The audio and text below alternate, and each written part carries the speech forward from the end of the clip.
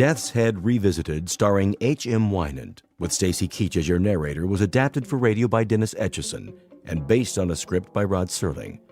Heard in the cast were Maggie Carney, David Darlow, Richard Shavsden, Peggy Roeder, James Schneider, Carl Amari, Doug James, and Roger Wolski. To learn more about the Twilight Zone radio dramas and to obtain audio cassettes and CDs of these programs, visit our website at twilightzoneradio.com.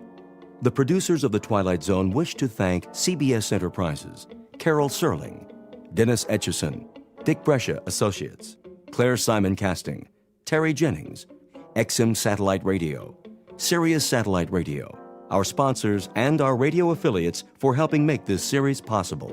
This copyrighted radio series is produced and directed by Carl Amari and Roger Wolski for Falcon Picture Group. Doug James speaking.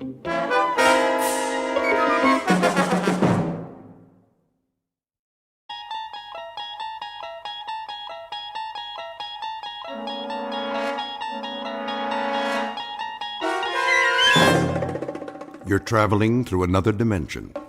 A dimension not only of sight and sound, but of mind. A journey into a wondrous land whose boundaries are those of imagination. Your next stop, the Twilight Zone.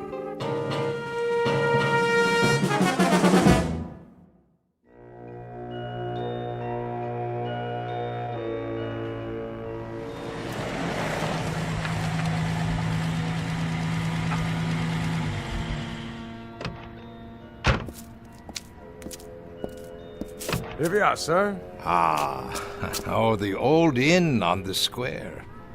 Yes, sir. How perfectly charming. You have been here before? No, it's just as the guidebook said. Let me get your bags. In a moment. First, let me see if they have accommodations. Very good. I'll wait, sir. Hello? May I help you? Good day. I've just arrived in your town. Yes, sir. And I was wondering, do you by any chance have a room available? Let me see. That would be a single? Yes, I'm traveling alone. I can give you a lovely front room overlooking the square. That would be perfect. Would you care to see it? No need. I'm sure it will be quite satisfactory. In that case, welcome. If you would be so kind as to sign the guest book. Of course. Thank you, sir. There was something else. No, sir. Well, then? Yes? The key. Oh, yes, the key. Mr. Schmidt, is it? That's what I've written. Of course. Of course what? I mean, sir, I just wondered... Well, it was just that... You wondered what? It's just that you remind me of someone, Mr. Schmidt. Oh? During the war. The war, so long ago. There are times when it does not seem so. I suppose. There were SS stationed here. You don't say. They used to come to the inn very often. Did they? When they were off duty. Well, that must have been a very busy time. Busy, sir? Eventful. Yes. Well then. Will you be taking your meals with us? Perhaps. I should like to explore the town first, see the sights this afternoon while there is still light. As you wish. Ah, yes. Very, very quaint outside, isn't it? Quaint? Picturesque. Some have said so. You'll be here long? A day or two, perhaps. I'm not sure. You see, I'm on holiday. And you've never been here before? No, never. I'm told the scenery is lovely. I understand there's a wonderful old medieval castle one can visit. Castle? Oh, yes, sir. Very old. And other things? What do you mean? Other sights. What would you recommend for a tourist? Very little else, sir. Very little else of any particular interest. I'm told, though, that the town was quite active during the war. Active? Sir, it was like most places in Germany. But I'm told that it was not like most places. I'm told that it had some special attractions. What was it? A work camp or something that you had here? Something of the sort, sir. Well, was it a camp or not? A camp, sir. How's that? A camp, Mr. Schmidt. A concentration camp. You mean a relocation camp? Really, now, that's odd. I'm getting old, I guess. For the life of me, I can't seem to recall the name. Sir? The name. Surely I must have read about it. What is the name of this town? Dachau, sir. Dachau.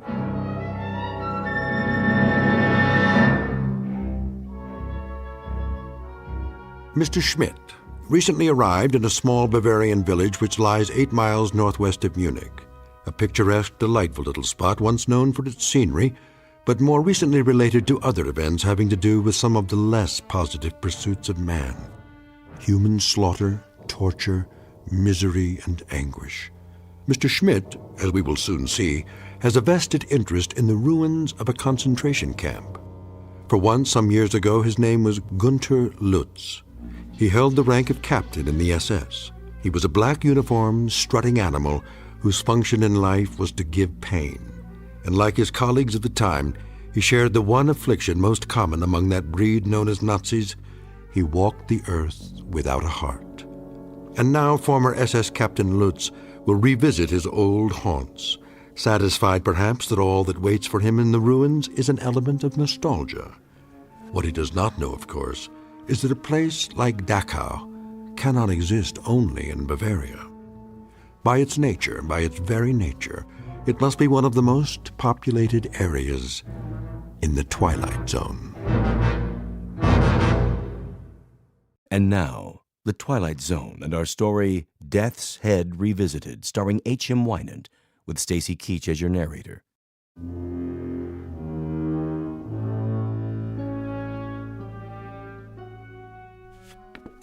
To be sure, Dachau. Once a peaceful place to live. But now? The camp, it's just there on the hill, isn't it? Yes. And that group of buildings, that would be the barracks. For the workers. Workers, sir? And the officers, of course. I wonder if their quarters are still standing. Most of us would like it all burned to the ground. Oh? Such a disgrace. Yes, of course. Or perhaps it could be turned into a shrine. A shrine? For the men who lived there. Officers and workers alike. 1 million people were put to death there. Men and women and children, but not the officers. It is already a shrine. Yes, I see your point. Will there be anything else? No, I'm off to do some sightseeing. Good day to you.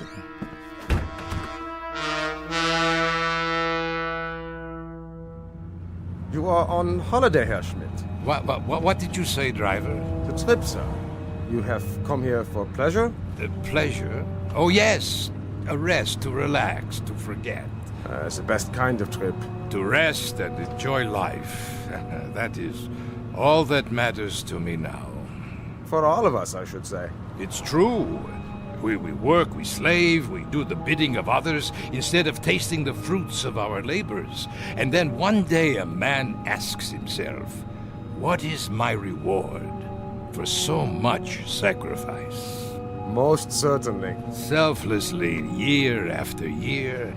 Not what we would have chosen, perhaps. Not what we would have chosen at all. No. Never mind. I'm an old man. You would not understand. But I do, sir. How could you? You are so young. Perhaps. But it seems to me, sir, that each of us makes his own reward. And eventually it will come. What we deserve most. The true product of our labors. Of seeds sown long ago. Not only for others, but in the end, for ourselves. Would you agree? You are quite a philosopher. Only a taxi driver. And you enjoy this occupation of service? Oh, yes, very much. I am a fortunate man. How so? My needs are simple. I bring comfort to others in some small way. It is the best work anyone can do. Is it? My parents, they suffered greatly in the war. They knew very little of comfort. The war. So much ancient history. But not yet forgotten. For some, perhaps. For myself, I hardly remember any of it. And yet, you have returned. On the contrary, I've never been to this village before. My apologies. I thought because you wish to see the camp. I'm a teacher of history, that is all. And a student as well of historical places. Of course, Herr Schmidt. The camp is just ahead. But look, no one has kept it up. Very few people come here. The road, the grounds, the wire fences, the buildings, even the guard towers, the entire compound is rotting, falling apart. There is no reason to maintain it now. Perhaps you would rather visit the castle. No.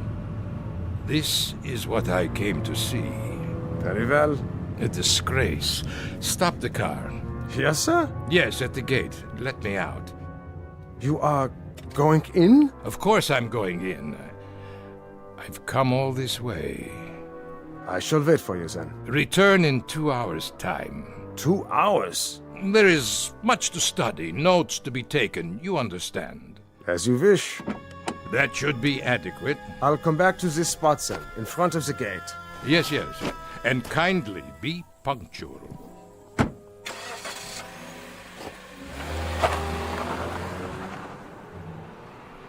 Oh, so cold here. No, wait! I've changed my mind! Well, I can always walk back to the hotel if I must. But first, look around.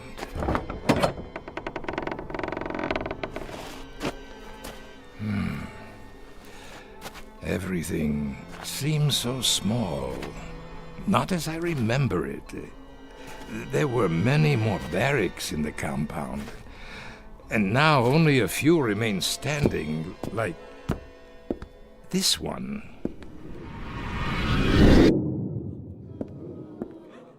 All right, pigs. Up! Time to greet the morning. On your feet.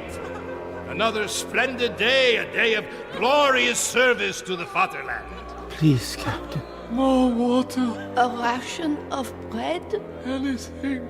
I beg you. I'm pleased to bring you news. News? What has happened? The war. It is over. Even better. It snowed during the night, but the temperature's only slightly below zero. So, you will assemble in the yard at once. Do not trouble yourself with clothing for the occasion.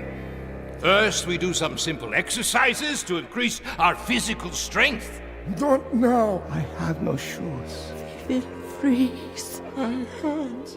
My toes. Frostbite. Sir, I cannot stand. Outside, I say. Yes, outside. Nothing in there but an empty room. The yard. And the towers. I remember.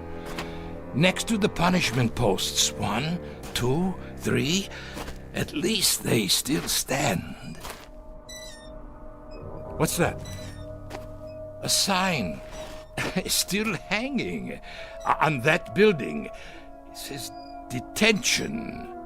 Ah, yes, I remember you. Oh, we had good times in that building. Oh, such good times. Water. Please.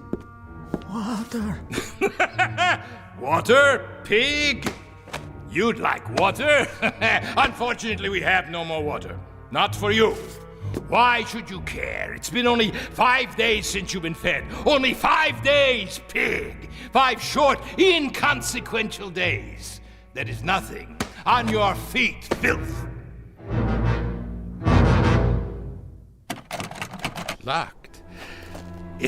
It doesn't matter. Such a long time ago. But it doesn't seem so, and now there is no one to share those memories. Good afternoon. Where? Over here, at the window. But I thought there was no one inside. Who are you? Did I startle you? Well, I did not expect to see anyone here. Why not, Captain? Wait. Why do you call me that? But you are a captain, aren't you? No, I am Professor Schmidt. So, that is your name now.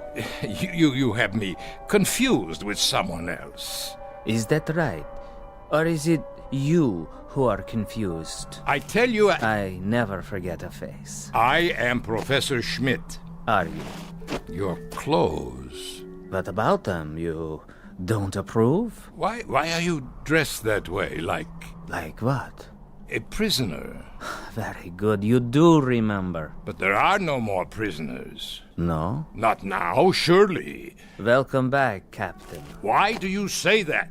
Because I've been waiting. Waiting? For what? I can't forget a face. Especially yours. I tell you, I don't know you. Are you sure? I must go. Where are you going, Captain? That is none of your concern. Back to the town? To the life you have now? Yes, my life. I shouldn't have come. I am leaving now. I'm afraid that is no longer possible. Don't follow me. Get away! How can it be locked? There was no one near it. No one. Wasn't there? What have you done? I haven't touched the latch. Then who? I saw your own hand on it only a moment ago. Nonsense. As you wish, Captain. Why do you persist in calling me that? As I told you, I've been waiting. For what? For you, Captain. We've been waiting a long time. Such a long time. We? There's no one else in these ruins. Isn't there? Wait. You're... Yes, of course I remember you. And well you should. How well you should, Captain Lutz. Captain Gunther Lutz of the SS.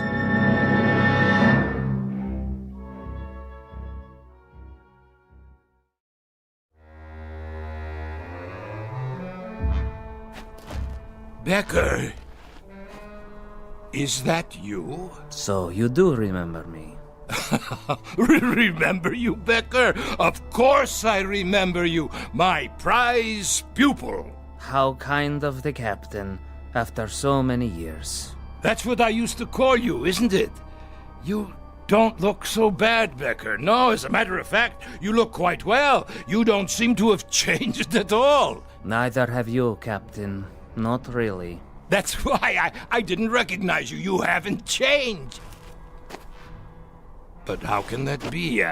It isn't possible. Why, it's been years. A great many years, Captain Lutz, since we last saw one another. And now you must be what, the caretaker?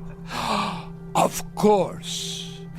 That is why you are dressed like a prisoner. You are the caretaker here, aren't you? In a manner of speaking. Why, Becker, I must tell you, this is not only a surprise, it's a rather pleasant surprise. For me too, Captain. Isn't it odd?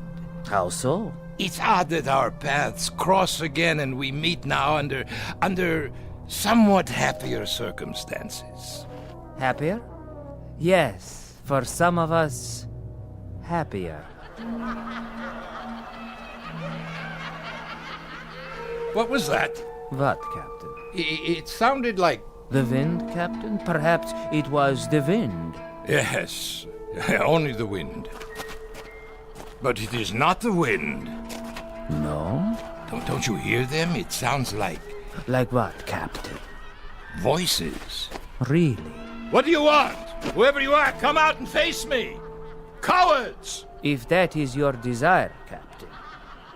But I assure you, they are not cowards. Then why don't they show themselves? As you wish, Captain. As you wish. Where are they? They disturb you, Captain?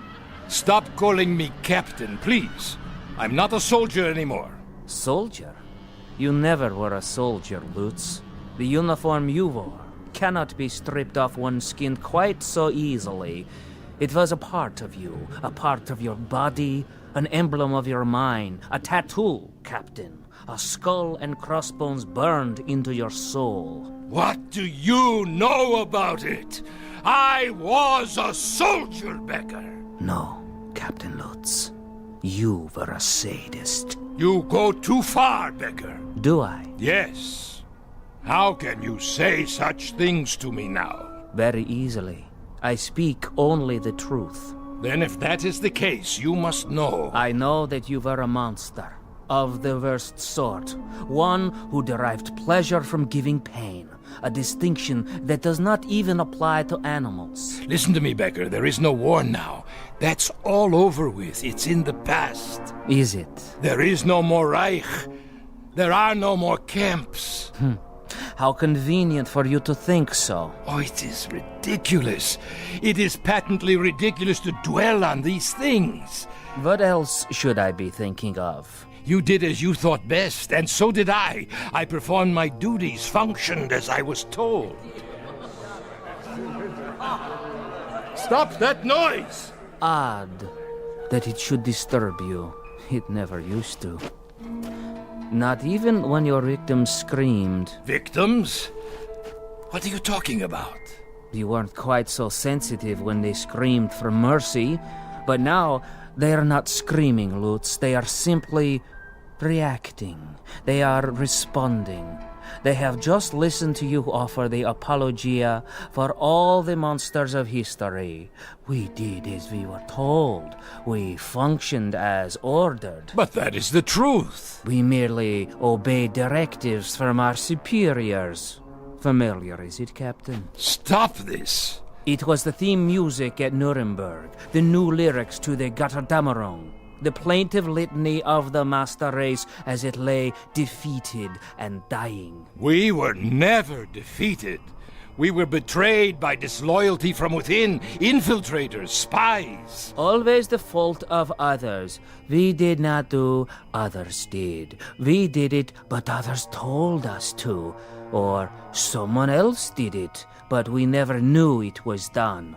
Captain Lutz, 10 million human beings were tortured to death in camps like this. The diseased, the lame. Women, children, tired old men. They could not contribute.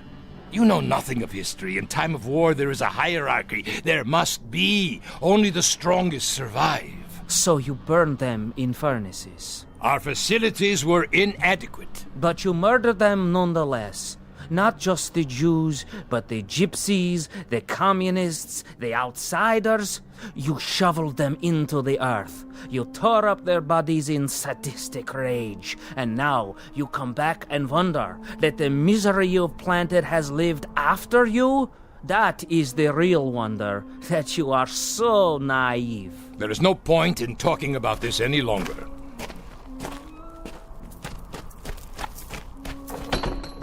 I told you I have to leave, Becker. Why did you come back, Captain Lutz? You changed your name. You are quite safe down in South America. What could possibly have brought you back here? One misses his homeland, Becker, the fatherland. One grows nostalgic for the good old days, when one was young and strong. I had hoped that with the passage of time, sanity would return. People would be willing to forget the little mistakes of the past. They would not succumb to these primitive cries for vengeance. Little mistakes. Little mistakes. You ask too much, Captain Lutz. You ask far too much. Why not ask for the world to stop revolving on its axis, or for gravity to cease? Don't ask the impossible. Don't ask forgiveness from those who you've destroyed to a point past forgiveness. Enough! My driver will be returning soon. Yes, time is short, Captain. We have something of great importance to accomplish here today. And what's that? It's time for the trial. Trial? The court is convening in Compound 6. The court, is it? Well, what is this nonsense? Is this a joke? No joke. Your trial, Captain. Trial? For what? You are to be tried for crimes against humanity. By whom? Who will try me? You're insane, Becker. You were insane when I used to string you up and... That's right. When you used to string me up, Captain, suspended over a hot pipe and feed me salt water until my tongue swelled, burn me with cigarette butts and laugh at me when I screamed for you to please put an end to it, to have mercy and kill me. Your memory is quite good, Captain, quite good indeed. Shall we go now? The court is waiting. Let me out! Someone, let me out of here! There is no escape. There was not then, and there is not now. Nothing has changed. You think the fences are in disrepair? Look again. They are secure, as they were when you were in charge. It is only fitting, wouldn't you say?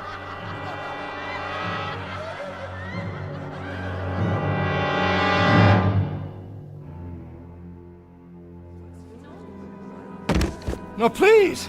Let me up! I can explain! You can try, but it will do you no good. There is no explanation suitable for this court. We have rules. Who are these people? Greetings, Herr Captain.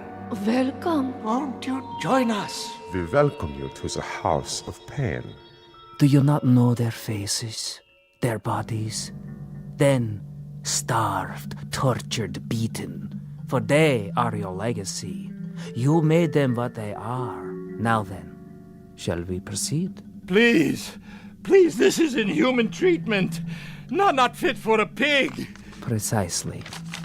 Read it. Read the charges. The inmates of Compound 6, Dachau Concentration Camp versus Gunther Lutz, Captain SS. I am entitled to a military tribunal! Indictment 1, that he condemned to death without a trial 1,100 human beings. 1,100? Where did you get such a number? Indictment 2, that he did maim and torture without provocation. Rubbish. Indictment 3, that he did personally order the withholding of food and water rations, causing disease, dehydration, and death. Where is your proof? Your witnesses? Here, Captain. Remember me. I was only a child. You killed me with your own hands. Indictment 4, that he did deny medical treatment for the sick and ailing in violation of all rules of international law and common humanity. We did not have proper supplies. Our resources went to the front. To the officers? For leadership. A military force must have leadership. Indictment 5, that he did order summary executions by firing squad for those too ill and infirm to work. 1, 2, 3, fire! There, that will teach them the penalty for refusing their duties. And desecrated the remains with no proper burial. No, I did not do any of these things. I could not have. Indictment 6. Listen to me, for the love of God, listen.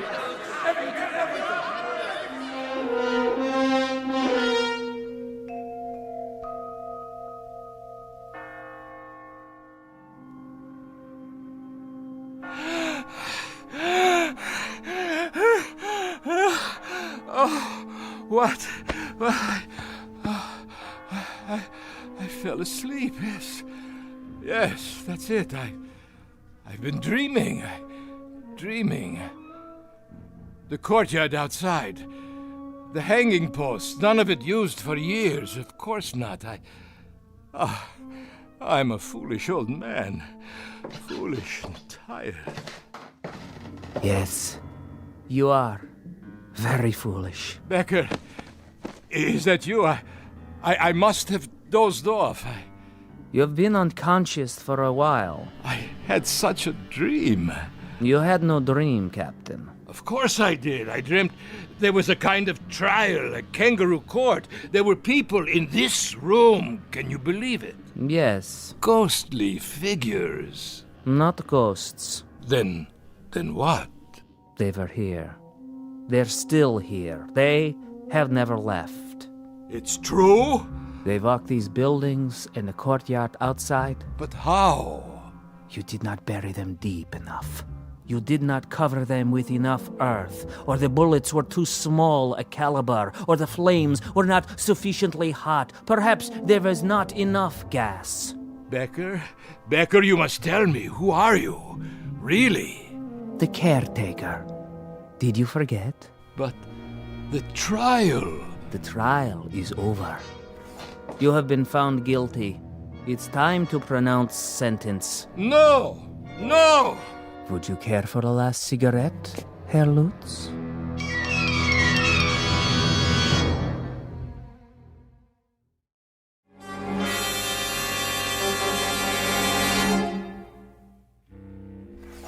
Yes, Lutz, it's time. For what? For the sentence. You are going to pronounce sentence? This is what you have in mind now? You will pronounce sentence and then you shall execute the sentence? Is that correct? That is the procedure, as always. And who? Who is there to carry out the sentence? Do you see anyone outside the window to help you? Anyone at all, do you? They are here. I see no one. Are you blind? Here, look for yourself. There! Pigs! Filth! You will assemble in the yard. You will crawl out of your graves to see that justice is done. You will pass sentence on Captain Lutz. Brave victims. Where are you now, eh? Not so brave at all, I should say. They won't answer. Why not? Your authority no longer applies here. But yours does. I am all that is left, and you are no longer a captain. You have been stripped of your authority as of this moment. Oh, I see. Do you? Then where is the judge? Where is the jury? The executioner? You are still obsessed with procedure. Shall I tell you where they are, Becker? They're in your mind. You have hatched them out of your hatred. You have planned your vengeance out of the crazy quilt of a warped imagination sewed together with little thin threads of wishful thinking. Why didn't I kill you when I had the chance? Why didn't I? But wait. Yes? I did, Becker, I did kill you. Ah. Your memory is no longer so conveniently selective. Yes. I killed you the night.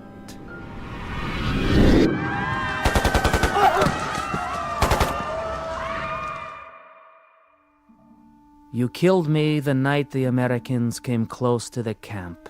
You tried to burn it down. Of course I did. I had no choice. They would have commandeered our supplies, our weapons. And what of the prisoners? You've said that they were of no value. They were of no value. They were a burden. And yet you tried to kill everyone who was left. And in my case, you succeeded. So, it was a waste of time, wasn't it? A waste of your precious time with absolutely no practical value. And it would certainly be a waste of what little time you have left now to try to murder me again. But I will. I'll finish it. I still can. Where? You have been tried and found guilty of crimes against humanity. What crimes? It is the unanimous judgment of this court that from this day forward... Where are you? Show yourself! And for the rest of your natural life, you shall be rendered insane. What is this gibberish? This nonsense, this idiocy. Where have you gone now?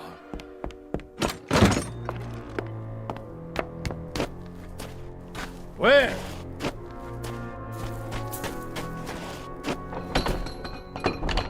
At this gate, this locked gate, you shut down hundreds of people with machine guns. Do you feel it now? I'll finish it once and for all. Where are you hiding? Do you feel the bullets smashing into your body? Do you feel the agony of tearing lead? I'll finish it with you, Becker. Here and now. And on these posts, you hanged human beings to die slowly and painfully. They were criminals.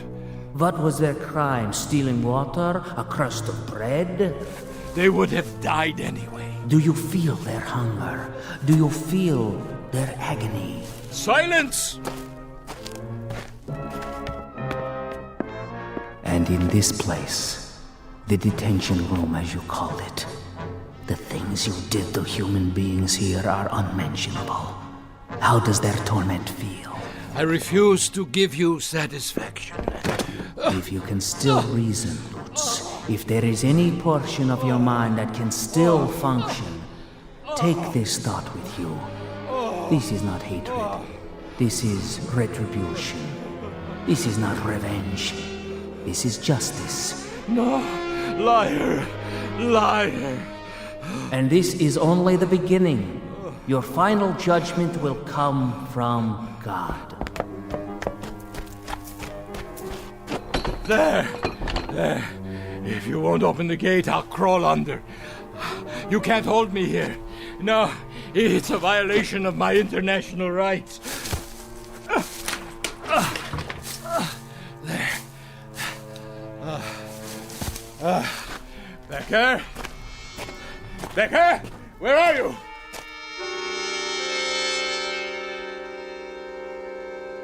Becker? Where are you? Becker? I'll finish it, you swine! Ah! That man, Oh! what is he? He's crazy! Get out! Herr Schmidt, I didn't see you. Call for a doctor, quickly! Get away! Get away! Ah! Ah! Ah! Ah! Ah!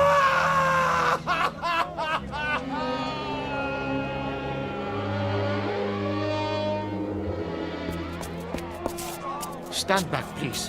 What happened here? I heard him screaming, Doctor. Such sounds. Like a wounded animal. He didn't seem to know where he was or who he was. Will he be all right? Not for a while. What do you mean? I have shot him so full of sedatives that he doesn't know whether he is still on the earth. Shall I help him up to his quarters, Doctor? His quarters? He registered for our best room, overlooking the square. Herr Schmidt did, if that is his name. It is the name on his passport. Where should we take him, Doctor? His room is ready. Release it to someone else. He won't be coming back anytime soon. I want him in the hospital, strapped to a bed. Yes, sir. Pity, I could look after him.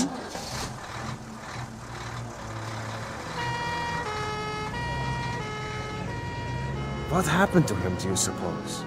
That's what I'd like to know.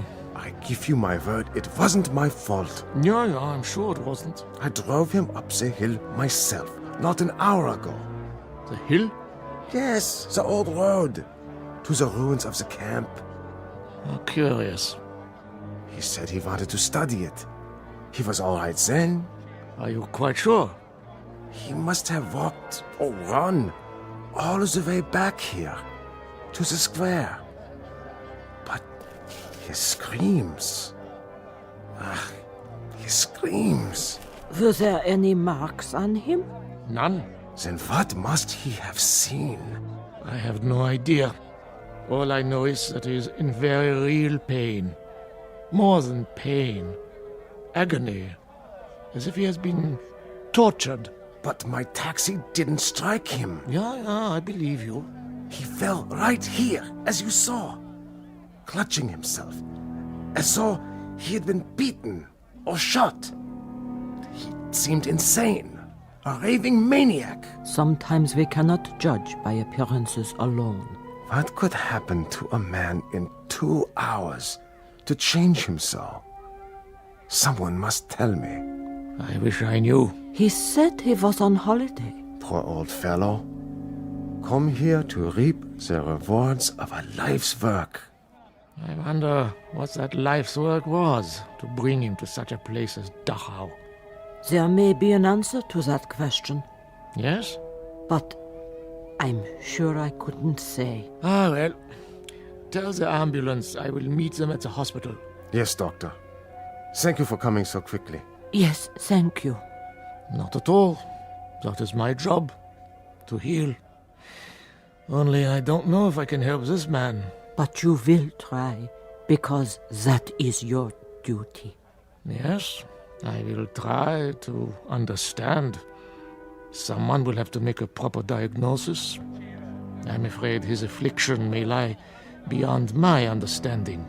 Goodbye, then, Doctor. Auf Wiedersehen. Dachau. Why does it still stand? Why do we keep it standing? Some things I will never comprehend.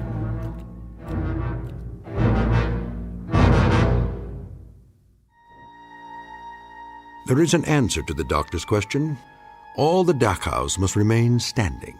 The Dachaus, the Belsens, the Buchenwalds, the Auschwitzes, all of them.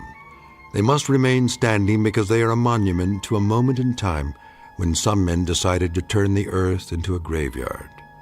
Into it they shoveled all of their reason, their logic, their knowledge, but worst of all, their conscience. And the moment we forget this, the moment we cease to be haunted by its remembrance, then we become the gravediggers. Something to dwell on and to remember, not only in the Twilight Zone, but wherever men walk the earth. More from the Twilight Zone after this. You are about to enter another dimension, a dimension not only of sight and sound, but of mind, a journey into a wondrous land of imagination. Next stop, the Twilight Zone. Hi, this is Stacy Keach. I'd like to take a moment to tell you about our Twilight Zone website at twilightzoneradio.com. At twilightzoneradio.com, you'll find the latest information on these Twilight Zone radio dramas, including behind-the-scenes photographs, plus the newest product releases, trivia contests, ways to contact us, other Twilight Zone-related info and merchandise, plus links to other fascinating websites. So make your next stop twilightzoneradio.com. Visit twilightzoneradio.com to purchase these Twilight Zone radio dramas on cassette and CD, or call toll-free 1-866-989-ZONE. That's 1-866-989-9663.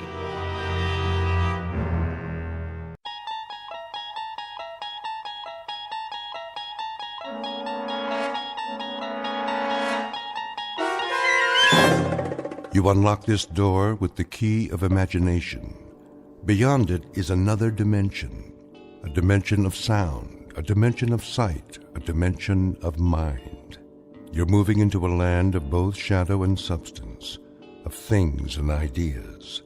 You've just crossed over into the Twilight Zone.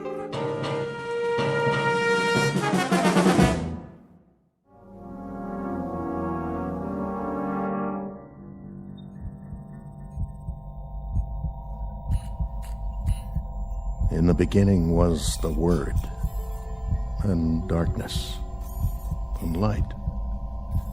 I have trouble remembering light. Some of it shines through my eyelids, so I know it's there, but all I really see is darkness now. There are pinpoints of light, like holes in the fabric of space. I know they're out there, even if I can't quite see them. When will I? Time no longer has meaning, as if it has stopped for me, closing in, contracting, and I can't move, not a muscle. But in this moment, the mind continues, and I wait. Stansfield, Douglas. Scanning vital signs. Life functions, check. Metabolism, stable. Temperature, constant. No adjustments necessary. Only the mind. The mind is memory, and I remember things. They remain through it all. There is more than just darkness, the void. The mind does work. I wonder if they know that. The images are constant, ever-present, patterns to savor again and again. It's not just the long sleep that comes when the fear has left. It's a time to recollect, sift, and analyze. Try to understand all that's happened in this infinite moment.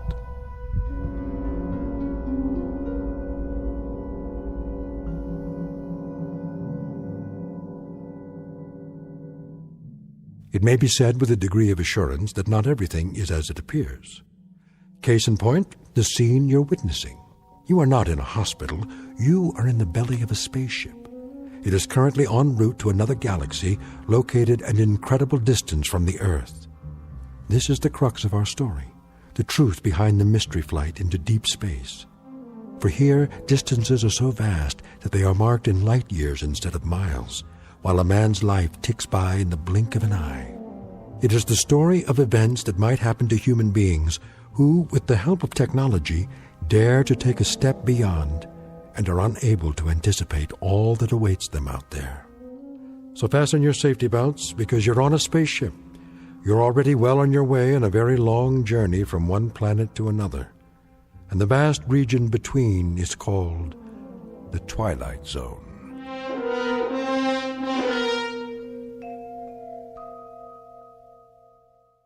And now, The Twilight Zone and our story, The Long Morrow, starring Kathy Garver with Stacy Keach as your narrator.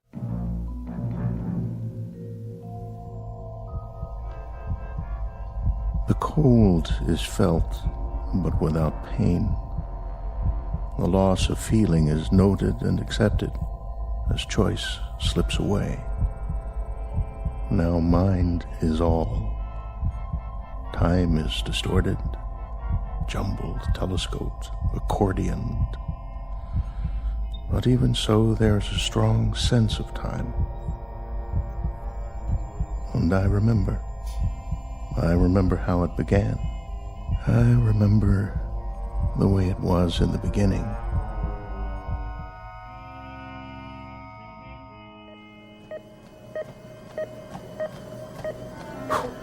How am I doing? Heart rate 84, 88, 90, and holding. Speed 5 miles an hour. That's excellent, Commander. Let's see how long I can sustain it. That's enough treadmill. I can keep going for as long as you want. We know you can. Give it a rest, Commander. You're not a hamster in a cage. I can beat any hamster you've got. I'll bet. We prefer rabbits, though. Why don't you shower up and grab some lunch? What's the schedule this afternoon? Just some blood tests. Again? You know the routine. Check your cholesterol, blood sugar. Take any more blood and I'll dry up and float away. You know who Dracula was, Sherry? Yep, some guy who worked for NASA. Commander Stansfield to Dr. Bixler's lab. Commander Douglas Stansfield, report to the Flight Director's lab. Tell them I'm on my way. After you shower. Forget it. I didn't even break a sweat.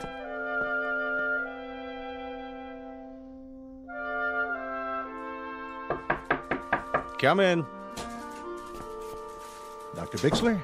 Hello, Commander. Glad to meet you, if somewhat belatedly. Please make yourself comfortable. Oh, thanks. A figure of speech, in the sense that there's no need to stand on ceremony. I'm sorry there are no comfortable chairs here. Oh, that's all right. I'd just as soon stand. Even after this morning's workout. But, of course, your cardiovascular rating is superb. So, this is where the commandments come from. Commandments? Mission directives. I've heard much of you, the mysterious Dr. Bixler. And I of you, and that's the reason you're here. I was wondering. I guess this all seems faintly ridiculous to you, the hush-hush aspect. Well, all NASA's projects are secret during the planning stages, but I've been here 6 months now. In the past, I knew what I was training for. Is there a reason I've been kept in the dark so long? Perhaps so you wouldn't hand in your resignation. Not likely.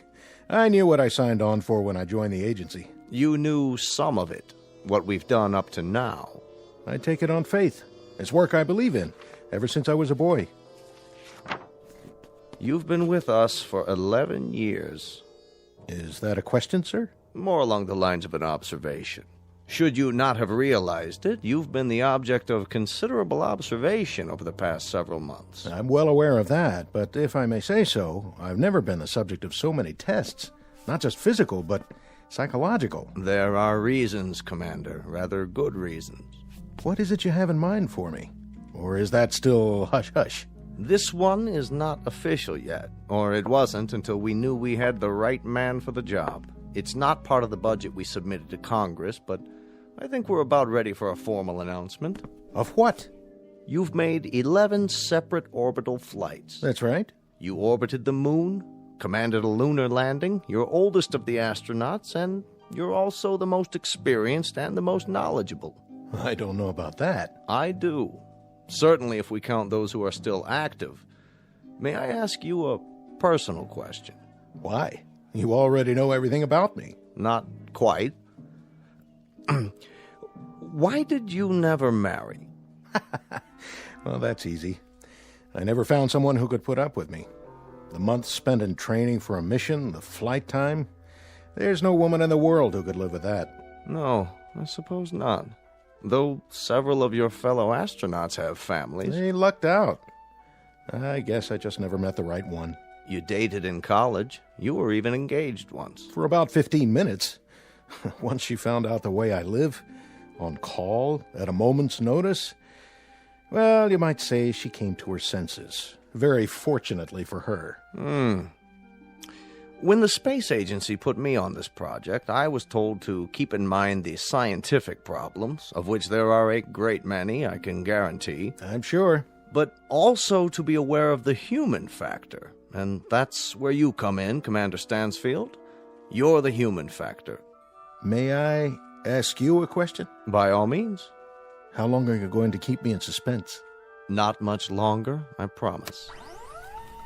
You recognize this, don't you? A chart of the solar system. That's right. The sun, the Earth down here, our neighbors, Venus, Mars, Jupiter, and so forth, and the moons that orbit them.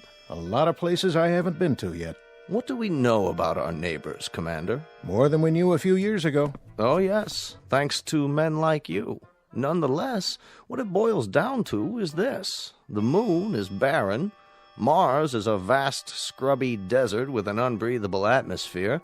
Venus and Jupiter, both gaseous and poisonous.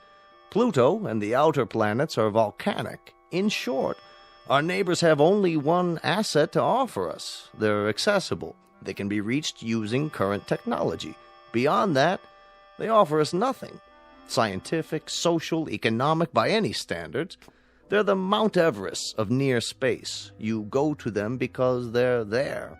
But the accomplishment is in the climb, and once climbed, there are no more challenges. So, where's the next Mount Everest, Doctor? That may be the wisest question you've ever asked, and the most pertinent. Why do you say that? Take a look at this chart. It's a star system in a galaxy well beyond our reach. To date, seen only through the lens of a telescope. We know nothing of it with absolute certainty, except that there is a cluster of 6 planetary bodies. Where? Here, toward the edge of the picture. The small, extremely bright object at the center is a sun, very similar to ours. It's flaming and gaseous and almost exactly the same color temperature. It provides heat and light for these 5 objects here. The ingredients of a solar system like ours, only a bit smaller. The planets run in roughly the same paths as we do around our own sun. Yes, I see. The equivalent of our 5 inner planets. But the rest? You can tell all that? Our astrophysicists can.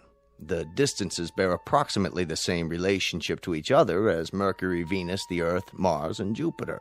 And given that relationship, this is the most likely system we've found yet that might support life. Are you telling me we've made contact? Not yet.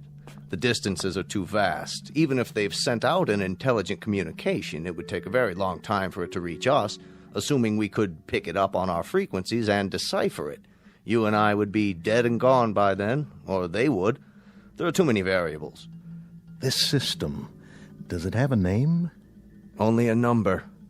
We've nicknamed it Sol 2 for purposes of identification, but for now, you can call it anything you want. For example, Stansfield's Everest. That's where I'm going. That's where you're going. When? In about a month.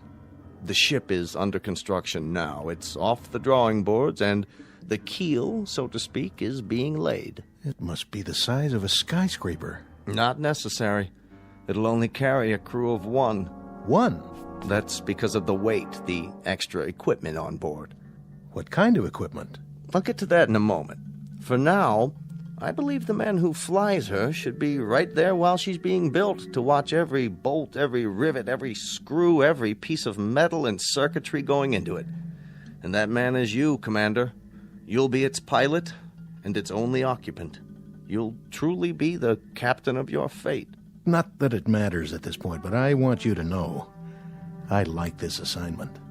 I like it very much. That's not surprising, considering your profile. It's precisely why you've been chosen. I've put together a manual of projections and probabilities. I think you ought to see it. I'll read it tonight.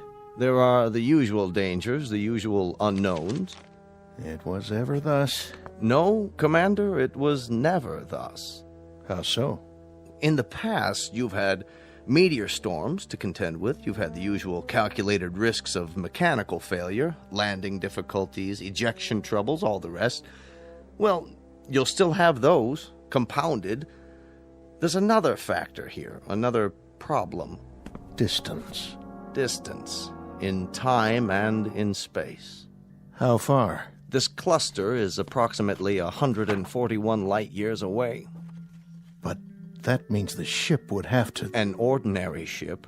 This one will have interstellar drive and an anti-gravity device. It'll be the fastest man-made object ever conceived and launched. Its speed will be like nothing ever dreamed of before. But in terms of the space you have to conquer, it might just as well be an ant crawling across the Sahara. It's a high mountain, isn't it, Dr. Bixler? A very high mountain. The highest, the longest trip in the history of mankind. How long? Your trip there and back will take approximately 35 to 40 years.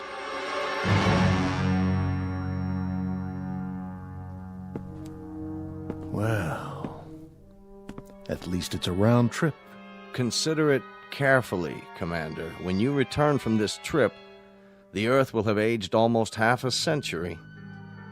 Oh, that's something to contemplate, isn't it? I'll be 60, 70 years old. I'll have lived the better part of my life out in space. Alone. You'll have lived the better part of your life, but you'll not have aged. We intend to try something different. Also a risk, also decidedly calculated. That's where the extra equipment comes in. Freezing. An extension of cryonics, but considerably more complicated. It will be suspended animation in its purest form. We've developed a substance from the lymphoid tissue of hibernating animals, several antioxidant absorbents, and a collection of experimental drugs to slow down metabolism. The Earth will age, Commander, but you will not. You'll only be a few weeks older when you return. Sort of like dying and then coming to life again. After a fashion, coming to life again in the sense that there'll be very few people here you'll know or who'll know you. Life will have changed in many ways, Commander, and you'll have to begin living it all over again, as a stranger, as an anachronism, if you will. If you'll forgive this degree of candor, it's one assignment I don't envy very much. That's pretty much been the story of my life, Dr. Bixler. Assignments that not very many people would envy. When do I begin? You already have begun. If you're free this afternoon, I'd like to go over the preliminaries. Tomorrow there's a chartered jet to the Cape where you'll begin your briefing and have a first look at the ship. Unless you care to reconsider. I'll be there. I'm on the payroll, aren't I? When I checked in, it was all the way. Good. That's good, my boy. Glad to have you aboard.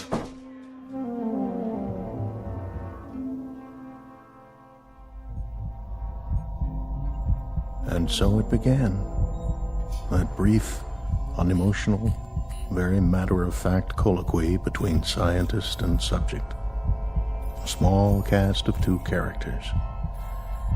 That was the way it should have been. But I very clearly remember the entrance of character number 3.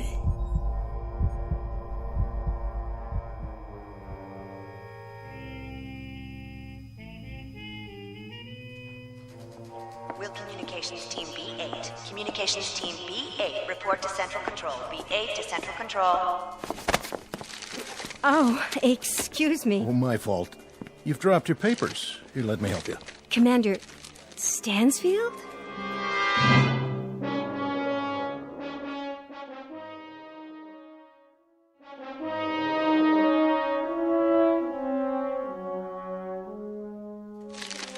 Excuse me for staring, but I see your ID badge. Why, you're the one. I don't know whether to thank you for that or report you for insubordination. Forgive me. We've been hearing Stansfield for close to a year. I was beginning to think that you weren't real. Let me give you a hand. A friend in need. That's my job. Picking up papers? Oh, that's my new assignment. Morale officer. I follow people around who look stricken. Do I look stricken? Momentarily nonplussed. I don't think we've met. No, we haven't. That's what I was saying. You stationed permanently here?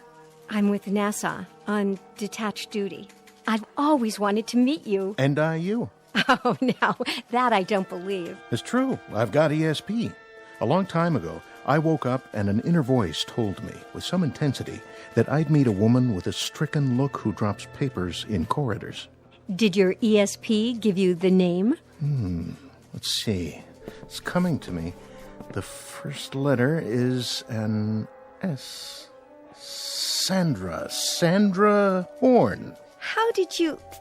Oh, of course, my name badge. I didn't look at it, I swear. Sure you didn't. Very subtle. It's been an honor meeting you. Strange. What is? Nothing. Tell me. It's not a line, I promise, but I do feel I've known you. I know. There was a little girl in 4th grade. She sat in front of me. I used to stick pencils in her red hair. Tell me the truth. That was you, wasn't it? I went to an all-girls school. Oh. I don't suppose... Yes? I don't suppose the National Space Agency could do without your services for, say, a couple of hours this evening. Long enough for a dinner? I think, despite the fact that I'm invaluable and the whole space program rests on my shoulders, a 2 or 3 hour period might be carved out. I'm in the book, Commander. Please phone me. I won't phone. I'll pick you up. What kind of food do you like? Any kind, partial to beef, also seafood. No shellfish, though. Chinese, Italian, you name it. I'll plan the itinerary and the menu. See you at 8. Arrivederci, lady from the Space Agency. 8 o'clock, then, astronaut. Arrivederci to you, too.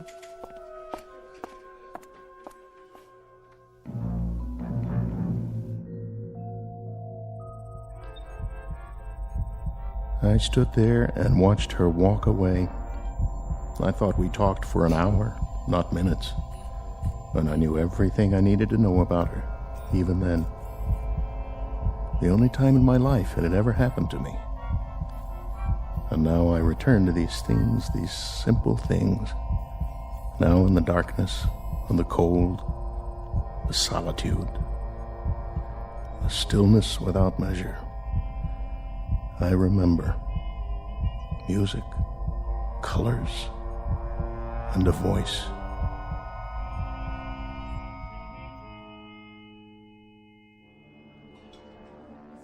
How did you like the meal? The food. Food. Oh, it was wonderful, truly. But you've hardly touched it. Oh, yes, I have. I mean, I had a late lunch. I guess I'm not as hungry as I thought. Well, look at you. You haven't cleaned your plate either, mister. Oh, I was thinking. About what? Do you dance? No, not really. Neither do I. Never learned how. Oh, come on. I missed all the dances at school, even the prom. I don't believe that for 1 minute. Would I lie to you? I really don't know. You can teach me. What? Just the basic two-step or whatever they call it. You're asking the wrong person. Am I? Besides, they wouldn't let us dance in here. They wouldn't notice. A couple of duffers like us. Quick, don't look. How many people at the next table? I haven't noticed. My point exactly. They don't care about us either. Stand up. Oh, I couldn't. You're looking at me. Sorry. Something wrong? It's just that a month from now, you'll be off in space. And by the time you come back down again... You want to talk about that now? Only for the following absurd reason. I've known you for exactly 3.5 hours. Is that all it's been? That's all. 3.5 hours.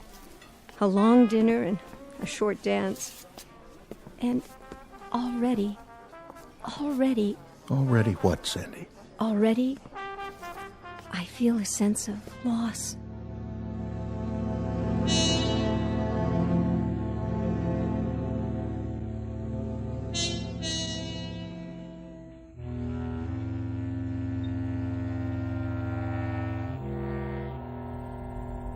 My life had been in the military. Always first aircraft, then space vehicles. And had been missions, projects, and expeditions. There was no time for another kind of life. Intrusions that took the form of a face, a voice.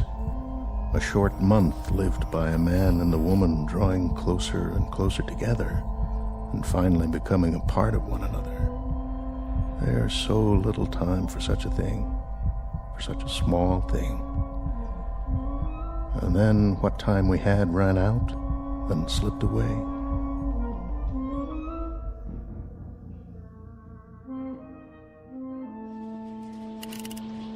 Rechecking fuel supply.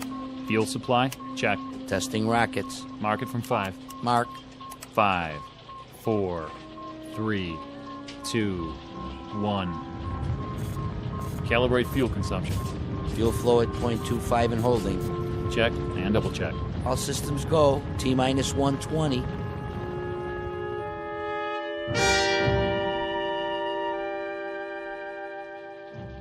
Setting countdown, Dr. Bixler. Only 2 more hours. Where is he? He'll be here. Man, oh man, I sure wish I was him. Do you? Well, why not? That kind of adventure? All the way to another galaxy? Quite a price to pay. Oh, sure, it costs a fortune, but think of it. One man in the whole of history going out into space with a key, you could say. A key to unlock all the mysteries. I'm beginning to think that not all mysteries are out there. One man, and for the right to have his adventure, our adventure, for the ritual of turning that key, he pays for it as no man has ever paid before. With all of his friends, his well-being, his sense of belonging, maybe even his sanity. Everything on earth that has meaning for him will now be just a memory. And you envy him? I guess he is to be envied. I envy him too. But what I don't envy is his homecoming.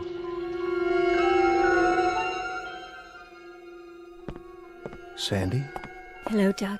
I thought we agreed. I know, but I had to see you. It only makes it harder. I wanted to give you something.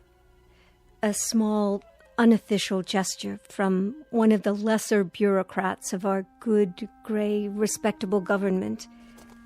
Sandy. Unofficial, and very much apart from protocol. But I couldn't let you leave, Doug.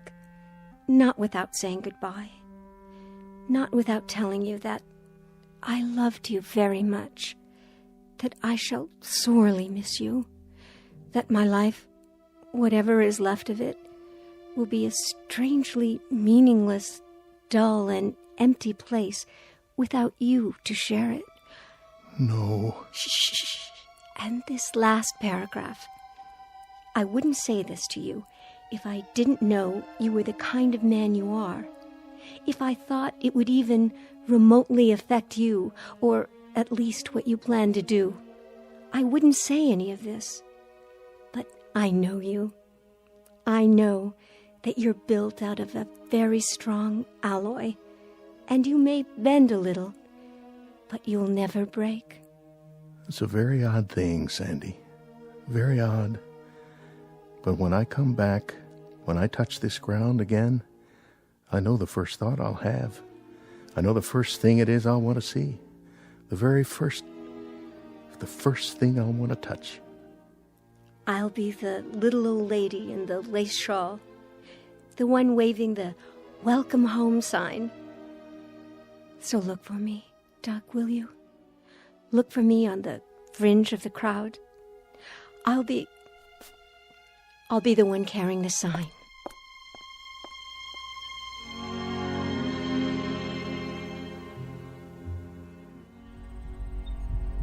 And how much we had become a part of one another, despite the circumstances of both our lives, despite everything rational.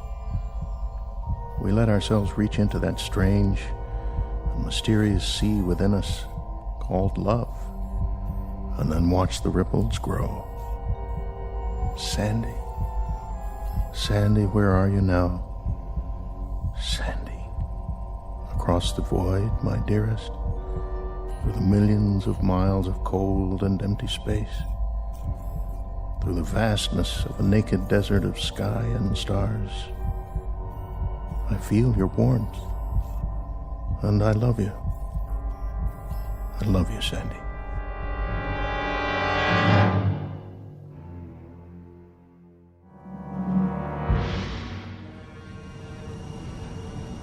Final countdown.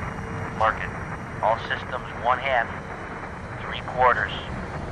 We have full ignition. Blast off.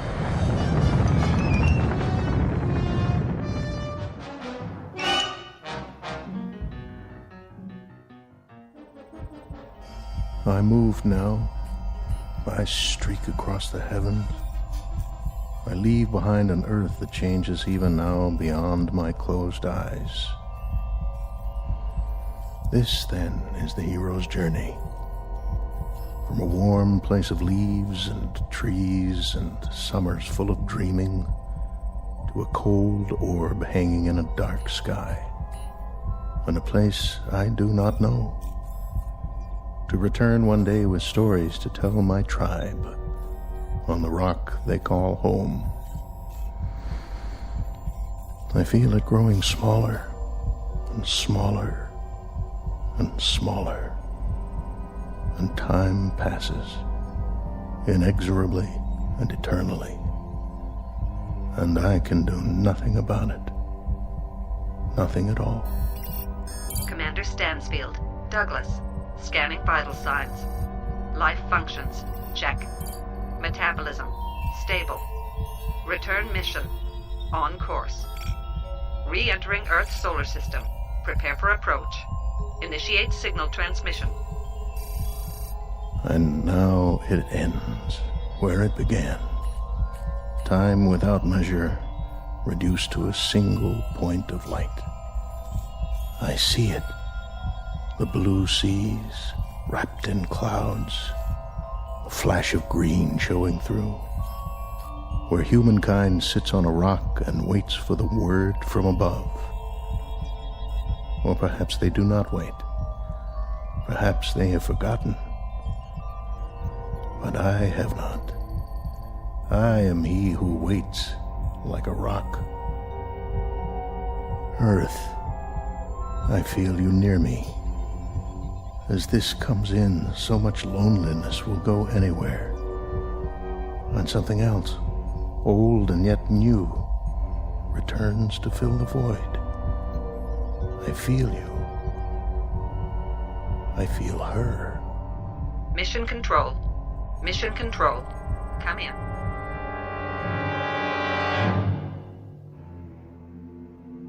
What's this? Where? On the Trivid. Looks like a craft on the approach. Yeah, I see it, but what kind of craft? Could be a missile. Activate the defense shields. Setting coordinates. Locked on. Lasers on standby. This is gonna be easy. Almost too easy. Whoever he is, he's a sitting duck.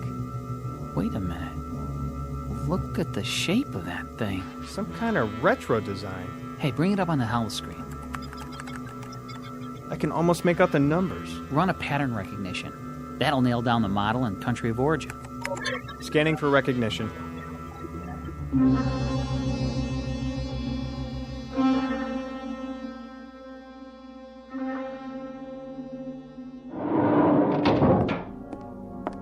Yes?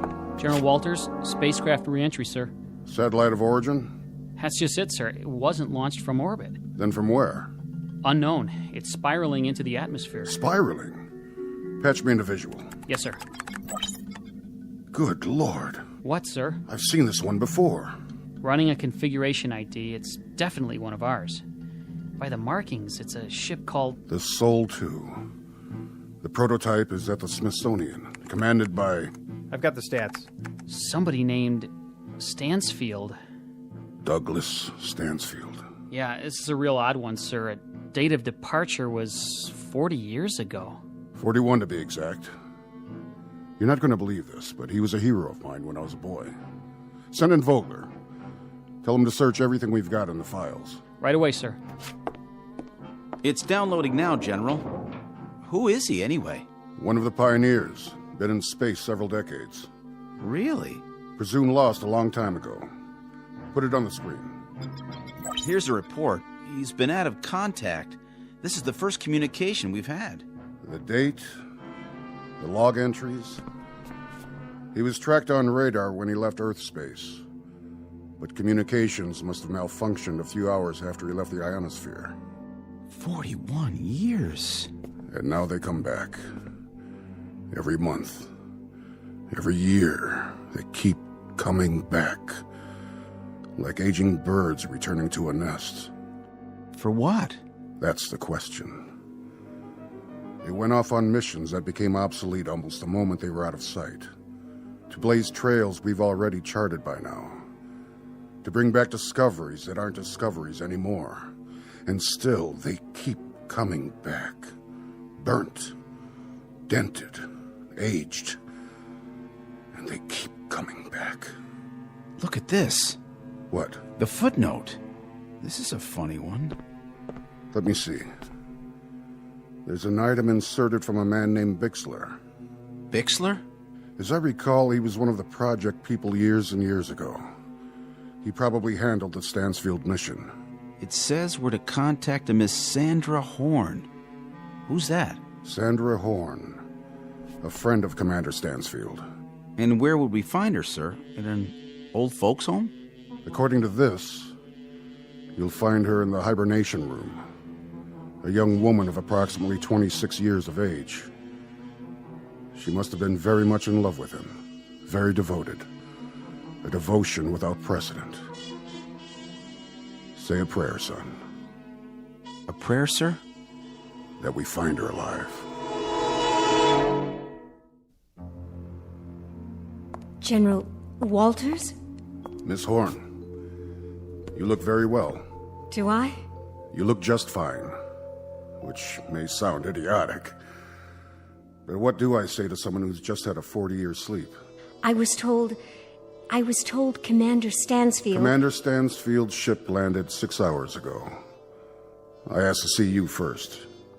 What about Commander Stansfield? In good health. Naturally very tired. I want to see him.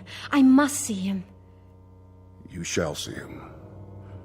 But I had to talk to you. Is something the matter?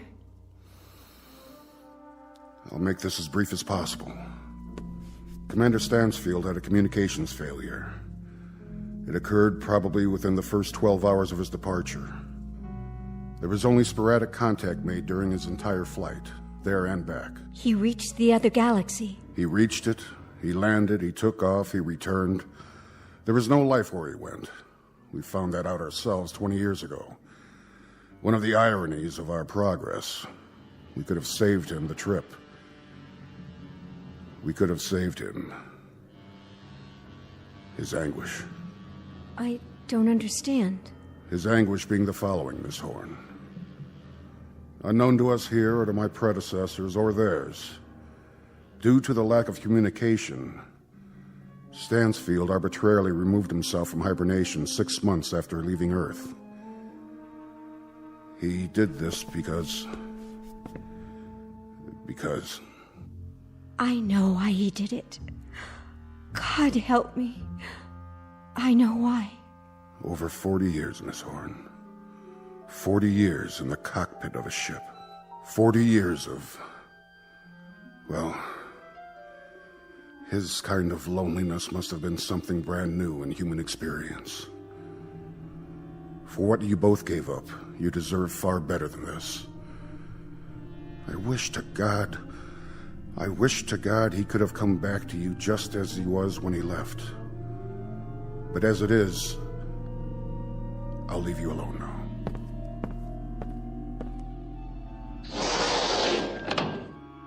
Doug? Dear Doug.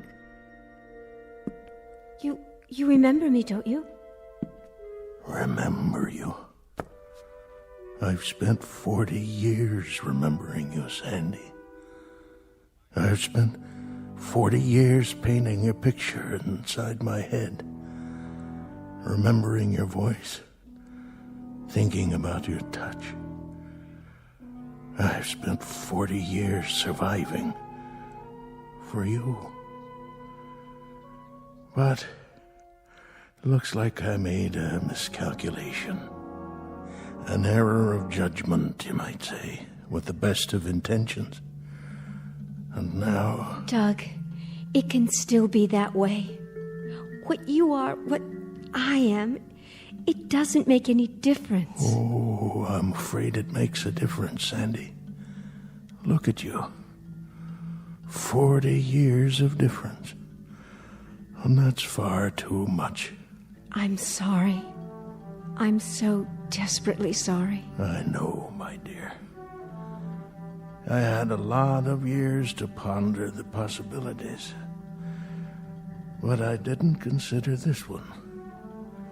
Years that I didn't think would ever pass.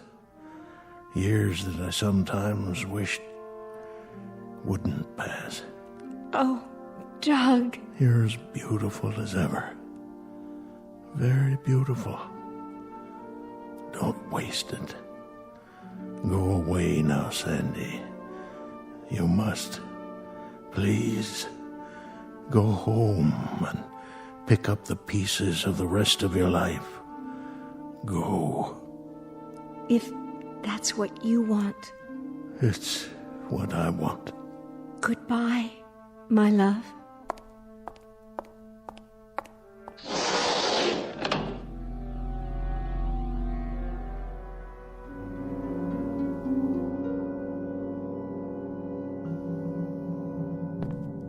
Stansfield, if I may say so, you're an incredible man. Really, quite an incredible man. It may be the one distinction I can point to in my entire life. That I knew you. That I knew a man who placed such a premium on love. Truly, truly, Stansfield. Quite a distinction. Goodbye, General.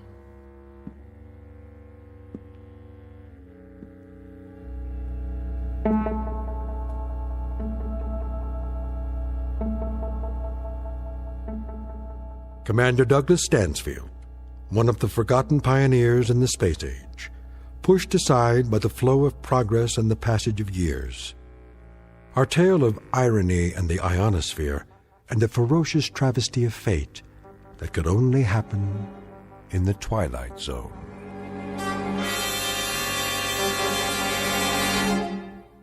More from the Twilight Zone after this. Hi, this is Carl Amari, producer of the Twilight Zone radio dramas. I'd like to take a moment to tell you about our official website at twilightzoneradio.com. where you'll get the latest news and information on these Twilight Zone radio dramas. Plus, at twilightzoneradio.com, you can digitally download 3 free episodes or any of our episodes for only $1.95 each. In this age of ever-changing technology, we've decided to make these episodes instantly available to you by making the Twilight Zone radio dramas a digital download-only series. This means that this series will no longer be offered on CD. The CD collections at our website are now being offered while supplies last at buy one, get one free. So be sure to get your favorites before they're sold out. Be sure to visit us often, and I'll see you in the zone.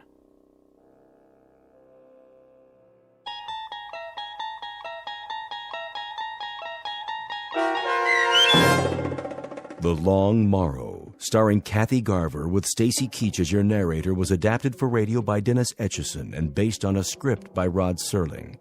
Heard in the cast were Roderick Peoples, Christian Stolte, Rich Komanek, Jeff Lupetin, Meg Falcon, Heath Corson, Susan Hart, Carl Amari, Roger Wolski, and Vince Amari. To learn more about the Twilight Zone radio dramas and to obtain audio cassettes and CDs of these programs, visit our website at twilightzoneradio.com. The producers of The Twilight Zone wish to thank CBS Enterprises, Carol Serling, Dennis Etchison, Dick Brescia Associates, Claire Simon Casting, Terry Jennings, XM Satellite Radio, the American Forces Radio and Television Service, Sirius Satellite Radio, our sponsors, and our radio affiliates for helping make this series possible. This copyrighted radio series is produced and directed by Carl Amari and Roger Wolski for Falcon Picture Group. Doug James speaking.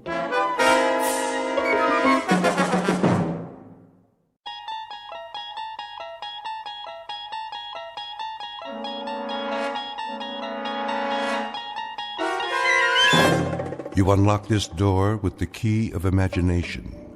Beyond it is another dimension, a dimension of sound, a dimension of sight, a dimension of mind.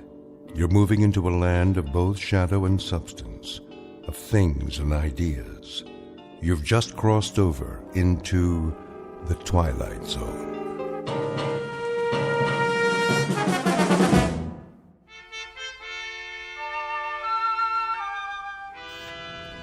Boss? Yeah, Stevens? Got the feeder belt running again. Already? All it was a bad bushing. I had Walters fix it. Hanley will be glad to hear that. How'd you do it? Well, the manual said replace the main bearing, but I know that sound, just like the old unit. Yeah, the one that used to go down all the time? Good thing we saved the parts. We reground a roller and oiled it up. That's all she took. Well, nice work, Stevens. Real nice. Tell Walters thanks for me. No problem. Hey, Dick, how's it going? Oh, looking good, Mr. Hanley. I got the conveyor belt running. Should be back to capacity. Great. That'll bring the numbers up again. How to make the old man happy, huh? Oh, I don't know about that. Well, we do our best. I got me a real team here. Sure you do. Some of the boys, they know more about the plant than anybody. Been here longer than the old man. Walter Hanley, please come to the main office. Supervisor Hanley to Mr. Whipple's office right away. Second time this morning, huh, Mr. Hanley? Maybe you're getting a promotion. The old man just keeps pushing. He's on an efficiency kick, wants a 10% increase. For the quarter? For the week. Yeah? How are we supposed to do that? Don't ask me. Must be that computer of his. Some computer. I mean, numbers are one thing, but there's a limit. A man can only do so much. I'll tell Whipple you said so. Now, don't do me any favors. I got one more year to go, and then it's pension time. You? You'll never retire, Bob. You want to bet? I got a date with some big-mouth bass waiting right up at the lake. I can hear him calling. That's not fish. That's the old man. Telling you to whip your boys like government mules. Well, then you can tell him this. You tell him to come down on the floor and work a shift sometime. He'll find out what it's like. We're not machines. I know you're not, and I'm glad of it. You're doing great, Bob. Try to squeeze out another 5% if you can. That ought to keep them happy for a while. And tell the boys I appreciate the good work. From all of them.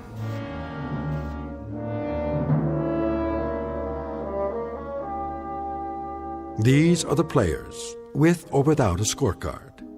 In one corner, Mr. Dickerson, in charge of the shift at his factory. Walter Hanley, the plant manager. And the individual you're about to meet, Wallace V. Whipple, the boss and CEO of the company, all of them men. In the other corner, machinery, both old and new. And the game? It happens to be the historical battle between flesh and steel, between the brain of man and the product of man's brain. We won't make book on this one and predict no winner. But we can tell you that for this particular contest, there will soon be standing room only at a very special arena found only in the Twilight Zone.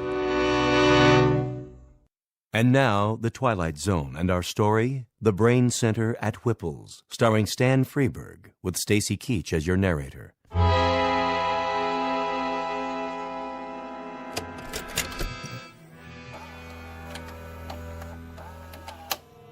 Greetings to our happy family of shareholders from the Whipple Manufacturing Corporation. This year, we are proud to bring you the story of your company's progress by means of this special video produced by yours truly, Wallace V. Whipple. And I can assure you, family members, that what you're about to view represents a stunning, exciting new direction. But first, let's visit our main plant here in the Midwest, where our employees are busy manufacturing pipe fittings, automatic temperature control devices, and the various accoutrements of our product line. This is one of 11 principal assembly facilities. I call your attention to the vast number of workers required to maintain and operate just one facility. In this plant alone, your company employs 3,827 able-bodied men and women. Added to the 10 other Whipple plants across the country, we employ a total of close to 30,000 personnel. Our weekly payroll for this highly trained army of workers is several $1 million. But enough boring arithmetic. Good evening, friends. Welcome to my office, the nerve center where I, Wallace V. Whipple, personally supervise this vast operation. I've decided to address you personally via this videotape with exciting, in fact, stunning news, which I believe you'll agree amply demonstrates how we at Whipple's are marching toward a new tomorrow, where the future is so bright you'll have to wear sunglasses. But before you put on those shades, cast your eyes at the floor of our main assembly plant. Follow me. We can see it from my window. Cumulative 4 4/10 miles of work area, $111 million worth of safety upgrades this year alone, not to mention the expense in shoe leather. Put the camera back on me. Put the camera back on me, that's it. Now open the curtain. And what's this, you might ask? This sleek, futuristic object behind me? Some sort of space-age control panel? So many bells and whistles. Never seen anything like it, you say? That's because it's never been seen before. Ladies and gentlemen, stockholders, and members of the Whipple corporate family, feast your eyes on this. I give you the X109B14. This single modified, transistorized, digitalized, totally automatic assembly unit eliminates 6,100 jobs, 73 bulky and inefficient old-fashioned machines, 81,000 needless man-hours per work week, and countless millions of dollars each year for employee health services, hospitalization, and workers' compensation. Also employee insurance, employee welfare, and employee profit sharing through vested matching funds. As of tomorrow morning, the first model X109B14 will be placed in operation at our main plant. Within 6 months, our entire production facility here will be totally automated. Tomorrow, the world. Oh, and one other thing. Take a look at these slides. Lights? This is one of 3 cafeterias in our Oregon production plant. Busy, busy, busy. Here are the food trucks arriving. Here's the kitchen staff, the cooks in the kitchen. And here are the dumpsters filled to bursting with trash and refuse after a typical lunch. 800 tons of food consumed over an 11-month period, and tons of garbage for the landfill. Oh, the waste of it all. Lights. Ladies and gentlemen, do you know what can replace and what will replace 800 tons of food? 1 can of simple machine oil. Wholesale price, 68 cents. Ladies and gentlemen, Whipple's moves forward to a new plateau of profit, progress, and posterity. In a sense, we have just shed ourselves of the anchor, the heavy, heavy, heavy anchor, the albatross, if you will, of human labor. Whipple's will now operate from a computerized brain center with machines exactly like this one. Ladies and gentlemen, this concludes our year-end report. Thank you very much. Well? Well, what? Well, what do you think, Hanley? Will this put the stockholders on their feet cheering, or will it? Not that I need any particular encouragement along these lines. The videotape speaks for itself. It does indeed. What's the matter, Hanley? You didn't care for it? Mr. Whipple, my duties have to do with management. Something wrong with the lighting? The soundtrack? I'm an engineer, not a drama critic. I'm not asking you to give it 4 stars, Hanley. But as a plant manager, I would assume you'd have a point of view as to the content. Frankly, I would have expected at least some degree of enthusiasm. Sorry, sir. Having to do with the fact that it's a most definitive and incisive report on what we plan to do around here. Now, does it or doesn't it give you the lay of the land? You can answer that, can't you? Oh, it gives me the lay of the land, all right. And? Looks like a pasture to me. Oh, what's that supposed to mean? You actually think you can automate this place in 6 months? Closer to 4 months would be a more reasonable guess. A lot of things are going into the old scrap heap, Hanley. Time clocks, for example. There won't be anybody around to punch them in or out. I think we'll donate them to a museum. A museum? Something, Hanley? Something. Something like a lot of men without jobs. That, unfortunately, is progress, Mr. Hanley. Now, you're a pretty solid man when it comes to quality control and assembly line planning, but when it comes to the aforementioned progress, you're a foot dragger. But not my little sweetheart here. X10, you and I are going to see a great deal of one another. Indeed we are. Indeed, indeed, indeed we are. Yes? The technicians are here, Mr. Whipple. Already? You said right away, sir. I know I did. All right, send them in. I'll be sorry to say goodbye to my dear little X10. Where's it going? Just downstairs on the main floor. Once we clear out the walkways and workstations, she'll fit right in, all by herself, at the heart of everything. The heart, huh? The very center of production. In control of it all, that's right. Like the Aztecs. What? The Aztecs, down in Mexico. I read about it. They built statues to their gods. They sacrificed their people to them and cut out their hearts. And when there were no more people, that's all that was left, the statues, with no one to worship them anymore. Come in. We're here to move the unit, Mr. Whipple. How are you going to get it down there? Same way we got it up, on the freight elevator. We'll have to disassemble it in sections, I guess. Yes, well, be careful. That baby is the future of this company. Yeah. Treat it like a god. You know what your trouble is, Hanley? You're holding on to the 20th century so tightly, your knuckles are white. And what century are you holding on to? The 19th? The 21st. To live in this new world, we need to jettison old baggage. Throw off the dead weight. And that includes the wholesale firing of 20 and 30-year men?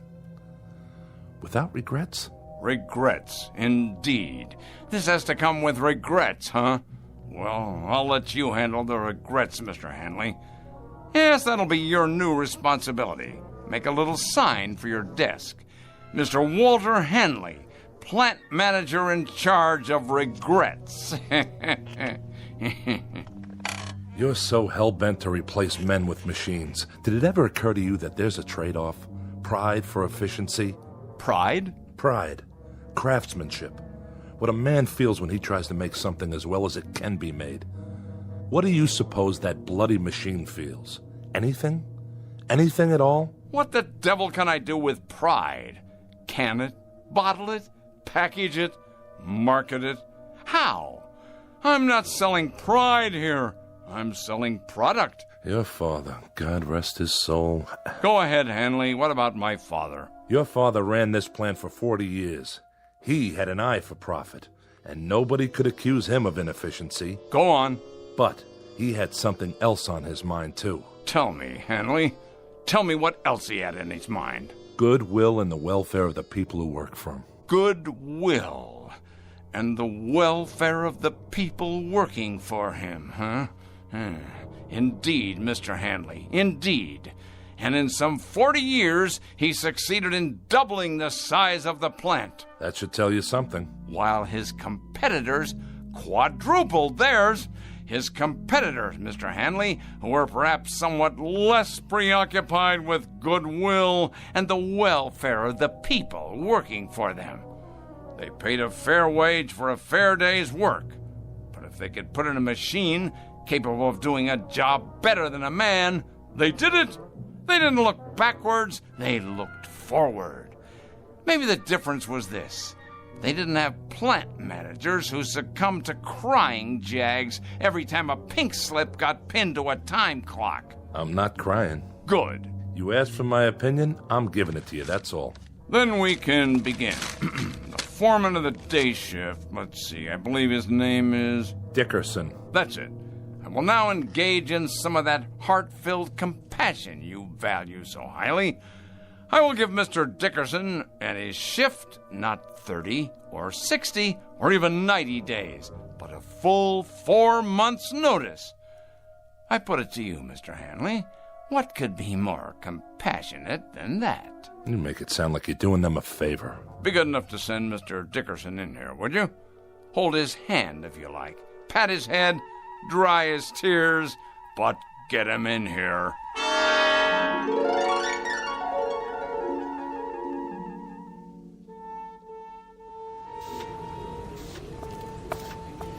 Hi, Mr. Hanley. Hello, Stevens. Nice work you did on the conveyor. Thanks. It wasn't nothing. Oh, yes, it was. Human ingenuity. That's worth a lot. Just doing my job is all. You seen Dickerson? Yeah, he's over by that new gizmo. What do they call it again? The X109B14. Some handle. What's it for, anyway? It's a mechanical brain. What? With a lot of fancy electronics in it. Programmed to run the whole operation from one place. Well, if you ask me, it don't look very smart. My car's prettier than that thing. It's got a face, though. Where? The way those dials look. They could be eyes. Oh, come on. I'm serious. Well, then, it's a real ugly face. That's right. An ugly, miserable face. I want you to take a good look at it, Stevens, and remember it well. Because it's not a machine, it's an opponent. The face of the enemy. Don't ever forget it. It's a hateful face. This time we've got ourselves an enemy worth hating. Come on, let's get moving. On the job, fellas. Heads up. Pick it up. Let's go.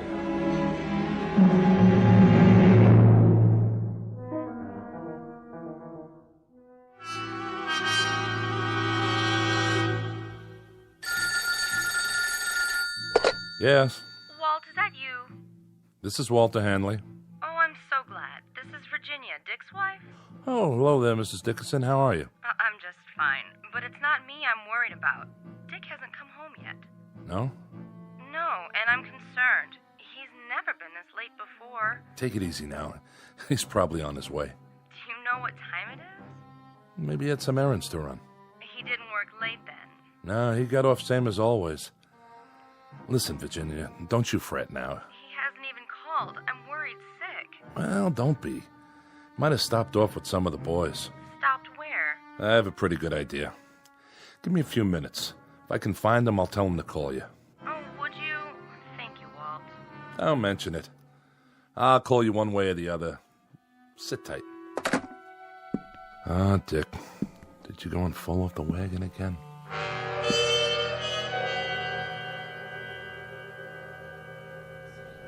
Hey, bartender. Yeah, Dick? Send me up another one. Oh, I don't know. You've been hitting them pretty hard. Just one more. It's getting awful late. It should have closed a half an hour ago. Why don't you go home and sleep it off? You know what these are? Pair of hands? Sure. Pair of hands. My hands. You know what else they are? I think you're going to tell me. They're obsolete. They're off the market now. They're like little wooden wagons trying to roll down the freeway. Flesh, bone, muscle, nerves. But that doesn't cut the mustard anymore.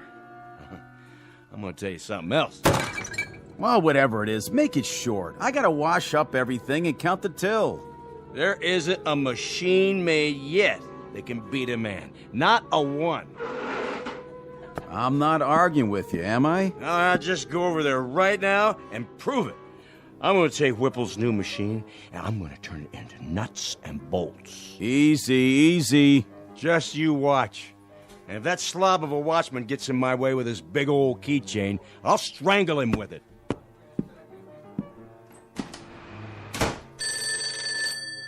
Mike's pub. No, Dick's not here. He just left. Yeah, he said something about going across the street to the factory to have it out with a machine or some such. Yeah, I know it's closed. But by the looks of him, I say that won't slow him down none.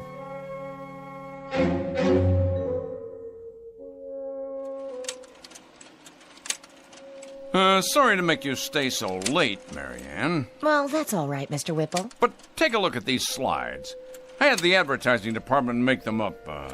That's the one I like. Which one, sir? This one. I want your honest opinion, Marianne. Does this look like an image for the 21st century, or does it? Well... You don't like it? Oh, yes, sir. I like it fine, only... Only what? Well, the way you've got that machine behind you in the picture. The X-109B14? What a beauty, huh? I guess so. But it looks like it sort of has a face, doesn't it? Where? What face? Like it's carved in stone or something. You know, like those tiki things on Easter Island and nobody knows how they got there? Huh.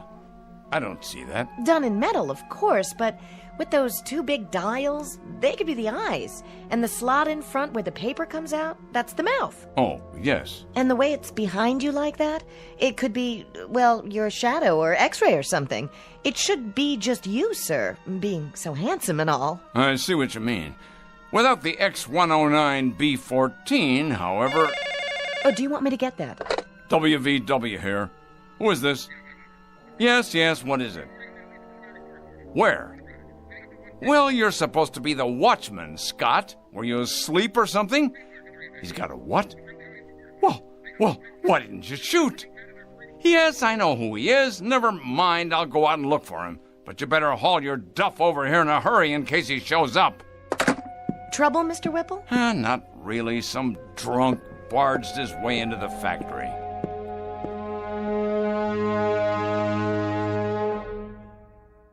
There you are, you shiny piece of crap. Stand up and face me. What's the matter? Cat got your tongue? Well, let's just turn on the juice here once. Say what? Speak up, Frankenstein. I can't hear you. Dickerson. Well, what do you know? I just got a call from Scott, the night watchman. Did you now? Said you were drunk and forced your way in. Forced, is it? Well, I am drunk. And I did come in without waiting for permission. Your permission. All right, what is it you want? I've worked here 30 years. Been a foreman for 17. In my book, That gives me some rights, Mr. Whipple. You've got the wrong book, Dickerson. Mine reads as follows. You're drunk, disorderly, and guilty of trespassing. I got here as fast as I could, sir. Scott, if this man isn't out of here in 1 minute, you're to have him arrested. I'll escort him out. Come on now, Dick. Arrested, I said. The man is armed. Guilty on all counts. Of course, it's only a crowbar. But if a man knows how to use it right, it could do enough damage. Okay, give it to me now. You don't want to make any trouble. Stand back. Tell me something, Whipple. I don't have to tell you anything. When you're dead and buried, who do you get for mourners? Who cries for you? This blind steel thing without a heart? Careful now, Dickerson. It's just a machine. You said so yourself. A very expensive machine. You wouldn't want to damage it, would you? Oh, no. Why would a man want to do that? Shall I tell you the difference, Mr. Dickerson, between this machine and you? It costs a few cents an hour for electrical current. It lasts indefinitely. It will. If there's people around to fix it. It gets no wrinkles, no arthritis, no hardening of the arteries. No, that one machine is a lathe operator, a punch operator, and 2 drill press men. The one that goes next to it is a 5-axis milling machine that can produce 6 different parts simultaneously. 2 more of these machines will take the place of 114 men, and they won't use up sick leave, coffee breaks, or vacations with pay. So in my book, Mr. Dickerson, they'll be worth considerably more than you are. Somebody should have stopped you a year ago. Somebody should have held you down, stuck a drill in your head, and poured in some sense. Men have to eat, all right? And that's one reason why you can't stack them up in the junkyard like surplus tanks or put them out to pasture like old bulls. I'm a man, Whipple. Hear me? A man. That makes me better than any hunk of metal. Better, you hear me? Better. No, now, Dickie, look what you've gone and done to your hand. Let's try the crowbar, then. Steel against steel. Scott, stop him! Yes, sir. I tell you, stop him! Move! Give me your gun. Careful, Mr. Whipple, it's loaded. Of course it's loaded. I said give it to me. No, Mr. Whipple, you can't. Can't? We'll see about that. Oh! See that machine? It took more than you to get me. It took another man.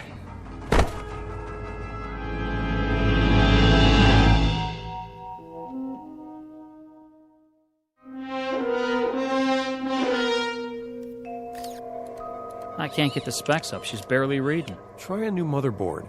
Looks like the processor's fried. Better check the drives while we're at it. I don't understand it. What kind of nutcase would do this? He was no nutcase. He was a good man. Then why'd he hate the company so much? He didn't hate it. He loved it.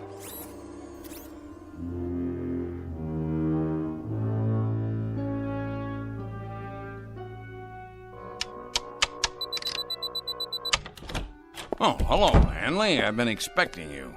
No doubt. I was told you were at the hospital. I just came from there. Fortunately for you, Mr. Whipple, Dickerson's going to live. Fortunately for me? My dear Hanley, aside from my protecting my property, I have no involvement in that at all. Are the technicians repairing the machine downstairs? It appears so. Good, good. This should interest you. A tape-controlled 7-axis, what they call a sentry. Know what it does, Hanley? It is connected to every single plant section, tooling complex, and assembly line in the factory. It keeps absolutely accurate data on quality control, product rejects, man hours, machine hours, cost factors, and everything else. It's one of the most sophisticated machines I've ever seen. How many men does it replace? Well now, this should please you, Mr. Hanley. It'll only replace one man. You. That's only right, Mr. Whipple. Since the point of my coming here tonight was to give you notice. I suspected as much. You're a practical man, Hanley. An industrial team has to be compatible. When two men, well, when they rub one another the wrong way, it's unrealistic that they stay on the same team. Needless to say, Hanley, despite the fact that you think of me as some kind of heartless Scrooge, I don't intend to forget the many years of service you've put in here for my father and for me. So I'm giving you a liberal severance pay. What I think you'll agree is a far better than average pension. That's very decent of you, Mr. Whipple. And I'd like to give you something in return, if you don't mind. And that is... you struck me. That was for you, Mr. Whipple. Directly from me. For your insensitivity, your lack of compassion, and the fact that you're a cold-blooded manipulator of men as well as machines.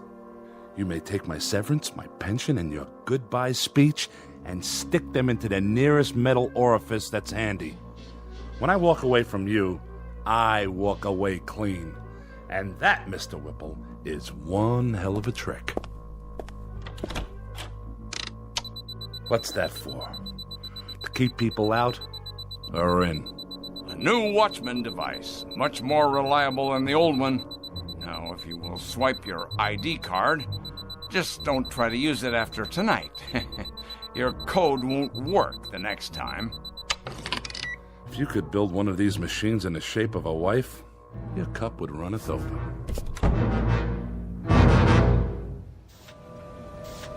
Hey, Stevens. Yeah, Wilson? When's lunch? Same as always, 12:30. Well, I was just wondering, are we going to take an extra break today? Not yet. Try to look busy. Yeah, but there's nothing left to do. I mean, we drove the forklift, loaded the machines, and now I'd say everything's running itself. You're right. It is. Then why does the old man keep us around? He has to. Labor laws. But we won't be here much longer. And then it's Unemployment City, huh? This isn't the only factory. Yeah, but if Whipple's keeps it up like this, pretty soon there won't be any competition. Monorail crane, 4th floor. Crane, in position. It's like those machines are talking to each other. They have to talk to each other. Nobody else would listen, except maybe Whipple. Strip stacks picked up by monorail cranes. Activate conveyors. Monorail crane fully operational. Strip stacks delivered. Reposition for next load. Sounds fine, X10. Come in here, would you, Marianne? I'd like to show you some slides of the new ad campaign. Your secretary no longer works here, Mr. Whipple. She has been replaced by a high-capacity module of the X10 series. Oh, yes, of course. Put me on the PA system. Right away, sir. Technician to brain control. Immediately, please. Yes, Mr. Whipple? Run a control check for me, would you? I've already done that, sir, 2 hours ago, and if you recall, I did it right after you came in this morning as well. Did you ever hear of preventive maintenance? That's my job, Mr. Whipple, but what you're asking me isn't maintenance, and it's not preventing a thing. Isn't it indeed? And I presume you know what this plant needs better than I do? Well, I know that running equipment checks 10 times a day is a waste of effort, sir. It's getting to be a kind of an idiotic ritual around here. You realize, of course, you realize that your presence here is for the moment a necessity. I stress the words "for the moment." Case in point, young man. Case in point. Watch this.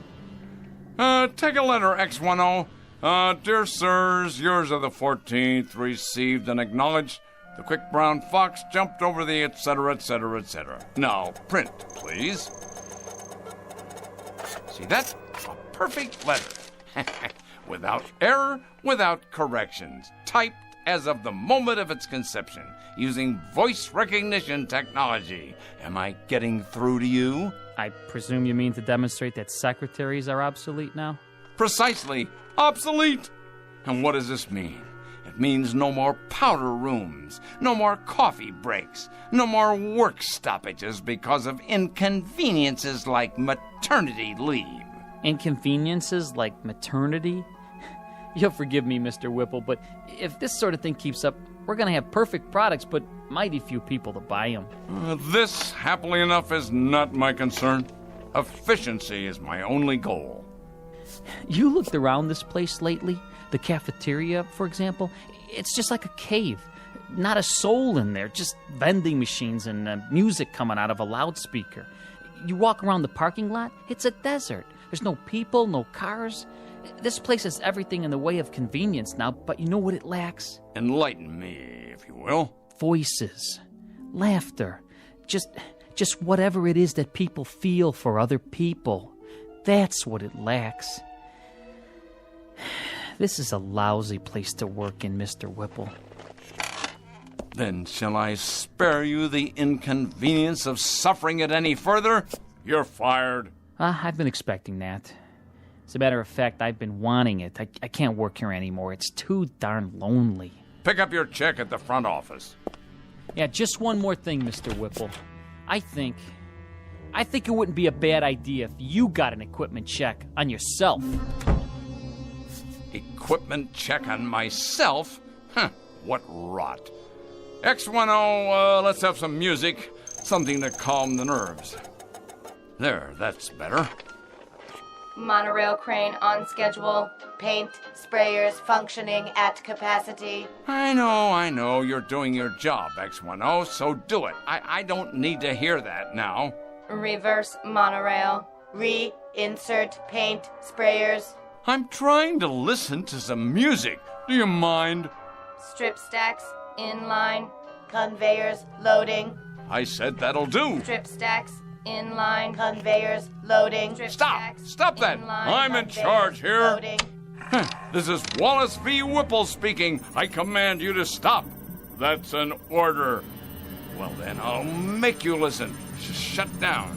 I tell you, shut down. Now. This is my company. Mine. Correction. This company is now run by the X10B14 Modified Command Center. Oh, no, you don't. I installed you, and I can uninstall you. You'll answer to me. Me, I tell you.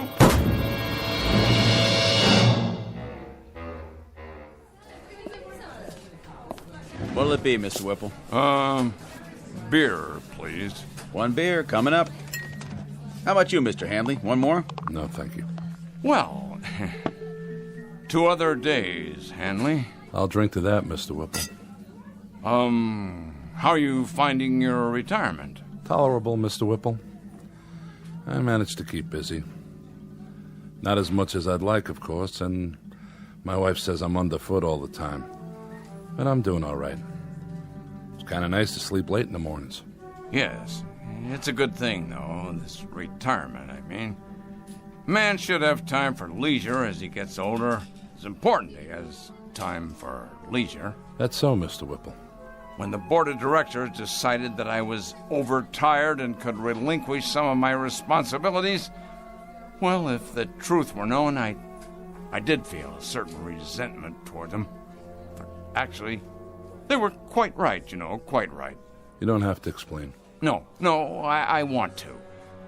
With the perspective of time, I've begun to realize that when they moved me out of there, it was nothing personal. Of course, I'm not married, and, well, it's somewhat dull for me at times.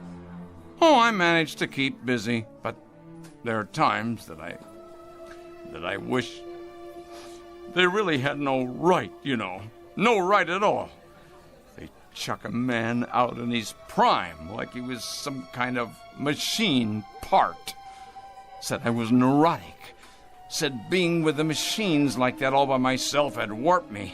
That was the expression they used. Warped. Like a piece of metal. Well, really, Hanley, it isn't fair. It isn't fair at all. A man has worth. A man has value. And they just snap their fingers and bring in a replacement. It really isn't fair, Hanley. It isn't fair at all. The way they diminish us. But he'll find out.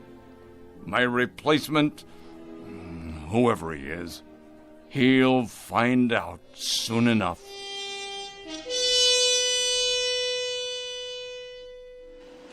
This is the new addition for the East Wing, where the parking lot used to be. And this is the electronics lab. It replaces the cafeteria. And here's the ad campaign for the fall season. No human figures, only the X10 line, Series 2. What do you think of it? Very nice, so clean and efficient. But will humans respond to such imagery? Of course they will. It is progress.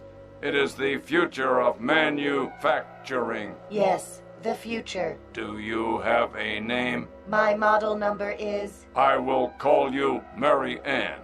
From now on, you will work here in my office. Thank you, Whipple X10. It is an honor. Do you have more slides? Yes, this is a view of the main floor. So much more room for expansion. I see. And this is...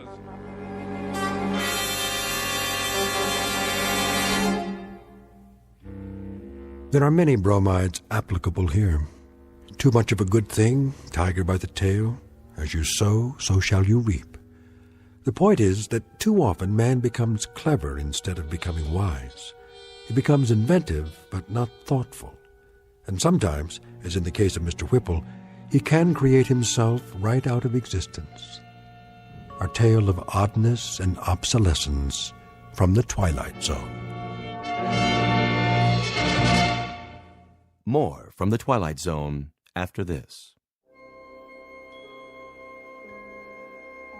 Hi, this is Carl Amari, producer of the Twilight Zone radio dramas. I'd like to take a moment to tell you about our official website at twilightzoneradio.com, where you'll get the latest news and information on these Twilight Zone radio dramas. Plus, at twilightzoneradio.com, you can digitally download 3 free episodes or any of our episodes for only $1.95 each. In this age of ever-changing technology, we've decided to make these episodes instantly available to you by making the Twilight Zone radio dramas a digital download-only series. This means that this series will no longer be offered on CD. The CD collections at our website are now being offered while supplies last at buy one, get one free. So be sure to get your favorites before they're sold out. Be sure to visit us often, and I'll see you in the zone.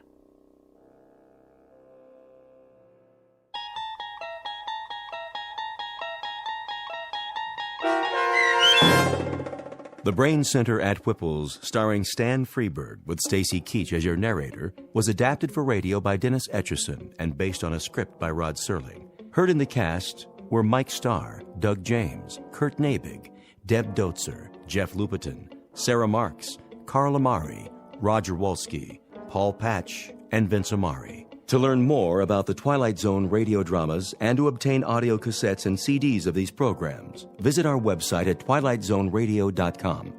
The producers of The Twilight Zone wish to thank CBS Enterprises, Carol Serling, Dennis Etchison, Dick Brescia Associates, Claire Simon Casting, Terry Jennings, XM Satellite Radio, the American Forces Radio and Television Service, Sirius Satellite Radio, our sponsors, and our radio affiliates for helping make this series possible. This copyrighted radio series is produced and directed by Carl Amari and Roger Wolski for Falcon Picture Group. Doug James speaking.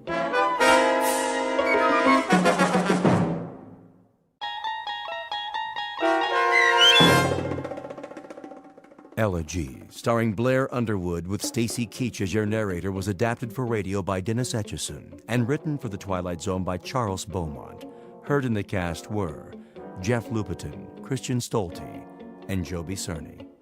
To learn more about the Twilight Zone radio dramas and to obtain audio cassettes and CDs of these programs, visit our website at twilightzoneradio.com. The producers of The Twilight Zone wish to thank CBS Enterprises, Carol Serling, Dennis Etchison, Dick Brescia Associates, Claire Simon Casting, Terry Jennings, XM Satellite Radio, Sirius Satellite Radio, our sponsors, and our radio affiliates for helping make this series possible. This copyrighted radio series is produced and directed by Carl Amari for Falcon Picture Group. Doug James speaking.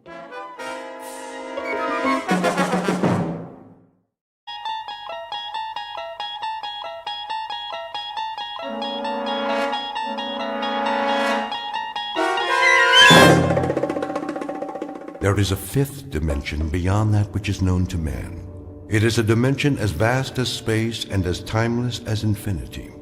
It is the middle ground between light and shadow, and it lies between the pit of man's fears and the summit of his knowledge. This is the dimension of imagination. It is an area which we call the Twilight Zone.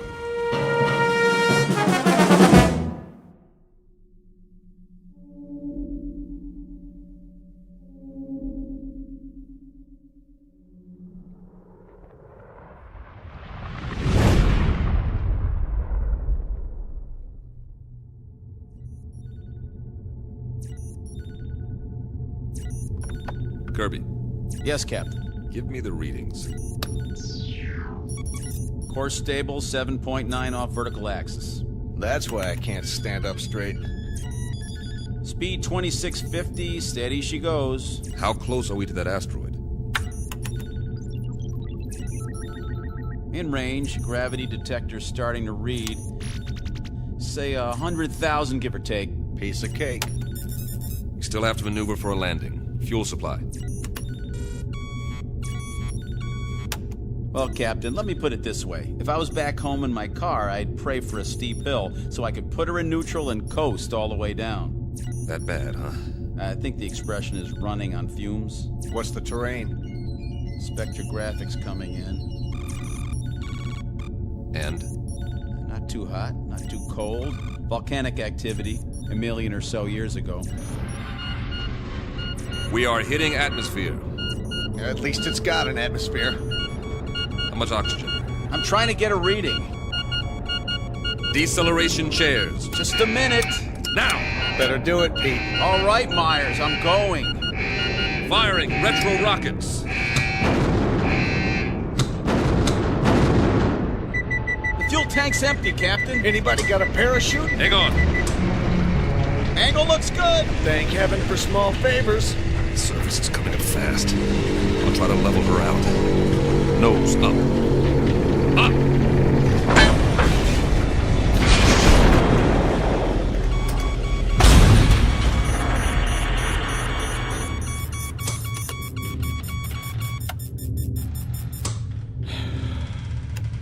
Nobody say anything. I want to remember this magic moment. Oh. Ooh. Everything seems to be in one piece, except for the communications module. And it sounds like we damaged the tail assembly. Instruments are still working. How's the atmosphere? Take a reading. 20.95 parts oxygen. Yeah, right. 78.09 parts nitrogen. That's impossible. I don't get it. That's air. Don't look a gift horse in the chops. Gravity? 1 unit to 0.99. Are you sure? See for yourself, Captain. I don't believe it. You got something better to believe, Myers? But that's incredible. Conditions identical to Earth, and yet we're 655 million miles away from Earth. Let's get the airlock open. Hold up, Pete. What for? I'm sick of breathing recirculated air, eating freeze-dried tofu, and we're almost out of that. The instruments could be wrong. What's the difference? We aren't going anywhere for a while. We can't even radio for help till we fix the module. The man has a point. I suppose you're right. At least put on your helmets. Forget it. If this is all she wrote, then I'm ready for it, one way or another. I'm afraid I'm with Pete on this, Captain. Either we die now or we die later, starving to death like dogs. All right, open it. Now, this isn't an order, but I'd recommend everyone take a very deep breath.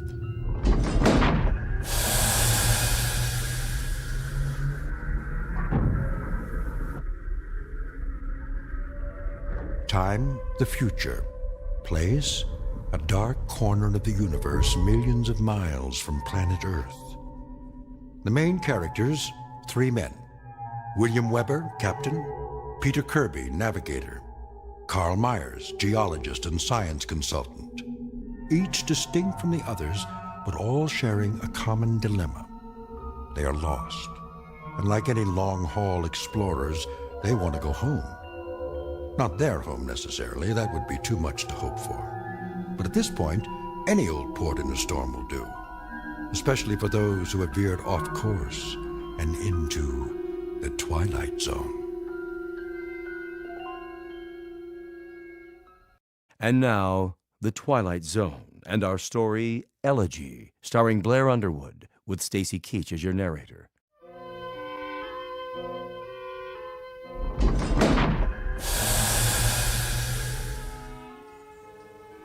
Captain's notes.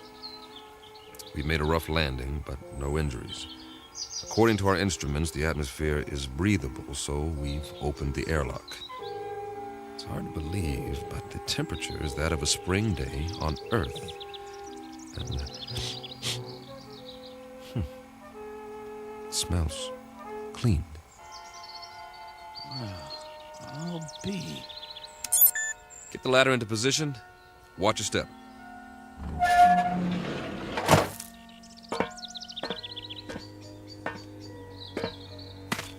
How many miles did you say we were from Earth? Too many. Time for a reality check. You see the same thing I see, Captain? What do you see? Open country, farmland. Kirby? Affirmative. Acres of grass, trees. I grew up in a place like this, in the Midwest. And those hills? They're settled granite, I'm sure. Eroded over thousands of years of wind, rain. I don't get it. Neither do I. Wait a minute. I do. Don't you see? We're back on Earth. Come off it, Kirby. I'm serious. The instruments are all screwed up. Some way or another. Don't ask me how. We got turned around, and now here we are, right back where we started. Oh, man. That is rich. Only one thing's missing. A brass band. Maybe they forgot about us. It's an interesting theory. Except for one thing. As far as I know, Earth has never had two suns in the sky.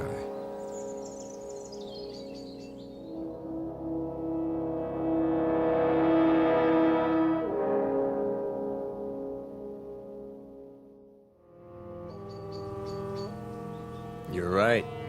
But the temperature's perfect. That means they're smaller than our sun. Added together, they put out just enough energy to duplicate conditions on our own planet, including evolution. And the people learned to build farmhouses exactly like ours. What? If that's not a barn over there painted red, then it's a pretty good imitation of one. What in the name of...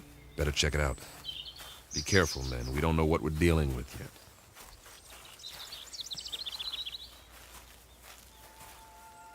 What do you call this? A Martian? I'd call it a hound dog. Hey there, boy.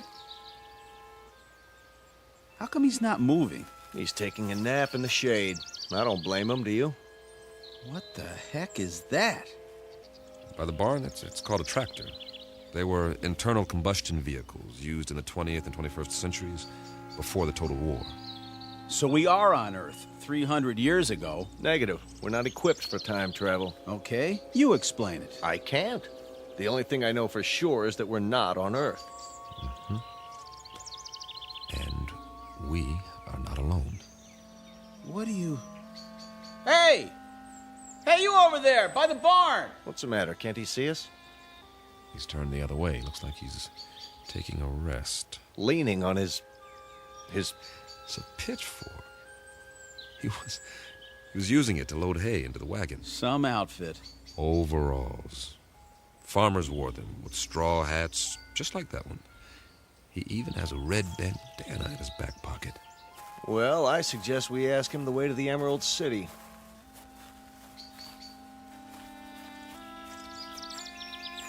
Excuse me, sir. My name is Captain Weber. My men and I...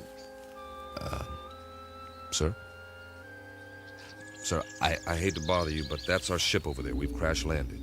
If you can tell us... Sir... Sir, can you hear me? What's the matter with him? Seems to be in some sort of trance. Are his eyes open? Yes, but... Move your hand in front of his face. Nothing. As if he's... Don't touch him. It's all right. His skin's warm, but there's no respiration. He seems to be frozen in place. Well, let's move on. say that again. This is giving me the creeps. We'll recon the surrounding area. There may be others.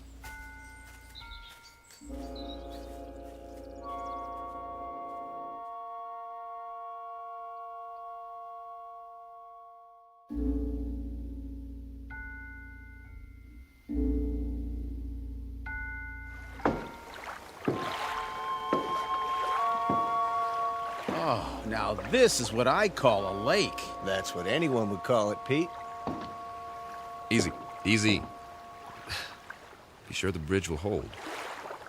Feels solid to me. We ought to take off these flight suits and jump in. No, thanks. Why not? Well... Go on, say it. You can't swim, can you? Not as such. Oh, the big scientist. Wait a minute. Maybe we can find some water wings for you. Let's get a move on. We have a lot of ground to cover. Back home, we had a swimming hole. Man, on a hot day, I thought I was in heaven. We'd go skinny dipping. Right in all that pollution. Nah, before the government closed the rivers. They were even fish in it. You could even see them jumping in the air. You ever go fishing, Captain? Yeah, as a matter of fact, I did. In the mountains.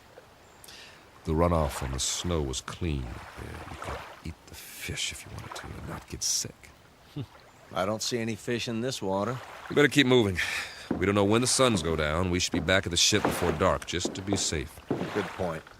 Maybe they don't have fish here. That's a possibility, if the planet's evolution took a different turn. Hey, there's somebody. I don't see anything. On the opposite bank, clad shirt. See him? Sitting there with a fishing pole? Hey, mister! Hey, mister! Kirby's right. Folding chair, wicker basket, the whole setup. Looks like the guy's got it made. Let's hope this one talks to strangers.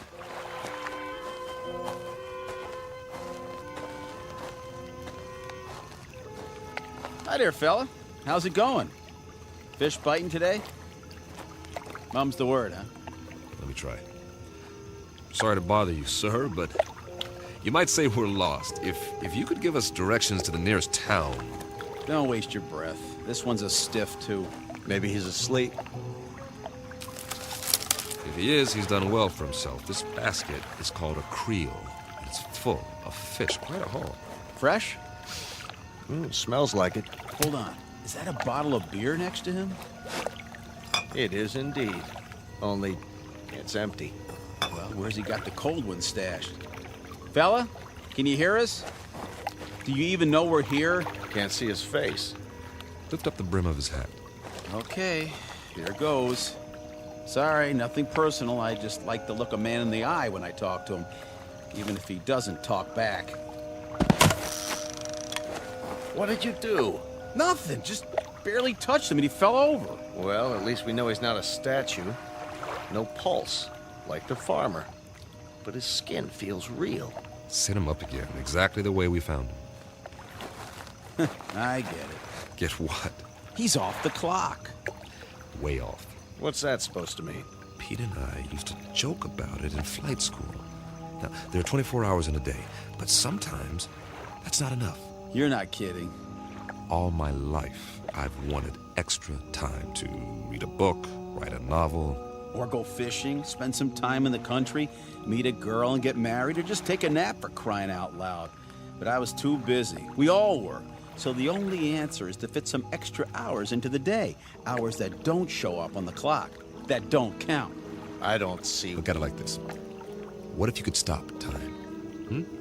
For a few minutes or a few hours? At least as far as everybody else is concerned. Think of what you could do.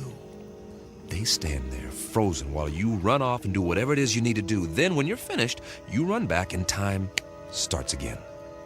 They move and walk and talk and go on with what they were saying, and they never so much as know you were gone.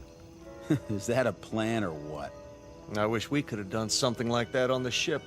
If I'd had time for pure, uninterrupted thought, I might have, I don't know, perfected Sheldrake's theory of causative formation while the ship ran itself. That's right, and get home to find you've won your own Nobel, right? Now, we make planetfall, and we run into these people, if that's what they are, and it's as if we've finally done exactly that, taken ourselves off the clock, at least temporarily.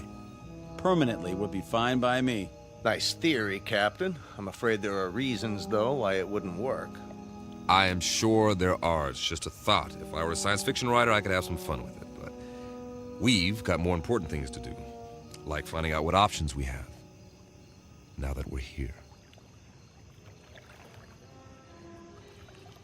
Say, I'm hearing things. I hear it too. Seems to be coming from the top of the ridge beyond that grove of trees. That must be where the town is. We were close after all. Sounds like you got your brass band, Pete. I like it. Maybe they got a ticker tape parade, too. One way to find out.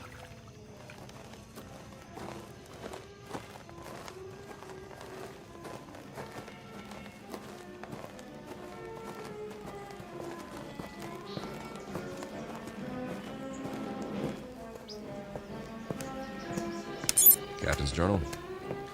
We appear to be on the main street of a Midwestern American town. Ahead of us is the square, complete with steeple, clock, and ivy-covered walls. Captain, did you notice?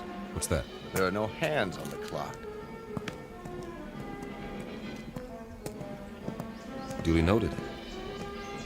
The music's louder. I hope this recorder can pick it up. Sounds like a Sousa march. There's a bandstand, flags, bunting, and a sign that says, Inauguration Ceremony. Welcome, Mayor Finch.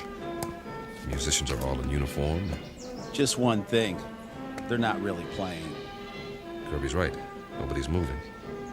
Not even Mayor Finch. He's holding a silk hat. Photographers in front of the crowd about to take his picture, but nothing's happening. It's like a movie set with 100 extras all waiting for someone to yell action. The question is, who's directing? I'm going to look around. Weber out. The music's coming from that loudspeaker near the platform. It's being piped in from somewhere. Pre-recorded, no doubt. Concert's over. I wonder who turned it off. Any ideas, Professor? Well, I suppose it could all be part of a carefully orchestrated illusion. That's as good an explanation as any. Now, maybe we're being made to see and hear what we hoped we'd find here. The sights and sounds of home. But they got it wrong. It's 300 years before our time. Who's they? Or it could be that time itself is somehow suspended in this place. So we really are off the clock. It's all relative.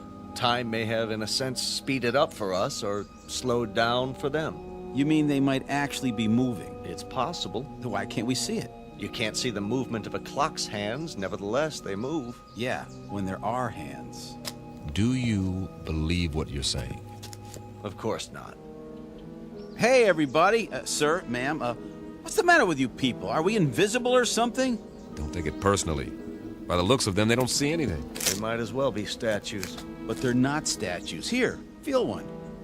You, sir, shake hands with the captain. See what I mean? They feel like flesh and blood. Yeah, Kirby's right. More of the same. Whoever, or whatever, is responsible, they've created a perfect imitation of the real thing all over this asteroid. For what purpose? I don't have a clue. The expenditure of time and effort is considerable. Not to mention the science involved. The skin on these pseudo-people must be a new polymer compound. And the clothing, all duplications of Earth fabrics. I wonder... never mind. Say it. Well, we must not be the first to land here. But this asteroid's not on the charts.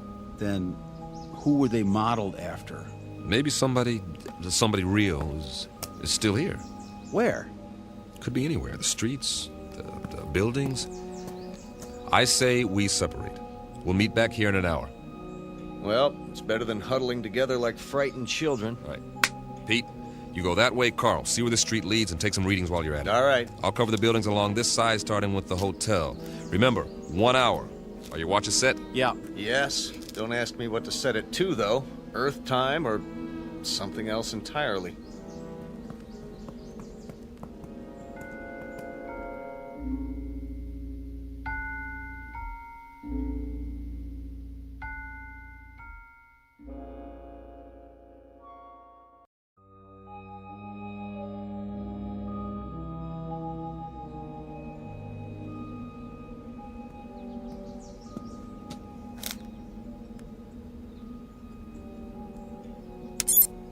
Captain's notes. The awning says the hotel is called the Ritz Arms. Kind of quaint. It would be considered ritzy, I guess, in a small town. Glass front. Nothing moving inside that I can see.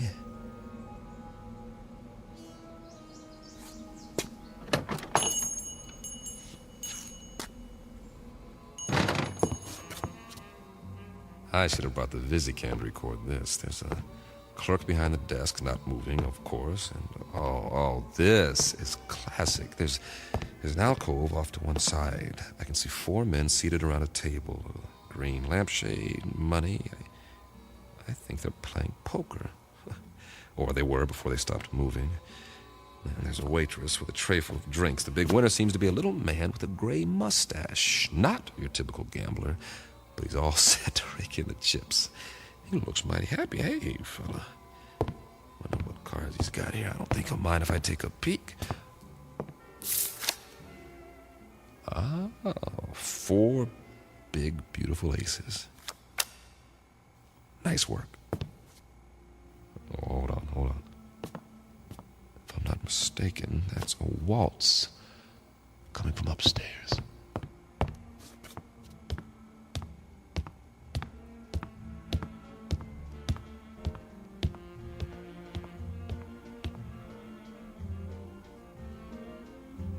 Music seems to be in one of the rooms. Hello? Hello? Anybody here?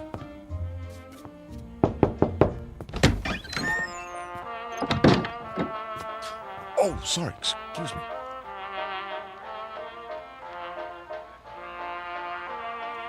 This room is definitely occupied. There's a candlelit table, I see an ice bucket, and a bottle of champagne. The music is canned.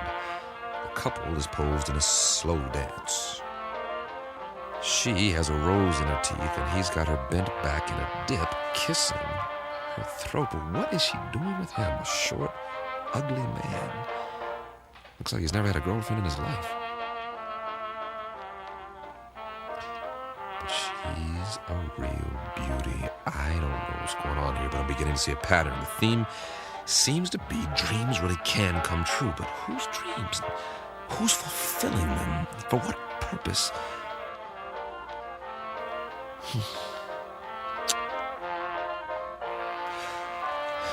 Weber out. For now.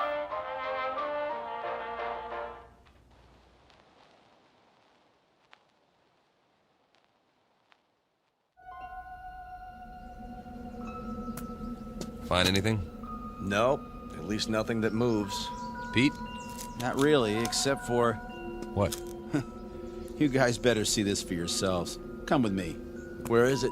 Just around the corner. You're not going to believe this, but I think it's what they called a carnival.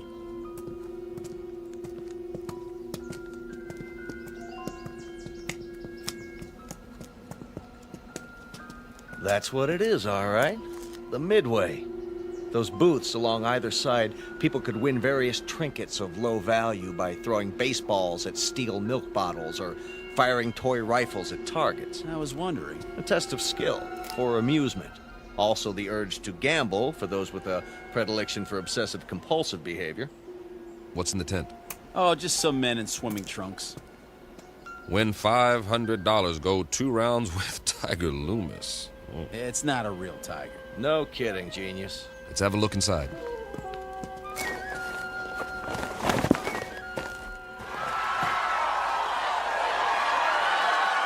That must be Tiger with the stripes on his trunks. Yeah, the one lying down in the ring. Boy, some crowd, huh? Almost as many as the town hall, complete with sound effects. 2 pugilists, duking it out, as they say. A primitive display of testosterone poisoning. Check out the other guy with his hand raised. That, my friends, is what's known as a potbelly. Yes, but why? Too many carbohydrates, not enough exercise, plus a certain genetic predisposition. But why would he be the one who wins? Must have been a lucky punch. Looks like old Tiger's down for the count. Interesting.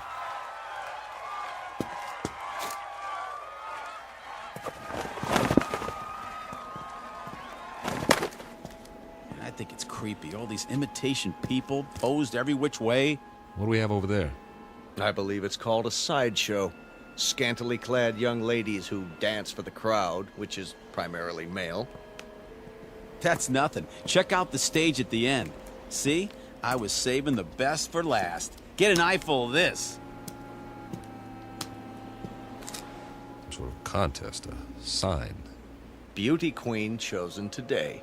Step right up, gents. You got your blondes, your brunettes, your redheads, your tall ones, your short, stubby ones. Take your pick. I'd say the judges have already made their selection. Cast your eyes on Miss Lakewood County. Some bathing suit, huh?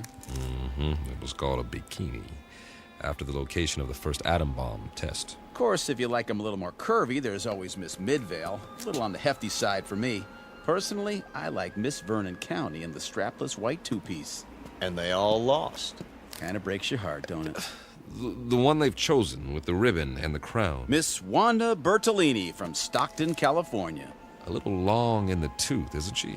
39 if she's a day. Freckles, frizzy hair, the whole bit. And yet, she's won against all those beauties. There ain't no accounting for taste. Perhaps the competition was rigged. Yes. But why? Your Majesty, my compliments to the judges. I don't blame them. They think you're the prettiest one of all. Wear it with pride, but tell me something, Your Majesty. What's wrong with you? I mean, you can't even move a muscle, like everybody else in this crazy asteroid. Answer me. Go on. What's the matter? Cat got your tongue? Answer me. Easy, Pete. Ah, you can have it. Everything about this place is nuts. Where are you going? Wait!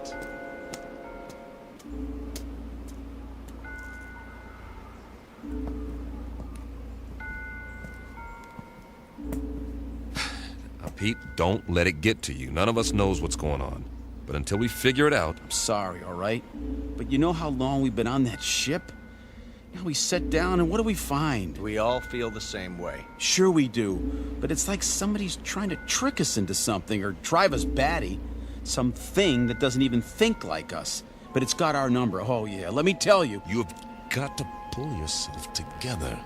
I'm pulling, all right? But if we just had some idea, some clue about what the deal is here in this crummy place. How are you fixed for ideas, Carl? I don't really have a theory yet. Of course, it's highly improbable, but... So is the fact that we're here. Come on. Any theory is better than none. Well, I've begun to think that all of this... it just might be some sort of museum. Come again, Professor? We're millions of miles from Earth. It's possible that the inhabitants of this planet, whoever they are or were, developed a very advanced technology. Let's say they had a super powerful scanning device based on some new principle. Over the years, they observed Earth and decided to build replicas of what they observed. Perhaps they even took specimens to use as models. That would explain the accounts of alien abductions.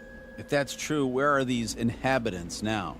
Gone, perhaps, having moved on and left all this behind. They could be in hiding. Then we'd better explore the rest of it. Or as much as we can in one day. At least they had taste. Take the residential street we're on now. It's right out of the late 19th century. Old-growth trees, Victorian houses. Why this era? Why any of it? It must have interested them. Though for what practical purpose, I can't imagine. Maybe just to please themselves. This is the way it was on Earth a few centuries ago. I've seen pictures, the streets, the houses, everything laid out so peacefully. You guys like it here? I would, if I knew it was real. If I could be sure it wasn't all going to vanish in a puff of pink smoke. It's an okay place to visit, but I wouldn't want to live here. Well, you better get used to it. This is going to be home for a while. Charming. Which one? The largest house, there across the street. Well, that one's a mansion. Isn't it lovely? Think of the freedom, the space to move about. You want it, it's yours. Yes. That's true, isn't it? Why not? I don't think anyone will mind, least of all the old fella in the chair on the porch. Another stiff. It's actually quite realistic, the way they've got him sitting there reading the paper. What's the date on the front page? Hey there, old-timer. You don't care if we look around, do you? Check out the inside. Not at all, gentlemen. You are most welcome.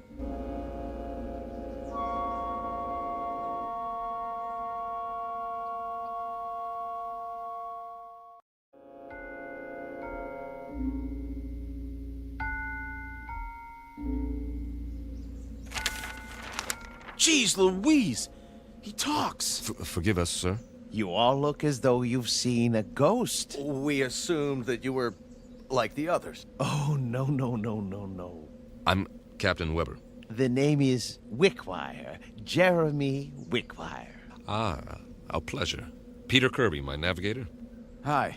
Carl Myers. How do you do? Can't believe you're real. Isn't everybody? We used to think so. Not around here. Oh, the others are nothing to be afraid of. Really, they're not. We have so many questions. I don't know where to start.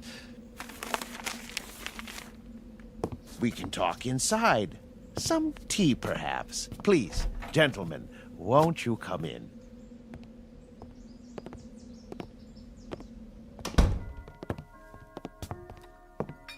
One lump or two? Oh, don't go to any trouble. It's better than what we're used to. Believe me. I don't know about you, Captain, but I must have my tea this time of day. I wouldn't feel complete without it. Oh, it tastes great. Nice and hot. Beats the heck out of that tang. I'll say. A remarkable collection of artifacts you have here. Artifacts? The oriental rugs, the tapestries, all this furniture. I've never seen anything to compare. It provides a certain level of comfort. Must have cost you a fortune. Oh, not me personally. We had it built for a Mr. Let me see, Jenkinson, I believe it was. You mean the pieces aren't antiques? Oh, heavens no. They were made to the client's specifications. At the last moment, however, he changed his mind, decided he really wanted to be a knight in shining armor. So now he's over in the medieval section, slaying a dragon. Then there's more that we haven't seen. Dear me, yes, we have many sections. Rome, Egypt, the Wild West. But the one we're in right now is very popular. It represents a period when creature comforts were most abundant, before peace in the world became impossible. By the world, you mean? Earth.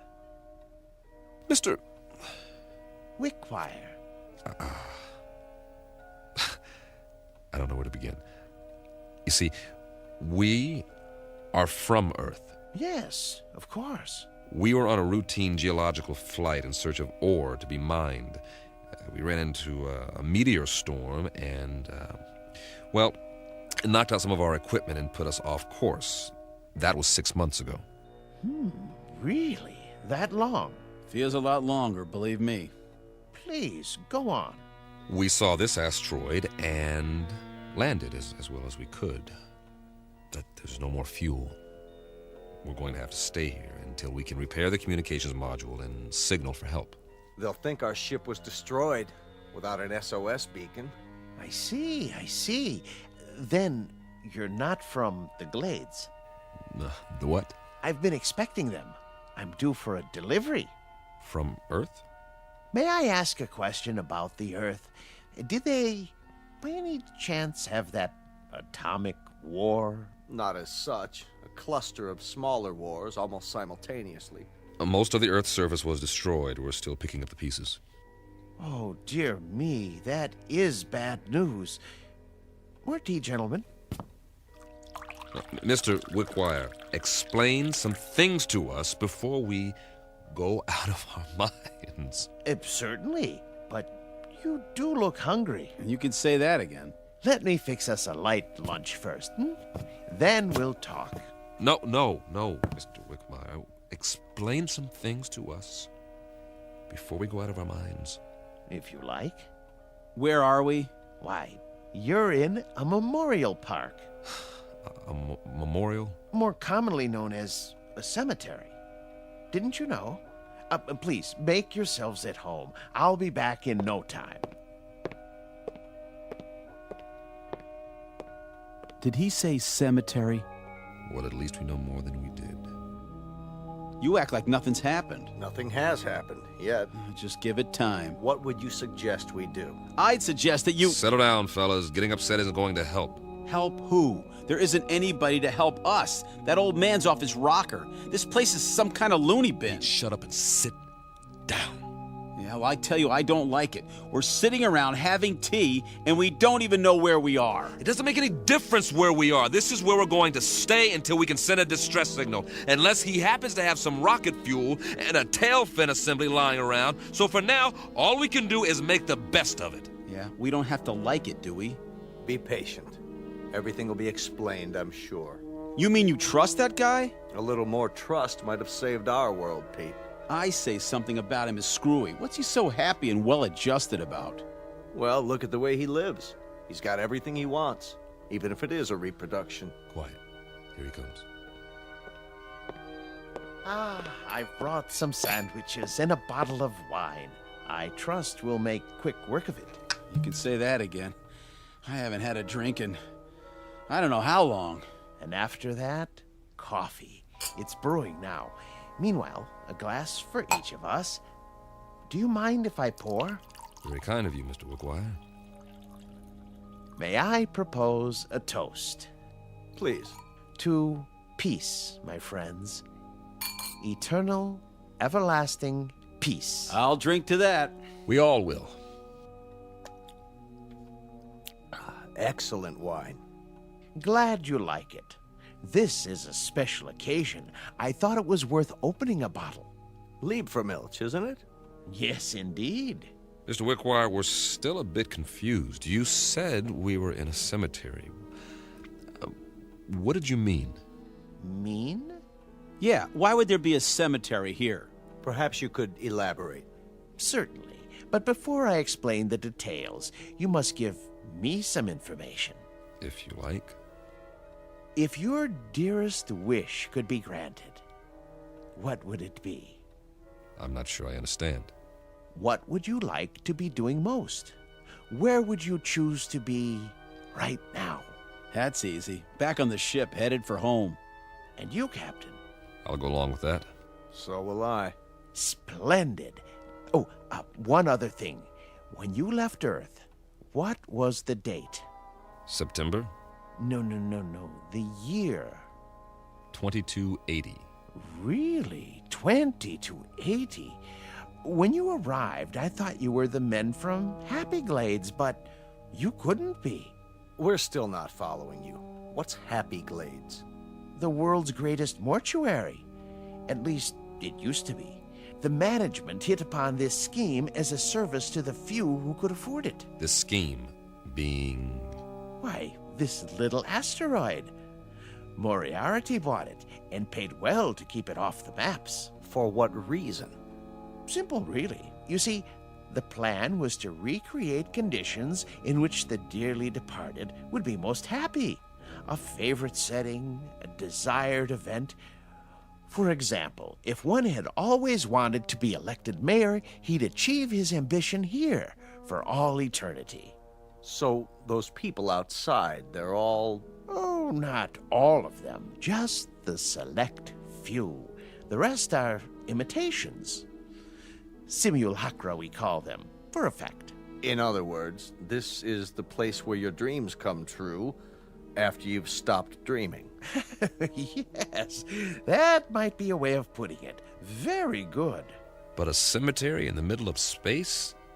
Your boss, Moriarty, he could have bought a piece of property anywhere in the desert, say, away from everything. Oh, no. You don't understand at all. Happy Glades promises eternal peace, everlasting peace. You couldn't have that on Earth, now could you? Especially with the wars you've described. He has a point. Let's finish the wine, shall we? It doesn't keep well once it's opened. Thank you. Cheers. Would you like some music? What kind? A somewhat limited repertoire, but there are all kinds of pieces for the player piano, popular, classical. Classical might be nice. Ah, yes. Something soothing to fit the mood. Mozart or Brahms.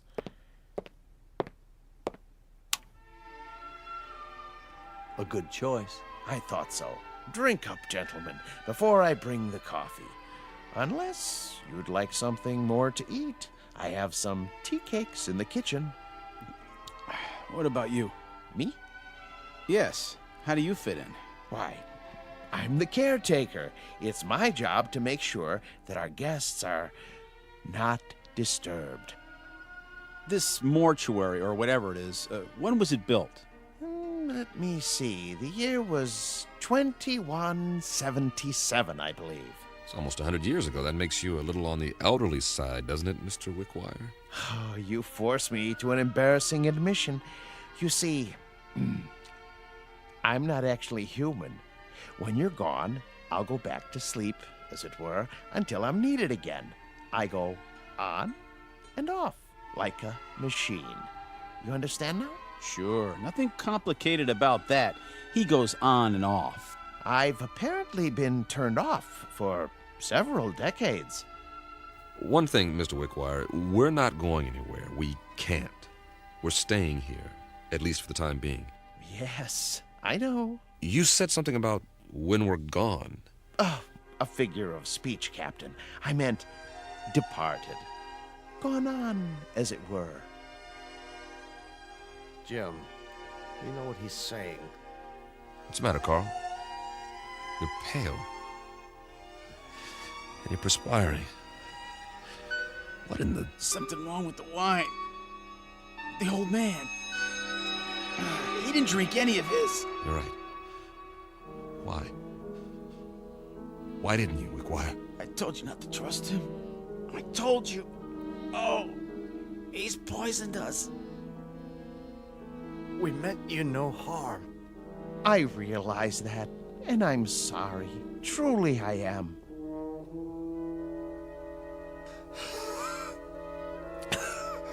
Give us the antidote. Give us the antidote. There is no antidote, Captain. Even now, the eternifying fluid is coursing through your veins. It won't be painful, I assure you. Oh, please. You've got to stop it. Oh, my dear friends, can't you understand? I have no control in these matters. I'm only a machine. But why? Why us? Because you're here and you're men. And while there are men, there can be no peace. Surely you've seen ample evidence of that on Earth. What are you going to do with us? There are several possibilities, but as you said, your preference is to be on your ship. So be it. I'll move you there and arrange you in your natural habitat. And every day for a while I'll come by and check on the display, your poses, the instruments and other details, and I'll touch them up if need be with a feather duster so that the scene is absolutely perfect before I retire to this house and turn myself off until the next ship arrives. I trust it will be a dream come true for you. It will. Won't it? For the love of God, Wickwire. For the love of God. You'll excuse me now, but I must make ready. Oh, and gentlemen, I do most sincerely wish that you rest in peace. Captain. Goodbye, Captain. Easy, Carl. Easy, Carl. Don't fight it. It'll only work faster. Bill. I'm scared. Try not to be beat. I'll be with you. I'll be back on the ship soon. For all eternity. See you over there.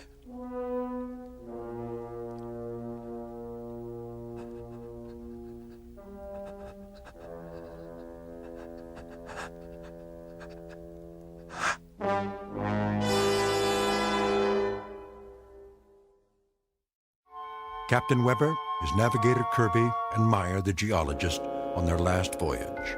And now, at their journey's end.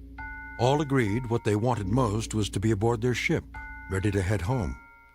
Now they will have that wish forever. Unfortunately, it's a wish that can only come true in the Twilight Zone. The Twilight Zone continues in just a moment. You are about to enter another dimension. A dimension not only of sight and sound, but of mind. A journey into a wondrous land of imagination. Next stop, the Twilight Zone. Hi, this is Stacy Keach. I'd like to take a moment to tell you about our Twilight Zone website at twilightzoneradio.com. At twilightzoneradio.com, you'll find the latest information on these Twilight Zone radio dramas, including behind-the-scenes photographs, plus the newest product releases, trivia contests, ways to contact us, other Twilight Zone-related info and merchandise, plus links to other fascinating websites. So make your next stop twilightzoneradio.com.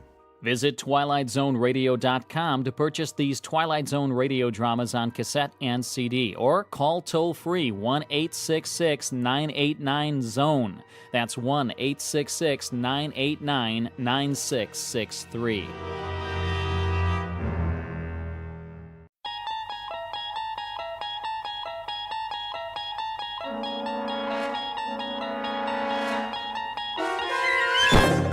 You're traveling through another dimension.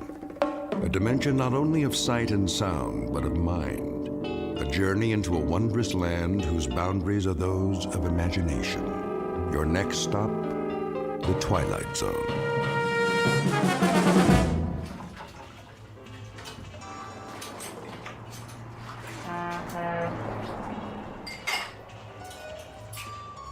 All right. Everybody ready? For what? The evening rush.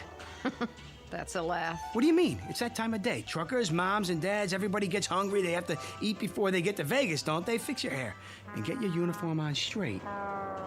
Nobody's been in here for 2 hours. And that was for a donut and a cup of coffee. We'll be lucky if anybody stops between now and closing. You've got some attitude, Kitty. All right, well, do something. I mean, fill the napkin holders, get setups on all the tables. Look at this salt shaker. It's half empty. You never give up, do you, Ace? Give up, you kidding? The Happy Days Diner is my livelihood, yours too. And don't forget it, all a question of attitude. You gotta think positive. How's that floor coming, Jimbo? There wasn't too much to sweep. Third time I've done it today. Good. People like a nice, clean place. I found one French fry and a matchstick by the payphone. You know, Ace, maybe you ought to ease up, sit down, take a load off. Ease up. We gotta be ready for them when they start coming in. Well, I don't know if anybody is coming in. What are you talking about? He's right, Ace. The truckers like to stop at Big Jim's now. And the families, they all go to that chain restaurant by the state line. We'll get them back, you'll see. All we need's a new sign. Some specials on the window. You know how to write with a paintbrush, Jimbo? Big letters they can read from the highway?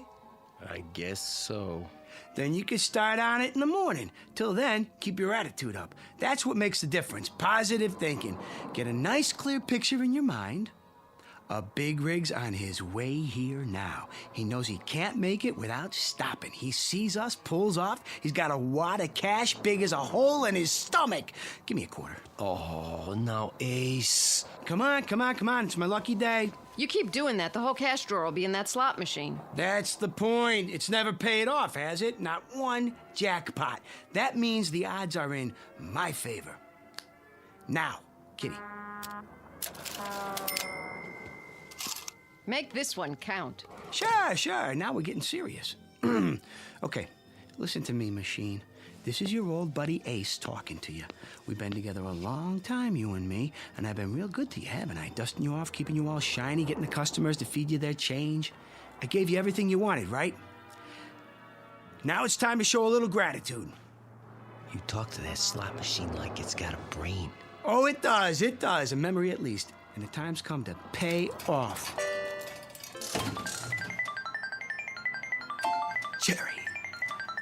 Cherry. And a prune. Well, at least I doubled my money. Take my advice. Hold on to them. That's 100% profit. Nah, I'm just getting her warmed up. Okay, sweetheart, you had your fun. I'm warning you for the last time. Pay up or get out. Ace? Don't bother me. Ace? I think we've got a customer. Yeah? Yeah! Hey, a big rig, just like I said, see? You were thinking of it, weren't you, Jimbo? Like I told you to. Oh, I don't know, Ace. I might have been... Sure you were. Mind over matter. That's the ticket. It's all in the concentration. Well, what are you waiting for? Go in the kitchen, put the soup on, heat up the grill. We got ourselves a live one.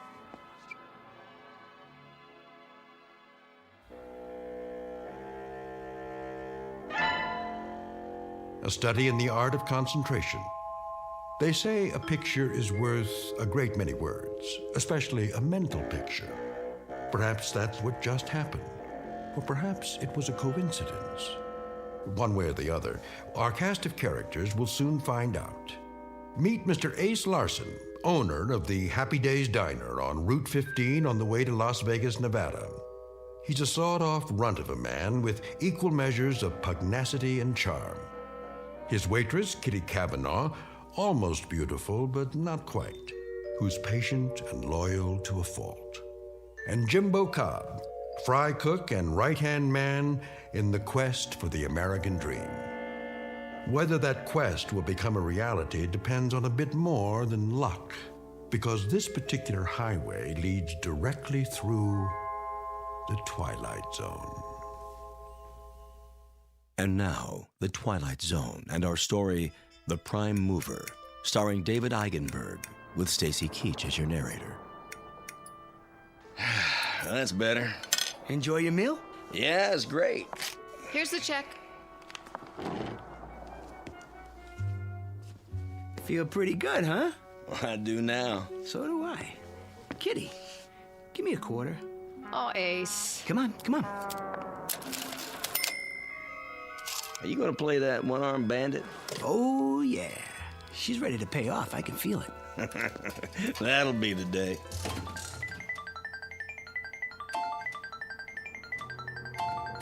One lemon and 2 prunes. See, now what I tell you? You gotta watch yourself with those things. You take it too serious, you'll blow a gasket. Very funny. Here's for the food. You keep the change. What? Thank you. Wait a second. Yeah? Flip you double or nothing for the meal. You sure like getting kicked around, don't you? Never mind what I like. Double or nothing. What do you say? I don't know if that's such a good idea. Quiet, Kitty. Is it a deal? Okay. All right. Got a quarter? Yeah, I think so. Look, Ace, do you always have to... Listen to her, Ace. Don't you think we Come ought on. A guy can't keep losing forever. Here we go. Call it. Heads. Heads it is. Thanks, buddy. I don't believe it. No sale. You come back now. I sure will. Seeing as how that's my lucky quarter, I guess I better hold on to it. Go ahead. And while I'm at it, might as well give Lady Luck a whirl.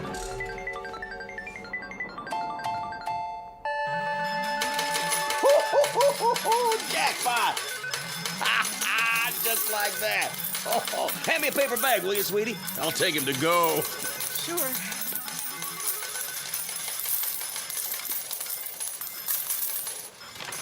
I don't believe it. What's the matter? Would you mind hurrying up? Sure. Oh, hey, I got a tip for you. Yeah? You gonna give me a cut? How much you figure? No, lay off the gambling. Nothing good ever came of it. You have a nice day now.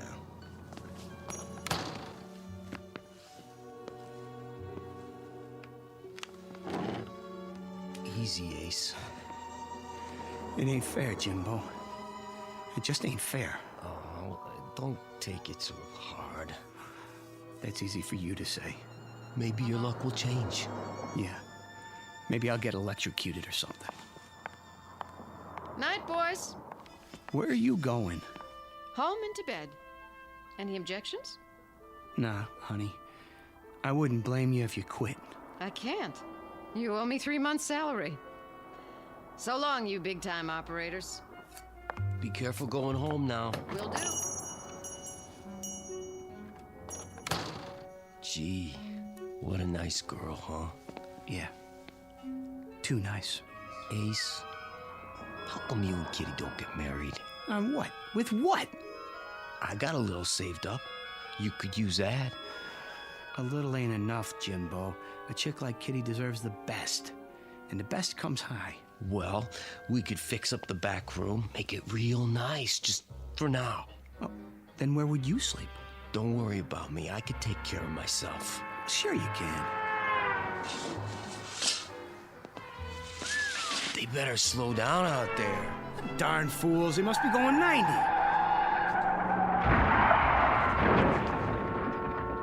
What in the... Jimbo, we gotta do something, quick!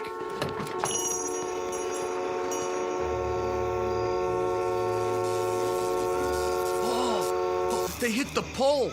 The power lines are down. Let's get him out of there. Can't. It's gonna catch fire. Stay back or we'll get burned up with them. Car's upside down, Jimbo. There's people in there. We just can't leave them. Quiet. Go inside. Call for help. No use. They knocked the telephone pole over. Well, don't just stand there. Think of something. That's what I'm trying to do. Quiet, please, Ace, if you don't mind. What's happening? Am I seeing things? It's turning over. How? Just a little farther. You're right side up now. Come on out. The door open. Just stay clear of those wires. Can you walk, honey? I think so. Come on. Take my hand. Hurry up. Get clear. They're gonna make it.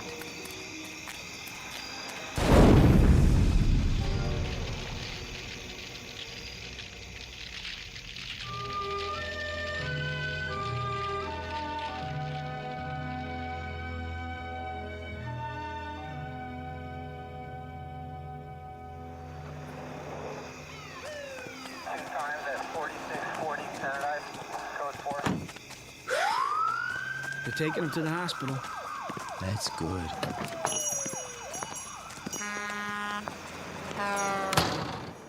They're gonna be okay, the doc says. A few broken bones, nothing too serious. Thanks to you. Oh, what are you talking about? Jimbo. Yeah? How'd you do it? Do what? You know. That business with the car? Lifting it up and turning it over? Without even touching it? Even with the sparks and all? From 30 feet away? How, Jimbo? Oh, come on, Ace. Look, let's forget about it. I can't forget about a miracle, not when I seen it with my own eyes. Ace. Okay. Okay. I mean, if you want to keep secrets from me, I mean, that's your business. I'm just gonna turn in early anyway. I mean, just don't snore tonight. It's tight quarters back here, and...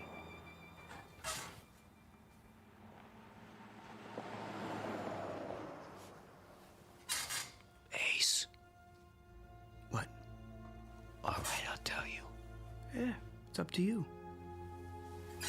I can't exactly explain it, Ace, but you see, I guess you might say it's a power I got. What kind of power? Well, it seems like I can move things around just by thinking. What? Oh, I know it sounds stupid, but it's true. I don't know how come. I can, that's all. Since when? Since always. You never told me about it. I never thought it was anything special. What? Nothing special? I thought everybody could do it. You know, like breathing. I guess I was wrong. Yeah, I guess you were. How come I never seen you do it before? Oh, I had to give it up. Why? Well, you know. No, I don't. Why don't you tell me? It got me in a lot of trouble at school. Besides, I started getting these real bad headaches after. Like now. Jimbo? Could you do it again? Sure, I suppose. Like right now? Yeah, but... Show me. Oh, Ace, I got a headache. I'll give you an aspirin. Come on, prove it. Do something to my bed, for instance. If you say so. Well, go on. Just a second.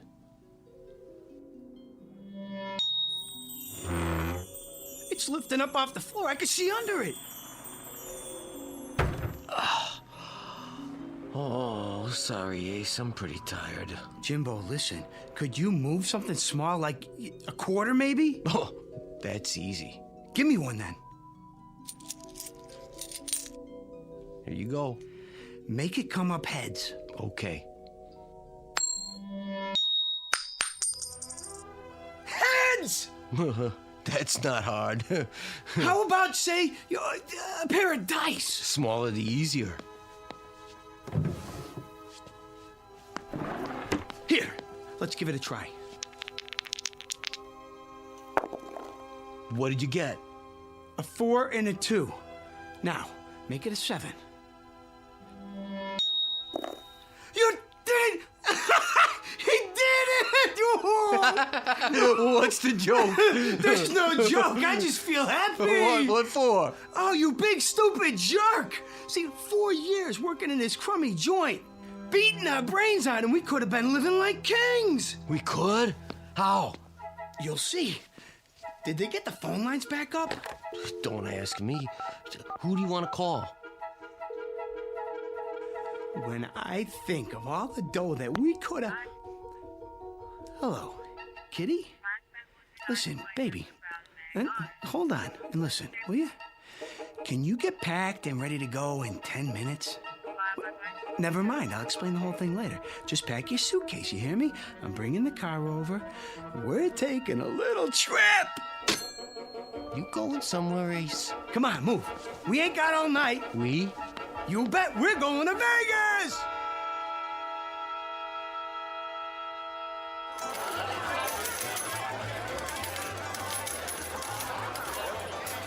Cigars, cigarettes.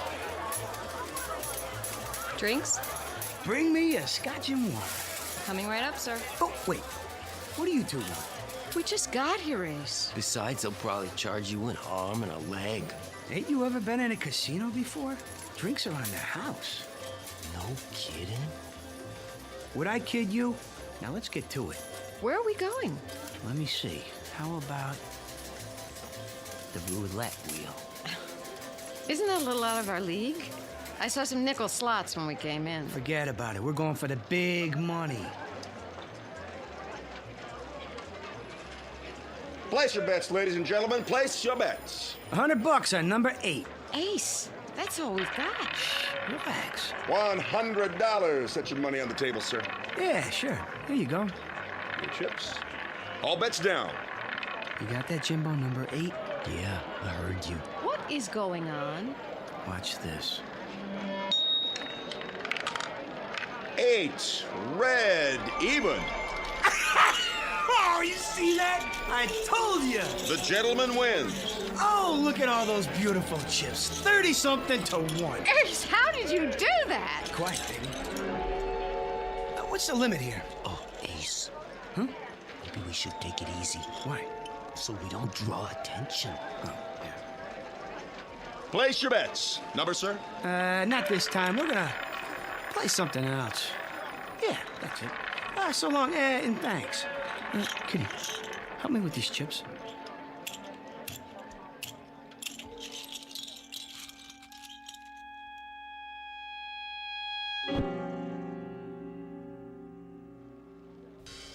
Seven craps, line away. Excuse me. Mind if we get in here? That'd be my guess. This table's cold as ice. It is, huh? Well, let's see if we can change that. New shooter. A dice, sir? Sure. I'll give it a shot. But you don't even know how to play craps. Quiet, kitty. Well, do you? I know plenty. You ain't seen nothing yet. New shooter coming out. Here we go. Hey, Jimbo, where are you? Right here, Ace. Hey, good. That's good. Just a minute, sir. What's the matter? You need to have a bet down. Oh, yeah. Kitty, give me those chips. Put them on the table right in front of me. Not all of them. Just do what I say. Line bet? Yeah, why not? $200 limit. Then spread the rest of them around. Play some numbers? Sure, all of them. And give me 2 4s. Hard way 8. And a 6. Let me see. 4, 10. All the hard ways. Got that, Jimbo? Yup, I got it. Then here we go. Everybody ready? Let's roll on. Scooby-Dooby-Doo! 8's the point. Here's for your hard ways, sir. Same bet? You got it. Let him ride.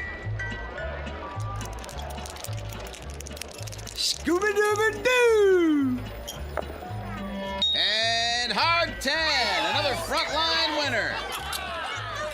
Oh, yeah. Shovel him my way, boy. Just shovel him over. I don't believe it. He won again. That's 17 passes. I never saw anything like it. It's every proposition there is. Move over. I gotta get in on this. Give me double 6s this time. Sweetheart, don't you think we should quit now? Quit? What are you talking about? But your luck's bound to change. No chance. Jimbo and I got a system worked out, don't we, Jimbo, huh? Ace. Hey, what's the horn bet? I ain't played that yet. Ace, I gotta take a break. Are you out of your mind? We're just getting started. I gotta. My head's killing me. It is? I'm not kidding. Okay, Jimbo. Okay. I wouldn't want you to burn out. Going to roll the dice, sir? Nah, not this time. My arm's getting tired. We'll just cash these in. Oh, did you hear that? They ought to shut down the table till he comes back. I'll change your chips up for color. You do that. Got any aspirin? Sir? For a headache? Try the gift shop. Hear that? Let's go. We'll cash in and then we'll get an aspirin and lie down till you feel better. Thanks, Ace. I appreciate it. Nice going, fella. Hey, don't leave yet. Hey, I made a bundle on you. Hey, when you coming back? In a little while. Wait up for me. Will do. Hey, anything you bet, I'll bet. Me too. All right, place your bets. New good shooter coming out.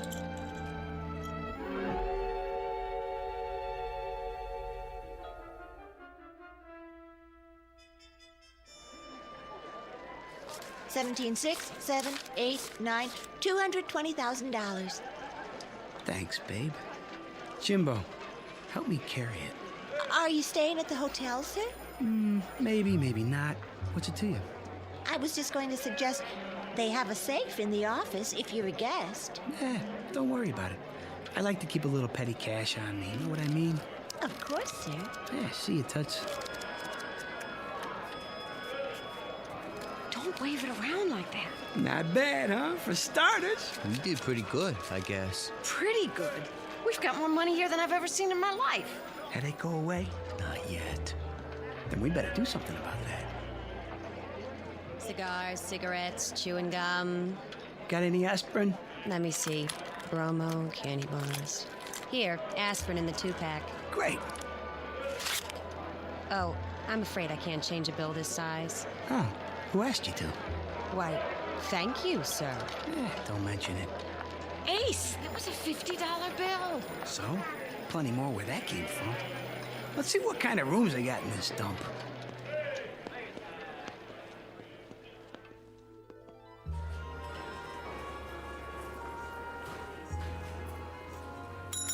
Hey, Jack, shake it up over here. We ain't got all night. May I help you? I don't know, can you? We were thinking about cooling our heels for a while. You got something nice like a suite? You know, real class. Our suites run $1,400 a night. There are some very nice motels off the strip. They might be more to your liking. We'll take the suite. I beg your pardon? The biggest one you got. That will be cash in advance? Sure. This enough? Yes, sir. Your name? Benjamin Franklin. All three of us. Yes, Mr. Franklin. Right away. Bellboy.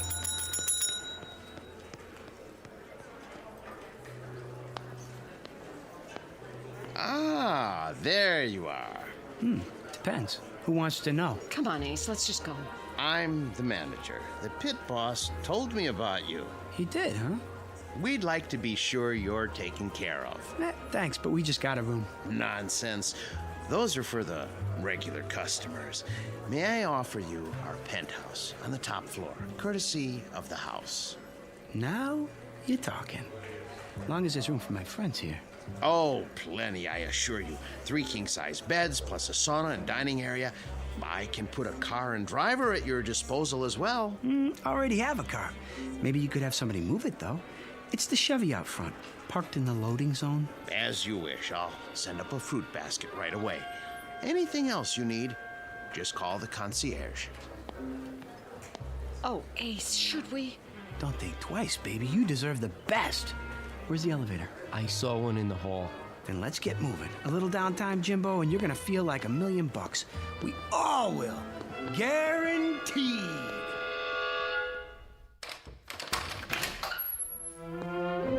This is more like it, huh? It's beautiful. Is this all your luggage? Yeah. Here you go, Junior. Go buy yourself a pair of roller skates and pick me up some toothpaste, toothbrush, and all that jazz. This ought to cover it. Thanks.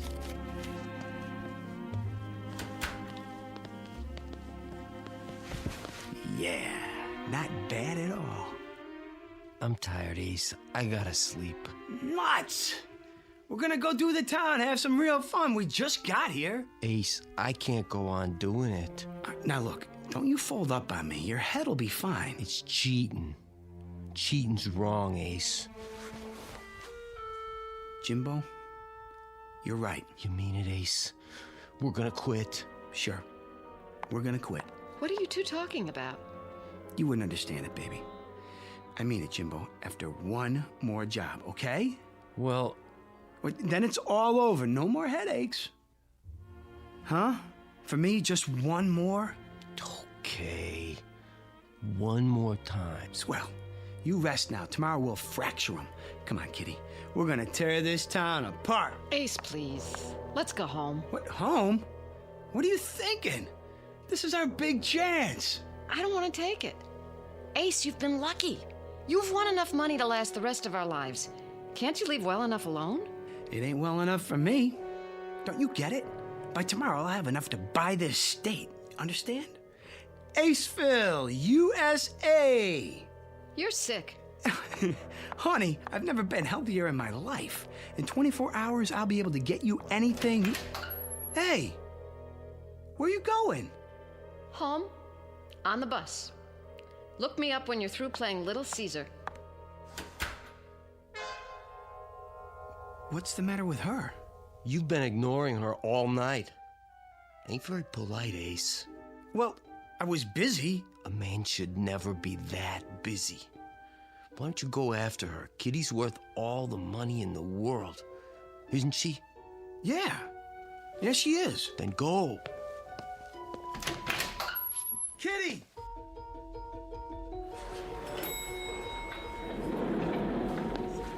Kitty? Kitty! Cigars, cigarettes. Oh, hi. Something wrong? No, nothing at all. It's... What's your name? Sheila. Sheila, how would you like to quit this crummy job and work for me? Doing what? Spending money. Well? Gosh, I don't know. Here's a little advance. Say, $1,000. When do I start? Right now. We'll have a ball. We'll... Everything all right here? I'd like to hire your cigarette girl for the evening. That be okay? Why, I suppose. This help you make up your mind? Yes, I'm sure it will be. I thought so. Oh, one more thing. Who's the biggest gambler in town? Let me see. I mean big. No limits. I believe Mr. Nolan is visiting us this week. Big Phil? Yes. Well, you tell him to get in touch with Ace Larson tomorrow morning and bring all the lettuce he can carry. You know, greenbacks. Got it? Certainly, sir. Now let's live a little. We're gonna do the town. What'd you say? Great. Can you wait till I get dressed? Sure. Just not too much. Nice and easy does it.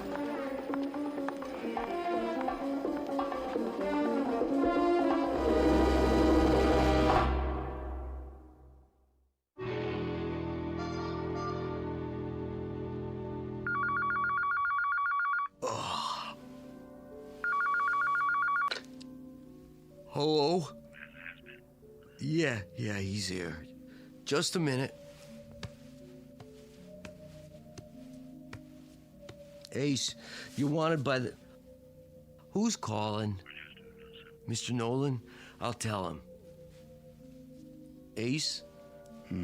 Let me alone. Phone call, Ace. Mr. Nolan. Oh, yeah, no, I'll take it in here.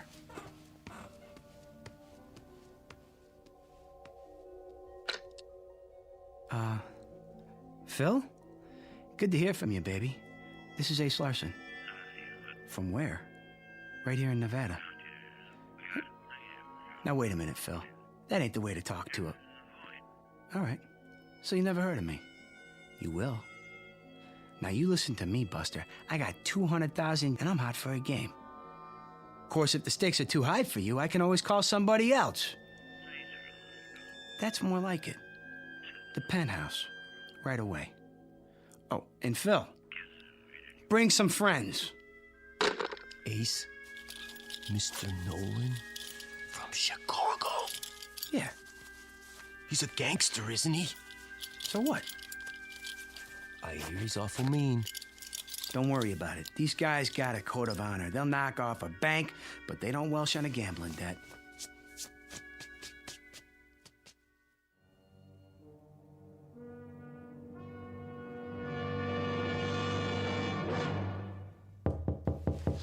Get the door, Jimbo. Don't keep the gentleman waiting. You Larson? No, sir. My name's Cobb. Come on in, Phil. I'm Ace. Who are your friends? Let's see the stuff. Jimbo. Sure, Ace. I put it in the suitcase.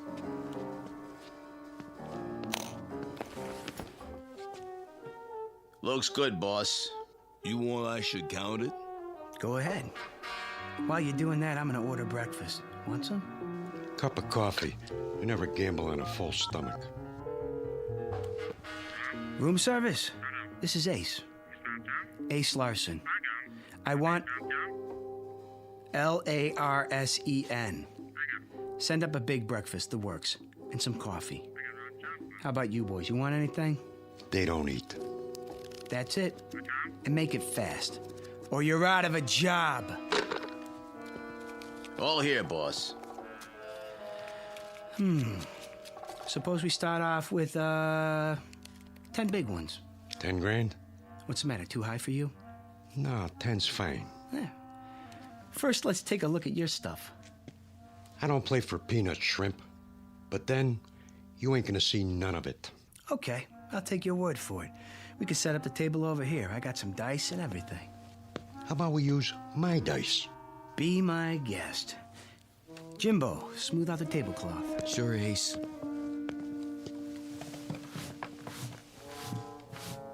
I'm shooting for a natural. How does 7 sound, Jimbo? Think I can make it? I'd say so.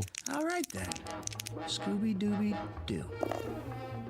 And 7 it is. I guess that means I win. Huh, fellas? This time. One more. Shooting for an 11 this time. Yo. 11. 11. Let's see those dice. They okay, boss? Yeah. One thing, Larson. People cheat on me once. Only once. Understand? Absolutely. Now that we got that straight, I'll let it ride. Am I covered? You're covered. Coming out for a point. 8. How much odds you'll give me? How much you want? Say 50 grand. 20. 20 it is. You're on. Here we go. Shooter, shooter. I'm hot today. Sometimes you just can't go wrong. 7! Win a 7 on the come out. Like I said, this is my day. How long you gonna hold those dice? I'm setting them down, but don't worry. They won't get cold. Hi. Sheila, hi. You ready to take me to Lake Mead? Who's the dame? My good luck charm. Any objections? Uh-oh. Ace, can I talk to you for a minute? Come on in, baby. Sheila, these are some buddies of mine. We're playing a little penny ante type game. Stick around. It won't take much longer. Ace, there's something I Come and watch. Roll 'em. You know, this is getting to be a drag. Let's separate the men from the boys, huh? What do you say we shoot the works? Jimbo? Ace, I dump it all out. Now, hold on. What's the matter, Nolan? I thought you were a big operator. You chicken? Hey! Go ahead, Larson. Shoot the works. And where's the dough? My credit's good. Sure it is, Phil. Sure it is. This is the life, huh? Win $1 million, lose $1 million, just like that. Okay, I'm looking for an 11 or a 7. Ace! Don't bother me. Ace, listen. Scooby-Dooby-Doo, and there it is. Load up the suitcases, Jimbo. This game is over. Tough luck, trooper. Huh? Read 'em and weep. Snake eyes. But... Pick it all up, boys. I don't understand. You got nerve, pal. I like that. Anytime you want to play some more, just let me know. For now, I'm out of here.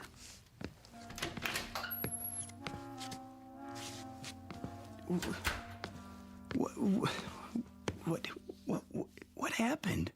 Sorry, Ace, but I was trying to tell you. I lost it. The power? I can't do it no more. Maybe I blew a fuse or something. You ain't mad at me, are you, Ace? I mean, I couldn't help it.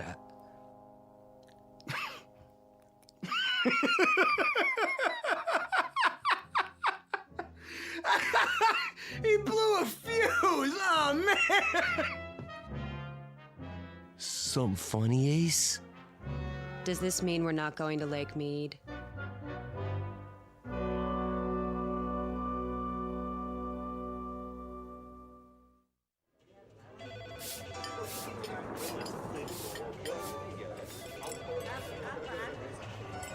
We did okay, Ace. Nice crowd for lunch. Hey, thanks for painting the sign, Jimbo. Don't mention it. These old slot machines sure are heavy. Yeah, you got your end? Yeah, I think so. Now push the dolly, I'll get the door. I guess that's it, Mr. Larson. Good riddance. It's not too late to stop them. What are you talking about? Who needs that hunk of junk anyway? You had it a long time. Too long. It's strictly for suckers. Let it rob somebody else for once. Go on, get it out of here!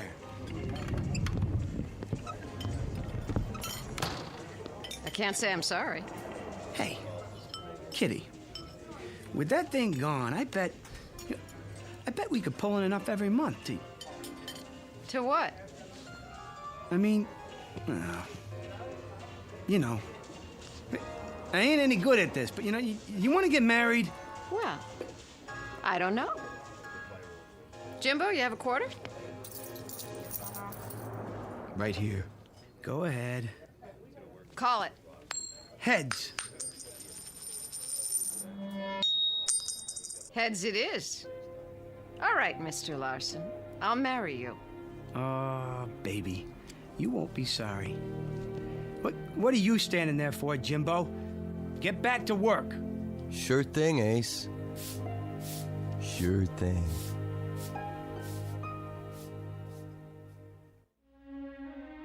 Some people possess talent, others are possessed by it. When that happens, the talent becomes a curse.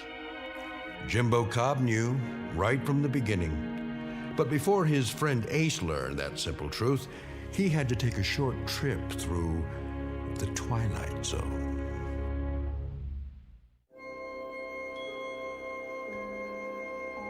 Hi, this is Carl Amari, producer of the Twilight Zone radio dramas. I'd like to take a moment to tell you about our official website at twilightzoneradio.com. where you'll get the latest news and information on these Twilight Zone radio dramas. Plus, at twilightzoneradio.com, you can digitally download 3 free episodes or any of our episodes for only $1.95 each. In this age of ever-changing technology, we've decided to make these episodes instantly available to you by making the Twilight Zone radio dramas a digital download-only series. This means that this series will no longer be offered on CD. The CD collections at our website are now being offered while supplies last at buy one, get one free. So be sure to get your favorites before they're sold out. Be sure to visit us often, and I'll see you in the zone.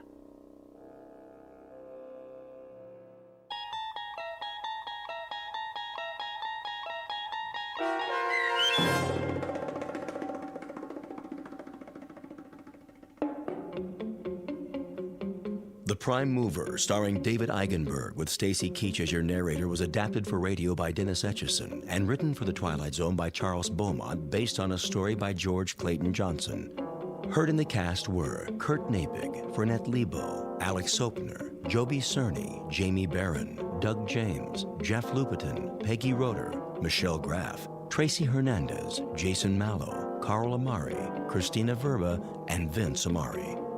The producers of The Twilight Zone wish to thank CBS Enterprises and the Rod Serling Estate for making this series possible. This copyrighted radio series is produced and directed by Carl Amari for Falcon Picture Group. Sound design and custom Foley effects for The Twilight Zone by Cerny American creatives Bob Benson, Craig Lee, Michael Slaybach, and Matt Sorrow. To learn more about the Twilight Zone radio dramas and to contact us, visit our official website at twilightzoneradio.com. Doug James speaking.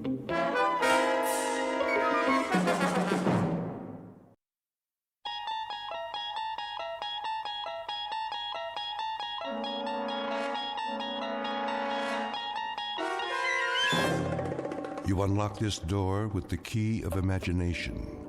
Beyond it is another dimension, a dimension of sound, a dimension of sight, a dimension of mind. You're moving into a land of both shadow and substance, of things and ideas. You've just crossed over into the Twilight Zone.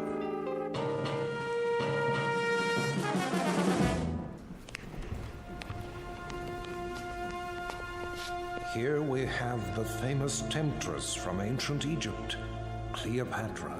Her beauty almost brought about the destruction of Caesar, Mark Antony, and the Roman Empire. And now, if you will follow me, the last group of figures in our little wax museum, the piece de resistance, if I may say so, the most infamous black-hearted killers of all time. This is not for the faint of heart, so if there are any who would prefer to stay behind... I don't like this place. Come on, honey. They're made out of wax. But... No? Very well, then. Feast your eyes upon... Jack the Ripper, Henri Landru, and the dreaded Burke and Hare. It's Burke who's smothering the poor lady with a pillow, while Mr. Hare assists by holding her feet to the bed. And last but not least, in the sailor's garb, Albert Hicks, about to sink his gleaming axe into the skull of his hapless victim, one Martin Senescu. Move in, please. They look so real. Closer. Closer. But not too close. Allow me to introduce Mr. Senescu, the curator of Murderer's Row. Thank you. Thank you. I'm sorry if I startled you. I thought he was one of the dummies. Oh, nothing to be afraid of. Perhaps not, young man. But who can tell what evil lurks in the heart of the man standing next to you? Go ahead, Martin. Introduce your friends. With pleasure. Albert W. Hicks, mate on the oyster smack E.A. Johnson, a gentleman. Yet one day, in 1860, off the Atlantic coast, he murdered everyone in his crew with an axe, exactly like this one. Why did he go mad? I'm afraid we'll never know. Not to mention Burke and Hare, two more monsters of their time. But do they look like monsters? What torment drove them so late in life to behave like ghouls? You see here how they suffocated their victims. A technique called burking. Think of the agonies they endured. Which one's he talking about? Search me. Both of them, sir. All of them. Surely it's dreadful to be murdered, as our victim here would tell you, if she could talk. But to commit murder, to take a life with your own hands, again and again, and not be able to stop yourself. Can you begin to imagine the horror? Nope, but why don't you tell us about it? I wish I could. But somewhere in the world, now, at this very moment, there is someone who can. Yeah? Who?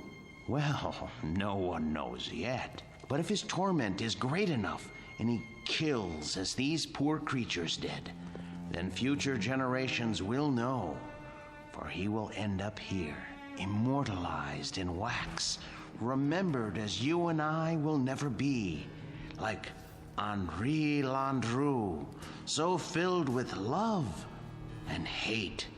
He loved nearly 300 women in his lifetime, spinsters and lonely widows. He too must have felt agony as he strangled the life out of them. A master of the garret, identical to the one you see in his hands. That looks like some kind of cord. Just a piece of string. Let me see that. Get away from there. Get away from there. I was only... Mr. Sinescu is right. The figures are not to be touched. They are too rare and valuable. Besides, the museum can't be held responsible for what might happen to you. And here, another soul in torment. The Ripper himself. Of all the faces in London's Whitechapel district, which was his? And why did he feel driven to kill those pathetic drabs with one sweep of his knife? Identical to the blade you see before you. Step closer, young lady. What? Go on. It's only a prop. Lean forward. There. That's quite all right. Look deep into his eyes and remember them so you'll never fall prey to such a man yourself. A man who carried a long, sharp weapon which he slashed across women's throats. Like this. That knife, it swung at me. It almost... Spring in the arm. Pretty good trick. A trick, yes, but one that serves to remind us how near death is to all of us. When we look at Hicks, at Burke, and Hare, at Landru and the Ripper, we see what appear to be ordinary men. What devils pushed them to their bloody fate? We can only guess. Thank you for your kind attention. Thank you, Mr. Sinescu. Ladies and gentlemen, this concludes our tour of Ferguson's Museum. Exit to your right, please.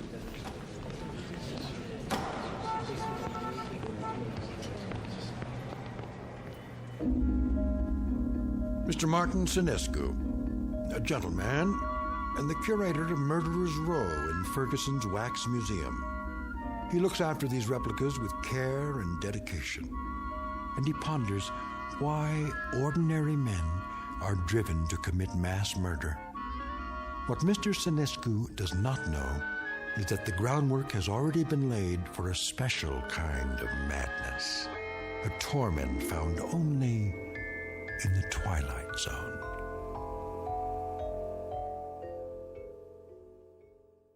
And now, The Twilight Zone and our story, The New Exhibit, starring Joby Cerny with Stacy Keach as your narrator. There now, Mr. Landrew. Collar turned up just so. Easy to see why you're a real lady killer. We have to do something about that suit. Martin? Yes, Mr. Ferguson? I'd like to talk to you. All right. I'll be through here in a moment. That can wait. What I have to say to you is rather important. You know, sir, I think Landrew needs a new suit. This one is 10 years old and shows it. Something wrong, Mr. Ferguson? Well, yes and no. I think we'd better discuss it in my office. All right, if you like, sir. Is it something I've done or haven't done? No, nothing like that. Sit down. Very well. Martin, I'm abandoning the museum. Abandoning? I'm afraid so. Is this a joke, sir? No. But you can't. You mustn't, sir. I know how you feel, Martin, but there isn't any choice. I don't understand. I've been offered a large sum of money for this property. Some people want to build a supermarket here. A supermarket? When I first opened the museum 30 years ago, I'd never dreamed I'd see this day. But the day is here, Martin, and we will just have to face it. 30 years, sir. No, for heaven's sake, don't make it more difficult than it is. I'm sorry. I hate this, Martin. You're the best employee a man could have. The way you've run the Murderer's Row exhibit, why, I don't think you ever missed a day's work. No, never. How many more days? None. This was the last. They start wrecking the building next week. What about the wax figures? I haven't decided yet. Sir, we can open another museum. We'll move everything somewhere else. I'm not as young as I once was. I could use a rest. But, sir, I'll do all the work. You won't have to lift a finger. I appreciate that, Martin, but it would be foolish. Foolish? Foolish? Why? We have become passé. People aren't interested in wax museums anymore. Look at the numbers. It's all here. Our attendance figures, our profits, but mostly our losses. This year has been the poorest of all. There's even a news story about the closing of the Grand Guignol. Surely not. The handwriting's on the wall. Seriously, what do we offer? The great lovers of history? The discovery room? Scientists? That isn't why people came here. That isn't why at all. What they really came to see was your Murderer's Row. We've always known that. But they've been coming in decreasing numbers. And you know why? Because the evening news offers them fears we could never match. The wars, the atrocities, the perversions, they've all ruined our chamber of horrors. People are blasé. They think they've outgrown the need to be frightened. They already live in fear day in, day out. It's the world, Martin, and the world has changed. No, it would be foolish to open another museum. Maybe it's the location or the exhibits. Remember how people came after we installed the Ripper's arm with the knife and the spring mechanism? That was years ago. They're simply not interested anymore. But what's going to happen to them? Landrew and Hicks and the others? If I could sell them, I would. But there is no market for wax figures. Mr. Ferguson, you're not thinking of destroying them, are you? I mean, they were meant to live forever. Martin, I tell you, I don't know what I'm going to do. You're forgetting something. Come with me. Martin... Look at Landrew. His eyes. Don't you see the shy, frightened little choir boy he once was? The bookkeeper who so longed for freedom. Of course, but... Even the cheek feels real, like flesh, with pores, and the mouth. Isn't it about to say something? Oh, Landrew was an elegant man, full of tenderness. It's right here, in the lips. The way... What are you trying to say? Mr. Ferguson, You seem to have forgotten that these figures are the work of the great Henry Guillemond, the only ones he created outside of Europe. I haven't forgotten. There was genius in everything he did. They're not just so much candle wax. It's as though they were alive. I'm afraid it doesn't make any difference now. I don't think I could stand it if these figures were destroyed. It would be like losing 5 close friends. I won't destroy them, Martin. I give you my word. But where would I store them? You know how vulnerable they are to changes in temperature. I could take them. You? Yes.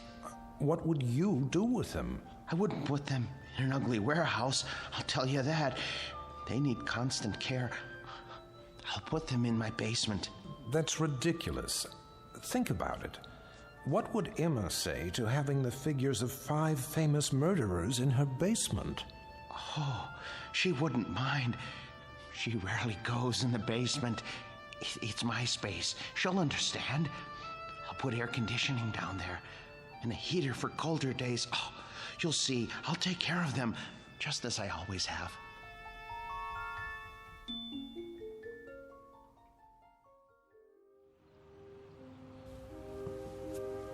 You haven't eaten your breakfast. I'm not hungry.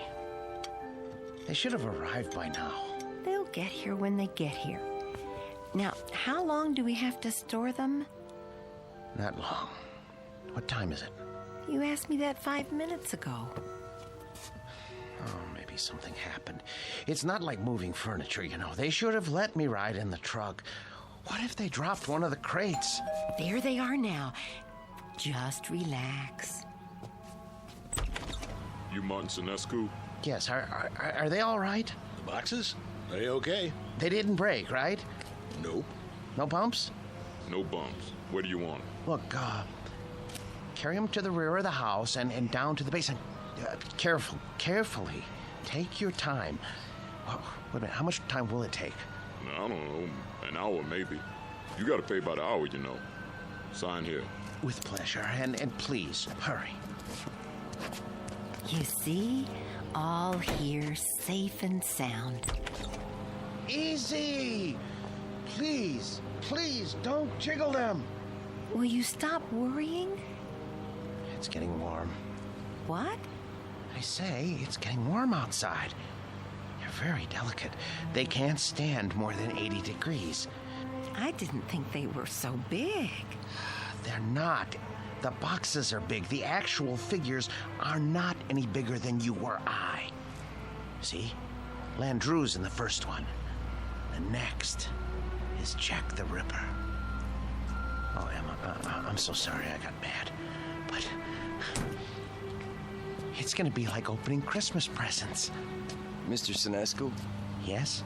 Miller's Appliances. Got your air conditioner in the van. Where do you want it? Oh, good. I'm glad you're here. Look, put it there. There, the basement window. Oh, please, hurry.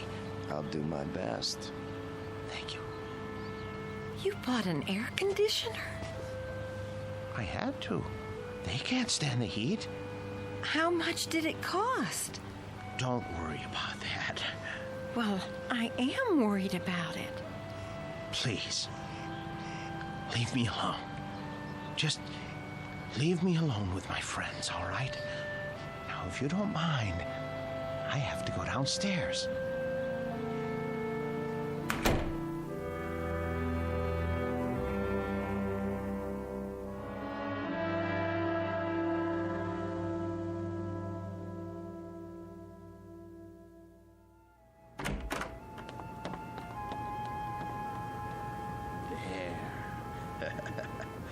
Ooh, feels cool enough. Now then, gentlemen, Bloody Jack the Ripper, how are you today? None the worse for wear, I see? Oh my. Cape's a bit shabby, though. Martin, are you down there? Yes, sir. Positively threadbare. Martin! Yes? Are you fussing with the Ripper's cape again? No. Yes. No. It's his hat. His hat is going to need cleaning and blocking before long. In fact, all their clothes could stand it. It's been almost a year since Mr. Ferguson let me do that. Martin! Emma, listen to me. The truth is, these men need clothes. But the Ripper here, his are the worst. Part of his coat back's come undone and... Martin! What is it, dear? We're not buying them any clothes. Oh, Emma, listen. It's not just buying. It's tailoring to fit their bodies. I don't care, Martin. Oh, you don't mean that. Yes, I do. No, you don't. Honestly, Martin, you pay more attention to those murderers than you ever did to me. Oh, Emma, listen, that's not true. You practically live down there. Emma, they're a trust, a sacred trust. These figures were made by Guillemont. They're masterpieces. All right, so they're masterpieces. But you told me it would only be for a few days. Now, they've been here for weeks. I've been nice about it, Martin. You can't say I haven't. How long is this going to go on? I'm sorry, dear. I didn't lie. I thought they'd be here only a little while. I really did. But, well, I can't find anybody to finance the museum. How can you find anyone if you spend all your time down there? Well, I phoned, but everyone I talked to never even has heard of Henry Guillemont. Can you imagine that? What's that? The electric bill. You see how much this air conditioner is costing us, running around the clock? Well, you know how hot it's been. Oh my. That is high, isn't it? I'd like to know how we can go on paying it. Martin, there's no more money in the bank. I know, but you mustn't worry. I promise you, I'll think of something. There must be somebody somewhere. Mr. Ferguson. No. Why not? You've told me he loves these things as much as you do. Besides, isn't it up to him to take care of them? Emma, I don't know anyone in the world I respect as much as Mr. Ferguson. And I would never trust these figures to him. I couldn't be sure they were cared for properly. I don't even think I could sleep if I... So we're stuck with them. Stuck? Emma, it's an honor, a privilege. For you, maybe. But how do you think I feel? I am afraid to go into the basement because of these monstrosities. I mean, I just about get a heart attack, Martin. The way they stand there and stare at me, they're frightening. They're supposed to be frightening. Live with them as long as I have, and you'll come to love them. Love them? One day, they cease to be strangers to you, and you want to say good morning to them and ask them how they passed the night. And when that happens, Emma, I tell you, Emma, where are you going, Emma?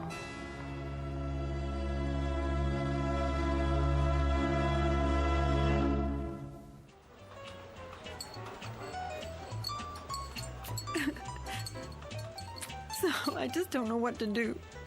I mean, we can't borrow any more against the house. That's true. There's no chance for a refi without proof of income.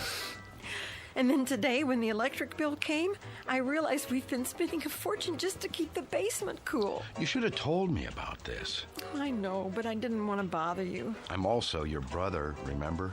Oh, Dave.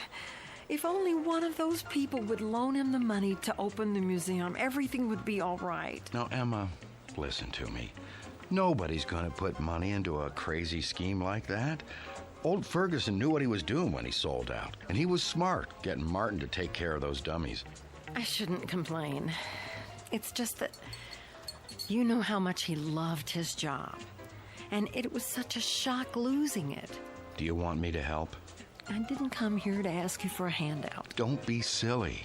We're family. And believe it or not, I've always kind of liked the guy. But what's happening now?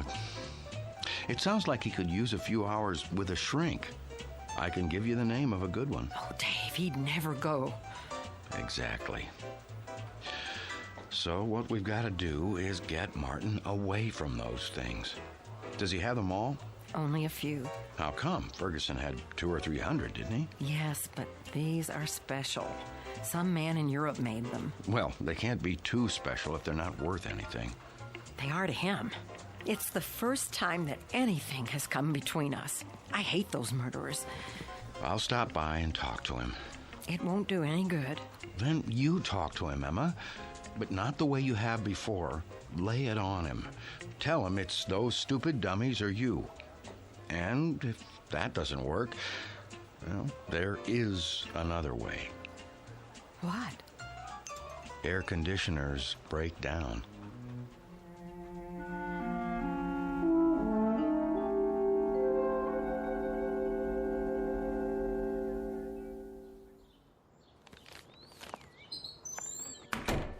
Emma? Emma? Is that you?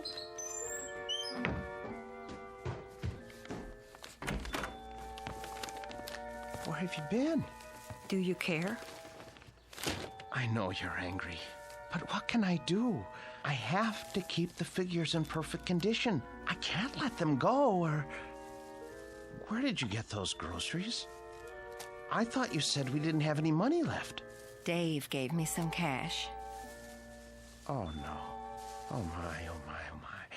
You told your brother. Martin, we can't go on living like this. I'll borrow some money from Mr. Ferguson. Borrowing isn't going to solve anything. Now, Martin, I know what those figures mean to you, but... But what, Emma? What? I simply will not have them in this house 1 minute longer. Martin, once they're away from here, you'll be a different man. You'll see. You've lived with wax dummies so long, you've forgotten how to be a human being. No, I haven't. What kind of friend do you think I am? I cannot desert them now, not after all these years. They need me. They'd be lost. Martin, they're not alive. They don't need anybody. I want you to see a doctor. What? A doctor? Yes. Just once.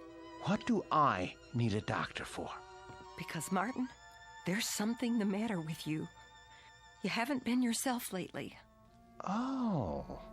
Well, who have I been then? Well, I'm not sure. Somebody I've never known. But Martin, staying down in the basement all day and talking to those things, honey, it's not natural. I know it's not natural, but it's my job. I'm not the only husband who brings his work home with him. This was your brother's idea, wasn't it? Well, you go back and tell him to mind his own business.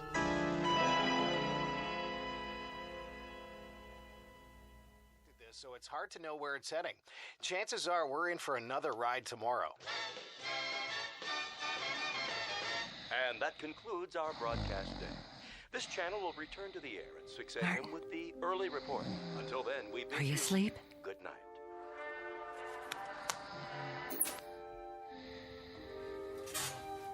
God forgive me. It's time for the air conditioner to break. Oh, it's so dark down here. And cold.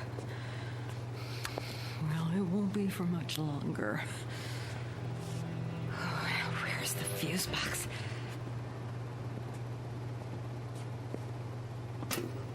Let's see now. Which one is for the air conditioner? I should have brought a flashlight. I can't see a thing. Here it is. Good.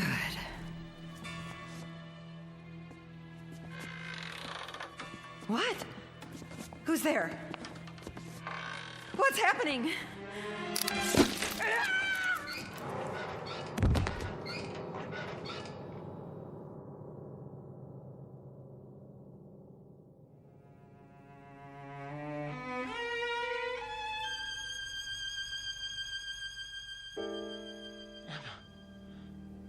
Where are you? Emma? Emma? Are you down in the basement? What are you doing? Emma? I asked you not to go down in the basement alone, Emma. I don't want you touching the figures. You leave them to me. Emma. Oh, where's the light switch? Ah, that's better. Emma! Emma! Emma! Oh, good Lord, what happened? Your throat. For the love of Emma. Who could have? Oh, you. The Ripper's knife? The blood? Oh, so no. No.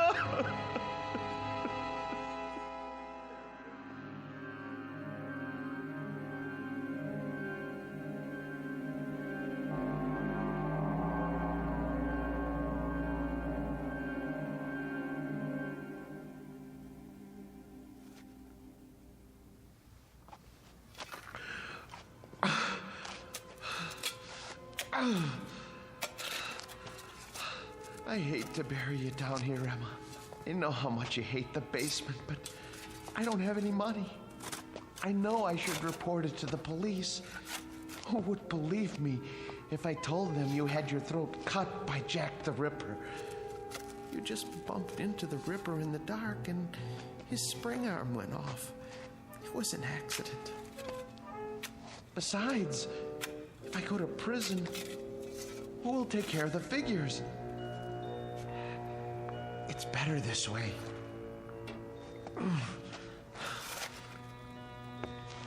They didn't like you, you know.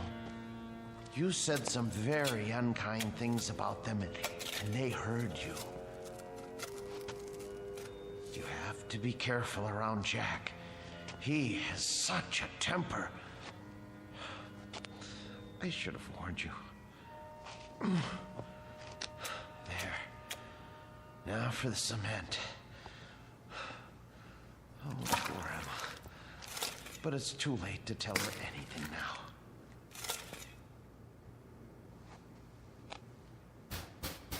Yes, man. Come back later.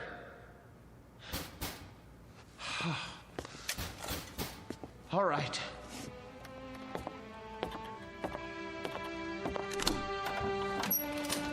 Hi, Mr. Snesku.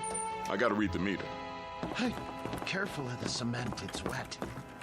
Oh, yeah. Doing a little patching, huh? Floor must have been pretty bad. Yes, it was cracking. I had to do the same thing. These old houses, holy mackerel! Something the matter? Woo! For a minute there, I thought they were real. How'd you ever get statues like that? Yes, well, they're wax, actually. From the museum, I'm taking care of them. Boy, they're the most realistic things I ever saw. You sure they ain't alive? Well, not altogether. Well, you could have fooled me. Should be a fine thing come Halloween. Something like this will really throw a scare into people. Man, oh man. Even close up, they... What's this? What? Whoever made these thought of everything. Even put blood on the knife. Well, I gotta go. You got quite a layout here. Hey, tell me something. Yes? Don't they ever give you the creeps? Not when you know them as well as I do. You're a real joker, Mr. Sinescu. Wait till I tell the wife about this. Hey, do you think it'll be all right if I bring her over for a look? No. Well, I mean, we're going to be gone. I don't know when we're going to be back. Oh, okay. Well, I'll see you next month. Fine. Goodbye. Best to keep the outside door permanently locked.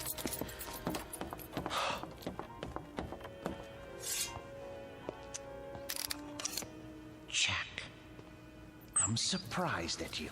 I really am. How did you manage all those murders without being caught by Scotland Yard? Any killer knows you can't leave blood on the murder weapon. And I don't mean to make a joke, Mr. Ripper. It's a dead giveaway. There. Knife's good as new. Now behave yourself. Emma? Oh, no. It's her brother. Martin, you in there?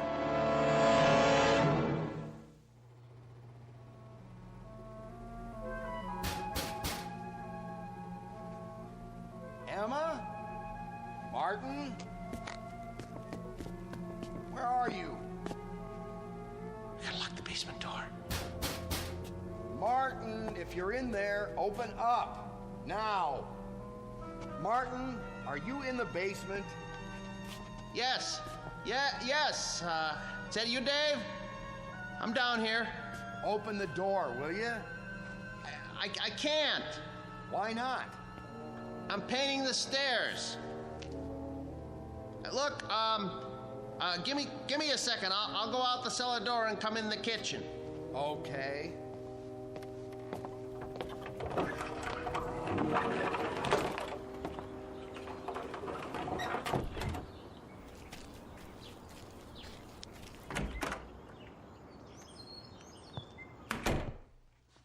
Where's Emma? She went out to get some air. Just as well. Mind if I sit down? Why? What do you want? You sit down too. Dave, look, I don't have time. I'm in the middle of something. Now, just tell me what you want. Emma came to see me yesterday. I'm very embarrassed. She told me about it. She did, huh? Well, that'll make it easier. Perhaps. Oh, you two have an argument? Yes. But look, everything is settled now. Glad to hear it. She was pretty upset when she talked to me. I know.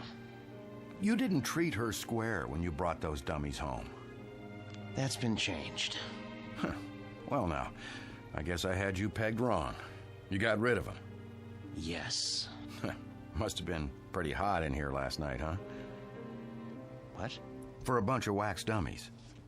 Hey, what's that humming noise? I don't hear anything. It sounds like it's coming from the basement. No, is that the air conditioner? I don't know what you're talking about. What are you driving at? Why's this door locked? I told you, the steps are wet from paint. I don't smell any paint. And why is the air conditioner still going if you got rid of the dummies? Well, I thought it might help the paint dry. Yeah? I thought it might get rid of the fumes. Is that all right? This is my house, isn't it? I think you locked it because you don't want me going down there. You better open up. Are you threatening me in my own house? You didn't get rid of those things at all. Where's Emma? Look, I am tired of answering questions. I've had a busy day. I'll thank you to leave now. All right. I don't want to cause trouble for Emma, so I'll go. But have Emma call me when she gets back, here? I will.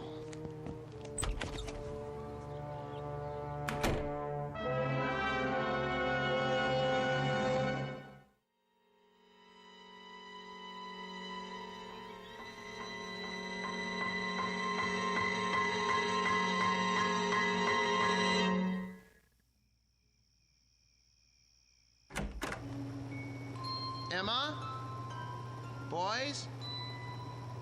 You can breathe easy. I'm going to bed now. Sweet dreams. Good night.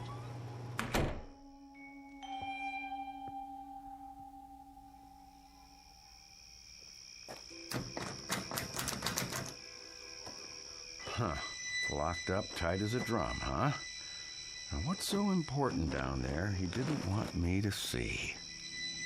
Ugh, window's too dirty to see in. So, I guess I'll just have to force it open. Whew, air conditioner's on all right. Cold as a tomb down here. It's so dark. Let me light a Match.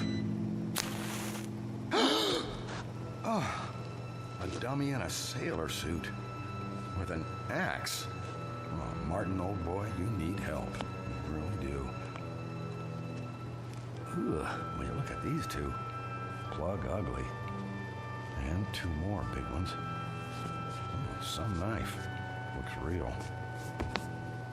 What the heck? Oh, a shovel. Fresh cement. What is he trying to cover up? Blasted match. Who's there? Who's there? Wait. What the?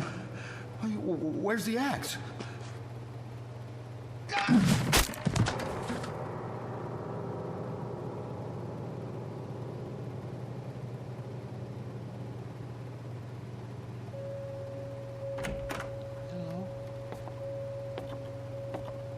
Hello? What's going on? Who's here? Hicks. Where's your axe? Dave. Dave. Oh no. Mr. Hicks. When I took your axe away from you and put it up in the rafters where you couldn't reach it, I tried to make sure that nothing like this could happen. How did you get it down from there? Why did you take it off the rafter?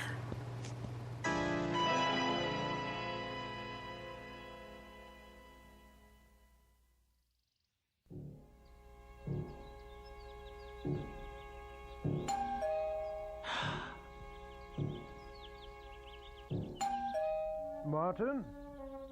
Martin! Mr. Ferguson? Mr. Ferguson! Martin, let me in, would you please? Just a moment. Hello, sir. Hello, Martin. Waking you is like raising Lazarus. Don't you answer your doorbell anymore?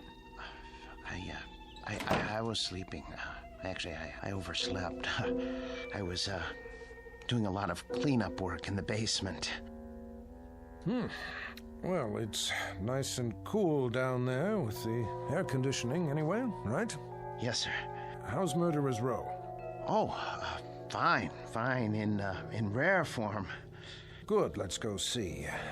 I would have come 2 days ago when you first called, but things hadn't been finalized yet. What things? I must say, you've kept them up well. But I have done my best. We get along so well. You don't know what a relief it is to see you.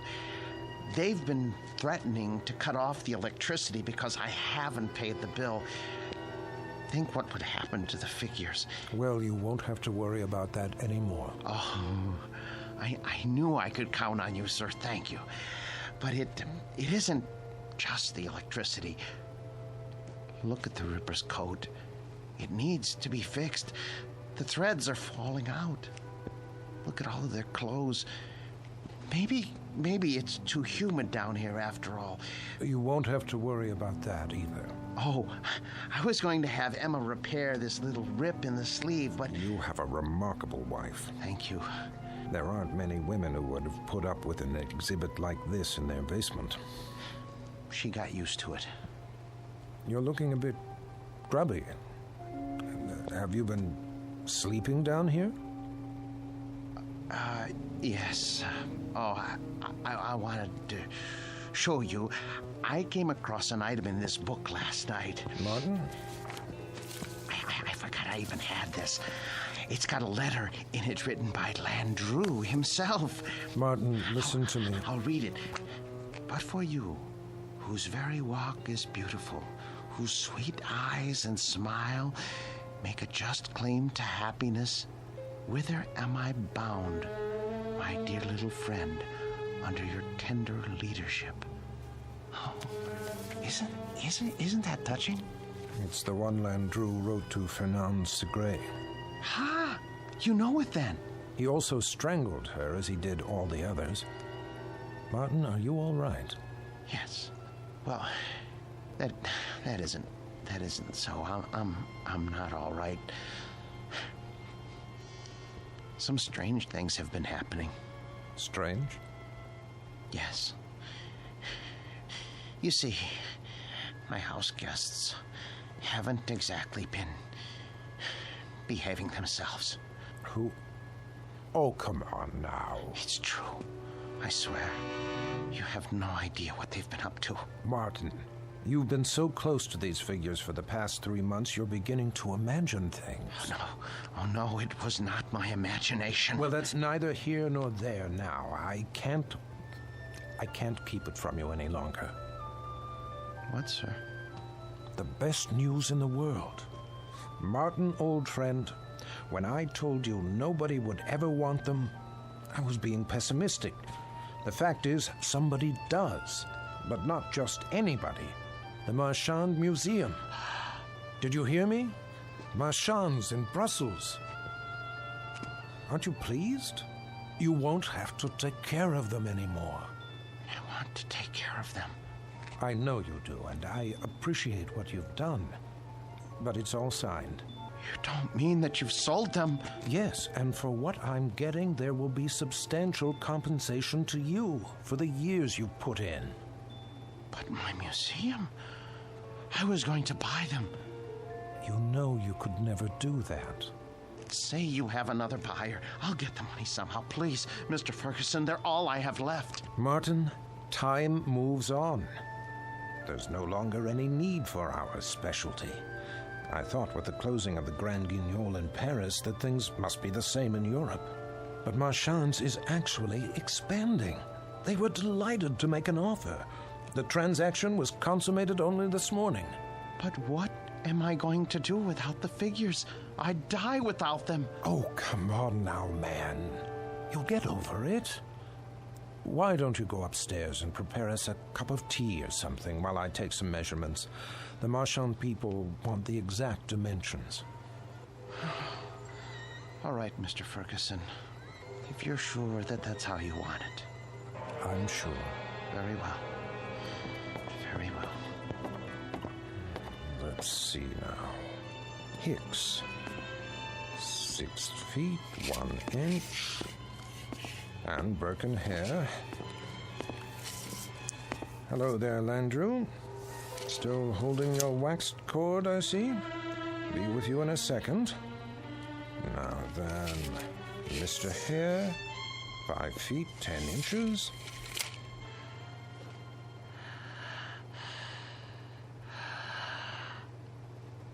What? What?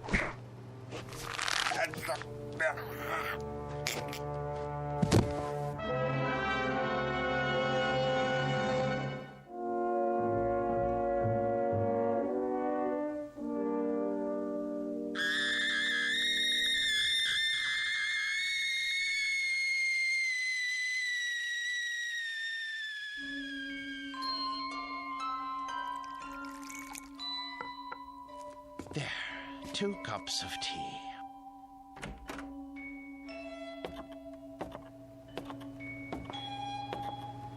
Mr. Ferguson, I don't remember whether you take cream and...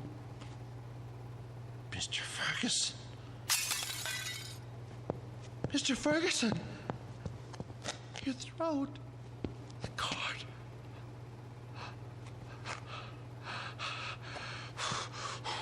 Why did you strangle Mr. Ferguson? And the rest of you? I know you didn't have any part in this, but you didn't stop it either. Landrew, you have gone too far.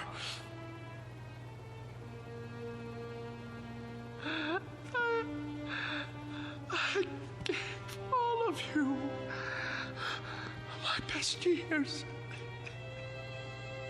You wanted for nothing. I washed you. I cleaned your clothes. I waxed your shoes.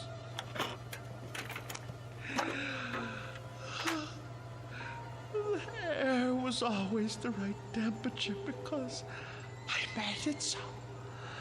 I defended your deeds against the thousands who came to see you.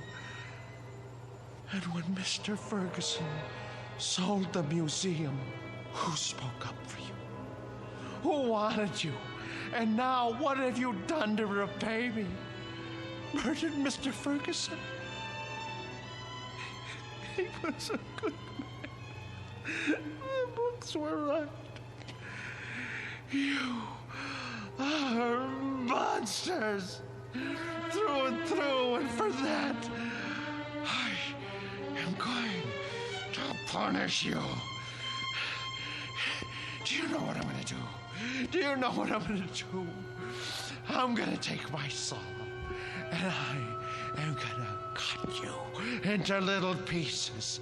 Then I'm going to turn up the heat and let you melt into pools of wax. It's no more than you deserve. Who's going to be first? You, Landrew? Because it was you who murdered Mr. Ferguson. It was not I, Martin Senescu, who strangled your friend. It was you. No, it was you. You killed him while I was upstairs making tea. No, maid, it was always you. With my blade, you murdered your wife. You killed her while I was asleep. You used my axe to kill your wife's brother. Get away from me, Hicks. Get away from me. You are the murderer. Perk, stay back. You are the murderer. You killed them all. You lie. You're monsters. Not so, Martin Senescu. No.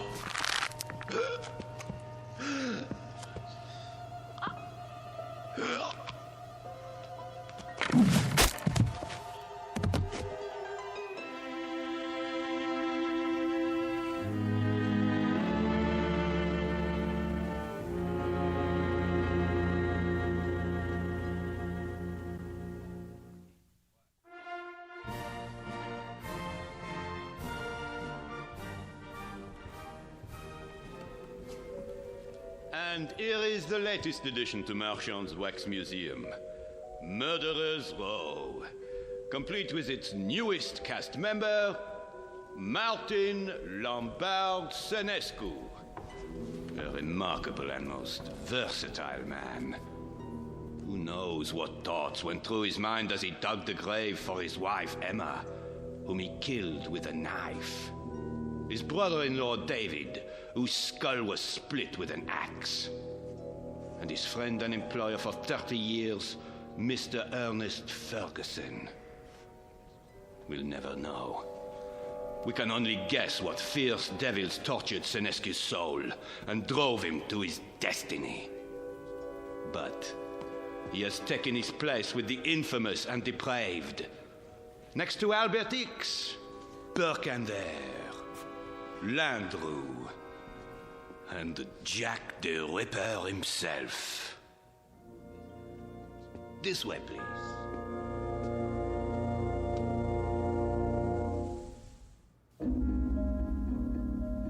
The new exhibit became very popular at Marchand's, an instant hit.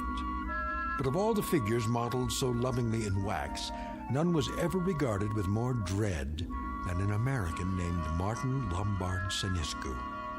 There was something about the eyes, people said, dazed, vacant, as if he had seen too much and come to understand it a moment too late. But they shouldn't have been surprised. It's the look one often gets after a quick walk through the Twilight Zone.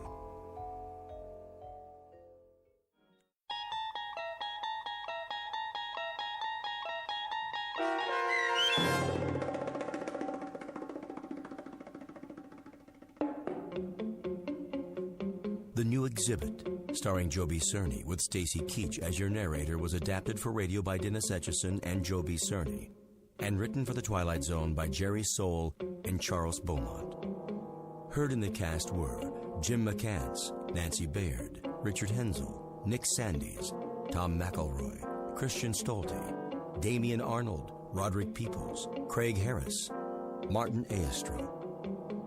This copyrighted radio series is produced and directed by Carl Amari for Falcon Picture Group. Sound design and custom Foley effects for The Twilight Zone by Cerny American creatives Bob Benson, Craig Lee, Michael Slaybach, and Matt Sorrow.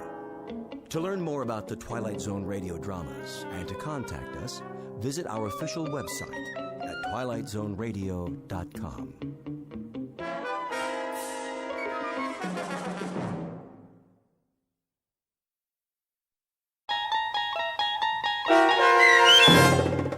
A Quality of Mercy, starring Robert Knepper with Stacy Keach as your narrator, was adapted for radio by Dennis Etchison and written for The Twilight Zone by Rod Serling from a story by Sam Rolfe. Heard in the cast were Roderick Peoples, Kip Karstedt, Jeff Lupetin, Joby Cerny, Roddy Chong, Joseph Orunda, and Doug James. This copyrighted radio series is produced and directed by Carl Amari and Jason Mallow for Falcon Picture Group. Doug James speaking.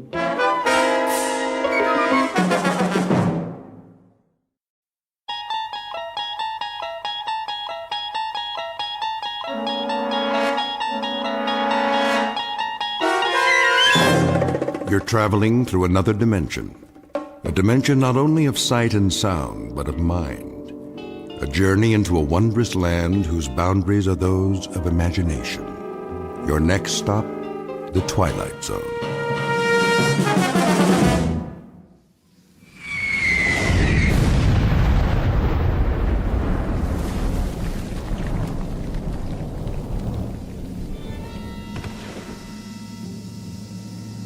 Man, oh man. They get it? Way off. What are they doing? Lobbing them in by hand? One more time.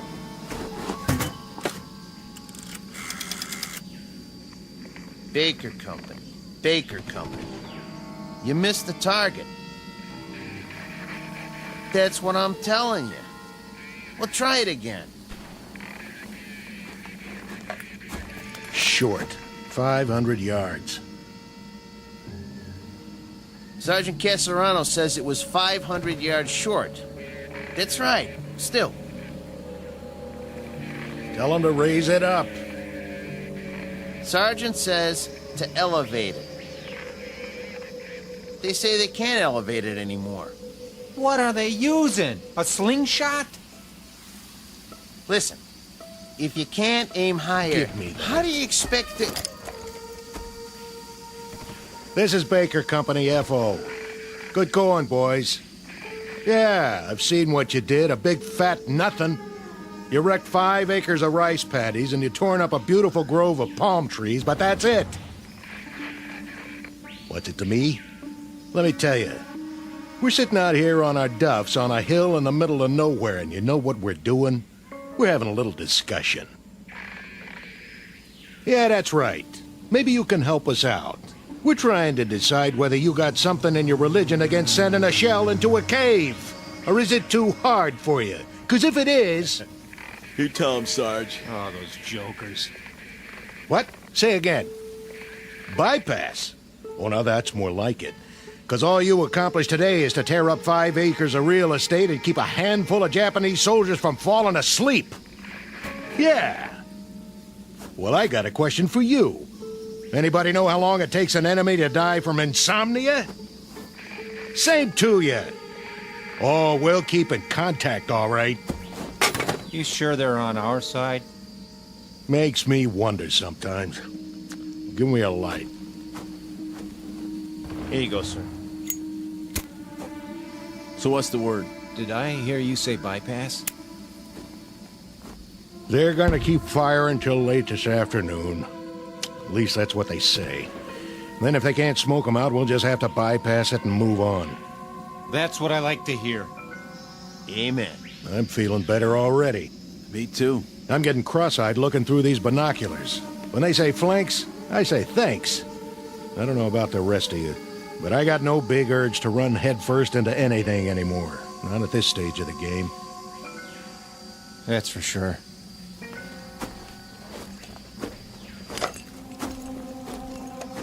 Still there. Nothing but a hole in the side of a mountain, looking right back at us. They can see us, but we can't see what's in the cave. And we're supposed to take that thing? Buddy boy, when 2 airstrikes and a whole afternoon of lobbing shells don't accomplish anything, well, that means you better say your prayers and start counting your cartridges. But, Sarge, I thought you said... Put it this way. I got what you call a nodding acquaintance with the bottom of this barrel. And when they can't budge an enemy with the big stuff, that's when they call out the queen of battle, the ever-loving infantry. Ain't we the lucky ones? What do you figure we got left, Sarge? Before it's over, I mean. Month? Doesn't matter what I think. Maybe less, huh? Don't ask me. We got them ringed in all over the place. The poop is, they're as good as finished, even in Okinawa. Then why are we still fighting? That's the trouble with these little crumbs. They just don't know when they're licked. Maybe they ain't human. Or maybe they just don't get it. Think about it. There they are, holed up in a miserable cave, half-starved, half-beat to death. And nobody bothered to tell them it's the bottom of the ninth. They already lost most of their ball club, but they keep on fighting. Why? Yeah. Why?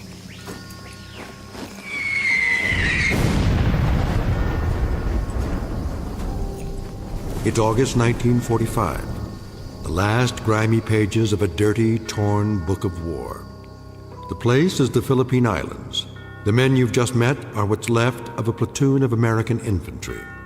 Their dulled and tired eyes, set deep in dulled and tired faces, can now look forward to a miracle, the moment when the nightmare comes to an end. Or so it appears. For they've got one more battle to fight, a crazy, illogical standoff in the final days of a particular hell known as World War II. And in a moment, we'll observe that battle firsthand. August 1945, the Philippines. But in reality, it's high noon in a place called the Twilight Zone. And now, The Twilight Zone and our story, A Quality of Mercy, starring Robert Nepper, with Stacy Keach as your narrator.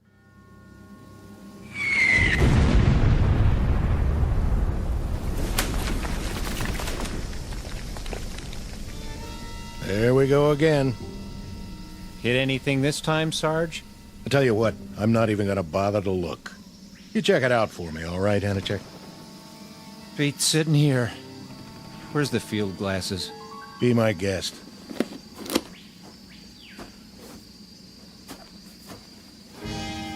Well, well. What do you know? You see something down there? Sure. I see a white flag. Yep. Now they're coming out of the cave. And guess what, boys? They got something for us. Looks like... Oh, wait a minute. There's a pretty little geisha girl leading the pack. And she's carrying a tray full of rice. And a hot towel. Go on. Gotcha. Hey, hold on. There is something coming.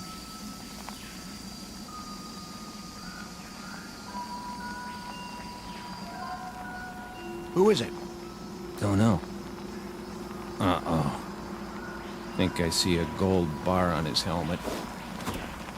Give me those glasses. Oh, man. Just what we need. A brand new Louis. All spit and polish. Ain't he handsome, though? All right, men. Try at least to look like Army. What for? He won't last long.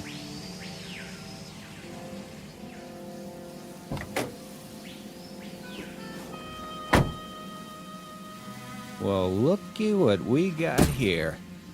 That uniform's so new it ain't never been washed. Brand new holster, too. Well, that's what I call a pistol. No kidding. Pearl handle and all. Sent us a real tiger this time. $5 says it's never been fired.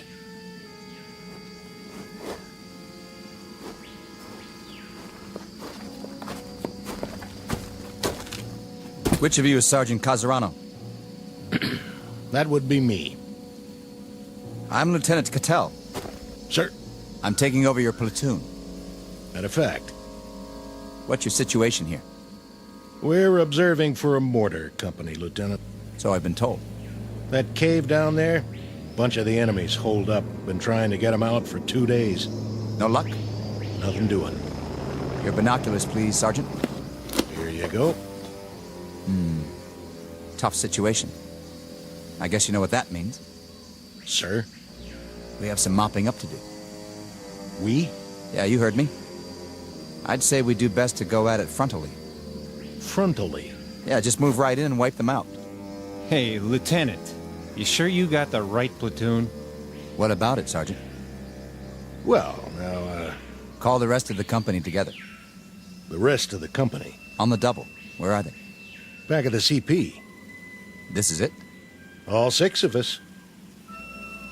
In that case, we'll have to go it alone. Say again? Something wrong with your ears? Go it alone? With a half-dozen men? No, I'm begging the lieutenant's pardon. You've just inherited a good group, but not that good. This is infantry, sir, not kamikaze. He doesn't have the wrong platoon. He's got the wrong army. Your name is what? Watkins, Lieutenant. Andrew J. Are you accustomed to talking to an officer on your back?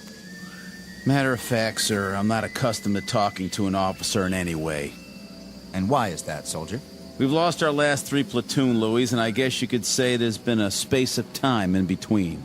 Well, you've got another one assigned now, and you're going to have to learn to live with that. Starting with this reminder. When you address an officer, I want to see you stand up on your feet like a man. We've been on the line 33 days, Lieutenant. Your point is? Not much sleep. You know what that's like? You have my sympathy, Sergeant. But my job is to lead this platoon, and I plan to do exactly that. My way. Then maybe you'd better tell us. Just what is your way? When I tell you boys to jump, you'll jump. When I tell you to stand up on your feet, you'll do so. And if I tell you to head toward that cave, guns port and bayonets fixed, that's exactly what you're going to do. Double time. Any more questions? Begging the lieutenant's pardon. Any more questions? No, sir. Good. What are your orders, Lieutenant? Since we don't have a clear line of sight into the cave, and since there's no cover between here and there, we don't have a choice. We'll have to move down into the open. Just go ahead and take it. Full frontal. What about it, Sergeant? You want my opinion? I'm willing to discuss it, in terms of military strategy. In military terms, Lieutenant, it goes like this. First off, you better muddy up that gold bar on your helmet so it doesn't shine too bright. Otherwise, you got yourself a target they can shoot at right in the middle of your head. Then you better take off the one on your collar and stick it in your pocket. I'm asking you for a chronology. And I'm giving it to you. The enemy happens to be half starved and half on its knees, but they're not dumb. They're tough, shrewd, and they got eyes. We lost 3 platoon officers already because they made a motion of command with one of their hands. That's what the Japs look for, a person in command. I'd intended to remove the insignia. But what about the cave? What do you know about it? Not much. We saw some of them run in, holding each other up. They're in bad shape. No telling how many were already in there. But they got a machine gun, and somebody's pretty good with it. But not good enough to stop a full-on attack. Well, maybe we'll have to do that, eventually. But as far as I'm concerned, the war don't have to end by dinner time. I'm aware of that, Sergeant. I say we sit on it for the rest of the day, and see what some 105s can do, before we make a final plan. You might be right, for someone who's used to taking his time. But it strikes me that we could move in there right now and wipe them out inside of an hour.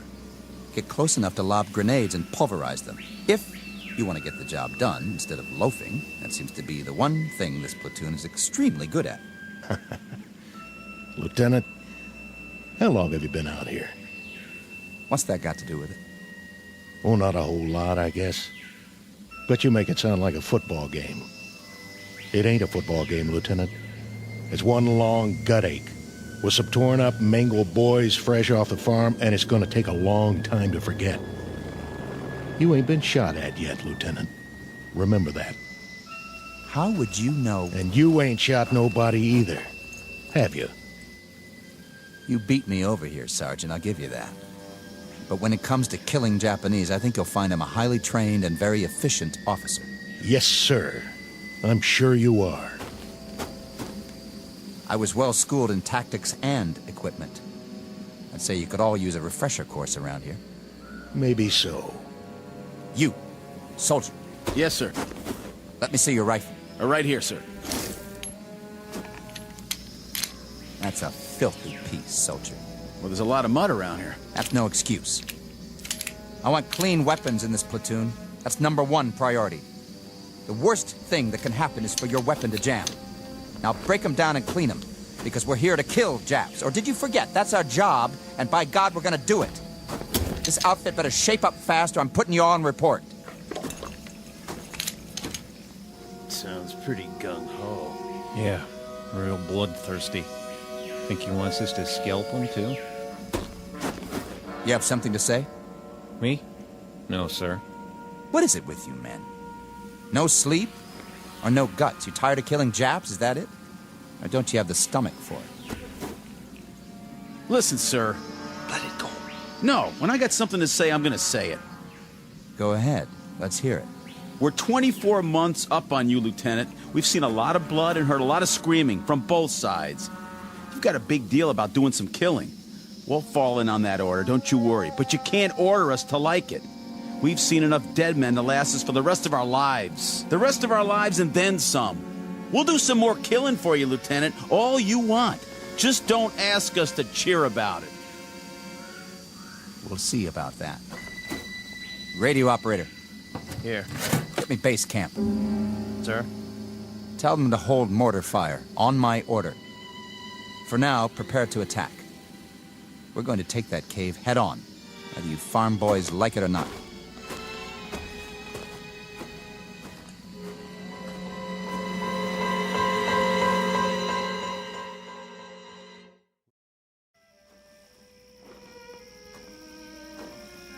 Give me your binoculars, Sergeant. You can't see anything down there. It's too dark. It won't be dark when the shells hit. I want to see how close they come. You think they're gonna make it this time? I'm betting on it. I told them to elevate exactly 3 degrees. Oh, why didn't I think of that? With the side of that mountain blown out, they won't have any place to hide. The cleanup will be easy, Sergeant. Even for you. Piece of cake, Lieutenant. Piece of cake.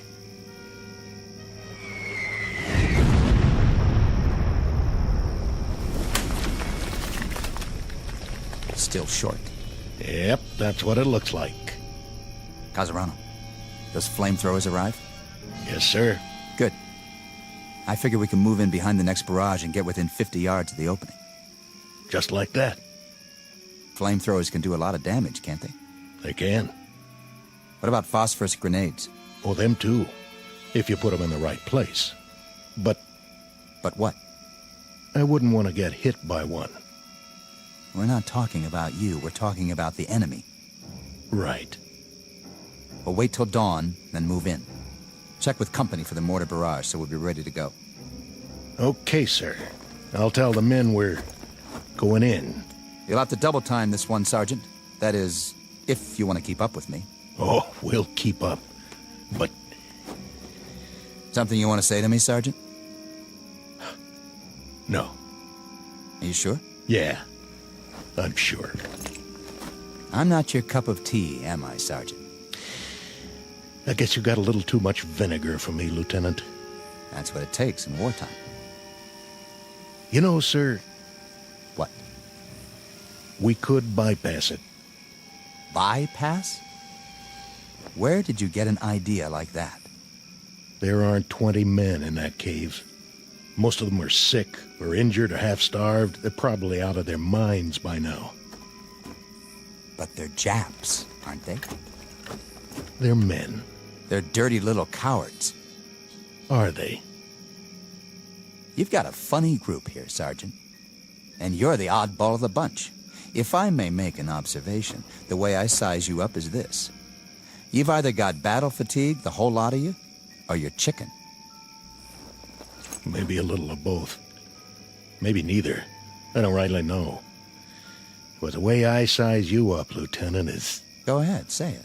I'd like to hear this. Pea-green shave-tail right out of the panhandle. Scared to death he won't bag his limit. Or worse, all shook up because he's afraid somebody will peg him as a Johnny-come-lately instead of a rough, tough killer. I think that should do. You ask, you get told. You can't have it both ways. I said that should... You want to prove your manhood, Lieutenant? Okay. But it's too late to get your choice about how to do it. It's down to one lousy cave full of sick, pitiful, half-dead losers. And a handful of dirty, bone-tired men who've had their craw full of this war. You're a lousy soldier, Casarano, and that goes for the rest of these poor, sensitive, sad, sick boys you want to bottle feed. Did someone forget to tell you that when you fight a war, you fight a war? And that you kill until you're ordered to stop killing? I got the message, Lieutenant. Roger Wilco. I hope so. The message that there's always somebody like you who squeaks in just before they close the door. Somebody who has to grind his axe before he can give that final order, no matter what. You listen up, Sergeant. What's your pleasure, Lieutenant? How many more have to die before you get satisfaction? Offhand, I'd say all of them. I don't care where they are or who they are. If they're the enemy, that's it. First day of the war or last day of the war. They get it. Keep the binoculars. You're gonna need them. You've broken your field glasses, sir.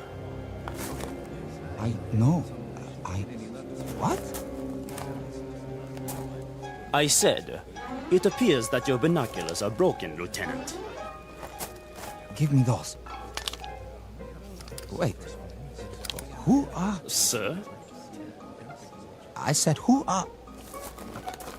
What are you? Sergeant Yamazaki.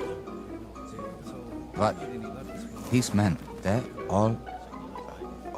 Soldiers, sir. Your soldiers. What? We await your command, Lieutenant Yamori. Sir, where are you going? Not that way, sir. Not that way, toward the mountain. Look, He runs down the hill. To the cave. No, it's too dangerous. He must not. Watch out. Lieutenant, stay down. Did you get him, sir? I don't know. Dirty little... Casarano! Hold your fire! It's me! There he is. Get him. Lousy chap. Take a bite off this. Lieutenant, stay where you are. We will return fire. They got us trapped in here. We'll never get out of this cave. Oh, yeah? Watch this. Eat lead, creeps.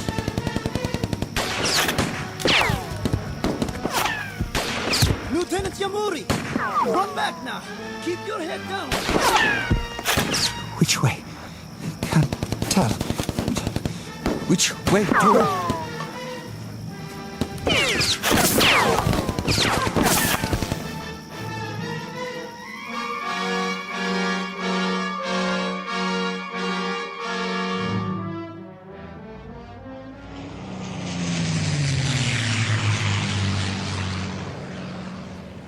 He's here.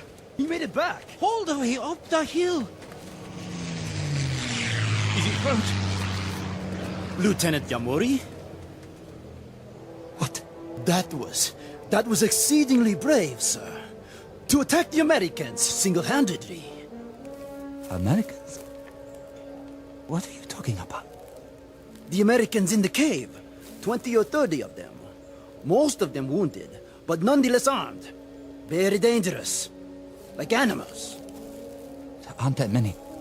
Are you all right, sir? Where are we? In the clearing, sir. At the top of the hill. I've seen you before. But I can't... Who are you?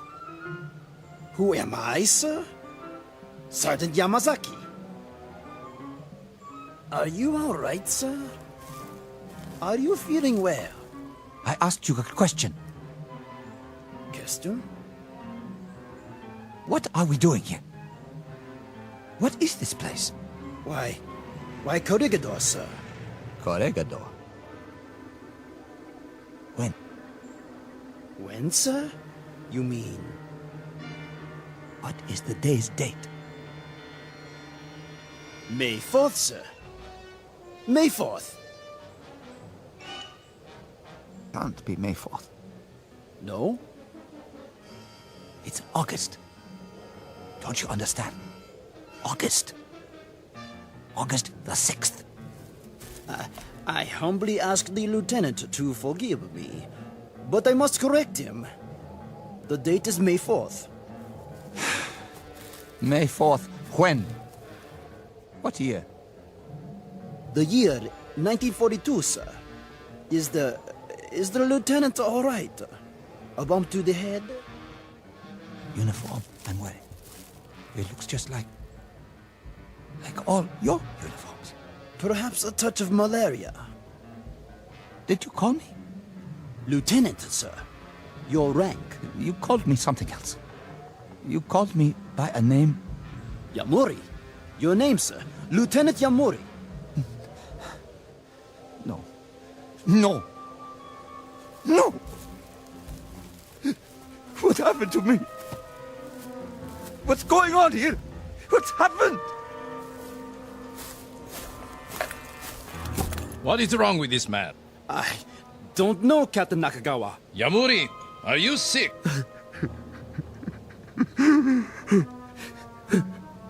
No. No. I require an answer, Lieutenant. I asked if you were sick. Yes, I'm sick. We will be moving out soon. If you are too ill to move, you leave me no choice. We shall leave you here. Leave me? We have no transport for the wounded, as you well know. So, we will very shortly move forward, and you shall remain here. My name isn't... On your feet when an officer speaks to you. But my name isn't Yamuri. I swear to you. Something's happened. My name isn't Yamuri.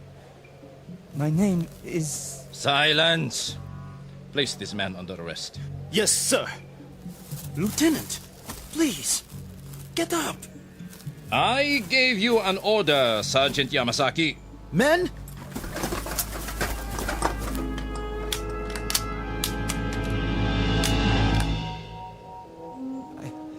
I'm all right.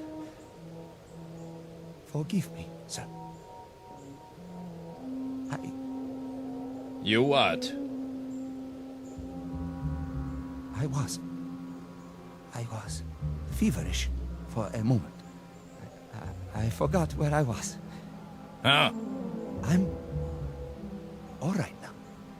You're sure of that? Yes, sir. I'm sure. I'm very sure. Very well. Sergeant, we move out in 15 minutes. 15 minutes, sir. Unfortunately, the artillery was unable to do its job. We shall attack the cave in force. Ready to move out!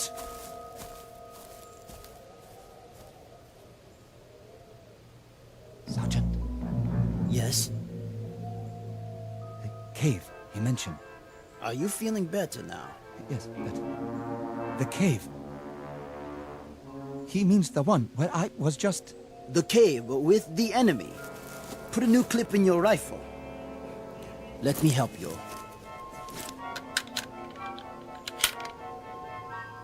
Which enemy? The American enemy, sir.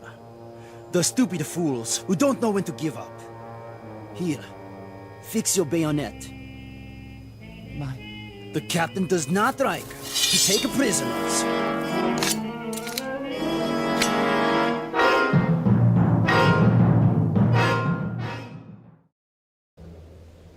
Captain. Yes, Sergeant. Prisoners, sir. What? What about the prisoners? You know my policy. Yes, sir. But what if they surrender? What about the wounded? I doubt that there will be any left to surrender when we are finished. Yamori! Sir? You will take the first section. Move forward as quickly as you can. Then drop down 50 yards in front of the opening.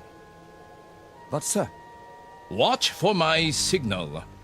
We will cover you with automatic fire for 2 or 3 minutes before you make the frontal attack. Sections 2 and 3 will follow. Understood? Yes, sir. I didn't hear you. I understand, sir. Be very sure that you do. Now, go and prepare your men. Your section, sir. Which? Over there. The captain expects you to lead them into victory. Come with me for a moment. Where, sir? Away from the others. Look down there. The cave. Yes? You said something about there being wounded inside? I think so, Lieutenant. When they ran inside, they were carrying each other.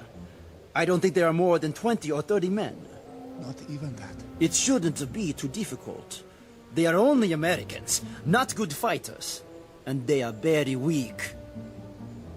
Poor, starving soldiers. Please, you mustn't speak that way. The captain... Don't they know when to quit? If they have wounded, what's the point? They can't go on this way. If they surrender now, there might be a chance. What did you say? Nothing, Captain. I didn't hear.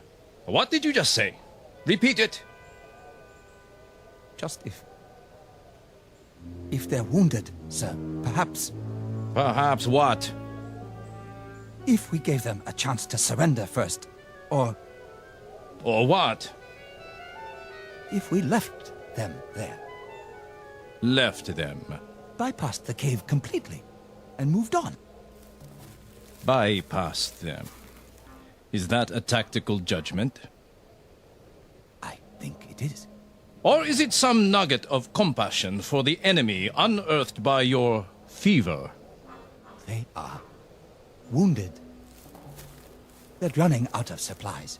They can't do much harm. Neither can they sink a battleship from this position. But their forces can. That is why we must destroy them. But if they have no more strength to fight... A reminder, Lieutenant. The identity of the men in the cave. They are Americans. They are enemy. Wounded, healthy, walking or lying down.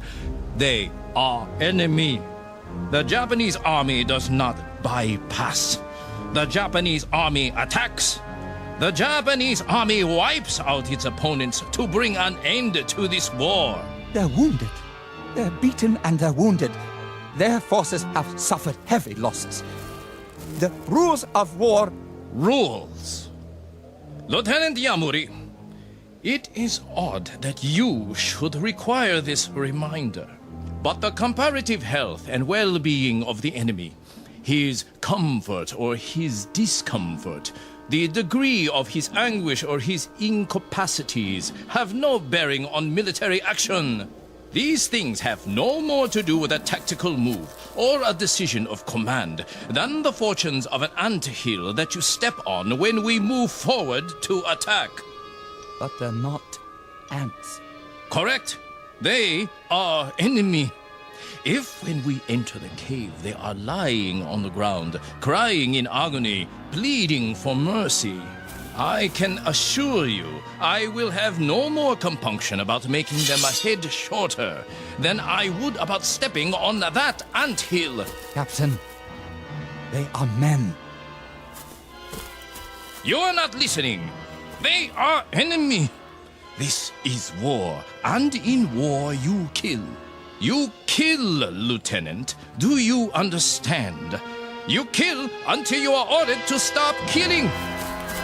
No! Now, pick up your broken field glasses and prepare to attack, or I will have you shot. Sir.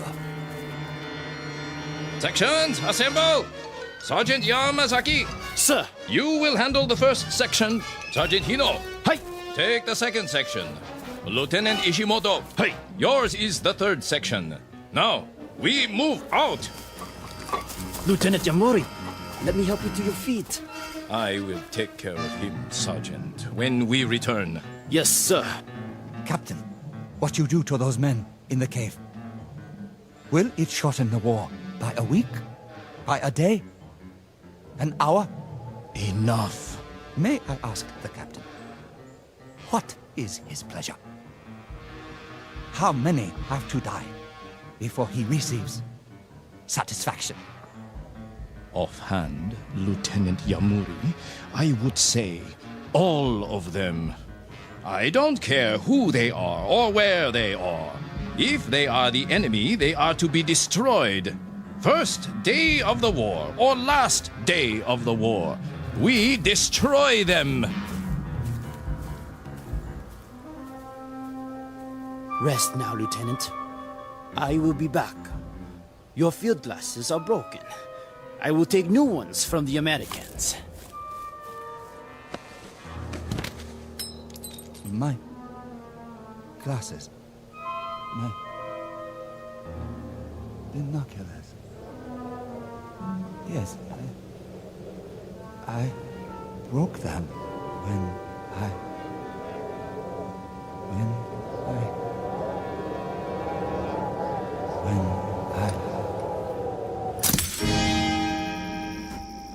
Anytime you say, Lieutenant. What? What did you? Looks like you can't use those binoculars now, though. Binoculars? To help you with a duck shoot. No, we'll just have to follow your orders blind. Blind as a bat. Sergeant. Kazurano? Of course, when we start firing, there'll be flashes. Wait a minute. Maybe that'll be enough for you to lead the charge, just like San Juan Hill, huh? Of course, we'll be going down, not up. Wait. Hold on. Maybe he wants to put it off. You want to hold the attack till later? No. Yes. I mean... What do you mean, sir? Kazurano, something happened. Yeah. You broke your glasses. Now you can't see down there. Tell you what, I'll get you a new pair off one of them Japanese, if we make it inside. No, you don't understand. Those men in the cave... Men now? Hey, boys, he called them men. And all this time I thought they were the enemy, to be destroyed, just like that. Yeah, like animals. And what do you do with animals when they get in your way? You kill them, right, Sergeant? Right. You slaughter them. You kill till they're all dead. Then you dig them up and kill them again. Ain't that right, Lieutenant? No. There's not going to be an attack. Those men are wounded, starved. There's no point in... Hold it. You hear that? Jeep on the road. Hold fire.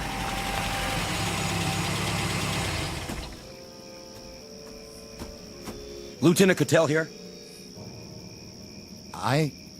He's right here. I have your orders, Lieutenant. Orders? You're to pull off the hill, sir. Who says? Colonel Hagen, that's who. Why would he say that? Considering he just sent a new lieutenant to lead the charge. Don't you guys know? Know what? Guess you haven't heard. Air Force dropped a bomb on Japan this morning. So? A big one. I mean, the granddaddy of every bomb ever made. I think they call it an atomic bomb. What about it? Well, they figure this is going to end the war inside of a few hours. The Emperor's ready to give up. Well, ain't that something? All units are to pull back to base camp and wait it out. See what happens.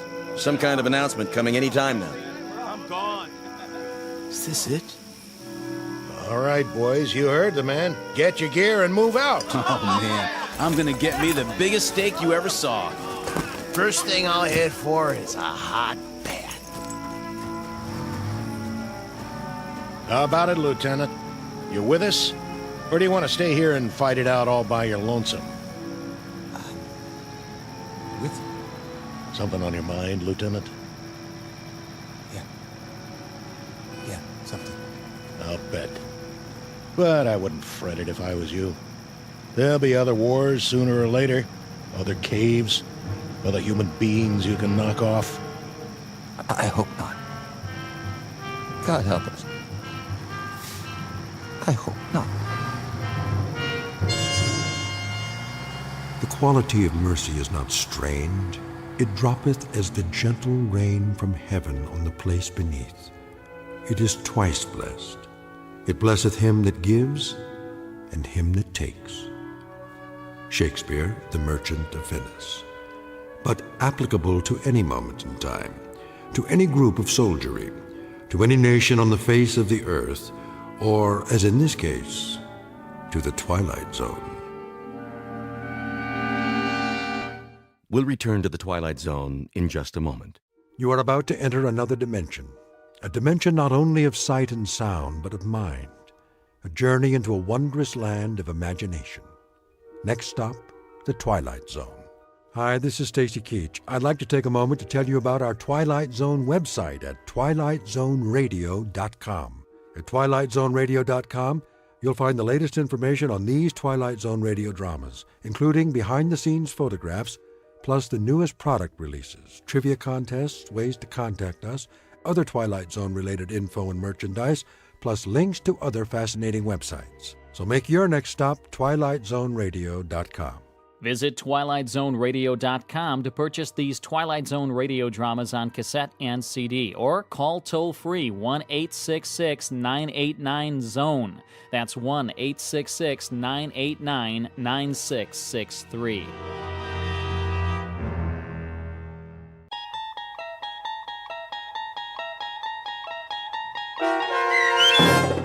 People Are Alike All Over, starring Blair Underwood, with Stacy Keach as your narrator, was adapted for radio by Dennis Etchison and written for the Twilight Zone by Rod Serling, based on a story by Paul W. Fairman. Heard in the cast were Christian Stolte, Lisa Joyce, Richard Hensel, Steve Key, Derek Purcell, Doug James, Linda Ryder, Brooke Reed, Charlie Kummerer, Amanda Amari, and C.J. Amari. To learn more about the Twilight Zone radio dramas and to obtain audio cassettes and CDs of these programs, visit our website at twilightzoneradio.com. The producers of The Twilight Zone wish to thank CBS Enterprises, Carol Serling, Dennis Etchison, Dick Brescia Associates, Claire Simon Casting, Terry Jennings, XM Satellite Radio, Sirius Satellite Radio, our sponsors, and our radio affiliates for helping make this series possible. This copyrighted radio series is produced and directed by Carl Amari and Jason Mallow for Falcon Picture Group. Doug James speaking.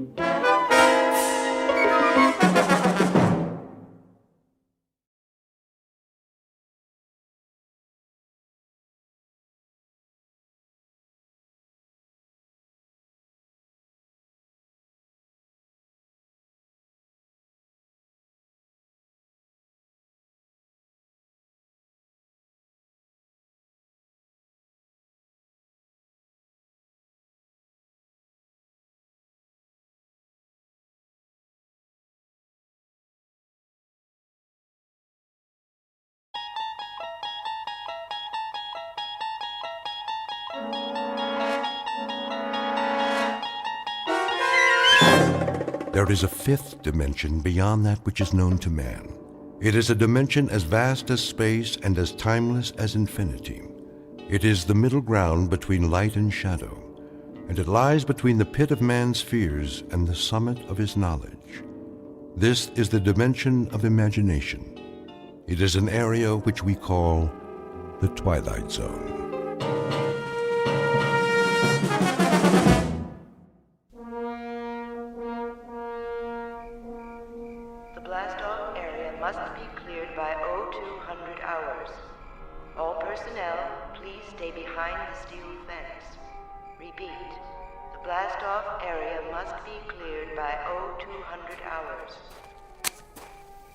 That you, Markison? Evening, Conrad. Thought I'd find you out here. You thought right. Look at her. like a needle pointed straight up at the sky. Pretty big needle. Odd, isn't it? Why do you say that? For us, I mean. Odd way to spend the last night. Yeah, I couldn't sleep. Neither could I. But what a thing to do.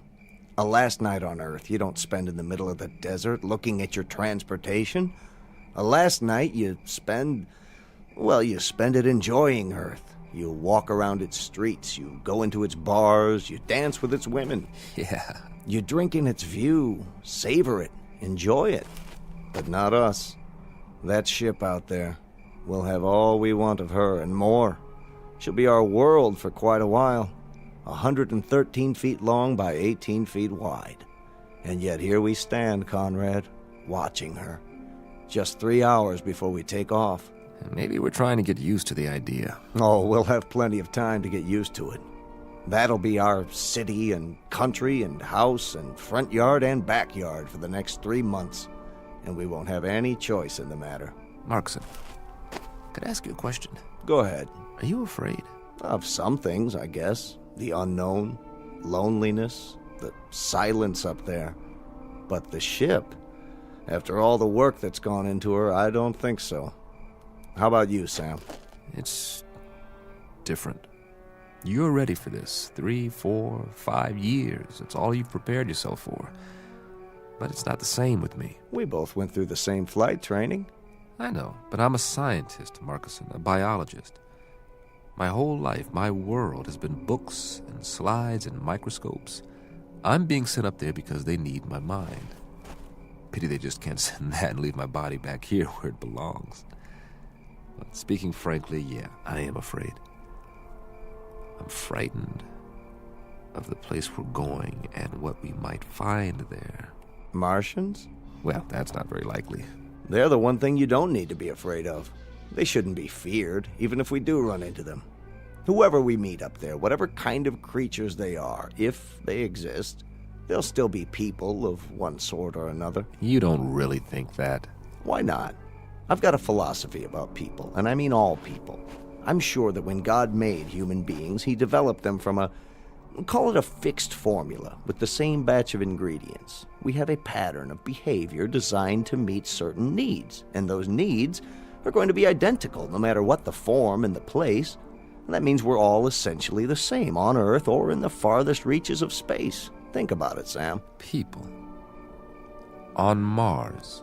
Wherever they're able to exist, they have to be the same. Even up there in the stars. I'd like to be able to read those stars. I wish there were an equation that applies. A plus Y equals what? A rocket ship plus 2 men equals... Equals a wondrous adventure. Let's get ready, Sam. We've only got a couple of hours.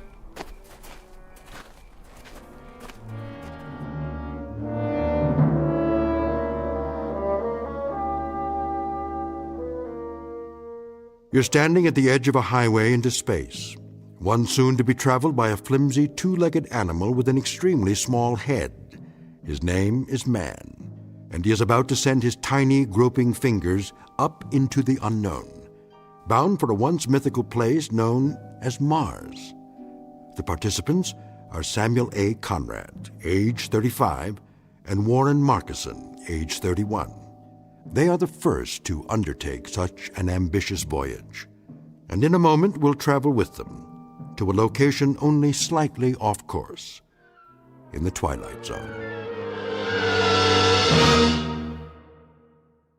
And now, The Twilight Zone and our story, People Are Alike All Over, starring Blair Underwood with Stacy Keach as your narrator. Prepare to correct course? Not yet. Fire retro rockets on my mark. Wait, I said. For what? I want to run a thermal scan on the landing gear. You did that. Well, I'm doing it again, plus a spectrographic on the planet's surface. We can't even see the surface till we correct. By the time we finish the turn, it'll be too late. Too late for what? To change the flight plan, the gravitational field will take effect. Exactly. We cut the main thrusters and fire the retros for a nice soft landing, right? Isn't that right, Conrad? What if something's wrong? Nothing's wrong. But what if it is? It'll take all the fuel we've got for another orbit. We have to be absolutely sure. We're as sure as we're ever going to be. There are too many variables. Atmospheric density, drag coefficients, power consumption. We've been through all that. I just checked the readings. The readings could be wrong. If we're off by a factor of 0.01, we'll miss the landing site completely. I'm going to run the numbers one more time. No, you're not. I'm in command here, and I say we're going in now. At least wait till the planet rolls up on the view screen. I want a spectrographic readout. 5, 4. Not yet. Cancel the sequence. I'm not canceling anything. 2, 1. Fire retros. I said fire. All right, if you won't do it... Don't touch that switch! Fire! Fire! You fool! Strap into your seat now!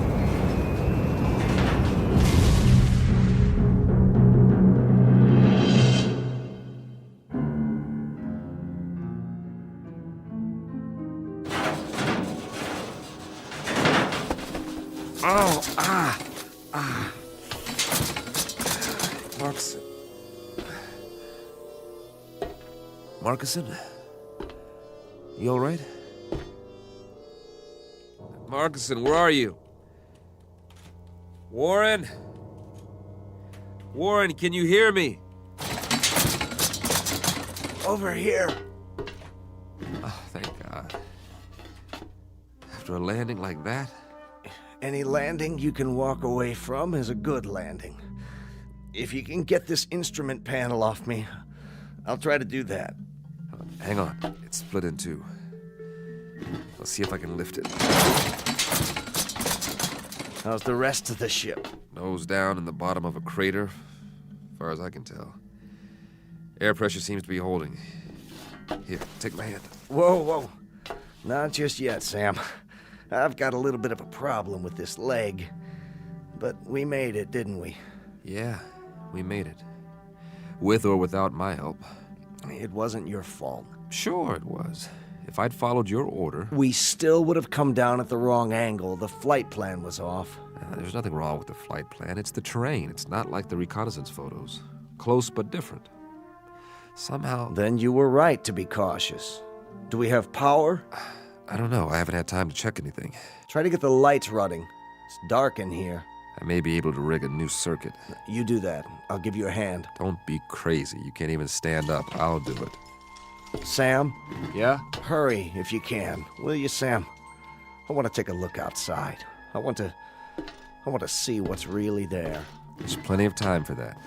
Is there? I told you, we've got air. That means the hull's intact. You rest easy. I'll get the medical kit. If you say so, Sam. If you say so.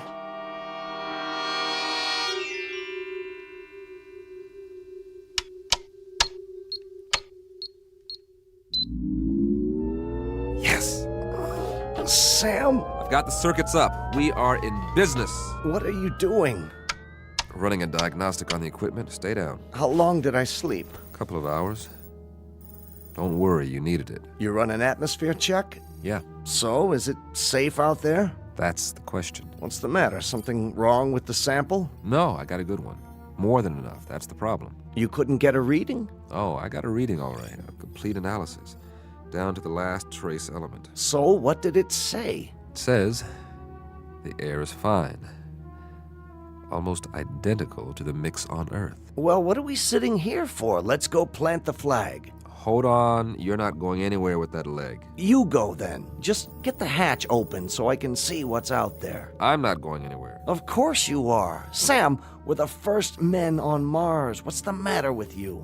Not yet. What are you waiting for? A printed invitation? It's the reading. But you said it was fine.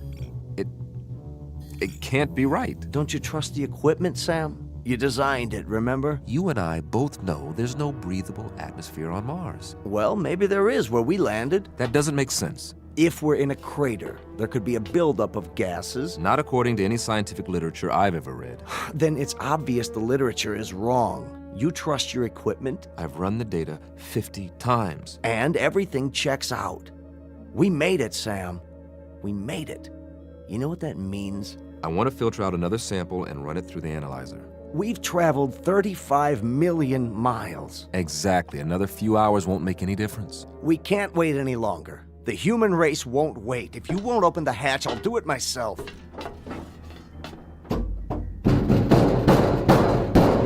You won't be able to get it open. The hydraulics out. Patch in the auxiliary power supply. You said the circuits are up. I'm telling you, we can't. Maybe you can't, but I can. You're going to wreck your other leg. I'll use the manual override. That's what I'll do. I'll disconnect the hydraulic lift at the wall and... I told you to take it easy. Sam.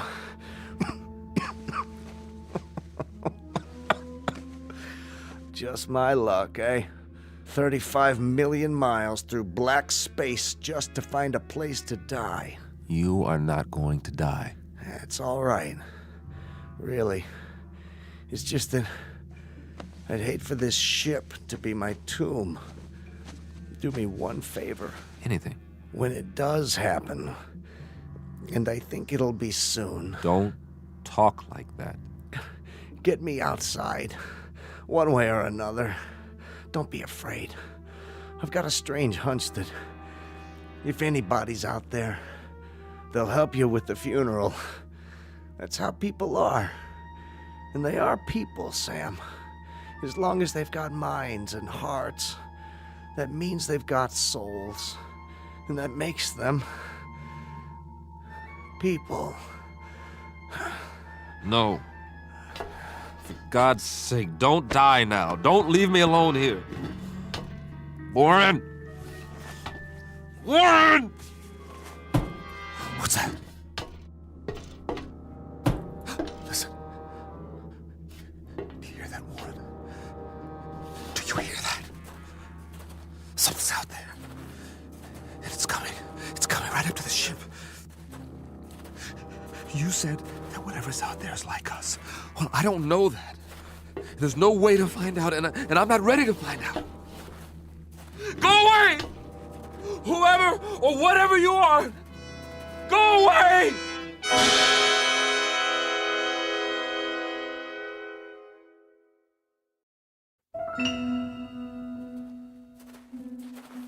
No, they're coming. Whatever they are, they're coming. The gun. Yes. Where's the survival kit? There. Nothing fancy, just a good old .38 automatic.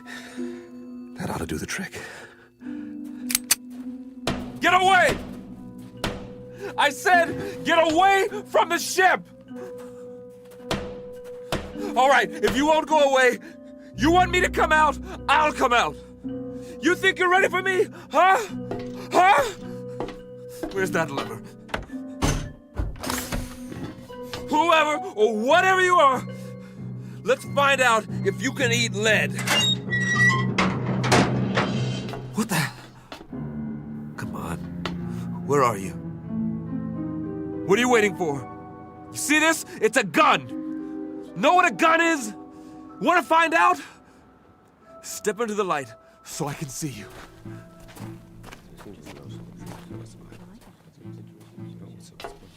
But you're people. I swear you are. You're just like me.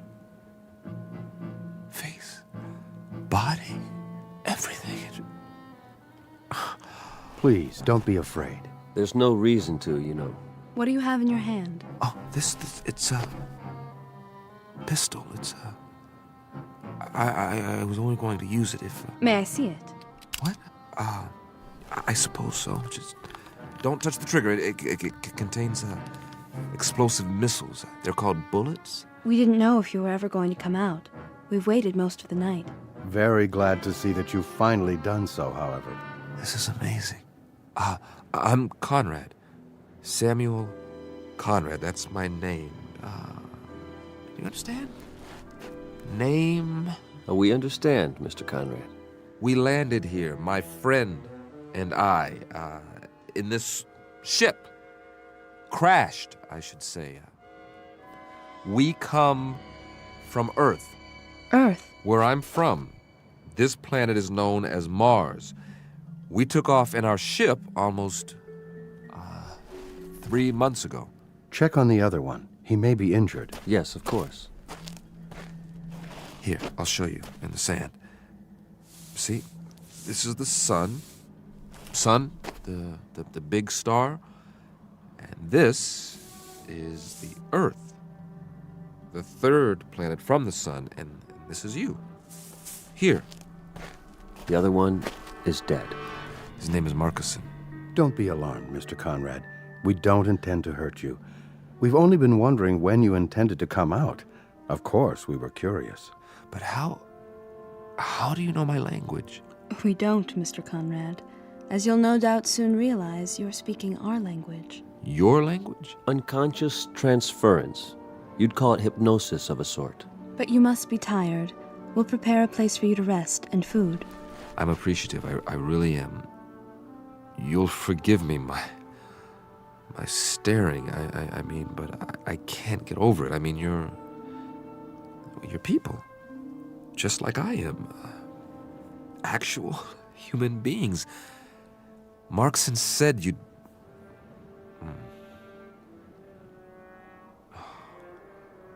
Marcus. We'll bear your friend for you.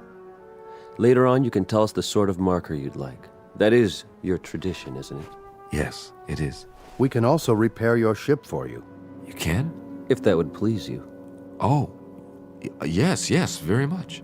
Good. Consider it done. There are so many questions I want to ask. Really? So many things I want to find out about your civilization, your science, the way you live, the social structure.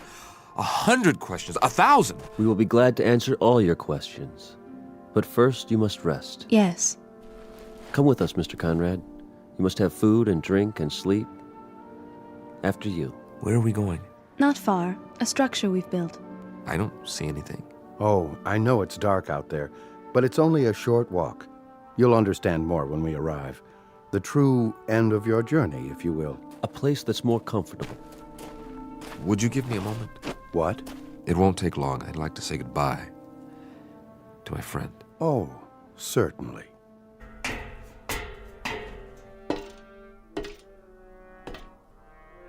Marcuson, I hope you know what's happened. I hope you know that you were right. There are Martians, after all, and they're people. It's incredible, but they really are just like us. You knew, didn't you?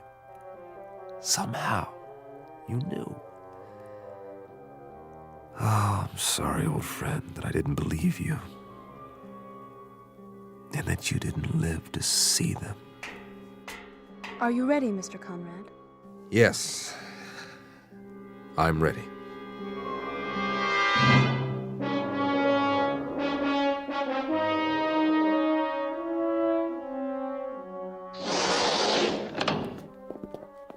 I hope this will do. I'm impressed. On Earth, this would be considered very modern. The angles, the lines. Are the walls stainless steel? Well, not exactly. Something like it. Would this be considered a typical house here? In a sense, it would be the equivalent of an apartment, I believe you call it. Except that there's no furniture.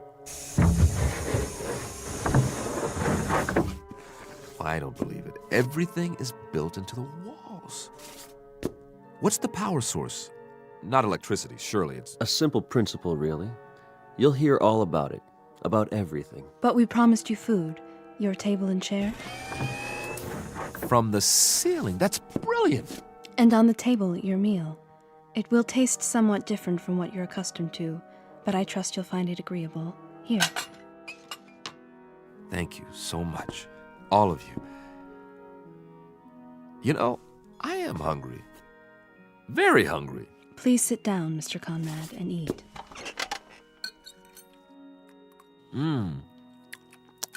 It's different, but I like the taste. Like melon or cantaloupe, maybe. And yet, there's almost a meat flavor. You don't mind it? Mind? Are you kidding? After that freeze-dried stuff we ate on the ship? No. This is delicious. We'll leave you to eat then. Oh, I wonder, could you do us a small favor, Mr. Conrad? Anything.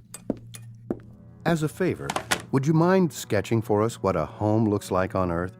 so we'll better understand your culture. No, not at all.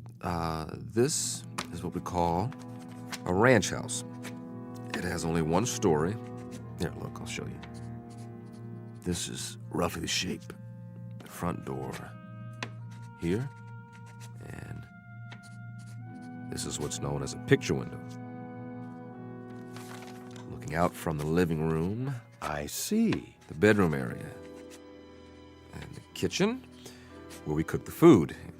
Here, I'll put down some more details about the interior. Please. Couch, chair, television set. Then inside the kitchen, over here, the refrigerator, maybe a freezer, and the stove. A freezer and a stove? Well, one to keep the food from spoiling and one to heat it up. Remarkable. In the bedroom, the bed, the bureau, the mirror, do you understand mirror? Reflection? To look at yourself. Of course, I've forgotten. Will you look at that? Here's your mirror, along with the sink, towels, running water, and this will be your bed. All the comforts of home. Eat in pleasure, Mr. Conrad, and then rest. We'll come back later. Thank you. Thank you so much. Oh, miss? Yes? I didn't ask any of your names. That's all right. You have a name, don't you? I'm called Tina. Tina, I wish you'd, will you tell the others for me how much I appreciate all this? The trouble you've gone to, this is a pretty wonderful thing that's happened to me, so thank you. Do you understand? Thank you. I mean, to come millions of miles and meet people of your own kind, I was so frightened before. I was so miserably frightened, and then... Please don't be. I know what I was afraid of now. I was afraid of loneliness, of silence, of the unknown. But now my friend was right. There's no need for fear now. No need at all. No one will hurt you, I promise. You must believe that. I do now. I'll see you later, Mr. Conrad. I hope so, Tina. And please call me by my given name. It's Sam. Goodbye, Sam.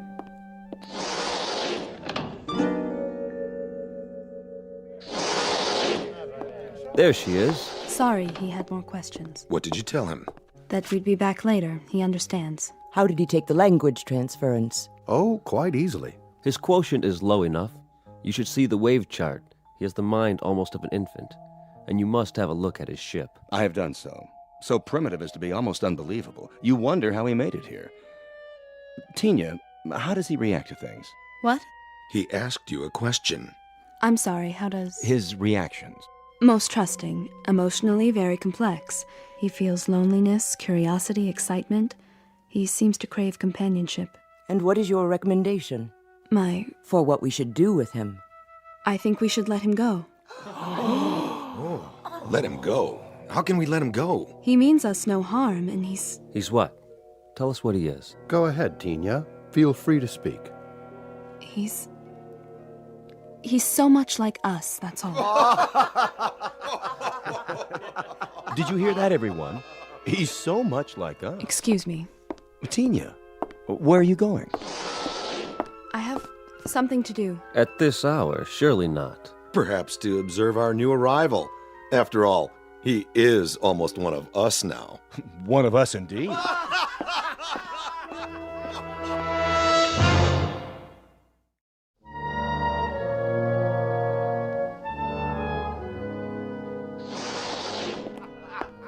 Tina? Is that you? Yes, Mr. Conrad. I was just... What's the joke? Oh, something one of my friends said. Oh, what was it? Something humorous, that's all. At least he thought so. Won't you come in? I wouldn't want to disturb you. Not much chance of that. I'm too wound up. This is all a bit much to grasp at one time. You must have a great many questions. Perhaps you can answer a few of them. If you don't mind, that is. Won't you sit down? Well, maybe for just a minute. Have a seat. The couch is quite comfortable, thanks to you. Mr. Conrad, there's something you should know. Oh, that's an understatement. Where do we start? I don't quite know how to put this, but... Wait, I'm not a very good host. After all, you and your people have been so gracious, seeing to my every need. Is there anything you'd like? I assume there are refreshments. I don't suppose you people know what a drink is. In the cabinet, you'll find several varieties of beverages. Yeah? I hope they're to your satisfaction. Let's just have a look. Do you mind? Be my guest. I don't believe it! This is a 25-year-old single malt. Where did you get it? We manufactured it, you might say, to suit your taste. But how could you know what my taste is? We retrieved it from your memories, telepathically, to use your word. You were very specific in your recollections. May I ask what it is like? You mean you've never had Scotch whiskey before? Well, young lady, you are in for a treat. Here, I'll pour us both one. I'm not sure that's a good idea. You're right, it's not. It's a great idea. Give this a try. Perhaps just a taste. Here's to the end of a long, long journey, and to good people everywhere. It's a strange taste. It's so sharp. Oh, I should have told you to sip it. Just take a small amount and just roll it around in your mouth. Then you swallow it. Ah, yeah. How's that? It's interesting. You said your people manufactured this. How, exactly? And you must use some sort of molecular reconstruction powered by... what is the power source here, by the way? Solar? Hydrogen fusion? We've been experimenting with this on Earth for years, but so far... Please, Mr. Conrad, You seem nervous. It's just that... Not my fault, I hope. I've never been very good at small talk, getting to know people socially. And now I'm more aware of that than ever. You're behaving perfectly. That's not the problem at all. You're the one who should be uneasy with us. Suspicious. What's to be suspicious about? Do you want to know the absolute truth? This experience, meeting all of you, it's lifted a burden off my chest. All this time, not knowing what to expect. But you're so kind. You're so understanding. You take it all in stride. A visitor from another planet, I mean, am I... The first? No, I can't say that you are. I should have known. You accepted me so easily. The other visitors, where did they come from? Not Earth, obviously. Outside the solar system? Please. There will be plenty of time to answer those questions and more. I'm sure there will be. But you see, I'm a scientist. Facts, numbers. Those are our concerns, too. They have been since time immemorial. You've been here a very long time. Your civilization, I mean. Yes, in Earth terms. But Mr. Conrad, Sam, there is something I wanted to tell you. It's only fair that you know before... Before what? Ah, Mr. Conrad. Still awake, I see. Oh, come in. I was just telling Tina here... Mr. Conrad, we have a surprise for you. Really? A very nice surprise. You shouldn't go to any more trouble. Would you accompany us, please? Where are we going? That's the surprise, Mr. Conrad. You'll see soon enough. Isn't she coming? Tina will remain behind. Oh, we were just getting acquainted. She has other duties. Actually, Don't you, Tina? I hope I'll see you later. No. If you don't mind, Sam, I think I will go with you now. Tina. Great, I'd like that.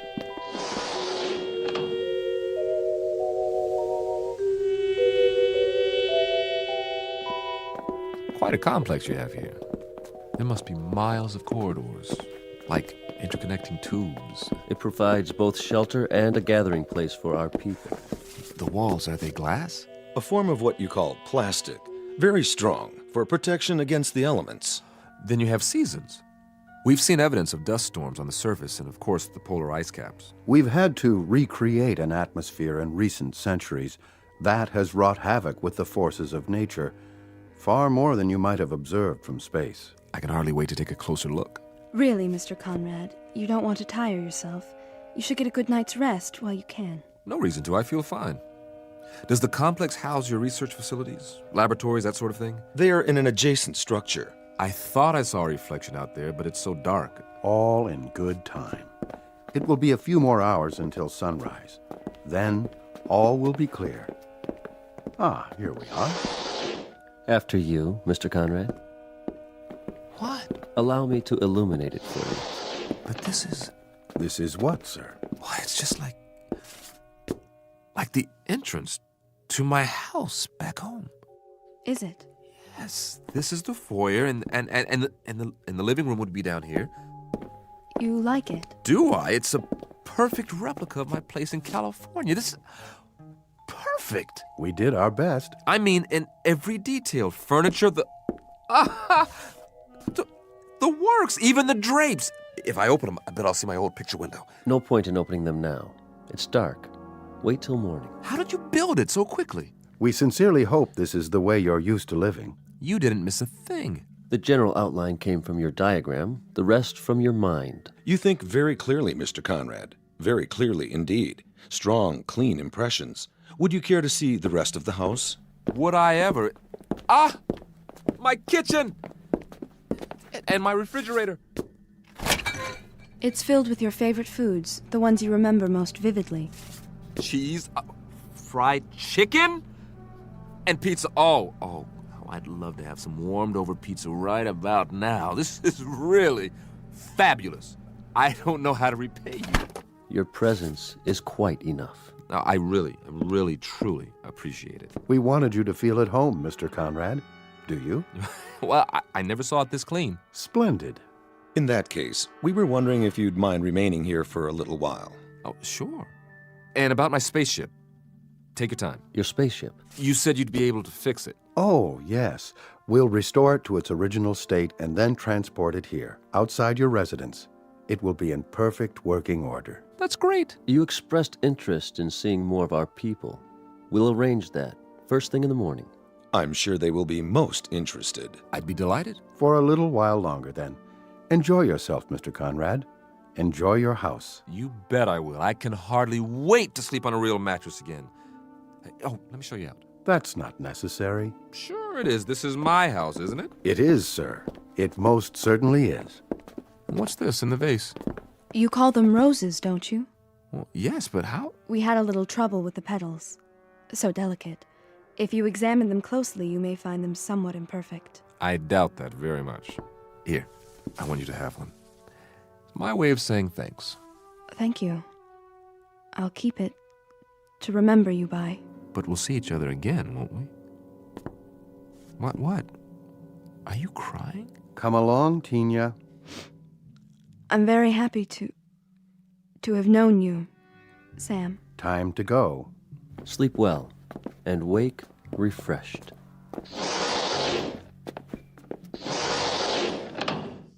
Man, will I. This is too much. I wonder if there's some more of that scotch in here. Yes! Well, all I can say is if this is an illusion, it's one a guy can live with. This is the best scotch I've ever tasted. I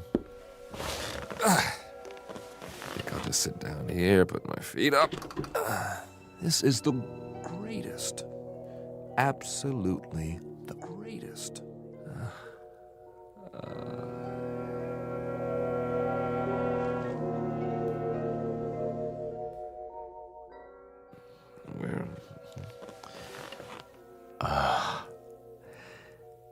It wasn't a dream. I really am here, after all. Never even made it to bed. That's okay. Slept like a baby. Must be morning by now. Well, let's take a look out of my famous picture window and see what morning's like on Mars. Oh, you look at that. Red sand. Red hills. Ooh, oh, wow. They made the window so it retracts automatically.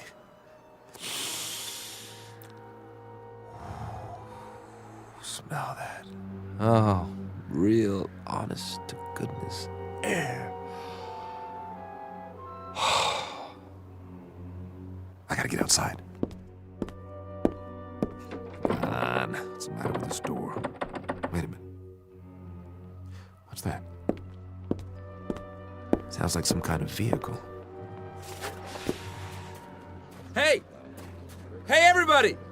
I bring you greetings from Earth! Hey, what are these bars for?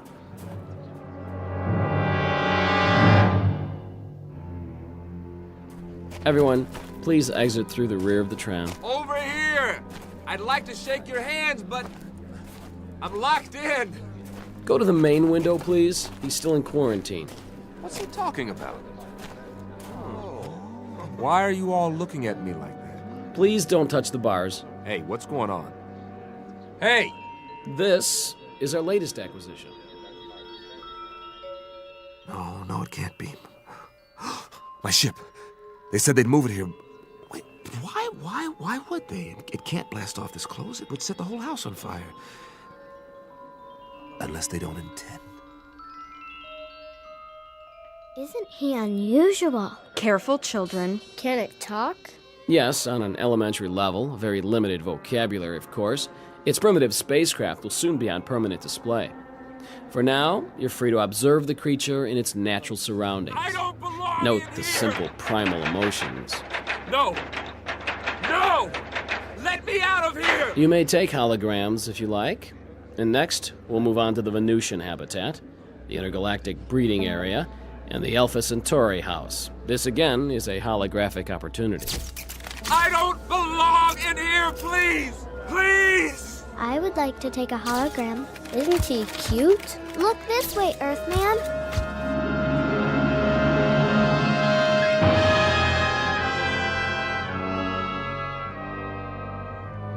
You were right, Marcus. You were right. People, they are the same. No matter where you go,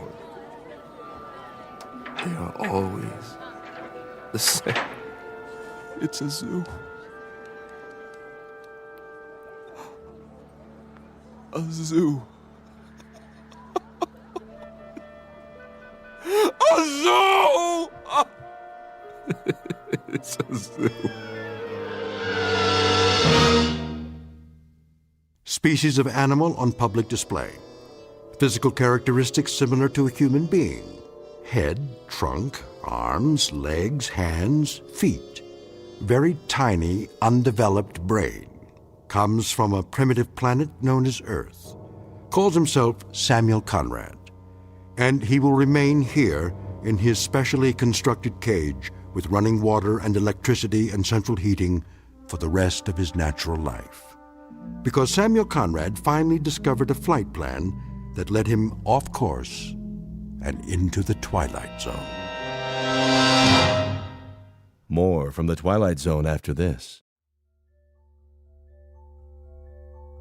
Hello, I'm Stacy Keach. I hope you're enjoying this edition of the Twilight Zone radio dramas. To learn more about this series, be sure to log on to our official website at twilightzoneradio.com. You'll find special discounts on our Twilight Zone audio collections, listings of our radio stations, links to other websites, and a photo gallery of our recording studio and some of our stars in action. Plus ways to contact us with questions or comments about the show. And for a limited time, when you log on to twilightzoneradio.com, you can send in for a free CD of the show. So be sure to visit us at twilightzoneradio.com.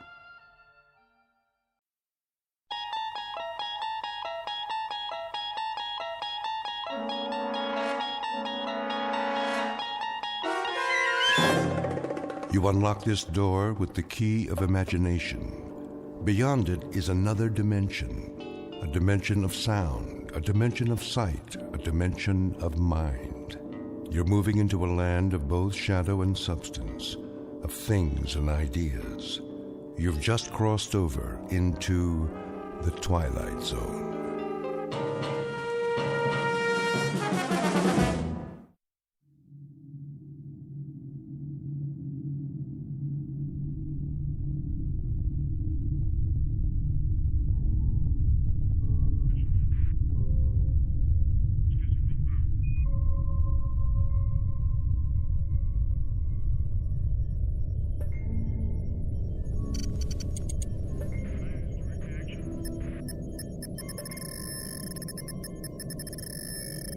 Captain.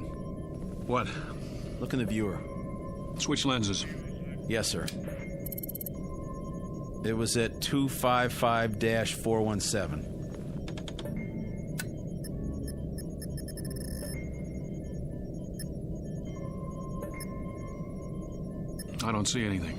Maybe not now, but something glittered down there. We went over a lake, you know. I know, it wasn't that. Well, we'll take a closer look, but it's probably the lake.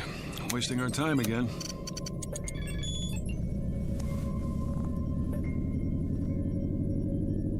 What are we turning for? I saw something. What? Something metallic, Carter. Yeah? He thinks so. We're almost there, then we'll know.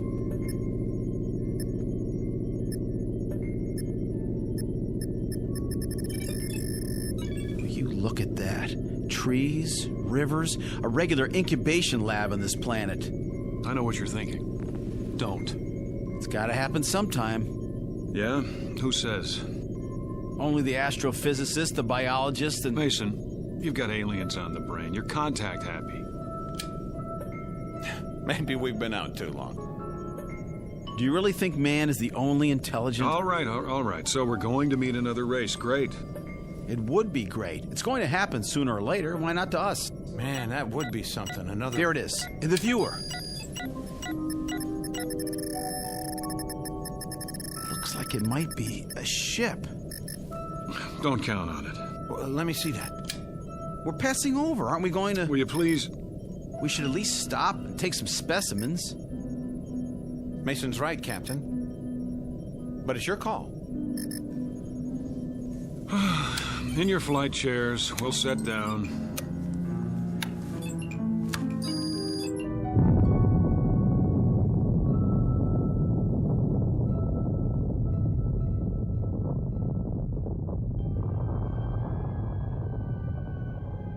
Captain Ross, Lieutenant Mason, Lieutenant Carter, aboard spaceship X-89, cruising above the 13th planet of Star System 51. In a little while, supposedly, the ship will be landed and specimens taken. Vegetable, mineral, and, if any, animal. These will be brought back to overpopulated Earth, where technicians will evaluate them. And if everything is satisfactory, stamp their findings with the word inhabitable and open yet another planet for colonization. These are the things that are supposed to happen. In actuality, they will not happen at all, but will instead be superseded by events far more unusual, because the 13th planet of Star System 51 just happens to be located in the Twilight Zone.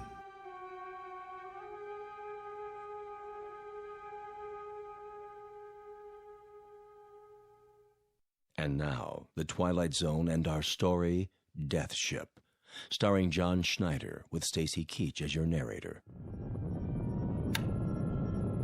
You heard the man. Strap in. We're going down.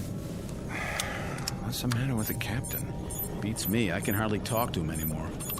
He has been acting pretty strangely. You said it. As if he's fighting something. Yeah, us. You really think it's a ship? If it is, I don't see how it could be from Earth. We've got this run all to ourselves. They might have gotten off course. And not this far. Setting down. Right, Captain. Retros.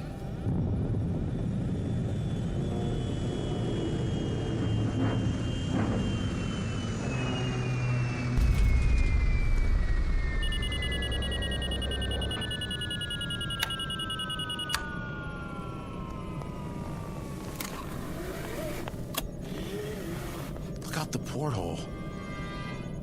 Mother of God. It's a ship, all right. Or was. Now it's a bunch of metal, twisted and... Easy. Don't open the hatch till we check the atmosphere. I'll take a reading. Put your suits on. We won't need helmets. Air's good. Let's go, Mike. Can't get out there fast enough, can you? What does that mean? It means I don't like impulsive behavior. Impulsive? Have I made any mistakes? You're on the verge. Well, then you let me know when I cross the line, won't you? Oh, I will. Don't you worry.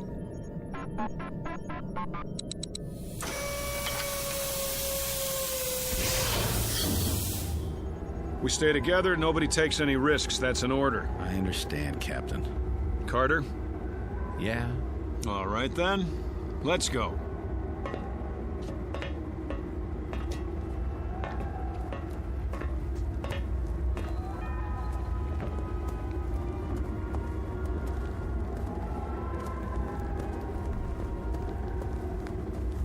looks like one of our ships. Don't jump to conclusions. Well, doesn't it? From what I can see of the markings, it does. Construction could be standard everywhere. Sounds like you're arguing both sides. You don't mean it could be from another species, do you? I don't mean anything yet. It is one of ours. How could it get so far off course? Go aboard, Captain? I don't like it. We have to find out who they are, don't we? How will we know if we don't... All right, but stay together. Let's put our gloves on. Sure thing.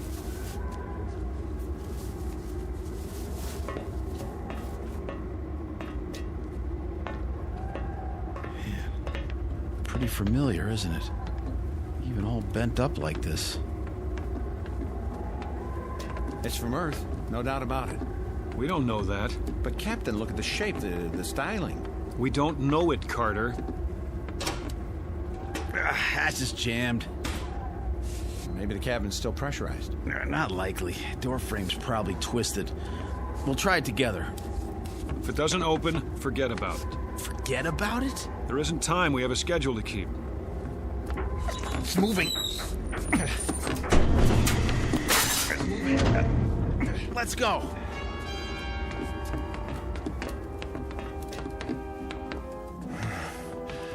Well, this must be the main cabin. Looks like our ship. Use your flashlights. Over here. What? It's a body. Turn him over. Don't. Give me a hand.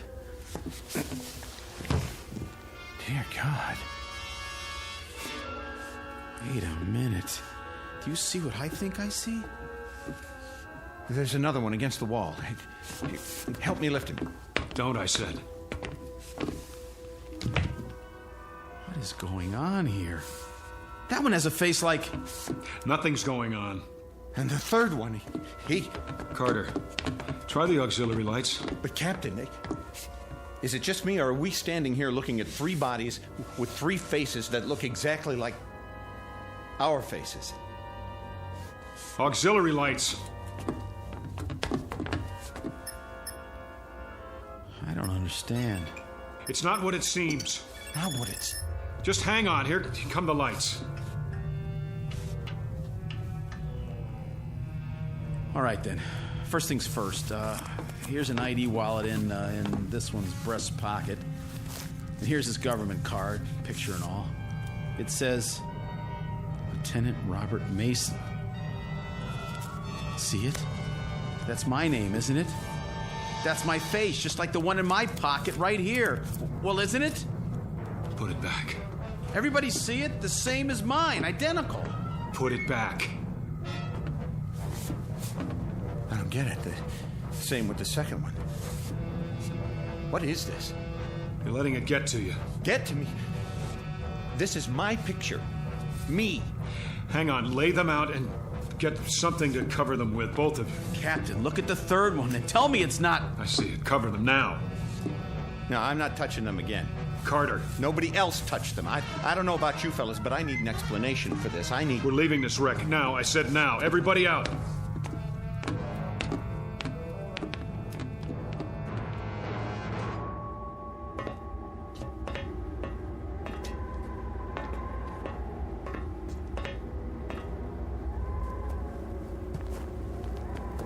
That's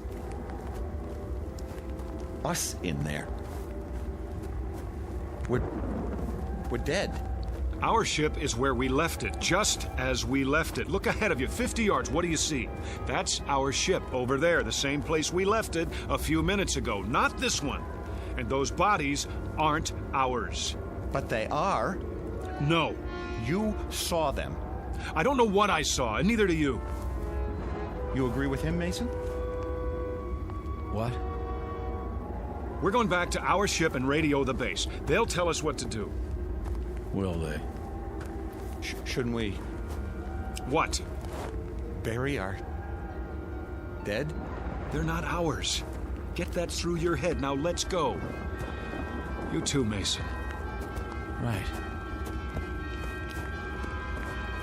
Move! We're alive, I tell you. Alive.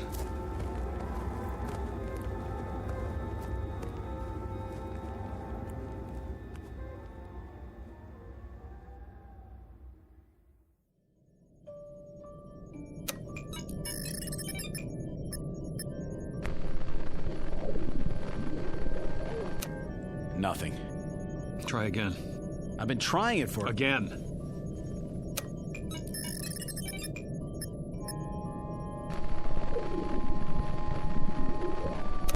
Captain, there's no point if it won't... What is this? It was working before. Maybe it's this planet. What are you talking about? Maybe there's an interfering field of... That's ridiculous. Try the radionic signal. Captain, it's not going to. It's... Will you do as I say? Yes, sir.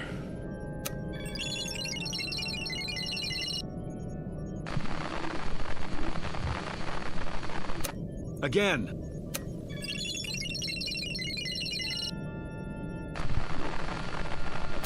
Again.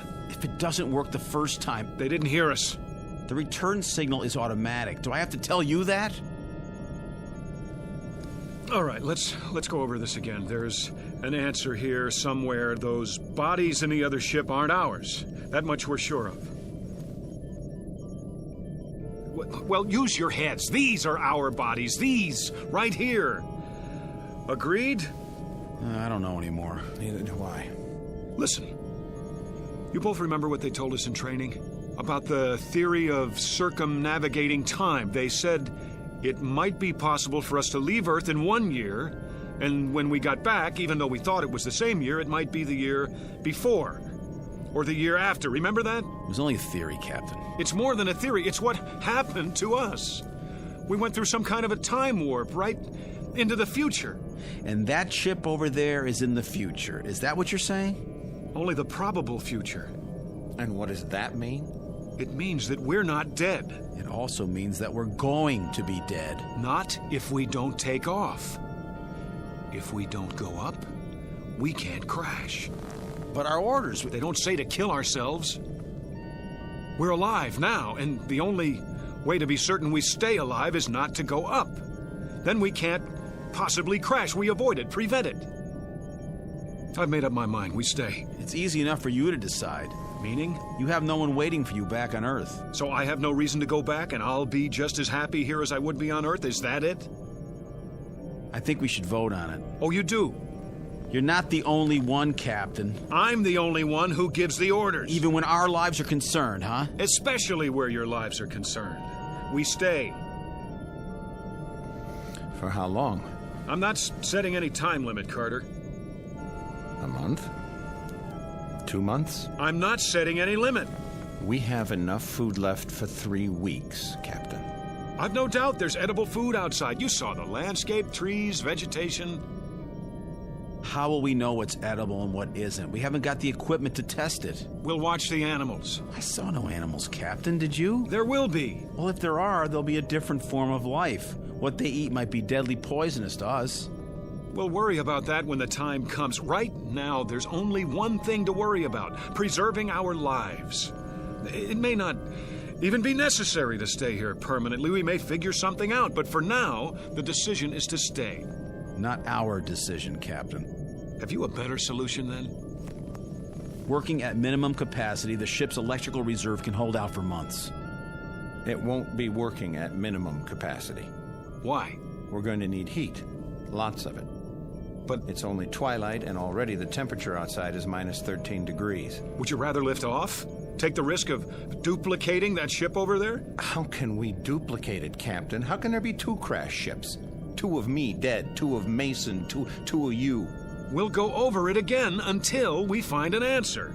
Because we have to. Think I'll lie down. Me too. It's been quite a day. And it's getting dark out fast. Very, very dark.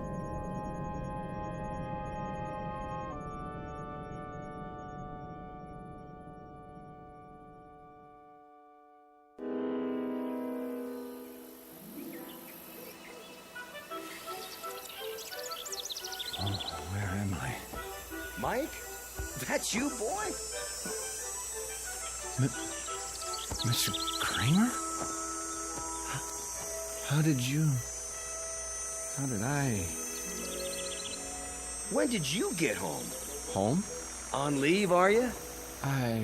You're looking fit. I expect Mary's mighty pleased to have you back. Wait, did you say Mary? She don't know? I have to go. Oh, wait up. I'll walk you. I don't understand. How long you been home? I just got here. Oh, you rocket boys sure travel informal these days. Mary know you're coming? I don't think so.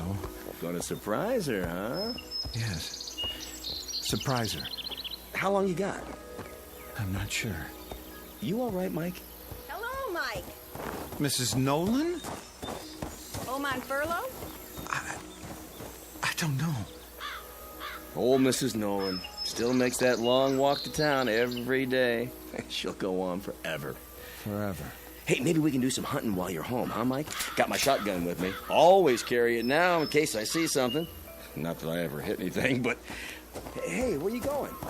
Oh, I get it. In a hurry, huh? The house. Mary! There's the car. Still parked in front. Mary! Mary, I'm home. In the living room, the kitchen. Mary! Where are you? Mary! Mary! Are you upstairs?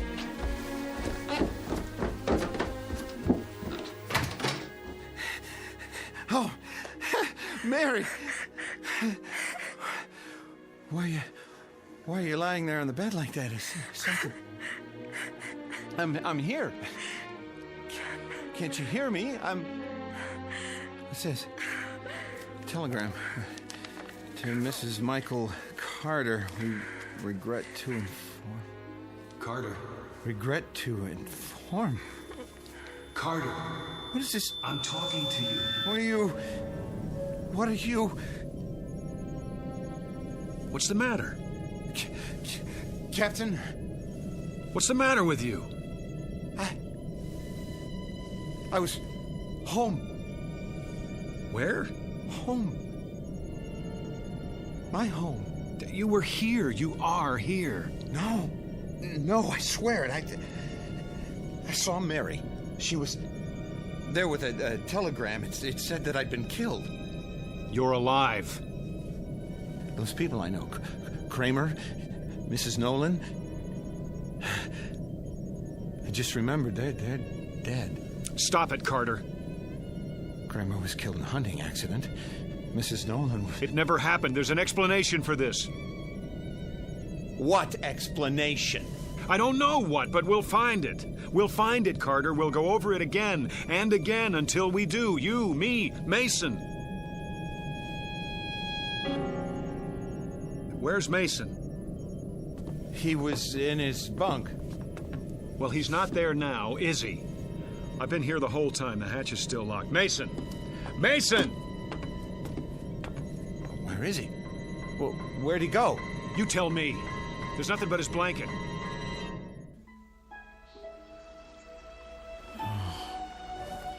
My blanket. My blanket. What's it doing on the grass?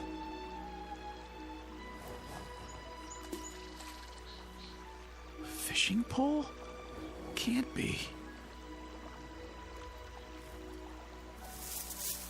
Oh, there you are. I thought I'd never find you. Jeannie. I looked and looked. I found him. Can't be. Lunch is ready, Daddy. And mine's hungry. It's all your fault. Jeannie, is it really you? What's the matter, Daddy? Come here. Oh, come here. Oh, Jeannie. What is it, Daddy? Oh, it is you. What's wrong with you? Oh, nothing. I'm just glad to see you, that's all. Oh. That wasn't your mother you were just calling just now, was it? You're acting weird, Daddy. Jeannie, was it? Yes, Daddy. You know that. Where is she? Over by the table. Where? Where?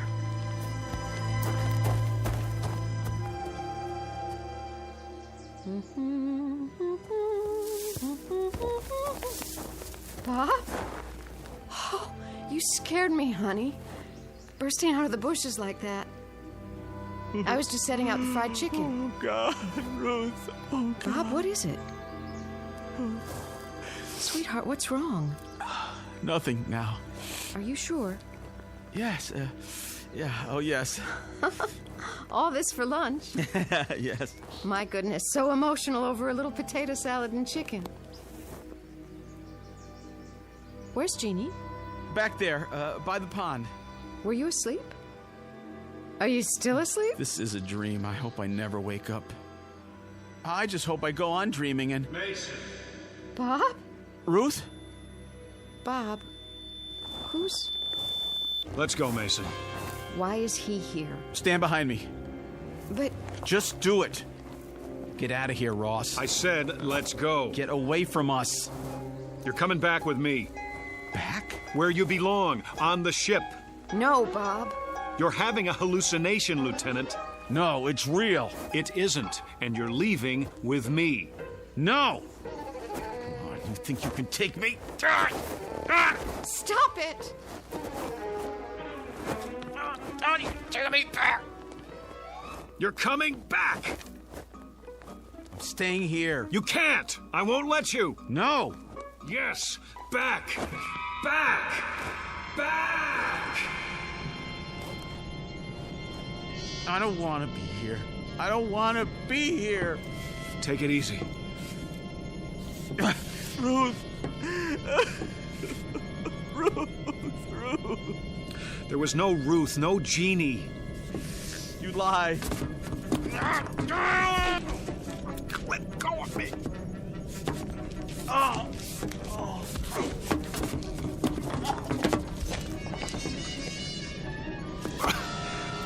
Look in your billfold. Look. What does the clipping say? Read it. Leave me alone. I'll read it for you.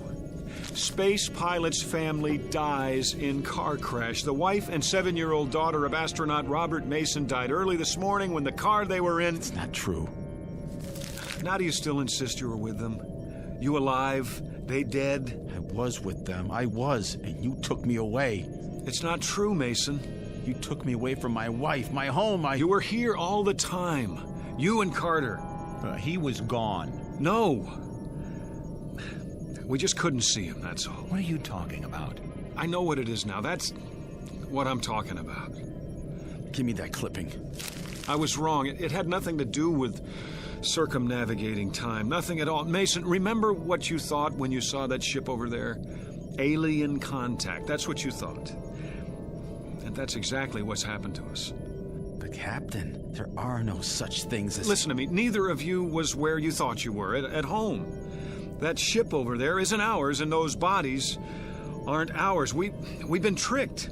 By who? By whoever it is that lives on this planet and doesn't want anyone else to live here. Now who's crazy? Don't you understand? We haven't seen them, but there are aliens here. But aliens who aren't strong enough to chase us away by force or kill us. So what can they do? How can they keep their planet from being colonized? By mind control, that's how.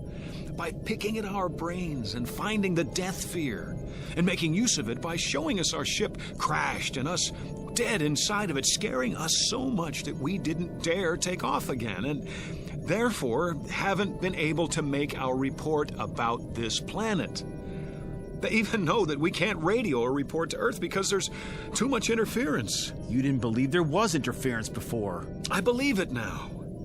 Everything that's happened to us since we landed on this planet has been a delusion. No, it happened. I was home. It was a delusion. Even Mason's disappearance? Well, why not? If they can make us believe we saw a crashed ship, saw our own bodies inside that ship, they can make us believe anything. That ship over there, that pile of twisted metal, it's not real. Is that your theory? You may see it, even think you touch it. That doesn't prove it exists. What's going to prove it doesn't exist, Captain? What's going to prove that everything you've said is true? I'll tell you what's going to prove it, Lieutenant Mason. Us. Going up, taking off, and going all the way back to Earth. Proving that there's nothing holding us back but fear and delusions. Now take your positions and let me at the controls. Wait a minute. In your seats, shoulder straps. What if you're wrong? I'm right. You thought you were right before. You were ready to keep us here indefinitely. You were so sure. Then in a few minutes, we really will be dead. Flight seats, now.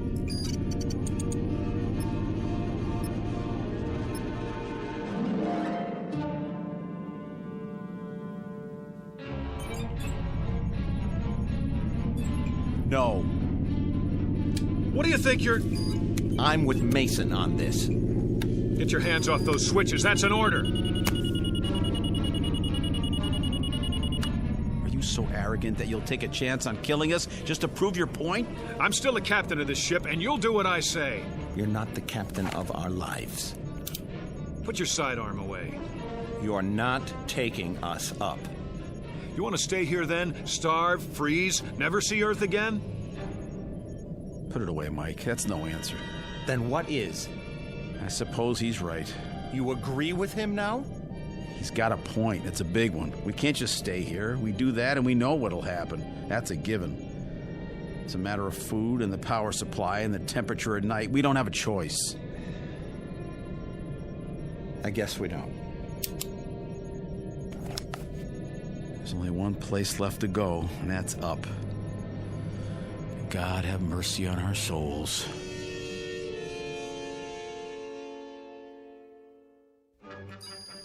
Pressure. Rising. Drive reactor. Check. Coordinates. Check. Gyro stabilizer. Active. Vertical thrust. Energized. Then prepare for liftoff. Check.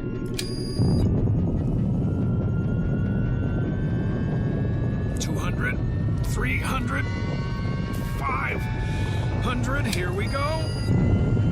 1,000, 1,250, 1,500, Captain. Look at that.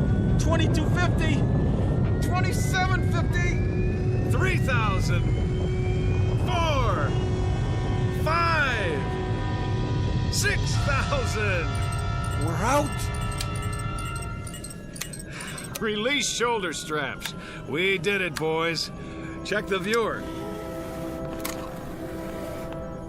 Checking.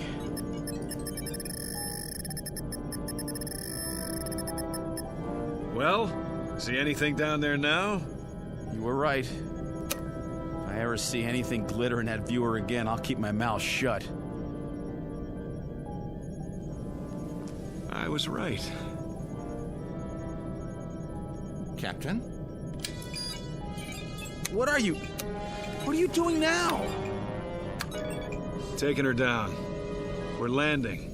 What? Say that again. Now that we know what it is, there's no reason we shouldn't go back, is there? No reason? Are you out of your mind? Captain, for God's sake! Think. The other ship, the bodies that looked like ours, all an illusion.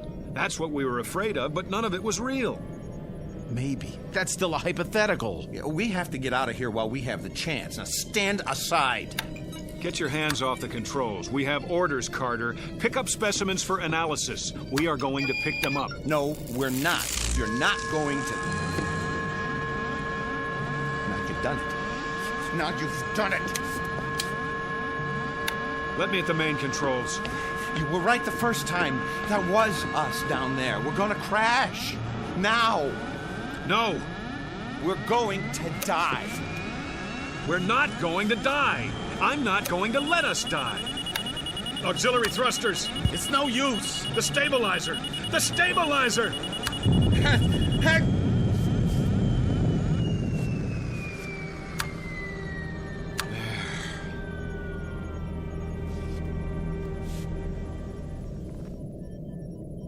I don't understand. Shut up. You're a coward, Carter. You don't even have the guts to fight for your own life. We're still going to land? You bet we're going to land. And when we do, you're going to see that the other ship is gone. Vanished. Because it was never there in the first place. Retros. Slow airspeed. I've got it. Now get in your places. We're not gonna crash. He's been right all along, hasn't he? I don't know. Prepare for touchdown.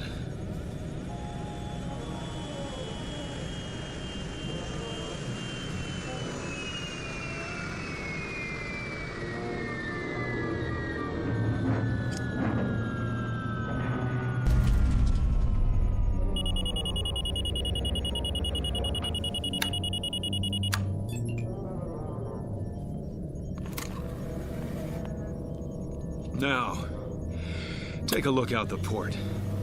It's too dark to see anything. Use the spotlight. Looking. Well?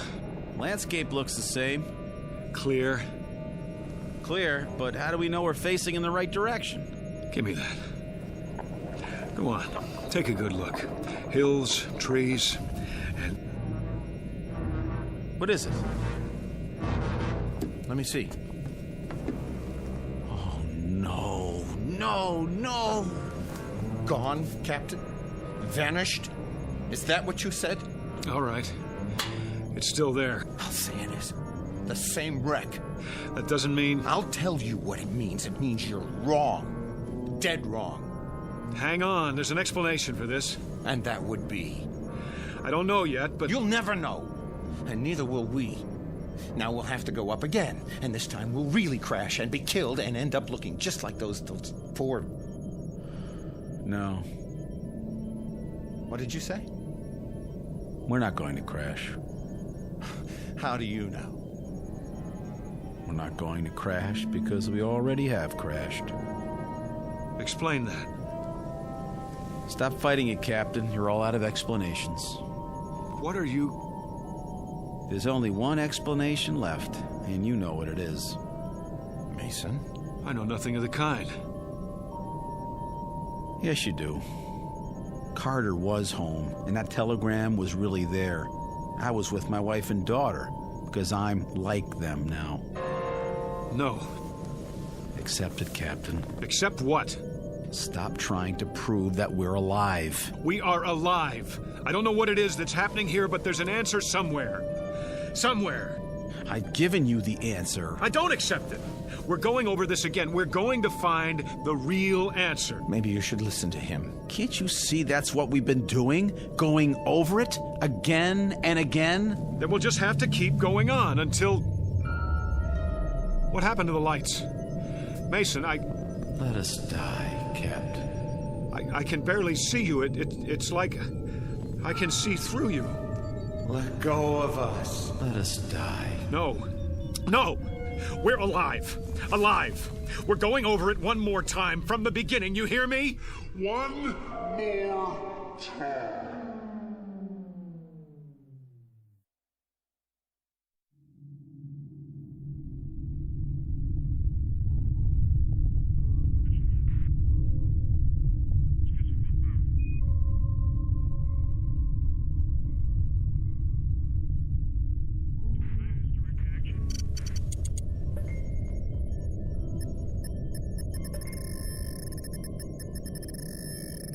Captain. What? Look in the viewer. Switch lenses. Yes, sir. It was at 255-417. I don't see anything. Maybe not now, but something glittered down there. We went over a lake, you know. I know, it wasn't that.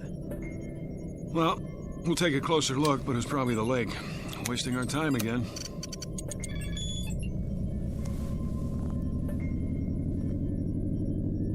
What are we turning for? I saw something. What? Something metallic, Carter.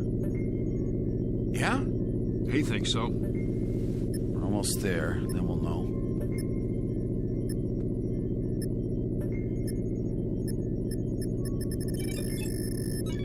Look at that. Trees, rivers, a regular incubation lab on this planet. I know what you're thinking. Don't. It's gotta happen sometime. Yeah? Who says? Only the astrophysicist, the biologist, and... Mason, you've got aliens on the brain. You're contact happy. Maybe we've been out too long. Do you really think man is the only intelligent... All right. So we're going to meet another race. Great. It would be great. It's going to happen sooner or later. Why not to us? Man, that would be something. Another... There it is, in the viewer. Looks like it might be a ship. Don't count on it. Well, let me see that. We're passing over. Aren't we going to... Will you please... We should at least stop and take some specimens. Mason's right, Captain. But it's your call. In your flight chairs, we'll set down.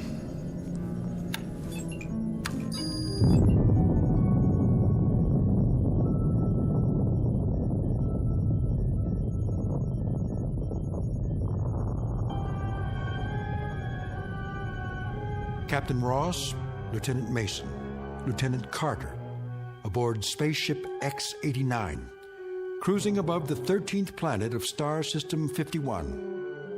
In a little while, supposedly, the ship will be land. Picture of a man who will not see anything he does not choose to see, including his own death. A man of such indomitable will that even the two men under his command are not allowed by him to see the truth. Which truth is that they are no longer among the living, that the movements they are now about to make, the words they are now about to speak, have all been made and spoken countless times before, and will be made and spoken countless times again, perhaps even unto eternity. Picture of a latter-day Flying Dutchman sailing into the Twilight Zone.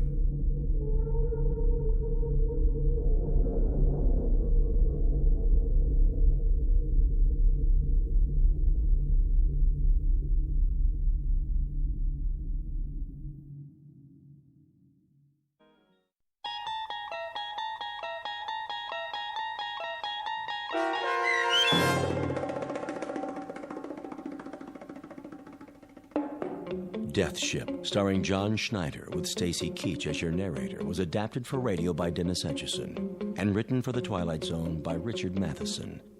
Heard in the cast were Jeff Lupetin, Tom McElroy, Frenette Lebo, Amanda Amari, Doug James, and Ellie Weingart. To learn more about the Twilight Zone radio dramas and to obtain audio cassettes and CDs of these programs, visit our website at twilightzoneradio.com. The producers of The Twilight Zone wish to thank CBS Enterprises, Carol Serling, Dennis Etchison, Dick Brescia Associates, Claire Simon Casting, Terry Jennings, XM Satellite Radio, Sirius Satellite Radio, our sponsors, and our radio affiliates for helping make this series possible.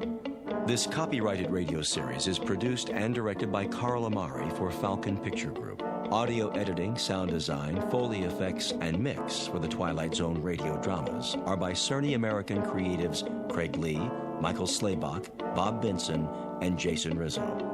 To learn more about the Twilight Zone radio dramas and to contact us, visit our official website at twilightzoneradio.com. Doug James speaking.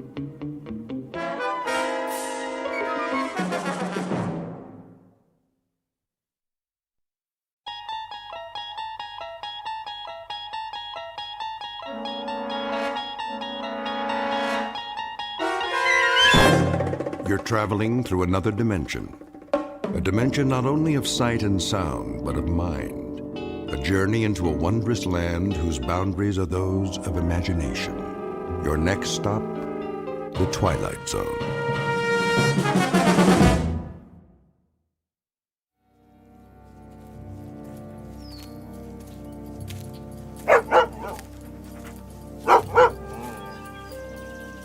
Hey, Rip, what you chasing? Ground squirrel, huh? Well, leave it be. I ain't got my squirrel shooter with me. Besides, we got plenty of work to do. First, though, let's set a spell. Huh? This stump will be fine. That old woman don't know how hard it is collecting firewood. All you can carry, she says, or you get no supper. Well, I'll tell you, Rip, she ought to try it herself sometime. All she'd come back with is a couple of sticks. Can't fire the cooker with that, now could she? Ah, there you go. Lay right down. Working sure makes you parched, don't it? Oh, yeah. Well, don't you worry none. We'll be at the lake soon enough, then you can drink your fill. What is that, a crow? Same one I seen this morning. What's it coming around here for? Fly on by, Mr. Crow. Nothing here for you. Just me and old Rip.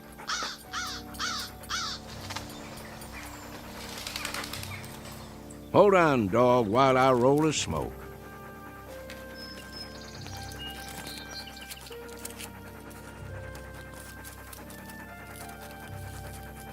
There we go. Now, light it up for me, would you, Rip? Sure wish you could do that. Make life easier for this old boy.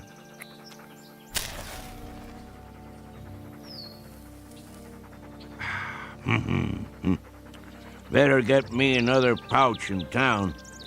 See if Earl has his rig hitched up.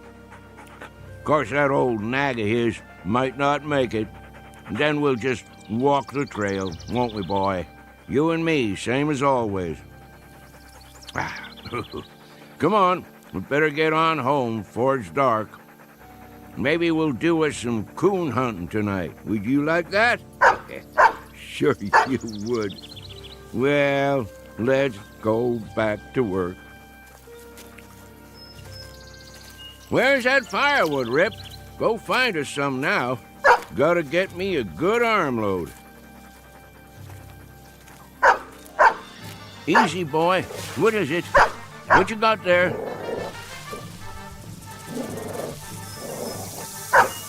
That's a rattlesnake. Mean-looking one, too. Now, just you back off. Leave it, Rip. Come on around. He ain't gonna do nothing if we let him alone. Rip, careful, boy. Oh, there you go. Good boy. All done. By golly, you took care of him, didn't you? You broke his neck clean in two. Well, thank you kindly, Rip. If it weren't for you, I might have stepped right on it. Then you would have had to suck the venom before it reached my heart. Think you could have done that? Oh, that's a good old hound.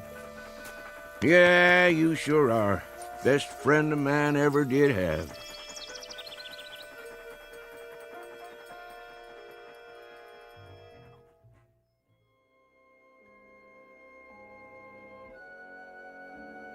An old man and his hound dog, whose name is Rip, on the way home to their cabin. There are no highways or supermarkets here, no electricity or filling stations, and no fuel for fireplaces or wood-burning stoves. Only what a man can carry on his back and in his arms. Life can be hard, but it's also beautiful, with sights and sounds and peace of mind that city folks only dream of. And most important of all, friends and partners are for life. It's been said time and again that man's best friend is his dog, an old adage that's nowhere more true than in the Blue Ridge Mountains of Virginia. If all goes as planned, this particular man and his dog will soon be off for an evening's pleasure in quest of raccoon. It's a prize well worth trapping in these parts. Usually such evenings end with one extremely tired old man, one battle-scarred hound, and one or more extremely dead raccoons. But as you may suspect, that will not be the case tonight. This time our hunters won't be coming home from the hill. They're headed deep into the backwoods of the Twilight Zone.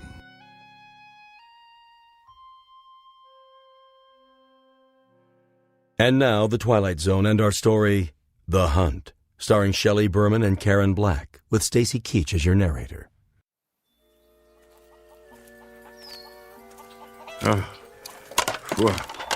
Well, here we are, Rip. Now, all I gotta do is pick a few nice branches to take in the house.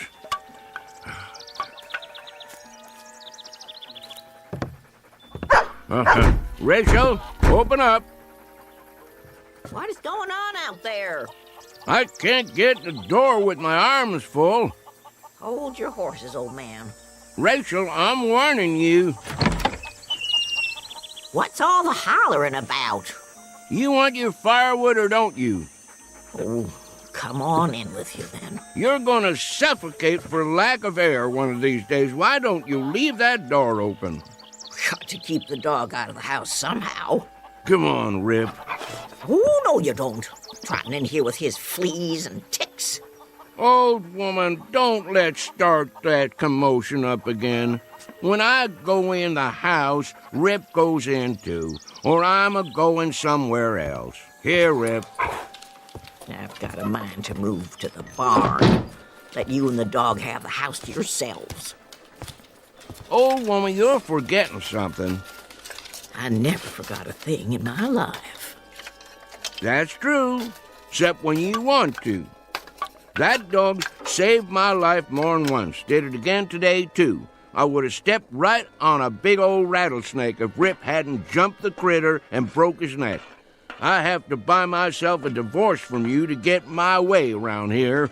Well, let the ornery animal come on in, then. And there's another thing. Don't talk about him like that when he can hear you. What? You heard me. Rip's got feelings, and I don't want 'em hurt. I'll let him in the house, and I'll feed him our table scraps, but I'll be switched if I'm going to start sweet-talking him. Old woman, you tickle me sometimes. And what does that mean? Since your memory is so good, when was the last time you got yourself kissed? If I figure right, it was sometime in the spring of 1900. And wait a minute, what was the year now? Then I figure you got one coming. Don't you come near me, old man. Yes, sir. I've been thinking about giving you a kiss for the last month or two. Ryder, sit down to your supper and stop talking silly. I mean it. There. I'll have my supper now, old woman. Old man? Yep. I never said this to you, but I do believe we have endured together powerful well. Near 60 years we've been married, ain't it? Come October 16th. It's a long time to travel together. I wouldn't have had it any other way. Thank you, old woman. Me neither. Here's your grub. Much obliged. Rip. Here's a little piece of meat to hold you for now. I'll feed the dog proper after supper. He ain't gonna be here after supper. Where's he going? Where I'm going. And where's that? Coon hunting. Ryder, I wish you wouldn't go hunting tonight. Why not? 3 nights ago, I saw blood on the moon. Ought to have been in bed, sleeping. Then you wouldn't have seen it. That's not all. 2 days ago, a bird flew in the house and lit on the foot of your bed. It scared the life out of me. Wasn't a crow, was it? No. A little brown bird. The kind I never saw before. One of these days I'll put up some screens. Keep the pesky things out. And last night... What about last night? Couldn't get to sleep. Laid there in my bed, tossing, turning, wondering, worrying. At midnight, that mockingbird in the lilac bush woke and sang 3 times. There you go, trying to spoil a good meal. Go ahead, eat. I'm almost finished. Not going to spoil a good hunt, though. I'm going anyway. Them signs don't bother me at all. They bother me. Well, don't let 'em. I can't help it. You should listen to me. Women folk know these things. And I know I don't aim to start thinking about dying till I'm 100 years old. I come from a line of long livers. Wouldn't be surprised if I lived so long they have to shoot me to get rid of me. Where's my shotgun? Ryder, Please. Come on, Rip. We got man's work to do.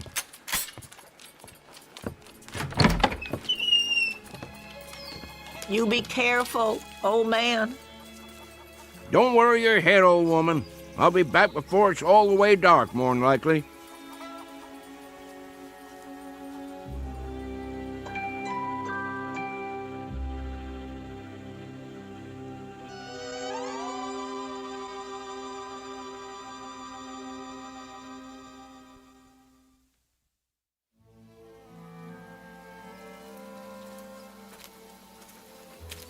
Smell him out there, Rip? Well, I almost can. He's around here somewhere. Take your time, boy. We'll get him. Yeah, here's our stump. Let's set a spell. Oh, my favorite time. Chickens ready to roost. Owls just getting up. Used to dig out here for night crawlers when I was a tadpole. Of course, you wasn't around then, but we had some good times, let me tell you. Me and the boys. In the morning, we'd go fishing in the lake. Fish jumping like silver. Sometimes we couldn't wait to eat 'em, clean 'em, and cook 'em right where we was. Then go for a swim. Even had me a dog, too. Oh, not a hound like you. But it was a good old boy. Little bit of a thing. Called him Skipper. Just went missing one day. Must have fell in the lake. That, or a bear got him. Oh, don't you go getting spooked now. No bears anymore, just coons.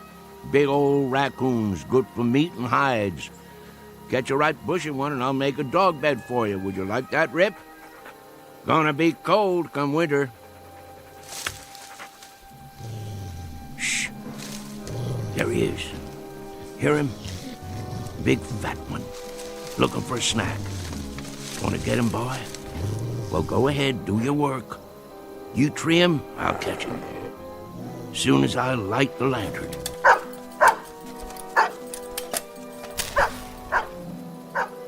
I'm coming, Rip.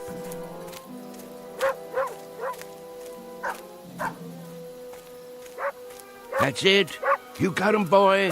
I'm on my way. Up a tree, is he, boy? Yep, he must be. Let me shine the light and have a look. Rip, I don't want to doubt your word, but there ain't no coon up there. Nope. If there was, I'd see his eyes in the dark, big as $50. Tricked you, didn't he? I knew it. Now you can't get the scent, 'cause he run up the tree and crossed over to another one. Probably down by the lake already. Don't you go there, boy. He wants you to. Let him go, Rip. You let him go now. I'll see him. He's out on the end of the log, and now he's going to jump in. He's only tricking you. Don't try going after him. He's too good a swimmer. No, boy. He'll pull you under. Come on back here. Oh, now you've done it. Rip, come back here, boy. That coon got you right where he wants you. Get back here before he pull you under. I'll reach down and grab you. You darn fool. Don't let him bite you. Swim on over here. That coon's gonna drown you in a minute. Uh-oh. Coon's got him down. And I'm a-losing my balance. Hold on, boy. I'm a-coming.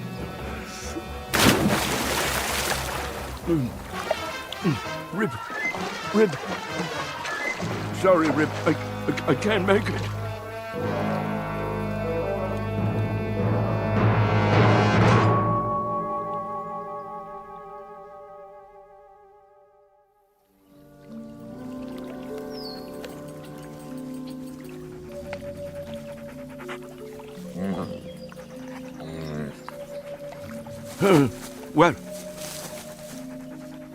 Well, what do you know, Rip? We made it after all. Guess I could swim better than I thought. And you could, too. Even with an old coon dragging you down. Did you pull me out, or did I pull you? By golly, take a look. Morning already. Right beautiful day, too. Must have spent half the night chasing that old raccoon. And we didn't even get him. There's a gun and lantern right where I left him. Hungry, ain't you, boy? Yeah, me too. Let's mosey on home and see what Rachel's got for breakfast. That old woman is going to give us Hail Columbia for staying out all night. Can't help that, though. Well, Rip, our time has come. Let's go face the music.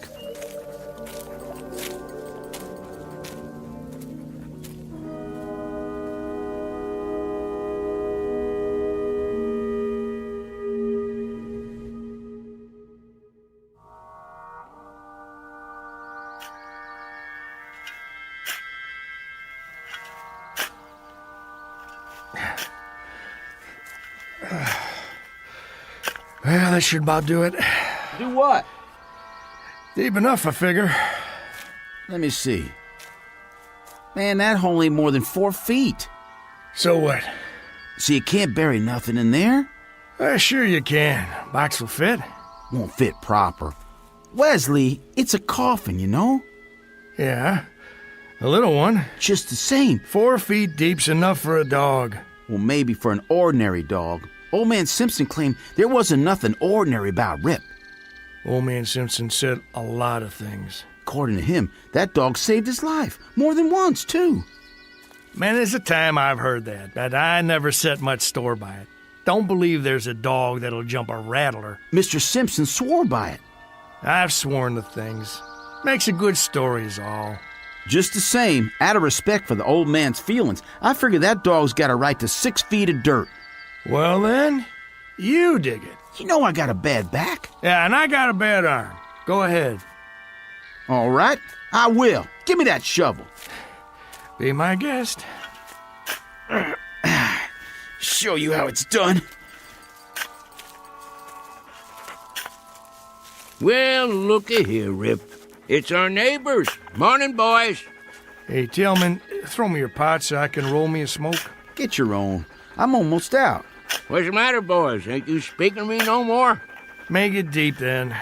If that's the way you want it. Oh, I will. Don't you worry. Well, what do you think of that? I reckon them Miller boys is getting hard of hearing. Wait here, Rip. Sit. Hurry it up, Tillman. We gotta get back. I'm hurrying. What y'all boys up to? I say, what y'all boys doing? Well, all right, don't answer me then. I don't give a hoot what you're doing.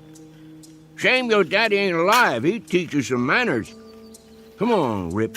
We don't need to talk to these boys. Won't be long now. Get the box ready.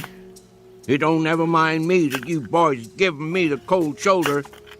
But if I ain't mistaken, this hole you're digging is on my land. So if y'all want to dig, do it on your side of the fence. Now get. I say get moving. Boys, you gone blind too? I ain't just talking to move the wind around. If y'all don't get a move on, I'm gonna fill your britches full of lead. Well, all right. I'd say that's about 6 feet. Good. Then I'll bring the box over. Have a little care with that. It's just a dog. Not to some folks. Hand it to me real easy. Oh, now, boys, why didn't you tell me you'd lost your dog? How'd that happen? There. All right. That ought to do it. I don't blame you for not feeling like talking. I don't reckon I would myself. Let's move on now, Rip. We're butting in on other folks' trouble when they're just too heartbroken to talk. Speaking of trouble, your woman's gonna have plenty of that waiting for us. Now help me up. We'll put the dirt in. I have to admit, it's gonna be kind of lonesome around here without Old Man Simpson. That it is. That it is.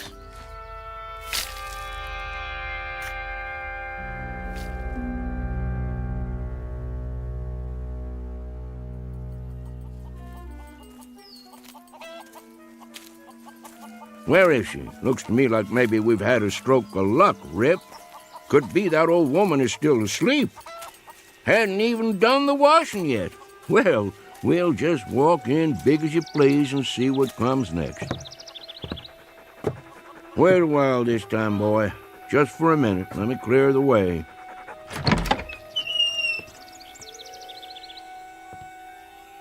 Old woman? There you are. Morning. What are you sitting in a rocking chair for? Taking a rest already? Huh. Got your long dress on, too. All dressed up like the 4th of July. All right, let's get it out in the open. Old woman, if you're figuring on leaving me on account of I stayed out all night, you got another think coming. I'm still the boss of this house. You ain't going nowhere, and that's that. Got nothing to say? Then I reckon we ain't mad no more. Now, I'd appreciate a little breakfast, if it's all the same with you. Old woman, you're gonna sit there like a bump on a log? You pack your finery back on the cedar chest and get cooking. Now, what's the matter? I know I'm a pesky old rooster to get along with, and many's the night I've stayed out till sunup, but, Rachel, that ain't reason enough to break up a marriage after nearly 60 years, is it? Well, is it? Well, that a tear on your cheek? Oh, now, old woman, I didn't mean to speak rough to you. I just don't want you running off and leaving me, that's all. All right, you win, Rachel. I guess I could be a better man to you. Won't go streaking off every night hunting. I'll stay home with you, and we'll sit by the fire, and we'll talk about things. And I'll tell you something else. Next time I go down the mountain, I'll stop in the store and buy you a pretty. Some cloth to make yourself a new Sunday dress, or a pair of silk stockings like them city women has. Well, what do you think of that? Oh, woman, I want an answer out of you. What is it? Cat got your tongue? Nobody spoke to me all morning long, is the truth. Something wrong with me? I passed the Miller boys on the way home a while ago, and they acted just about the same way you're doing. Rachel, you can see me, can't you? Woman, what in tarnation is the matter with you? Huh. Who'd be coming to see us now? Mrs. Simpson, may I come in? Yes. Reverend Wood? You sure have come at a time of need. Mighty glad to see you. Something's wrong with my old lady, and I can't figure it out.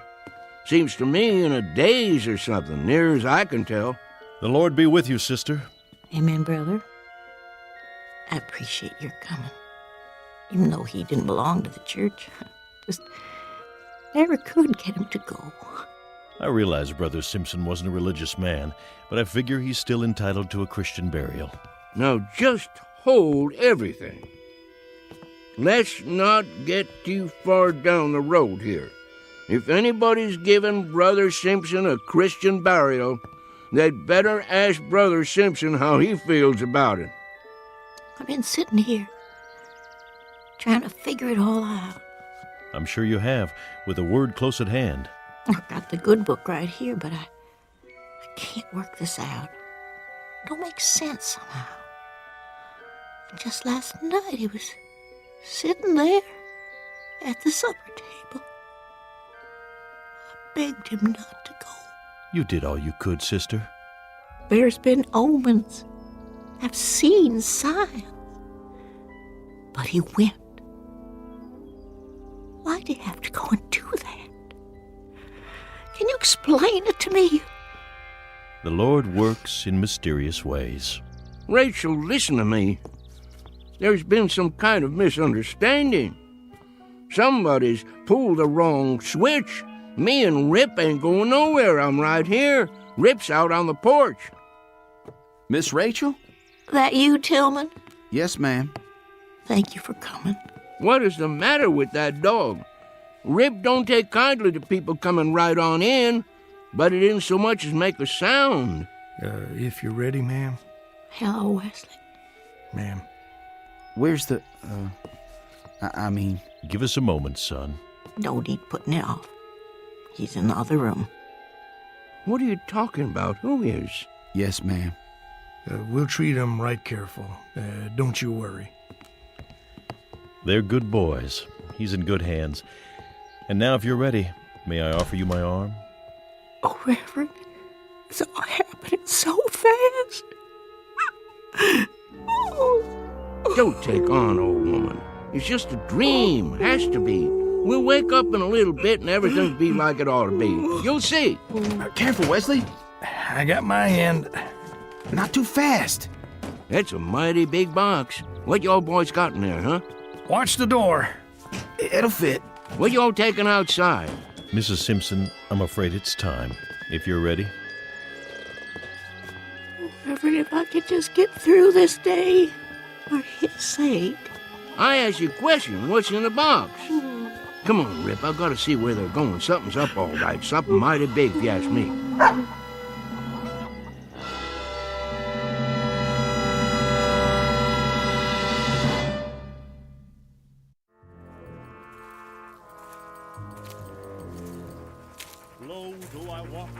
Where are they going? All the way to the top of the hill, looks like. Getting pretty steep.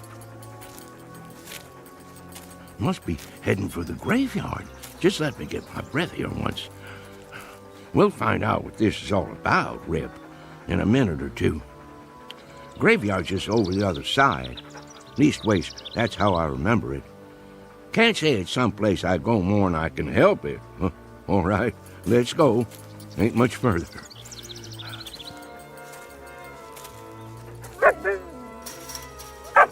Well, will you look at this now? Who in tarnation built a fence up here? No call to do that. Don't know why they would have bothered. Can't even see the sun over there anyway.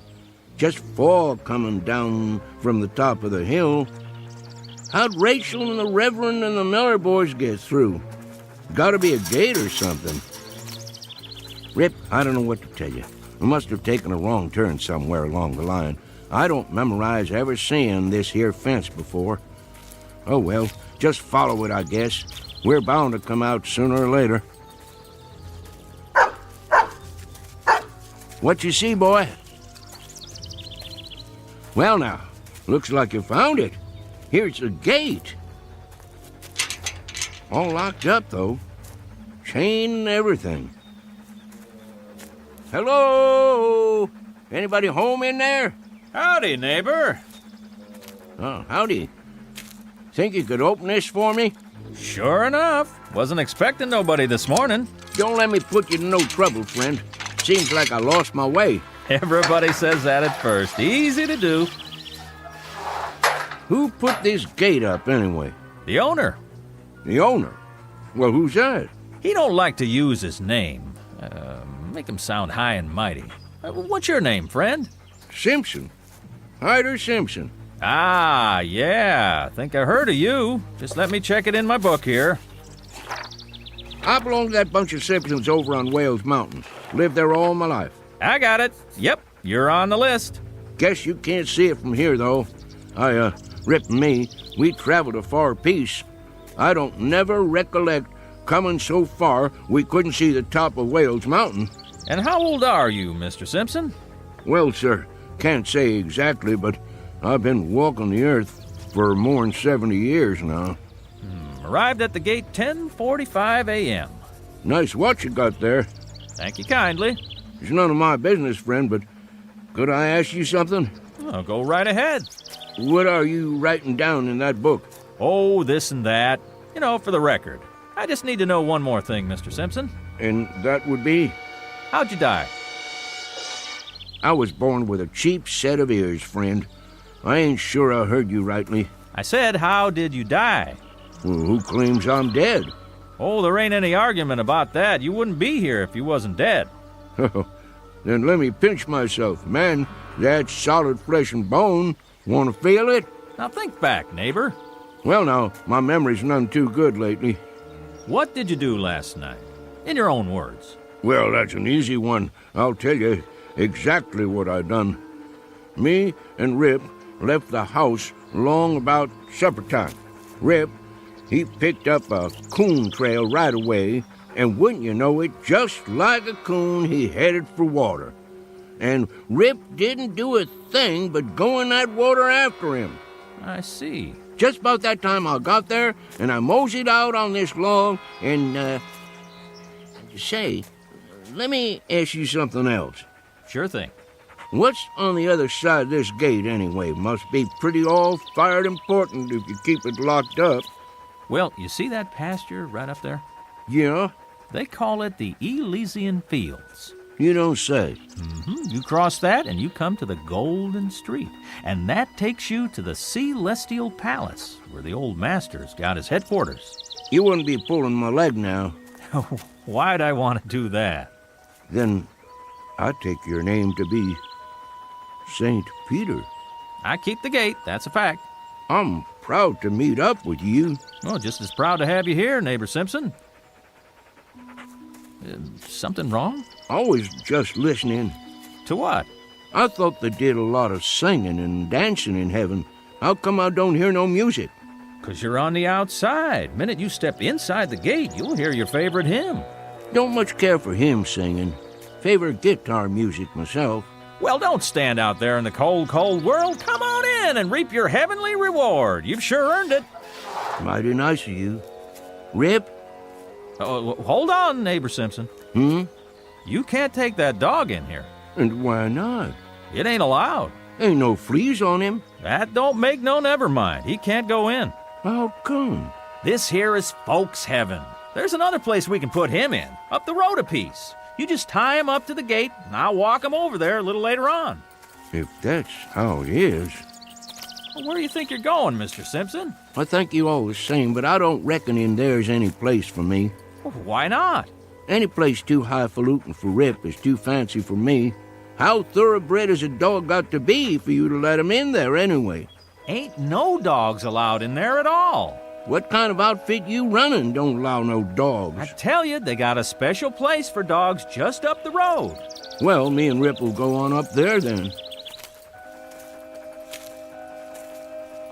They won't let you in. The dog maybe, but not you.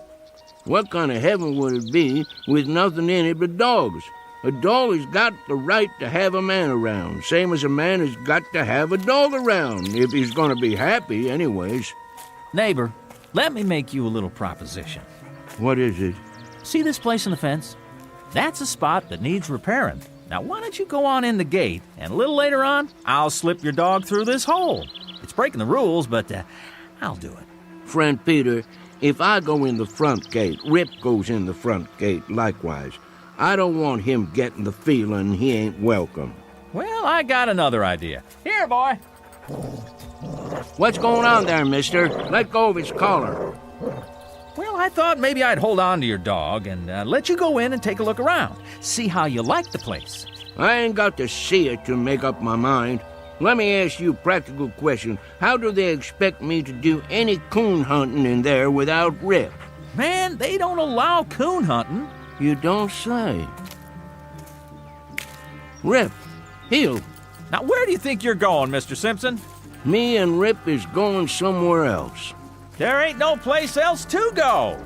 I'll go wherever this road takes me. That don't lead nowhere. It's Eternity Road. Just keeps on, never stops. Me and Rip will be all right. Neighbor, this is a right serious step you're taking. I'd say the best thing for you to do is sit out there and think it over. You got all eternity to make up your mind. Good day to you, sir. Well, if you change your mind, just let me know. Much obliged. I'll do that.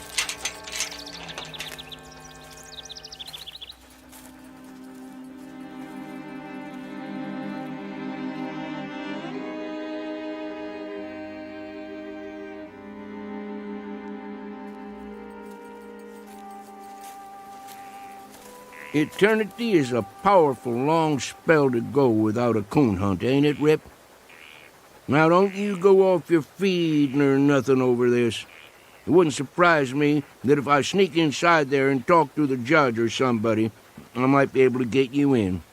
Don't you trouble your head over it the least little bit. We'll figure out something. Wonder what kind of tea party they keep in there anyway. Must be lots of city folks. They'd be the ones to outlaw coon hunting. Rip, I don't want you to take this thing to heart now. Sure, I'd like to walk that golden street, and there's some folks I always hoped I'd see again, but by mudhole, I ain't a-gonna leave you. They can sit in there a-tootin' their harps or whatever they do for relaxation, but you and me stays together, same as when we was traveling down below. At least we ain't all by ourselves on Eternity Road. Howdy, son. I'm looking for Mr. Hyder Simpson and a hound dog named Rip. That's us, son. I figured it was. Well, if you and Rip's all set, we might as well mosey along to heaven, Mr. Simpson. Like I told that other fella behind the fence, I ain't gonna set foot in heaven without Rip. Oh, you didn't get messed up with nobody in there, did you? That fella at the gate, he wouldn't let me bring Rip in, so I wouldn't go. Son, that would be a hell of a place without Rip. Mr. Simpson, you ain't far wrong. That is hell. Heaven's up the road a piece. I'll be jiggered.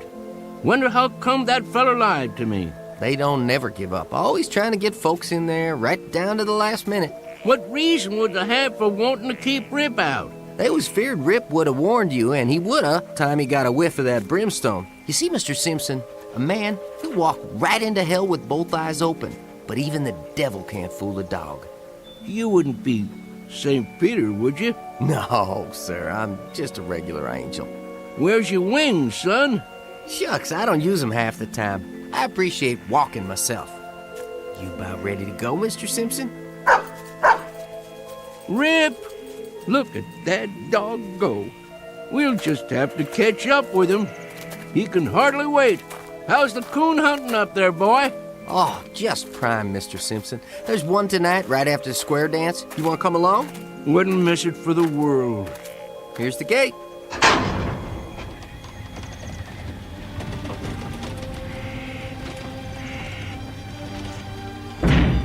Mighty nice one it is, too. Welcome to heaven, Mr. Simpson. Thank you, son. I'm right proud to be here. Let's go, Rip.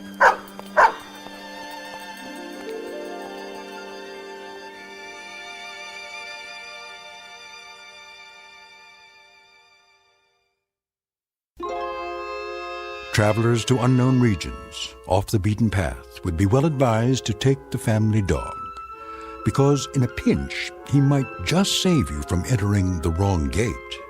At least, it happened that way once in a particularly mountainous area of the Twilight Zone. More from the Twilight Zone after this. Hi, this is Carl Amari, producer of the Twilight Zone radio dramas. I'd like to take a moment to tell you about our official website at twilightzoneradio.com, where you'll get the latest news and information on these Twilight Zone radio dramas. Plus, at twilightzoneradio.com, you can digitally download 3 free episodes or any of our episodes for only $1.95 each. In this age of ever-changing technology, we've decided to make these episodes instantly available to you by making the Twilight Zone radio dramas a digital download-only series. This means that this series will no longer be offered on CD. The CD collections at our website are now being offered while supplies last at buy one, get one free. So be sure to get your favorites before they're sold out. Be sure to visit us often, and I'll see you in the zone.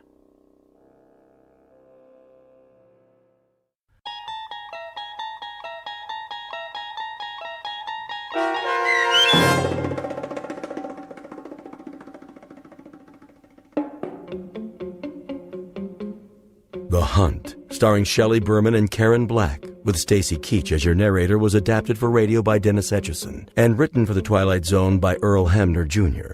Heard in the cast were Mike Baccarella, Jeff Lupetin, Darren Stevens, Craig Brawley, and Kurt Nabig. The producers of The Twilight Zone wish to thank CBS Enterprises and the Rod Serling Estate for making this series possible. This copyrighted radio series is produced and directed by Carl Amari and Jeff Lupetin for Falcon Picture Group and Westwood One. Sound design and custom Foley effects for The Twilight Zone by Cerny American creatives Bob Benson, Craig Lee, Matt Sorrow, Tim Cerny, and Todd Beyer.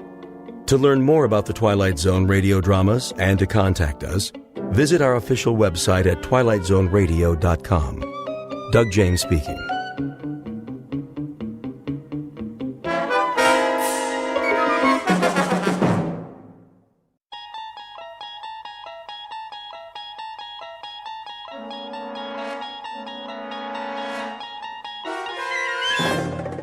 There is a fifth dimension beyond that which is known to man. It is a dimension as vast as space and as timeless as infinity. It is the middle ground between light and shadow, and it lies between the pit of man's fears and the summit of his knowledge. This is the dimension of imagination. It is an area which we call the Twilight Zone.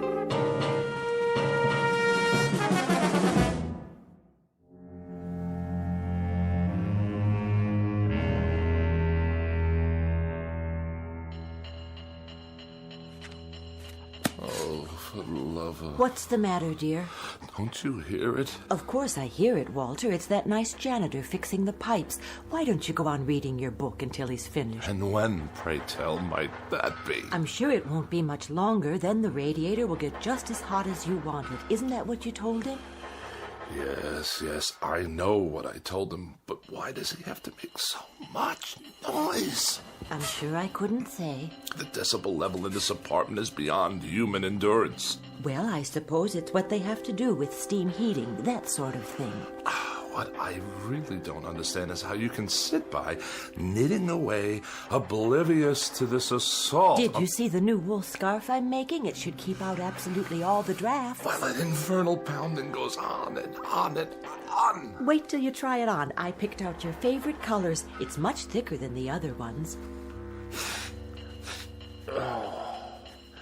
If I live that long. You wanted more heat, that's what you said. Well, now you'll have it and then some. Yes, I did. I certainly did say that. Won't that be nice? Hope springs eternal. The question is, at what price? Are you sure you're comfortable, darling? Am I what? Oh, certainly. I am just comfy, cozy. I'll fluff up the pillows. Did you take your aspirin? I'm on the verge of being hospitalized for pneumonia. Oh, now, really? It's not that bad. And that ape of a janitor out there is smashing my brain and ruining my sleep. But you weren't sleeping. You're reading 5,000 Common Ailments and How to Treat Them. Is it an interesting book? First he tries to freeze me to death, and then he tries to destroy my brain. Shall I plug in the vaporizer? That helps sometimes. It doesn't help at all. If it did, I wouldn't be in this condition. Yes, dear. Well, I won't stand for it. Lie down, Walter. No, I will not lie down. How can I? If I'm to die, at least it's going to be in comfort and peace. You there, Mr. Ape!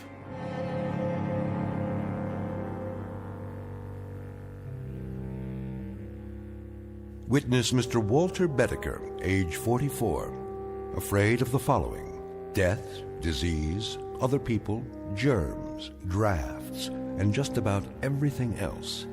He has one interest in life, and that's Walter Bedecker. One preoccupation: the life and well-being of Walter Bedecker. One abiding concern about society: that if Walter Bedecker should happen to die, how will it survive without him? But there's one thing he hasn't asked himself yet, and it's simply this: what happens if, despite all his precautions, Walter Bedecker should happen to stumble, not into the grave, but into the Twilight Zone?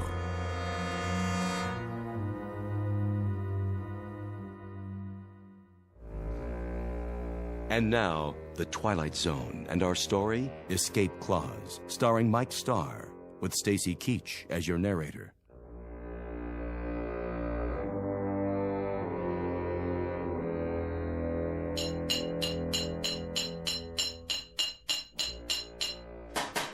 I asked you a question. You want more heat, don't you? That's not the answer, so I'll ask you again. How much longer? Put it this way. In 20 minutes, it'll be about 105 in here. Hot enough to fry an egg. That good enough for you? 20 minutes, you say? After hour upon hour of your clanking around in my living room while I'm on my deathbed, I have to wait 20 minutes more? If you do die, Bedecker, and you go where I think you're going, as far as the temperature's concerned, you ain't going to be able to tell the difference. You ape! Get out! My pleasure.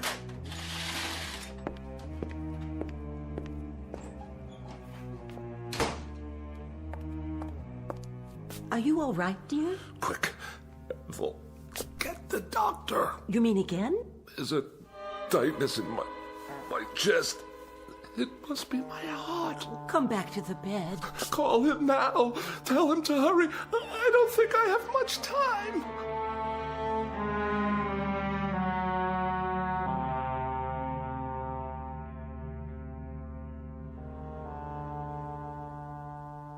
Well, doctor?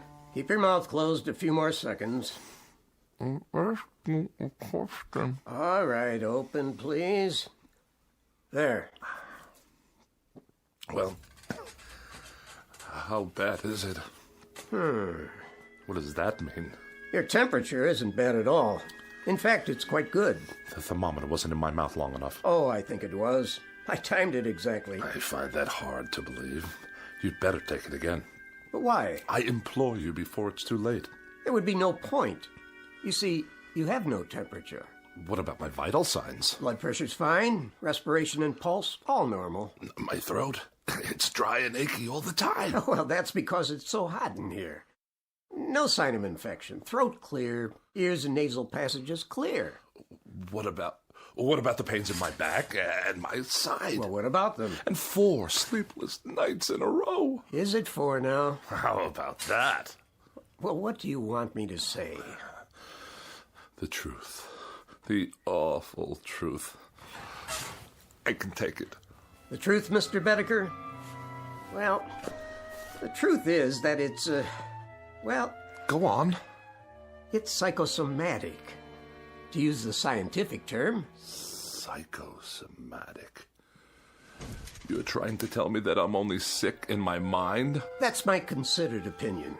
And you're supposed to be a professional. Mr. Bedecker, may I speak candidly? I insist.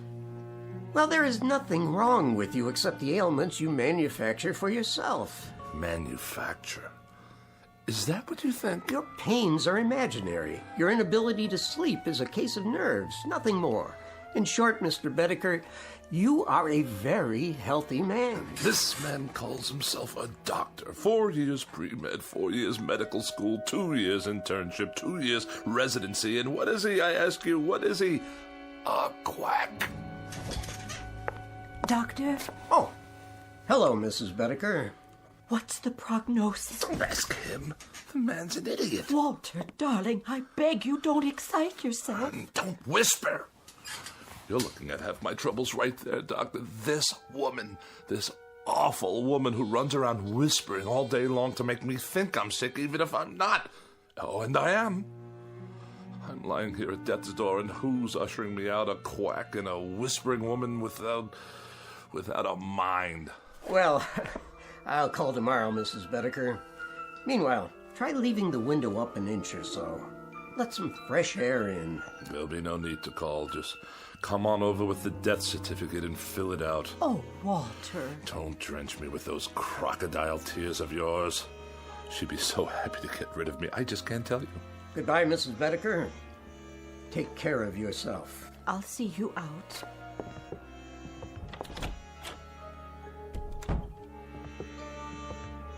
No need to show me the way. I know it by now. Doctor, how is he, really? Mrs. Bedecker, your husband is one of the healthiest patients I have. But he's sick most of the time. is he? He won't let me air out the house. He says for every cubic foot of unfiltered air, there are 8,900,000 germs. Well, he's probably right. And he's just quit his job. The 5th job he's quit since the first of the year. He says they make him work in a draft. Well, I suppose I'm oversimplifying it when I say there's nothing wrong with him, because in a sense, there really is. This constant worrying about himself is an illness of a sort. Has he always been this frightened a man?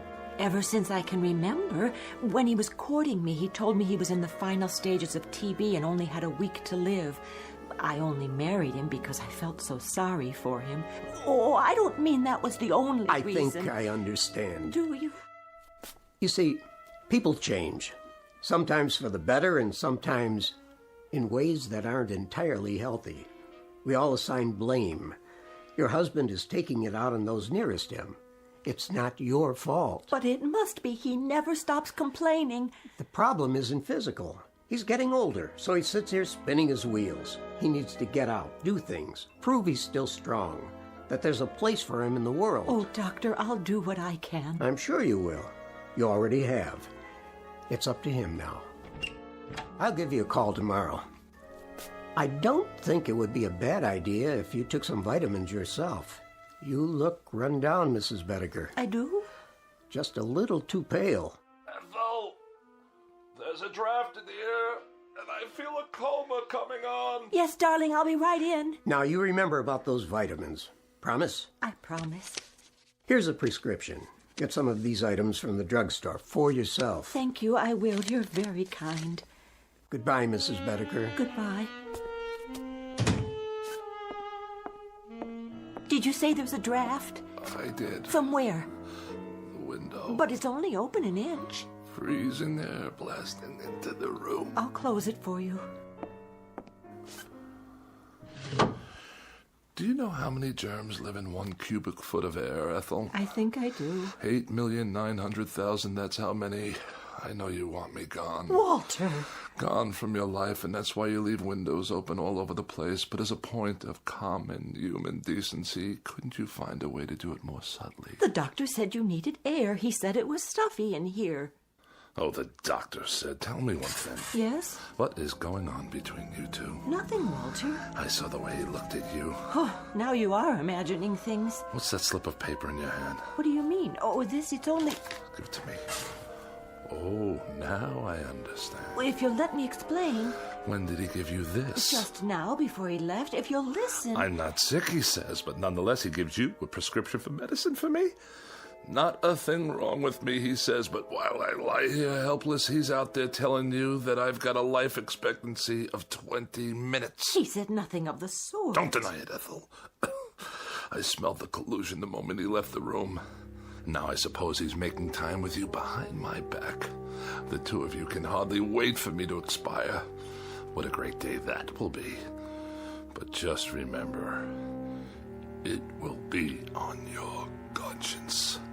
Yours and that quacks. The prescription was for vitamins, Walter. Not for you, for me. Vitamins for you? I lie here while the life seeps out of me and that charlatan prescribes vitamins for you? What has he done for me? Not a nil. A big fat goose egg, that's what. He comes whenever you call. He's very interested in your condition. Very interested. Oh, isn't that nice? I'm dying and he gives her vitamins. Sit up. I'll turn on the vaporizer. Never mind. Go on, get out of here. Leave me to die in peace. All right, Walter. What? I meant I'll let you alone so you can take a little nap. Then maybe you'll feel better. I can't nap. Why does a man have to die anyway? I'm sure you're not dying. Oh, are you? I asked you a question, Ethel. Why does a man have to die? I don't know, Walter.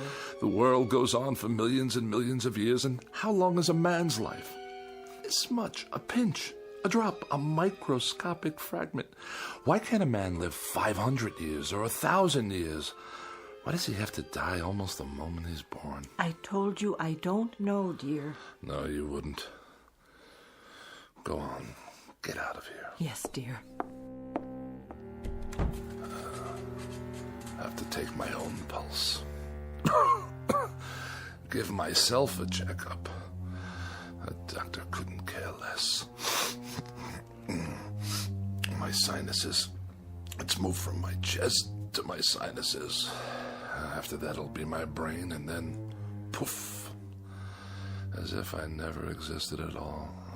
What's the point? The point, indeed. It's a crime for a man to live such a short span of years. A crime. What I wouldn't give to live a decent number of years. 200, 300. Why not 500 or 600? Yes. Why not? Or 1,000. What a miserable thing to contemplate. A handful of years and then eternity in a casket down under the ground. The dark, cold ground. With worms yet. Of course, with worms. And bacteria in the soil, and all manner of filth and decomposition, toxic waste. Who are you? Cadwallader's the name. And immortality's my game.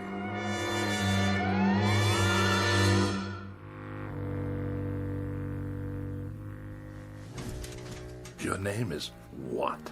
Cadwallader. At least that's the one I'm using this month. Rolls off the tongue, don't you think? How did you get into my bedroom? Let me see. Through the mirror? That would be a nice touch. Or through the walls? Too prosaic. Look here, The truth is, I've never been gone. I've been in here for some time. I must have a fever. I'm hallucinating. Not at all.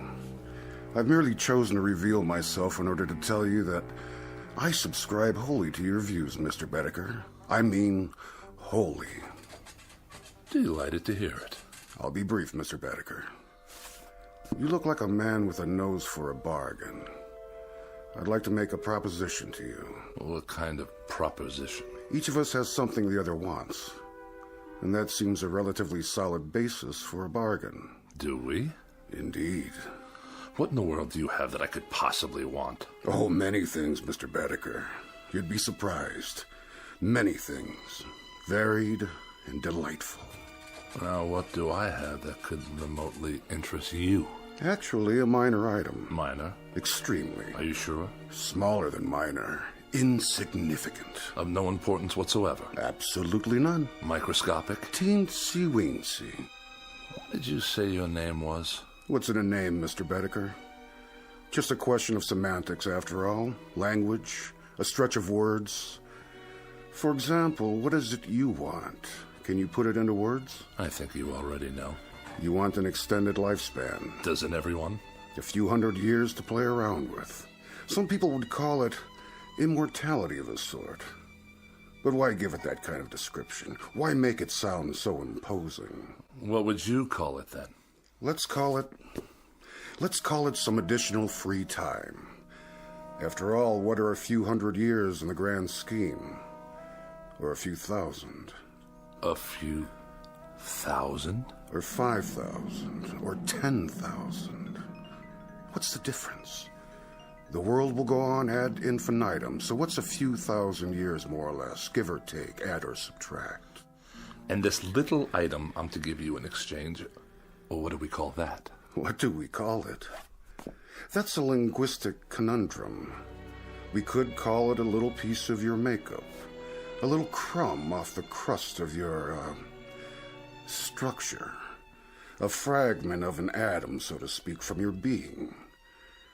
Or a soul. Or whatever. After all, what is it? And when you're gone thousands of years hence, what will you need it for? Practically speaking. Yes? You're the devil. What's in a name? I'm at your service. Good Lord. How about it, Mr. Bedecker?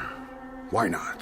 There must be a good reason. There must be. You'd deed me over your so-called soul, and I'd give you immortality. Life everlasting. Or as long as you want it to be everlasting. And indestructibility, Mr. Bedecker. Complete and total indestructibility. Nothing can hurt you ever. Now that part's fun, let me tell you. Nothing can hurt me? And I live forever? Why not? Certainly. Forever. Again, Mr. Bedecker, just terms. And everything's relative. For you, it's forever. For me, it's a walk around the block. But we're both satisfied. Think about it. Oh, I am. I am thinking about it. To be without fear of dying. To be indestructible. Invincible. Not to have to worry about disease, accidents, pestilence, war, famine, anything. Governments and institutions disintegrate. People perish. But Walter Bedecker goes on and on. Walter Bedecker goes on and on. The ultimate dream, is it not? Mr. Cadwallader, about this soul, you say I won't miss it. You'll never know it's gone. And you say I'll go on and on, quite unable to succumb? Quite. No tricks, no hidden clauses. I'll just live as long as I want to live. Is that it? That's it. That's precisely it.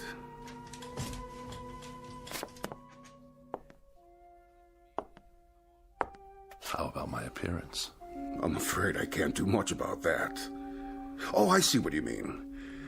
You should look pretty much the same. But in 500 years, I don't want to look like any dried-up old prune. Oh, Mr. Bedecker, you drive a mean bargain.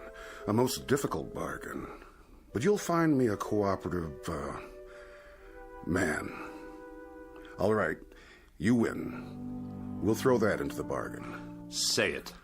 Whatever aging takes place in your features will be more or less imperceptible. Mr. Cadwallader, I believe we're close to making a deal. Mr. Bedecker, you'll never regret this. Not to your dying day. Hey? Which by rights should not be for several thousand years. You'd better say that. There is something. Aha! Aha! Aha! Now it comes out. For your benefit, I assure you. Where did you get that? The contract. Oh, one always seems to turn up when it's needed. Let's see. Article 93, right here. What about it? It's in the nature of an escape clause. Read it to me. Your escape clause. Whereas the party of the first part, upon due notification of the party of the second part, and so on and so forth. Go on, I want to hear it. Well, I'll just give it to you thumbnail. It's simply that if you get tired of living, Mr. Bedecker, you can exercise the clause by calling on me and requesting your... My what? Oh, there goes the embarrassing terminology again. Shall we say, your demise? At which point I will personally see to it that you are given a rapid and uncomplicated, how to put it, departure? I can assure you, Mr. Cadwallader, that I'm not the sort of man to kill the goose that lays the golden egg. I'm much relieved to hear that. When you talk immortality to me, brother, I mean immortality. Indubitably. You're going to have a long, long wait. Mr. Bedecker, nothing will please me more. And I think we've got... Yes? A deal. No further qualifications? None that I can think of. No ifs, ands, or buts? None whatsoever. Absolutely? Positively. Done. Oh, no fires in here, please. Only a small one to heat up my seal. My cartouche, as it were. Do I get a copy? This is your copy. Where's yours? Already on file, in a very safe place.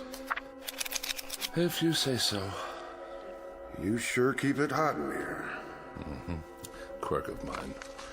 I think the wording seems to be in order. Cadwallader, where did you go? Walter, did you call for me? What? Oh, no. I was only... Only what, dear? Talking to myself. You were? Not that I make a habit of it, mind you. What are those papers? Nothing. I was just looking over my life insurance policy. Whatever for? To be sure you're protected if anything should happen. Ever, to me, that is. Don't be silly. Your health's going to improve. It's already improved. Hit me. What? Hit me. As hard as you can, in the stomach. Or anywhere else you like. Anywhere at all. But why? I want you to see how strong I am. Strong as a bull. As a bull, dear? And as indestructible. 10 bulls, 100. Walter, you're not yourself. Come sit with me in the other room. It's warmer there. The radiator's going full force. Is it? See for yourself. Yes, I think I will. Watch this. What are you doing? Don't touch it. See what I mean? Walter, your hands are burning. No, they're not. That's just it, Ethel. They're smoking, yes, but they're not burned at all. I'll get some bandages. Sit down. Where do you keep my pills? Which ones? All of them, every last one. Over here on the tray. Give it to me. What are you doing? Walter, the window, don't throw them out. I beg you, all your medication. Why not? What's the difference now, my dear? I'd like to introduce you to someone. What are you talking about? Meet the new Walter Bedecker.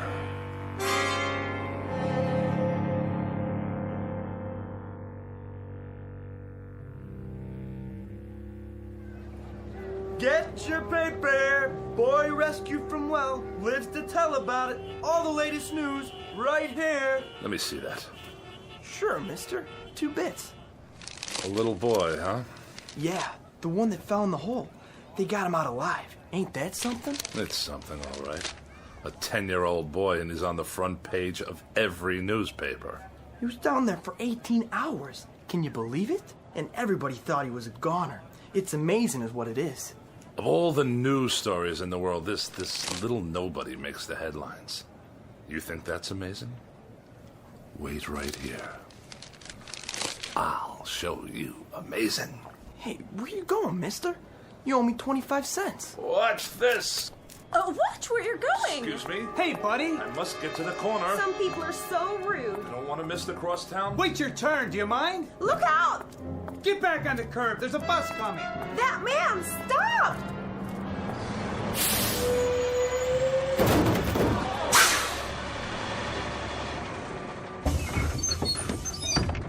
I couldn't stop. He ran right out in front of the bus. I saw the whole thing. That guy must be blind. Somebody call an ambulance. Look, he's getting up. Hey, pal, how'd you do that? Do what? Are you okay? Of course I am, you idiot. I can't believe it. I didn't even see you. Is there a photographer in the crowd by any chance? You better lay down. The ambulance is coming. Why would I want to go to a hospital? There's nothing wrong with me. Not a thing. Just your tire tracks on the front of my suit. Just the same, take it easy. Get some x-rays and I'll fill out an accident report. Don't bother. Just contact your claims adjuster. The name's Bedecker. Can you remember that? Walter Bedecker.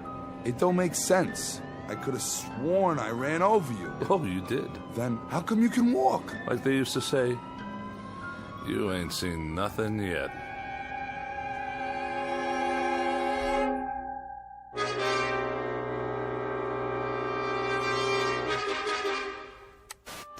One survivor, Walter Bedecker.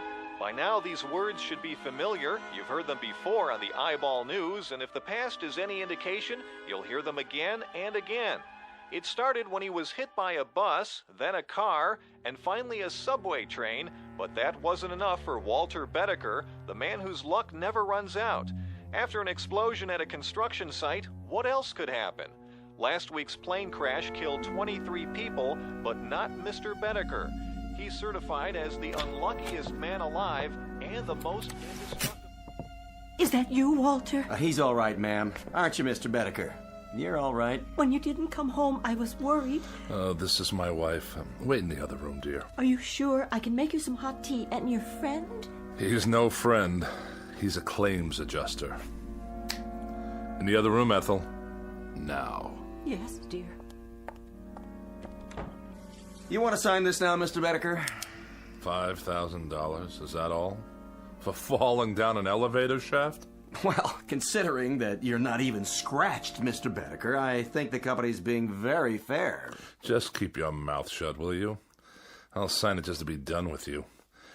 And can I expect the check by tomorrow? No, first thing in the morning, by special messenger. Just sign here. Waives all claims. Receipt of some Indemnifies company. All right. Very good, sir. Very, very good. I'll show myself out. Hello, Steve. Hey, Jack. What are you... Oh, you too? Yeah, the subway accident. Elevator shaft here. Right. You out. You in. So long, Steve. Yeah, see you, Jack. You have my check, I presume? $10,000, Mr. Bedecker, if you'll sign right here for it. If you insist.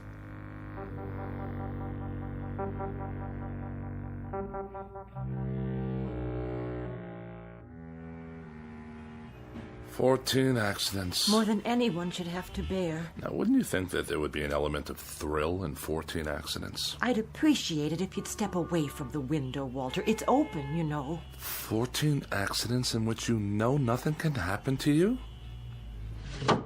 I guess so, dear. Well, it's a fact. There should be an excitement to this sort of thing. Well, there isn't. It's dull. It's absolutely without the remotest bit of excitement.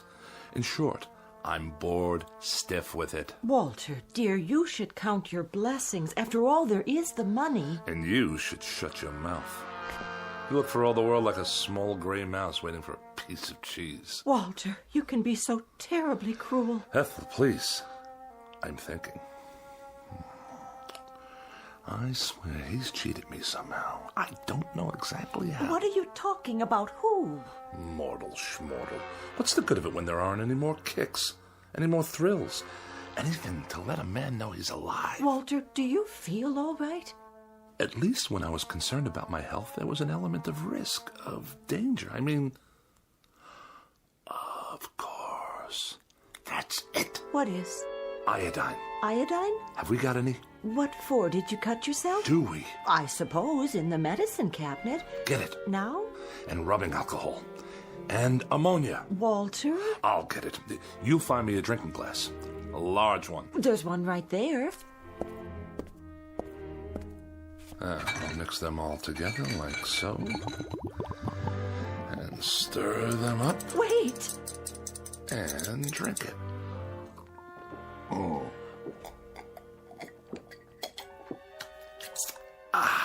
Sit down. I'll call the doctor. You see? What I just drank should kill a dozen men. To me, it tastes like lemonade. Walter. Yes? What's this all about? You really want to know? All right, I'll tell you. In a word, I am immortal. Walter, don't joke like that. It's true. I made a pact with a guy named Cadwallader, who's given me immortality and indestructibility in exchange for my soul. Your soul? More succinctly than that, I couldn't put it. Why don't you sit down? I'll make some tea and then we'll call the doctor. You will not make tea and you will not call the doctor. Why not? If you had any imagination at all, you could tell me what there is I might do to get a little excitement out of it all. I've been in subway crashes, bus accidents, major fires, disasters, one after another, and now I even drank poison. Nothing. You know what I've been thinking? I've been thinking I'll go up on the roof and I'll throw myself down the light well. Smack dab through the light well, 14 stories down, just for the sheer experience of it. Oh, Walter, darling, please. Ethel, darling, shut your mouth and get out of my way, please.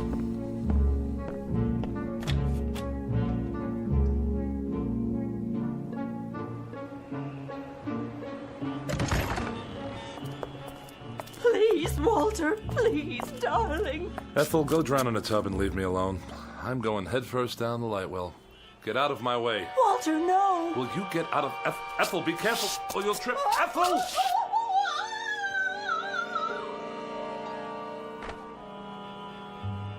I wonder what that felt like.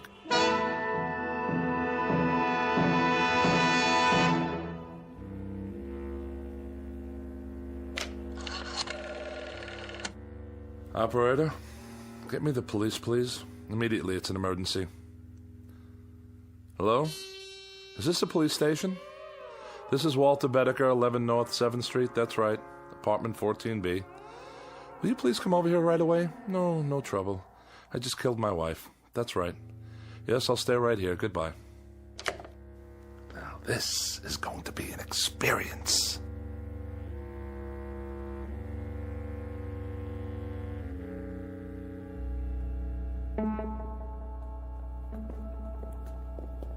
Hey, Bedecker, you got a visitor. Cooper, legal beagle. Right in here, Mr. Cooper. No longer than 15 minutes, please. How are you holding up? As well as can be expected. Prisons are boring places, you know. Very, very boring. And you? How am I? I'm miserable, Mr. Bedecker, and I've been miserable since I took your case. I've had tough clients before, but nobody like you. Really? What disturbs you? What disturbs me is that for 5 days in that courtroom, you've acted like a man desperate to get himself convicted. Oh, whatever would make you think that? When the prosecuting attorney cross-examines you, you act like you're betting on him to win the case. The truth will out. Now look, Bedecker, tomorrow's the last day of the trial. There'll be the summing up and it'll go to the jury. And as things stand now, you don't have a chance in hell. That a fact? That is a fact. Now, tomorrow, this is what I want us to do. Cooper, do me a favor, will you? Put it away. How's that? Bedecker, didn't you get what I was trying to tell you? You're about 12 hours away from a guilty verdict on charge of first-degree murder. Oh, what will the penalty be? The penalty in this state for first-degree murder is death in the electric chair. Death in the electric chair. Bedecker! And if I were in California? What? How would they try to kill me if I lived in California? Capital punishment there is the gas chamber, but I don't see... And in Kansas? In Kansas, it's hanging, but I'm gonna tell you something, Bedecker. No, Mr. Cooper, I'm gonna tell you something. The only thing they'll get for their troubles if they try to electrocute me is a high electricity bill. Good night, Mr. Cooper. See you in court. Guard! I don't know, Bedecker. I just don't understand you. The psychiatrist says you're sane, and you say you killed your wife. But way down deep, I know you didn't. So tomorrow, when I sum up for you, I'm gonna lead from a terrible position, a position of weakness. But I'll do the best I can. Mr. Cooper, really, don't bother.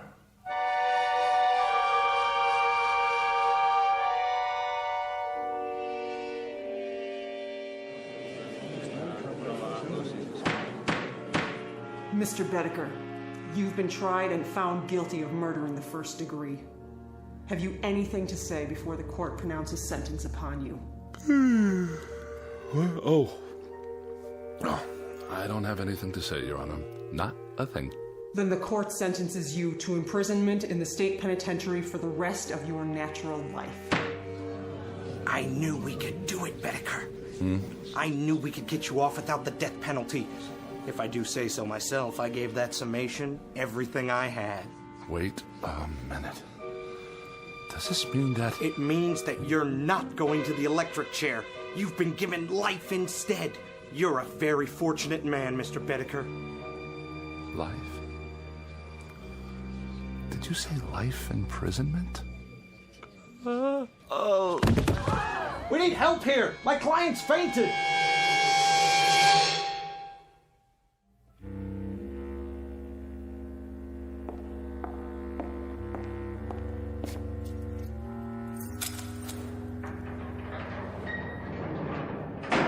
Here's your last meal.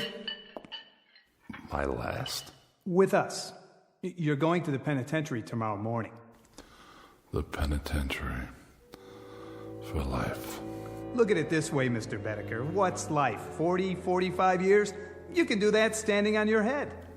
Life. That's all. 45 years. Maybe not even that much.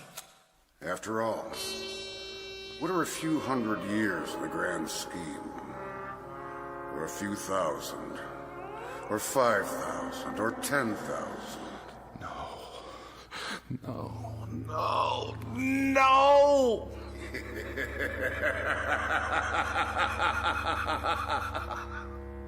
Mr. Bedecker. Yes? About the escape clause. Care to utilize it now? Yes. That's a wise man. Odd thing, Mr. Bedecker. You look like someone having a heart attack. Exactly. Like a man having a heart attack.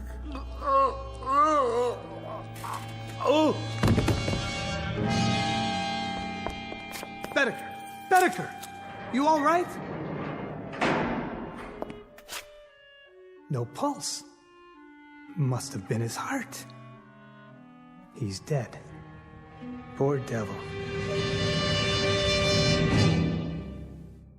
There's a saying, every man is put on earth condemned to die, time and method of execution unknown. And perhaps this is as it should be. Case in point, Walter Bedecker, lately deceased. A little man with such a yen to live that he was beaten by the devil, by his own deadly boredom, and by his place in the scheme of things, including his position, such as it is, or was, in the Twilight Zone.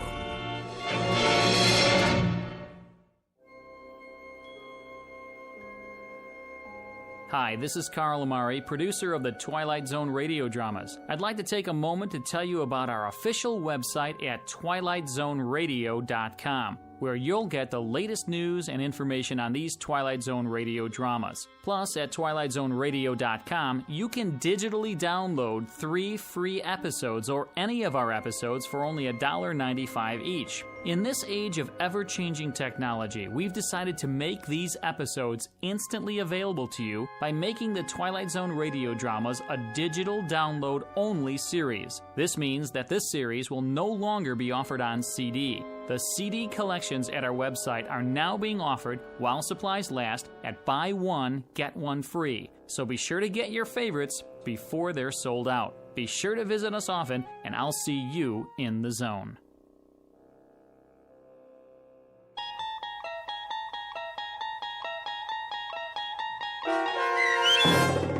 Escape Clause, starring Mike Starr with Stacy Keach as your narrator, was written for The Twilight Zone by Rod Serling and adapted for radio by Dennis Etchison. Heard in the cast were Peggy Roeder, Rich Komanek, Doug James, Turk Muller, Guy Burrill, Heath Corson, Larissa Borkowski, Natalia Reed, Peter DeVito, John Starr, Carl Amari, Paul Patch, and Lynn Foley. To learn more about the Twilight Zone radio dramas and to obtain audio cassettes and CDs of these programs, visit our website at twilightzoneradio.com. This copyrighted radio series is produced and directed by Carl Amari and Roger Wolski for Falcon Picture Group. Doug James speaking.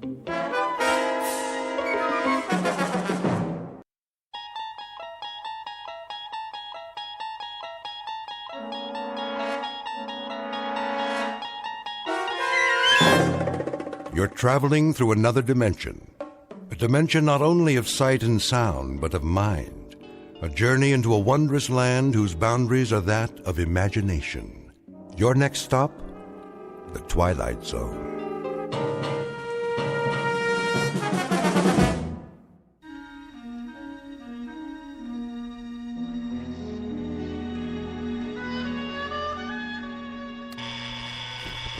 Blasted alarm.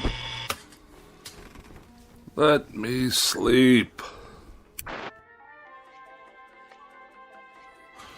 Oh, all right, I hear you. It's 7:01 on a beautiful spring morning. What's so beautiful about it? And this is Mike Munn, here with some more sunshine music on your favorite listening station, Radio K-Rand. Oh, you shut up. So, whether you're on the way to work or just waking up, relax. We'll be with you all day long, bringing you melodic masterpieces around the clock. Off, I say. I did not set this radio to go on at all. And before we start another set of timeless hits, here's a special message for one of our favorite listeners, Bartlett Finchley. What? Mr. Finchley, we know you're out there, so put on a happy face. Take some time to smell the coffee, and remember, we love you madly, but we'd love you even more if you'd get out. Nobody wants you here, so you may as well pack up and get out now. We'll see about that. Of all the outrageous gall.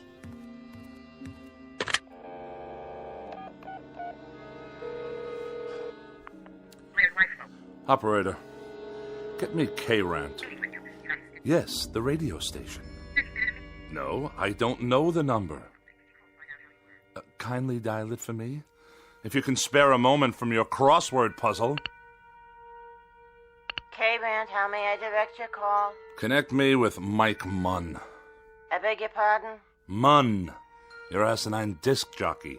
I'm sorry, sir, but there's no one here by that name. Of course there is. I just heard him on the radio. He took it upon himself to broadcast a personal insult directly and specifically aimed at me. We play all music all the time, sir. Do you know who you're speaking to? This is Bartlett Finchley. Yes, Mr. Finchley? And I will not be addressed in such a manner, on or off the air. Of course not, sir. Which manner?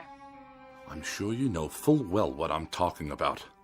The airwaves are licensed by the Federal Communications Commission, and they are not to be used for personal messages.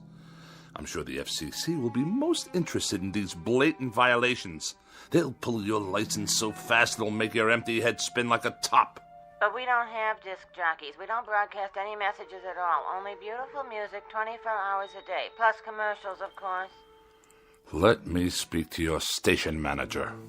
Yes, sir. Please hold. And don't you dare place me on hold, you high school dropout. Oh, for the love of... I don't have time for this nonsense. I will not have it. I'll write a blistering letter to the FCC that will knock this rinky-dink station off the air. Hello? I want to file a complaint. A very, very serious complaint about your broadcasting policies. Come off it, Finchley. What did you say? Get off your high horse and give it a rest. Or you're out of here. You low-life nincompoop. How dare you address me in that fashion? I'll have you fired on the spot. What is your name, you cretinous subhuman? Don't you hang up on me! Hello? Hello? Hello?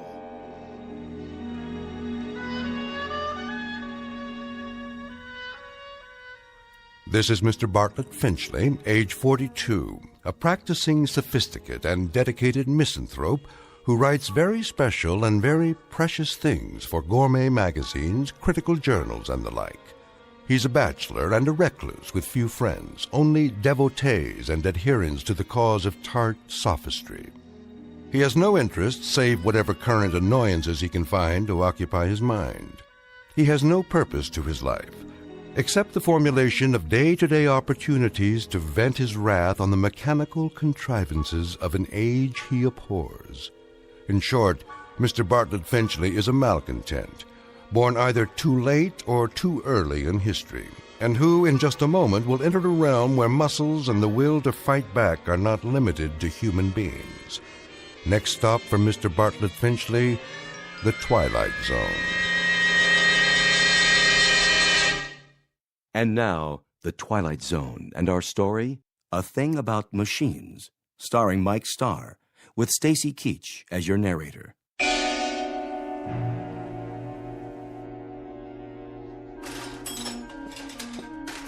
How are you today, Mr. Finchley?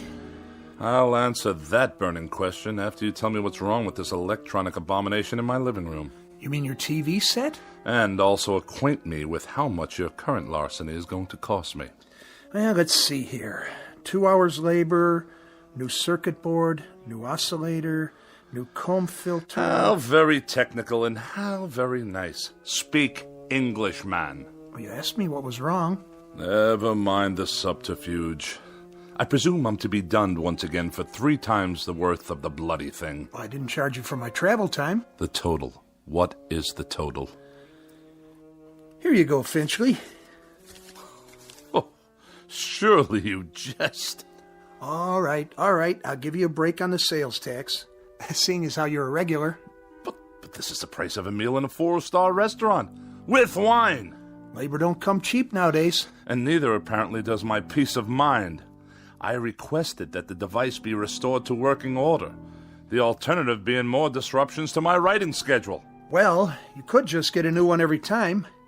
Might be easier all around. Last time I was here, Mr. Finchley, you'd kicked your foot through the picture tube, remember? I have a vivid recollection. It was not working properly, like every other electronic contraption in this house. I tried to rehabilitate it. By wrecking it? After a certain point, that is the only option left. I disposed of a clock radio in a similar manner this morning.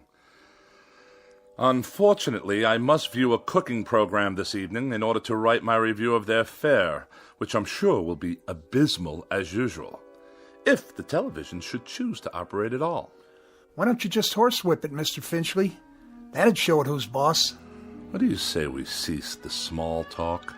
Let's get down to the petty larceny and be done with it. I'll put it on your tab. Send me a check before I come out the next time. I sometimes wonder exactly what it is the purpose of the Better Business Bureau in such transactions. You got a complaint about my work? When they allow you itinerant extortionists to come back week after week, move wires around, busily probe with ham-like hands, and accomplish nothing but the financial ruin of every customer on your route. We're not a jip outfit, Mr. Finchley. We're legitimate repairmen. But I'll tell you something about yourself. Spare me, please. I'm sure there must be some malnutrition analyst with an aging mother to care for whom I can contact for that purpose. Why don't you hear me out, Mr. Finchley? That set doesn't work because you obviously got back there and yanked out wires and heaven knows what else. You had me over here last month to fix your tape recorder because you'd thrown it down the steps. It did not work properly. Well, that's the point, Mr. Finchley. Why don't they work properly? Offhand, I'd say it's because you don't treat them properly. I assume there's no charge for that bit of analysis. What does go wrong with these things, Mr. Finchley? Have any idea? Have I any idea? Now that's worth a scholarly 10 lines in your repairman's journal.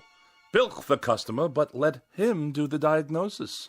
Well, the reason I ask that is because whatever it is that really bothers you about that television set and the radio and all the rest, it's something you're not telling me. Aside from being a rather incompetent clod, you're a most unreceptive listener.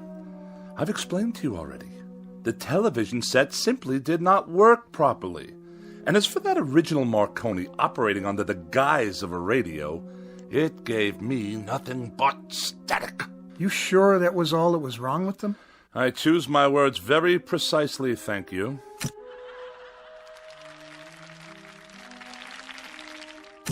Well, there you go. TV's okay again, for now. I'll send you a complete bill, Mr. Finchley. Of this I have no doubt. Finchley, what is it with you, anyway? With me? Well, with you and machines, that is. Any type of machine, as far as I can tell. Just curious. You don't have to tell me if you don't want to. If it's something personal. I will file that idiotic question in my memorabilia, to be referred to at some future date when I write my memoirs. You will fill one entire chapter. The most forgettable person I have ever met.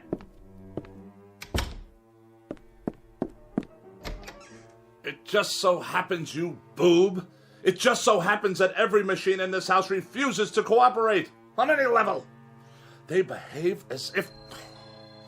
There! You see what I mean? Enough! I said that will be just about enough of that. Stop! Stop! Stop! Please!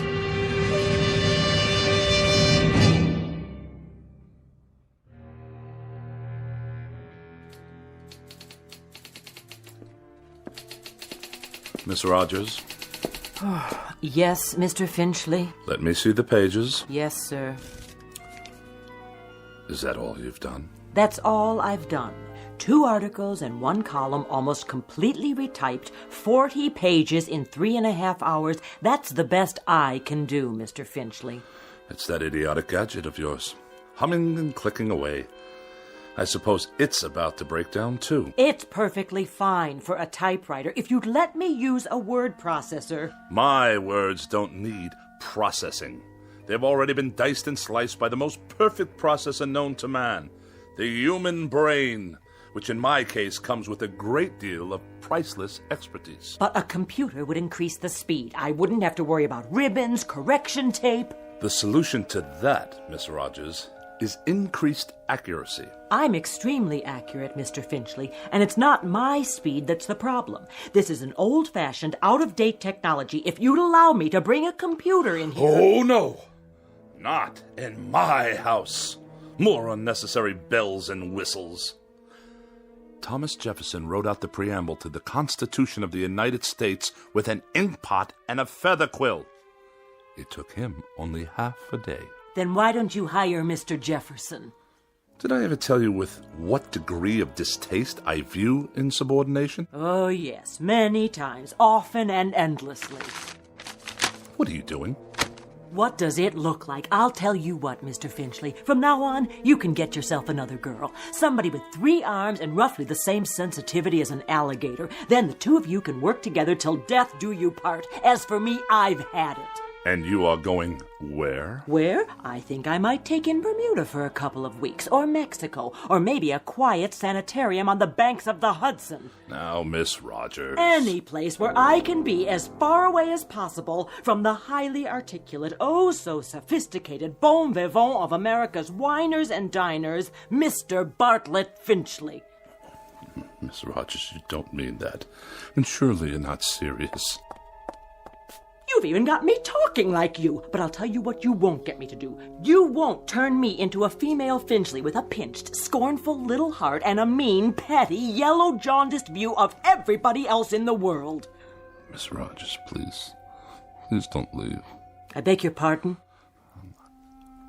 I wish you'd reconsider. Speak up. I can't hear you.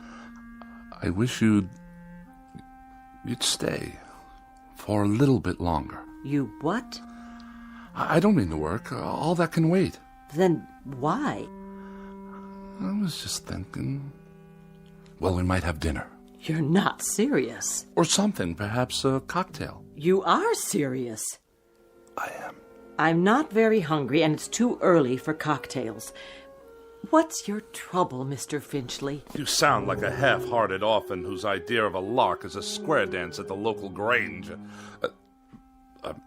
I'm merely suggesting to you, Miss Rogers, that we observe the simple social amenities between an employer and a secretary.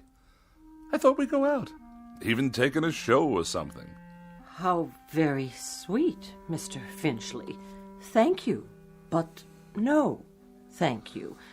Tonight I'm taking a hog-calling lesson. You know what a hog is, don't you, Mr. Finchley? He's a terribly bright fathead who writes for gourmet magazines and condescends to let a few other slobs exist in the world just to take his rudeness and run back and forth at his beck and call. Good day, Mr. Finchley. Miss Rogers, before you go, have a cup of coffee or anything at all. If you must know, I'd like very much not to be alone for a while. Are you ill? No, not as such. Then what's the trouble? Does there have to be trouble because I'm desperately tired. I've hardly slept for 4 nights. And the very thought of being alone now, well, frankly, it's intolerable. Things have been happening, Miss Rogers. Very odd things. Go on. That TV set in the corner. It goes on late at night. It just goes on all by itself. I see you got it fixed. And the clock radio I kept in my bedroom. It went on and off, too, of its own accord, whenever I tried to catch up on my sleep. I'll let you in on a little secret. There's a conspiracy afoot in this house, Miss Rogers. Really, Mr. Finchley? That's exactly what it is. A conspiracy. The television set, the radio, electrical devices of every sort. That miserable car I drive. Even the clock on the mantelpiece. There's no clock on the mantel. I know. I threw it away. Why would you do that? What I'm getting at, Miss Rogers, is that for as long as I've lived, I've never been able to satisfactorily operate machines. Mr. Finchley, I think you ought to see a doctor. A doctor? Oh, the universal panacea of dreamless idiots. If you're depressed, see a doctor. If you're happy, see a doctor. If the mortgage is too high and the salary too low, see a doctor. You, Miss Rogers, you see a doctor. I am a logical, rational, intelligent man. I know what I see. I know what I hear. And for the past 3 months, I've been sharing this house with a collection of wheezy Frankenstein monsters whose whole purpose is to destroy me. Now, what do you think of that? I think you're terribly ill. I think you need medical attention. You obviously haven't heard a word I've said. I think you've got a very bad case of nerves from lack of sleep. By no choice of my own, I assure you. And I think that way down deep, you yourself realize that these things are nothing more than delusions. Now I know what you really think of me. That I'm to be pitied. That I'm a poor wretch, not in my right mind. That... Think what you like. Now where are you going? You don't need company, Mr. Finchley. You need analysis. You're no better than a cogwheel robotic machine yourself. You haven't an iota of compassion or sympathy. Mr. Finchley, please, let go of my arm. I'll let you go when I get good and ready to let you go. Mr. Finchley, let's not make an ugly scene here. Now, come on, let me go. Mr. Finchley, let go of me! Get out of here and don't come back! With distinct pleasure and manifest relief. Don't ever come back. I'll send you your check. I will not be intimidated by machines, so it follows that no empty-headed little secretary with a mechanical expression is going to get away with anything either. Mr. Finchley, in this conspiracy you're suffering, this mortal combat between you and the appliances, I hope you get licked. Good riddance! What? More typewriting? Oh, you think you'll turn yourself on any time you feel like it, do you? Let's see what you've written. Get out of here, Finchley. Get out of here, Finchley? Who are you to tell me to get out of my own house? You're a machine, a silly machine, an inanimate object. All right, that's it. This is war. You're not going to intimidate me. Did you hear what I said? You're not going to get away with it, you machines!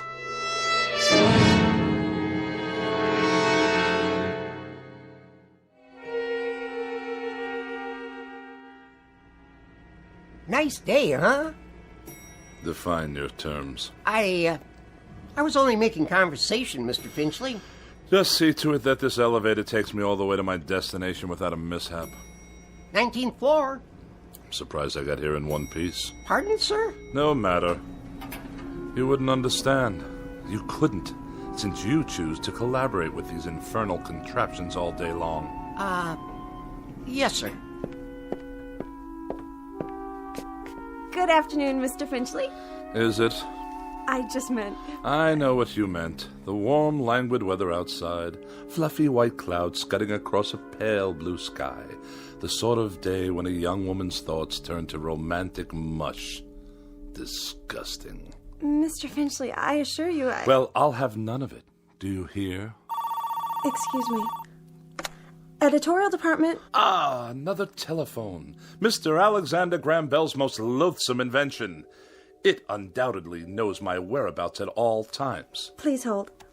Mr. Finchley, did you want to see the editor? No need.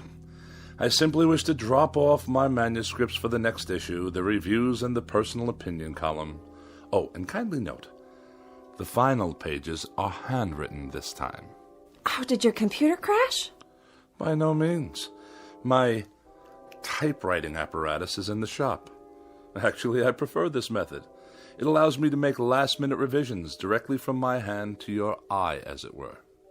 I'll tell them it's here. Then I shall take my leave. Out into the blinding white heat of the cruelest month. Reflux Publications? Iron Gourmet Magazine? Just a moment, please.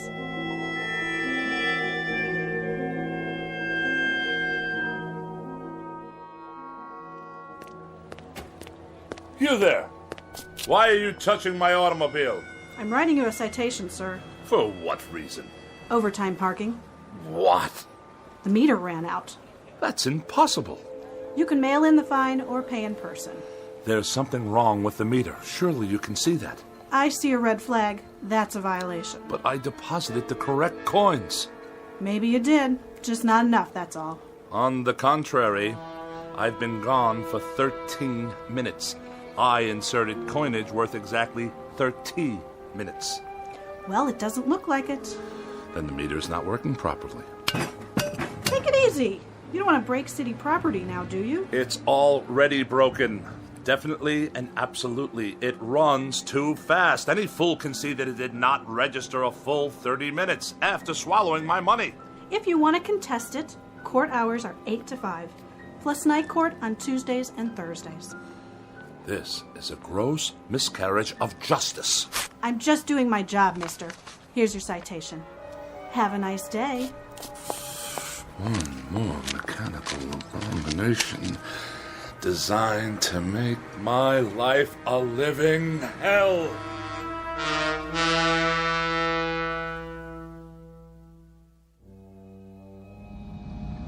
One side, madam. You, sir. Move your vehicle out of my way. Watch it, Mac. Watch what exactly, you imbecile? This is my lane. Park it, Pops. Move all the insolent.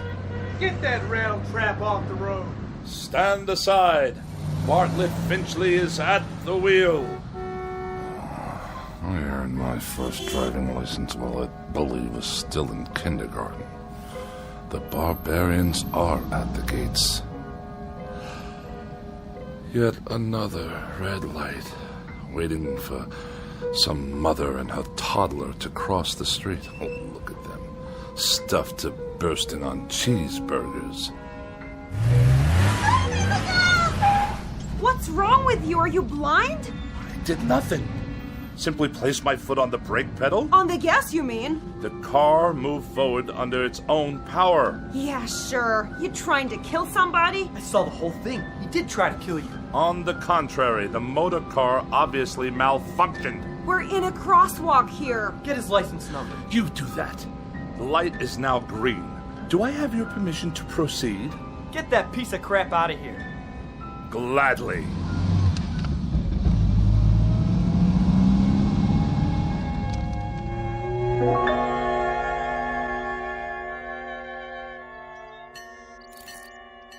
Pardon me, attendant.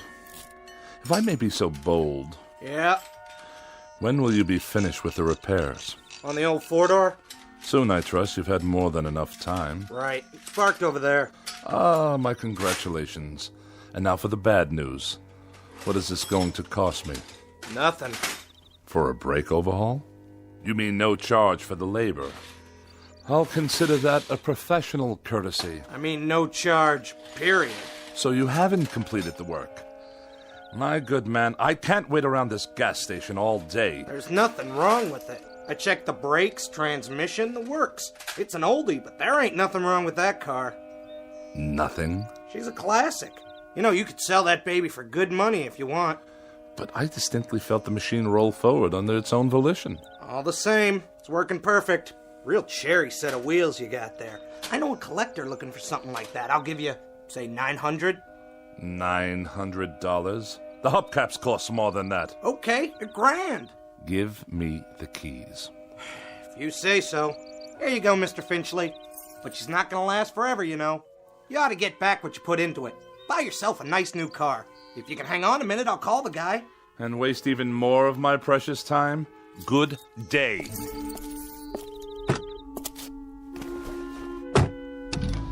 Wait up!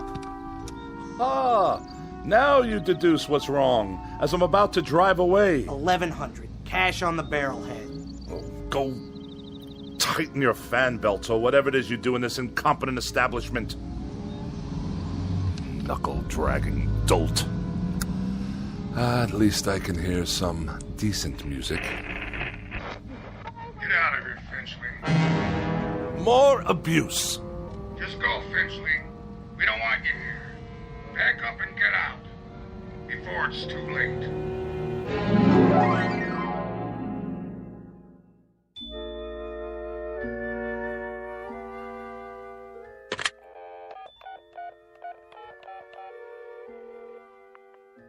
Miss Moore, please? Oh, is that you, Agatha? Bartlett Finchley here. Yes, my dear, it has been a long time. too long. Which indeed prompts this call. How about, dinner this evening? Yes, with yours truly. Why, at the restaurant of your choosing, of course. Oh, no, you're quite mistaken. There are establishments that meet my standards.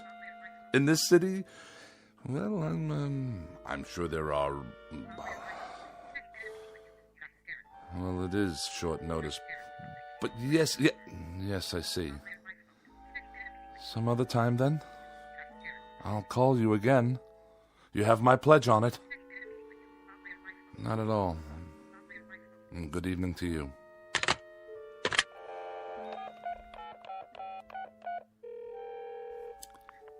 Mrs. Donnelly, please. Pauline, is that you? Oh, and how's my favorite young widow this evening? Bartlett. Bartlett Finchley. You remember? Yes. I'm tip-top. And you? Splendid. Say, listen, Pauline, I was wondering, sort of spur of the moment and all that, but oh... I see. Yes, perfectly. That's quite all right. No, I hadn't heard the good news. Well, I'm delighted for you. Truly delighted. In June. I'll send you a wedding gift. Of course. Good night. It's the telephone. I'm sure of it. Distorting my voice, twisting my words. What other explanation is there? An army of forces dedicated to embarrassing me, inconveniencing me, and generally making my life as miserable as possible.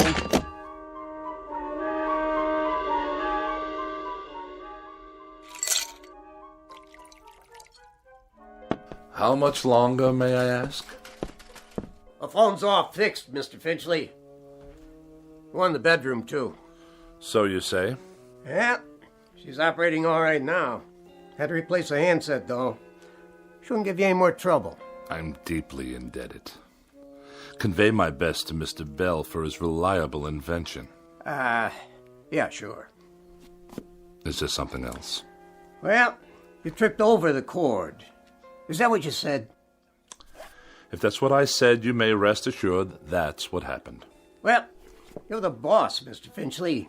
Reason I asked, though, those wires sure looked like they were yanked out. Do they now? Proving what a vast storehouse of knowledge the phone company has yet to acquire. Okay. So long, then. Have a nice night.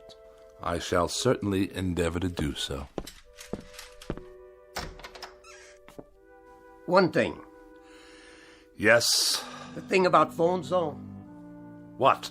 Well, you see, they're just like any other piece of electronics. You have to be careful. Treat them right. Because if you don't, they won't do what you want. Kind of like people, I guess. Kick them to the curb, and they won't be there when you need them. You get back what you give out. But, well, I figure you know that already, don't you, Mr. Finchley? A smart man like you. Good night. So be it. Another evening alone. Just as well. At least this way I'll have the company of a person of quality. And welcome once again to Dinner for One on the Eating Channel. Tonight we prepare a bright and breezy repast guaranteed to liven up any kitchen. Oh, spare me. 3 new and exotic courses imported from jolly old England.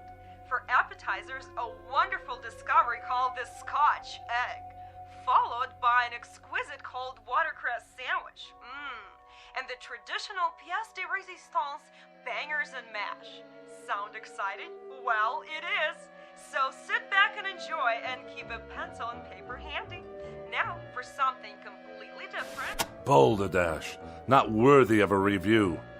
Cretins and half-wits at every turn. Well, who needs you? Who needs any of you? Mr. Bartlett Finchley is going out on the town. He's going to have a wonderful evening with some good wine, and who knows what lovely lady I may meet during my nocturnal meanderings. Who knows indeed?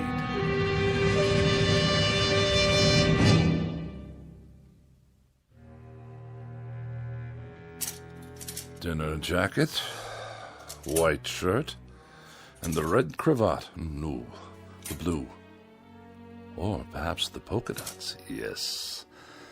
This will do. Now for a quick shave before dressing. Who do I see in the mirror there? Who can that attractive man be? Don't tell me. It's Bartlett Finchley.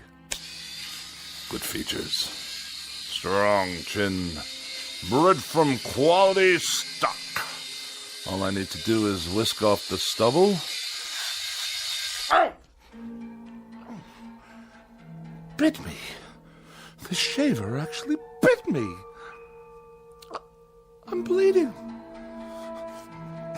Get away, you filthy bugger. Finchley. Who's there? Finchley. Look in the mirror. What do you really see? Who's speaking? Take a good look.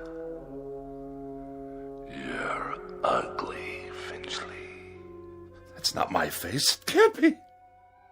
An ugly, dried up old man. Do yourself a favor. Do us all a favor. Use a straight razor. Stop speaking at once. You have no right.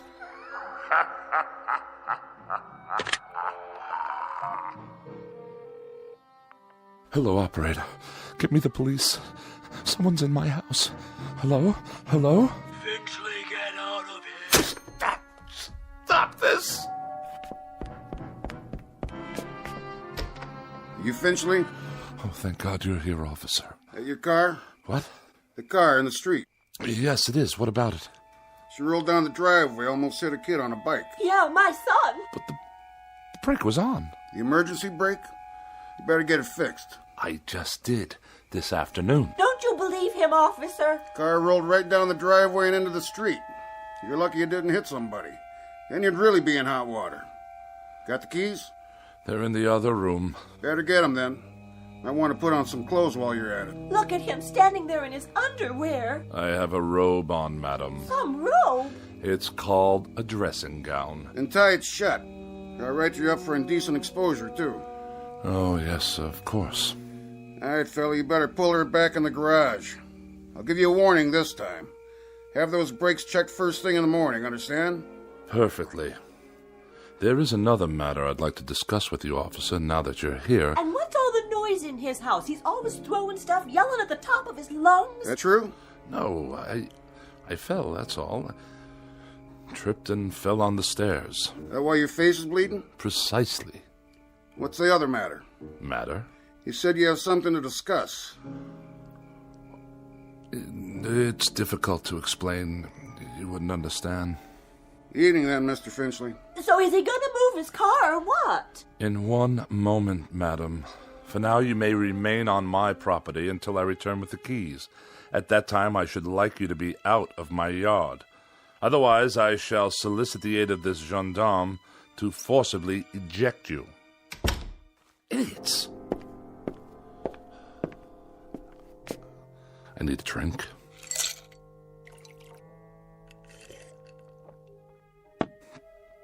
Perhaps one more.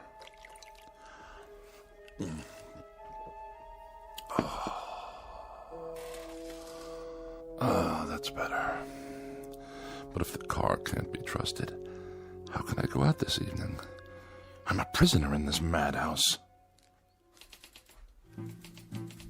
Miss Rogers? Edith? Is that you? Yes, of course. You had second thoughts, and now you've come back. Where are you? But if you're not here, then Who's typing? Get out of here, Finchley. Get out of here, Finchley. Is that all you can write, you infernal machine? Who turned you on? Get out of here, Finchley. Get out of here, Finchley. No. You get out of my television set. What's that? The clock. I smashed it this afternoon. Smashed it to smithereens. And you. I destroyed you too. Oh, you won't get me. You won't get me. I won't let you.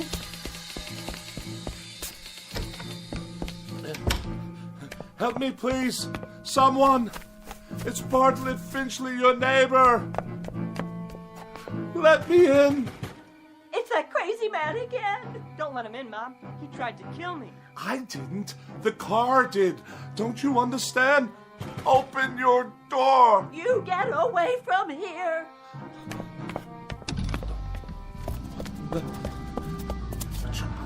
You can't follow me. You're only a car.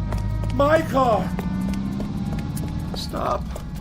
There's no one at the wheel. You must stop. I demand it. Back to my house. Then it can't follow me to the house. Locked. Wait. I have the keys after all. It can't get in here. I'm safe now. Safe. Where's the light switch? Burned out. Just as well. I'll hide here in the dark until the car goes away. Yes, that's it.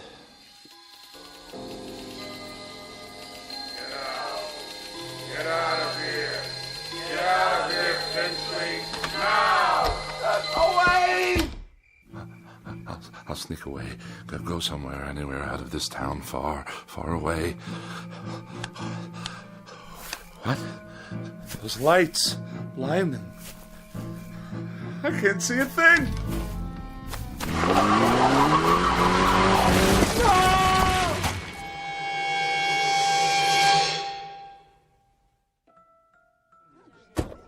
I have your 1019 on Woodlawn Drive. What is the status? Cancel that call for backup. Paramedics have arrived, waiting their decision. Do you have a positive ID? Finchley, first name B for Bartlett. Stand by, 10-4.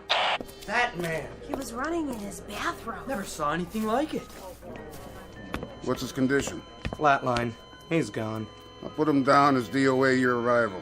Heart attack? That's what it looks like. What happened here, you know? Neighbors said they heard him shouting about something last night. He sounded scared. What about? Well, whatever it was, he took it with him. Was he out here?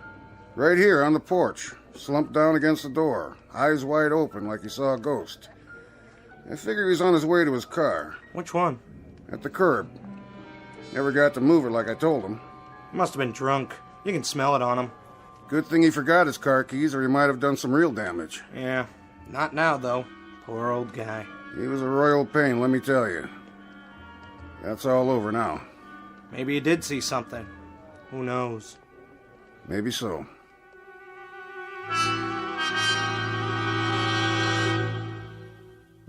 Yes, maybe so. It could just be that Mr. Bartlett Finchley succumbed to a simple heart attack and a set of delusions that were self-generated. It could just be that he was tormented beyond the breaking point by an imagination as sharp as his wit and as pointed as his dislikes. But as reported by those in attendance, this is one explanation that has definitely left the premises with the deceased. For now, look for it filed under M for machines in the Twilight Zone. More from the Twilight Zone after these words.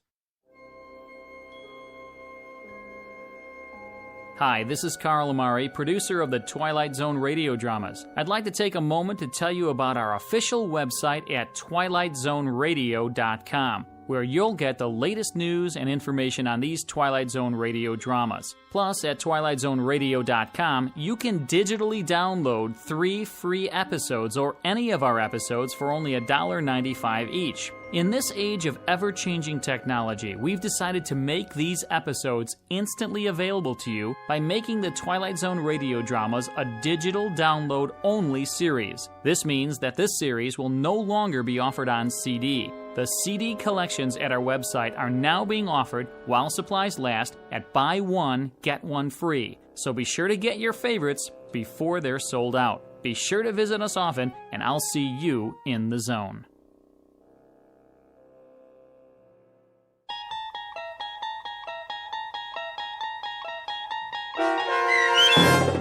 A Thing About Machines, starring Mike Starr, with Stacy Keach as your narrator, was written for The Twilight Zone by Rod Serling and adapted for radio by Dennis Etchison. Heard in the cast were Doug James, Peggy Roeder, Rich Kominick, Turk Muller, Guy Burrill, Larissa Borkowski, Irene Olson, Heath Corson, Lynn Foley, Natalia Reed, and Peter DeVito. To learn more about the Twilight Zone radio dramas and to obtain audio cassettes and CDs of these programs, visit our website at twilightzoneradio.com. The producers of The Twilight Zone wish to thank CBS Enterprises, Carol Serling, Dennis Etchison, Dick Brescia Associates, Claire Simon Casting, Don Longo, Terry Jennings, the American Forces Radio and Television Service, our sponsors, and our radio affiliates for helping make this series possible. This copyrighted radio series is produced and directed by Carl Amari and Roger Wolski for Falcon Picture Group. Doug James speaking.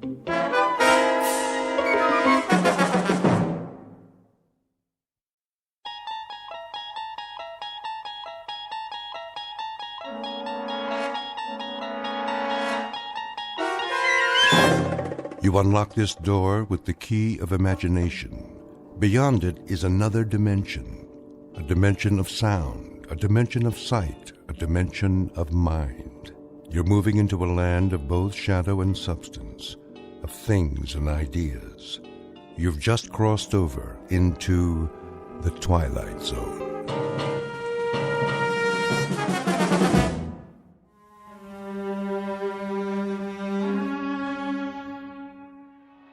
Darling, you can't mean it. But I do. I do. Even after so long? What is time? The ebb and flow of a river as we drift along, bobbing and sinking, but floating to the surface again and again and again.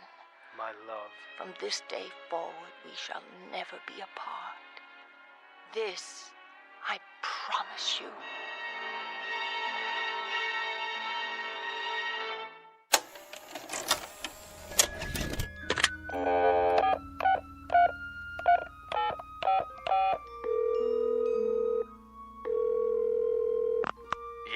Kruger, I've got an idea. Who is this? Jordy, who do you think? Listen, this one's a winner. You know what time it is. Late. Sorry, boss, but I just watched a movie and... Movie? What movie? Remember that assignment you wanted to send me to the coast? To cover the awards, but you passed on it. Right, the Career Achievement Awards at the Academy. Jordan, surely this can wait. That's just it. It can't. Come morning, I'll be on a plane, headed for L.A. No, you won't. I'm sending the new boy. Not so fast. You remember why I passed on it? Because Pamela Morris isn't attending. As usual, so what? Well, I ran one of her pictures tonight. Her greatest performance. And this, I promise you, I've forgotten the magic. There's never been anyone like her, not even close. So here's what you do. Have you been drinking? Buddy, I'm stone cold sober. Get me a ticket for the red eye out of O'Hare. Then soon as it's morning, Pacific time, call our agent and set up an interview. I'll be there with bells on. Interview about what? Are you kidding? It's Pamela Morris. Where's she been all these years? Is she still as beautiful as they say? I'll get you an exclusive. And while I'm out there, I just might cover the awards, if you ask me real nice. 'Cause you're my favorite editor. Do us both a favor. Go back to bed. I haven't been to bed. I've been watching Pamela Morris all night long. And tomorrow, I'm going to meet her. No matter what. Thanks, Kruger. It'll be worth it. This I promise you. The world's most beautiful woman, Pamela Morris, in person.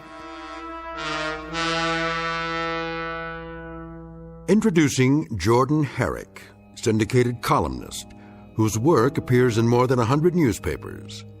By nature a cynic, a disbeliever, and a jaded commentator on the movie business, caught up for the moment in a lovely vision.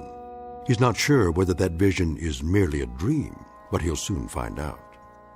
Her name is Pamela Morris, renowned star and femme fatale, not seen in public for many years, whose legendary beauty is remembered by millions. Mr. Herrick is correct about one thing. Tomorrow he will make her acquaintance in person. But what he does not know is that the face he gazes upon may actually be a reflection, beamed his way directly from the Twilight Zone. And now, The Twilight Zone and our story, Queen of the Nile, starring Kate Jackson, with Stacy Keach as your narrator.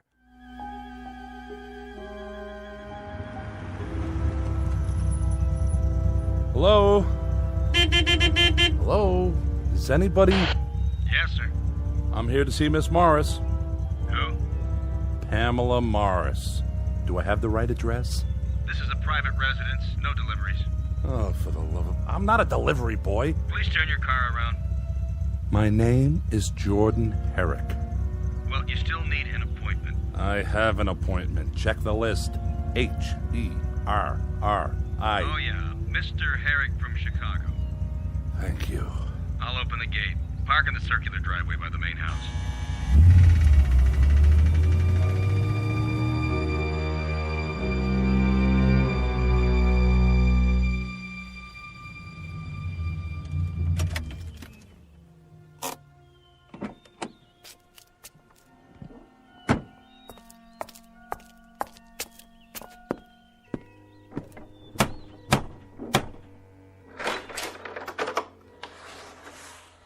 Yes?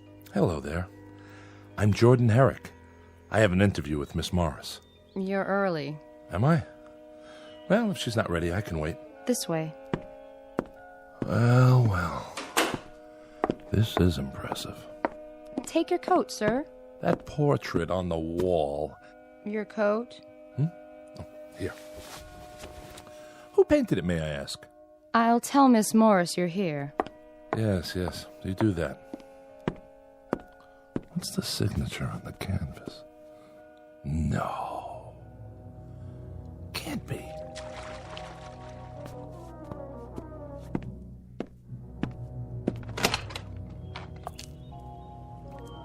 Where's my towel? A young man is here to see you. Where? In the living room. Really? Tell him I'll be right in. There's no hurry. Oh, there you are. Sorry, I lost track of the time. Please, don't rush on my account. You've come all this way. It's the least I can do. But it's such a glorious day. I'll be right with you. Just let me dry off. Of course. Charlotte, see if the gentleman would like a drink. Perhaps a light lunch? Yes, miss. Oh, don't go to any trouble. I'll meet you in the living room as soon as I make myself presentable. Oh, you're more than that. Great deal more. If you follow me, sir.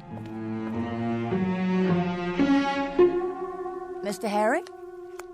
Miss Morris, I didn't mean to interrupt your swim. Nonsense. I've kept you waiting. It doesn't matter. It does matter, and I apologize. But I do love the pool. It's my one indulgence. Am I forgiven? Absolutely. Please sit down. Beautiful. Sorry? This room. The furniture, the artifacts. Lovely. You like my little collection? Very unusual. You must have gathered these things from around the world. Oh, you know how it is. Various locations over the years for this film or that. You specialize in the exotic. Do I? Yes, I suppose so. Even the front door, that metal, insect or whatever it is. Ah, you saw that. The door knocker. Cast in bronze, after an Egyptian beetle or so, I'm told. Do you think it's too much? No. It's quite remarkable. I've never seen another like it. Nor have I. Must be very old. Yes, it must be. I confess I've forgotten exactly where it's from. Now then, I believe you have some questions for me? Well, if you don't mind. Not if you're the one who asked them. I'll do the best I can. I'm sure you always do. To begin at the beginning. As two people always must. Huh.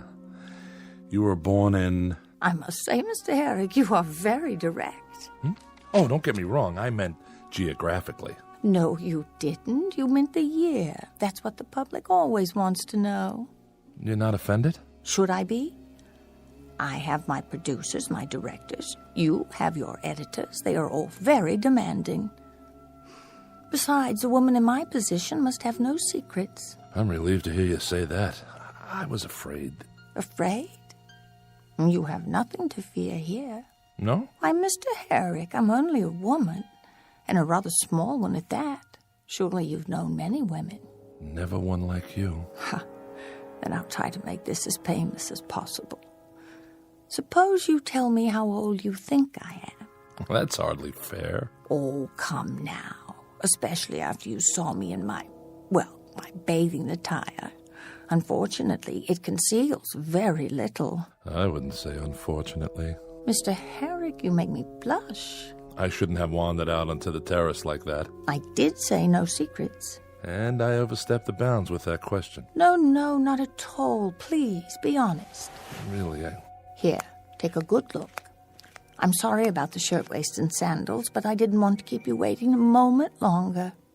Time is so precious. You're not wearing any makeup, are you? Can you tell? There simply wasn't time. You're very beautiful. That wasn't the question. We were talking about my age. I'd appreciate your candor. In that case, you look no older than you do in the painting. Oh, everyone asks about that. I was only a child when I posed for it. Is that so? Come and see for yourself, close up. All right. Well? Oh, surely I'm misreading the signature. Why do you say that? This can't be a Berthold. Berthold? I was so frightened of him. The world was bright and new to me, and he was so wildly creative. Was he? I'd never met anyone like him. It was his genius that enabled him to project the flowering of a fragile blossom, as he put it. He must have been a genius to capture you so perfectly. What a lovely thing to say. Tea, miss. Ah. Shall we, Mr. Harry? Certainly. Tea or coffee? Coffee, please. Would you like something in it? Cognac? Whiskey? No, thank you. I'll take it black. I thought newspapermen were heavy drinkers. That's a myth. At least during working hours. And are you working now? I am. Though it doesn't feel like work. I want you to feel entirely at ease. It's to my advantage, you know. Lest you think badly of me. Very little chance of that. Is it time for tea, Charlotte? Yes, Mrs. Draper. Hello. My name's... This is Mr. Herrick. How do you do? Mrs. Draper. He's the newspaperman, Mother. I know. You're Pamela's mother? Surely not... Sit down, Mother. Have your tea. It's remarkable, the resemblance between you two. Some might think so. With my mother, it is tea at this precise hour every afternoon. Mrs. Draper, you must feel proud to have such a famous daughter. Must I? Mother never did approve of my career. Believe me, Mr. Herrick, I had very little choice in the matter. She thinks I'm too headstrong. Dedicated is the word. You still are, Pamela. Tell me, was your daughter always as beautiful as she is now? Always. Now there's loyalty for you. As a matter of fact, Mr. Herrick, it is the truth. Then perhaps I should interview you as well. Why, whatever for? Well, I might learn a few important details from the mother. Such as the real age of the daughter? Honestly, I wasn't thinking of that. Isn't age relative? Besides, didn't I promise to reveal absolutely everything to you, Mr. Herrick? You did. All in good time. Then I'll just have to be patient. Not for much longer. This I promise you. Pamela, I must have a word with you. Later, in your room. I am not going to stand by and watch it happen again. You will if I say you will. I can't bear it. Mother, would you mind seeing if Charlotte has things under control in the kitchen? Not this time. Sorry if I'm intruding. She was just leaving. Pamela. Weren't you? A pleasure to have met you, young man. My pleasure, Mrs. Draper. Perhaps we'll talk another time. I hope so. Until then, goodbye. Take care of yourself. Take very good care. I'll try. Forgive her. What for? She's getting old. Still, she might remember a few details I can use for my story. No, her mind wanders. Her memories become distorted. Shall we finish our coffee on the terrace? If you prefer. There should be a breeze outside. I'll bring the cups. Mr. Herrick. Mrs. Draper, I thought you'd gone. I must speak with you. Why, of course. Leave. What? You must leave at once. Quickly, before she hears. You are in danger. I am? Very grave danger. All is not as it appears. She is not as she appears. Mr. Herrick, are you coming? Be right there. What's this about? If there's something I should know, you... She is running out of time. Save yourself, young man, before it's too late. I implore you. Save yourself.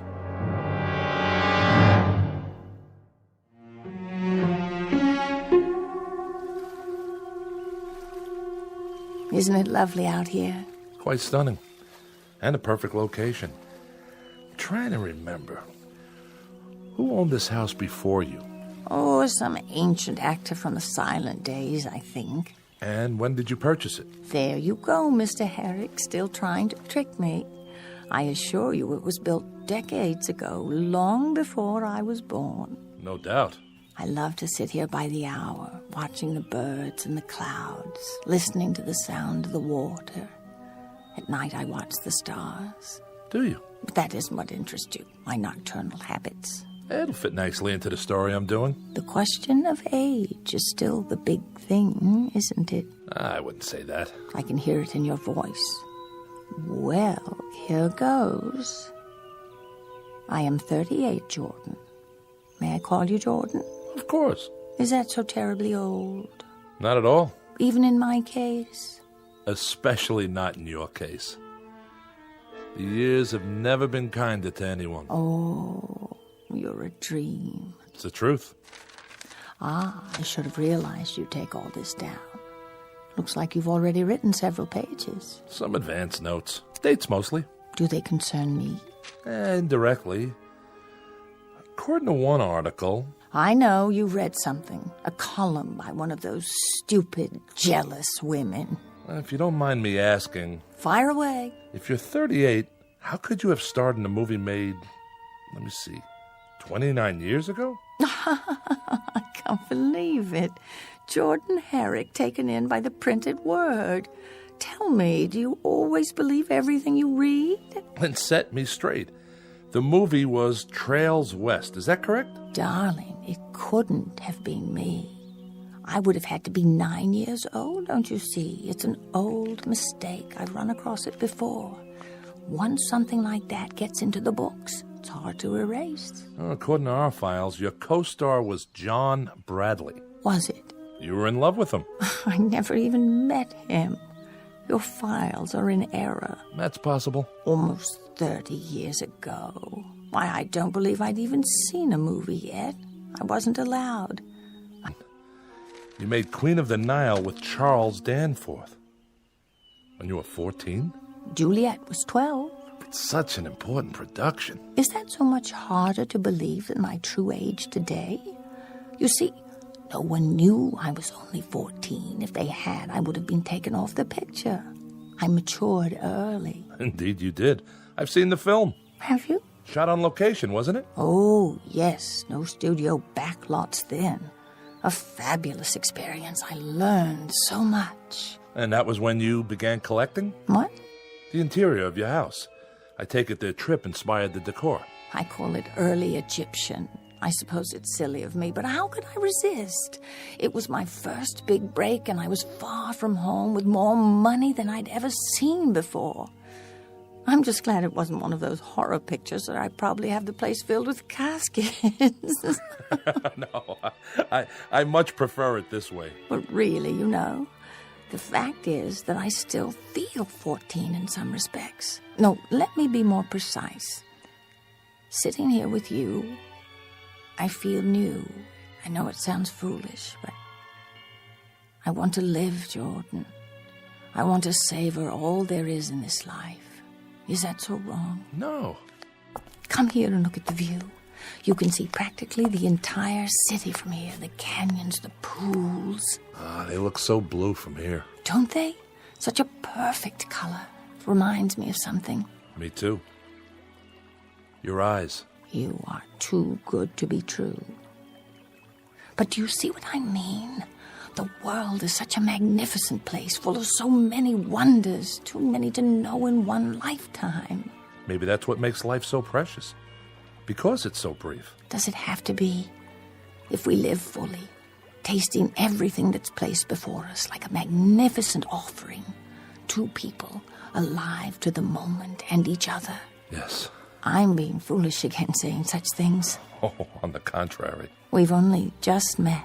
Hardly seems possible. That's because you've seen my films, each a time capsule, preserved, unchanging. There's something more, something that's very much alive right now. It's just that I so seldom get the chance to speak my mind, to air my dreams. That's true for everyone. Is it? It is for me. If I could know there's another who feels the same way, who wants to know life to the fullest. I think it's time for you to start believing. I don't dare. What are you worried about? You were so understanding, so simpatico. Don't stand too close. No, you don't like it. Move to the edge of the hillside. You might fall. Oh, Jordan, I already have. No. What's wrong? What must you think of me? Don't turn away. Look at me. It's as much my fault as yours. I wanted to kiss you from the first moment I saw you. You're very sweet, very real. But you really must go. Why? Because I say so. But we can see each other again, if you like. What about tonight? Dinner? Very well, shall we say? 8 o'clock?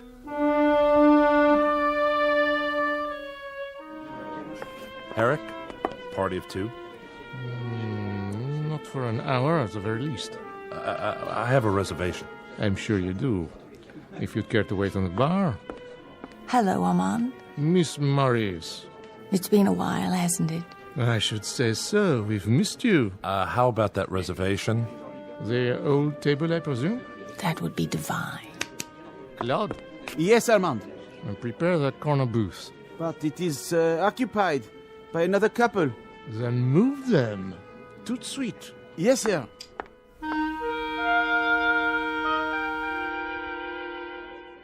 And that's our show. Ladies and gentlemen, we now invite you to dance. Darling, I don't know when I've had such a wonderful time, but it is getting late.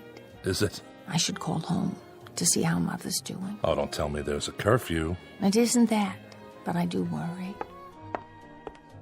Excuse me? Yes?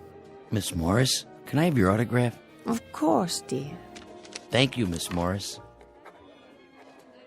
Will that do? Will it? You should charge for those things. That's the 10th one tonight. Darling, something the matter? No. Nothing.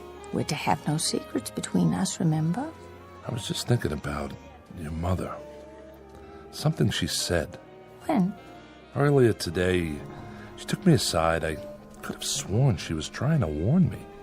Only I'm not sure of what. Jordan, my mother is disturbed. You must believe me. I do. But her words stick in my mind. She feels responsible. For what? My father's death. They were returning from a party she was driving. and the car went off the road. Father was killed.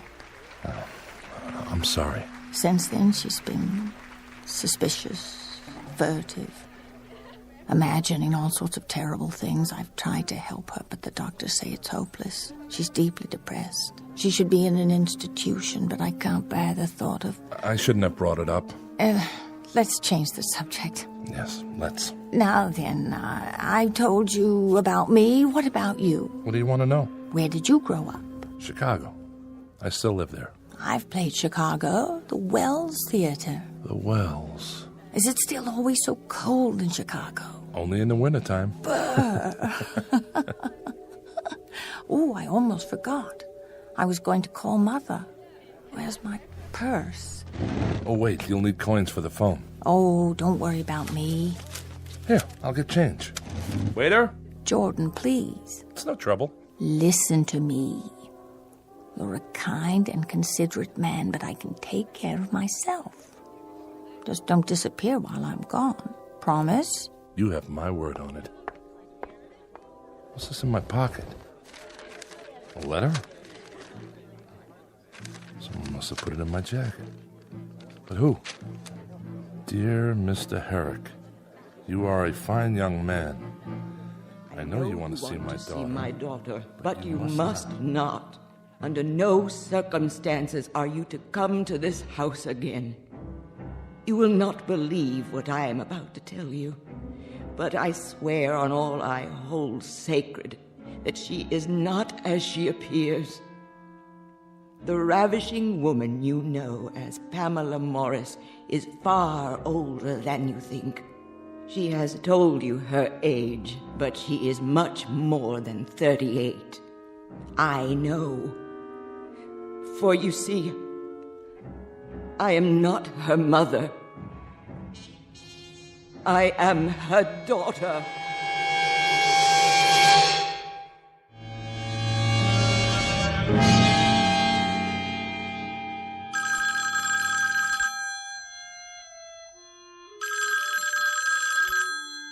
Morning. Jordan? Oh, I was just about to phone you. Were you? I overslept after last night. I was afraid you wouldn't call. I wasn't sure you wanted me to. Oh, now you're teasing me. I had the most wonderful evening. So did I. It was heavenly, Jordan. Every minute of it. Will I see you today? Wild horses wouldn't keep me away. You don't have to fly back? Not just yet. I'll tell Kruger I'm onto something here. Something that could be very big. Kruger? My editor. Don't worry, he'll go for it. Oh, I hope so. If I were to lose you now, you don't know how long it's been since I've felt this way. Stay right where you are. I'll be right over. I won't move from this spot. I'll tell Charlotte to make lunch for us on the veranda. I have a better idea. I'll take you to Musso and Frank's for brunch. Perhaps your mother could join us. What for? I thought it might be nice for her. To get her out of the house for a change. Mother's not feeling well this morning. Oh, nothing serious, I hope. Only the usual complaints. Her mind seems worse, though.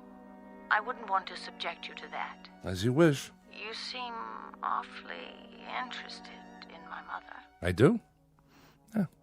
Just a reporter's curiosity. Enough about her. How soon will you be here? As soon as I shower and dress. Till then, darling. Till then.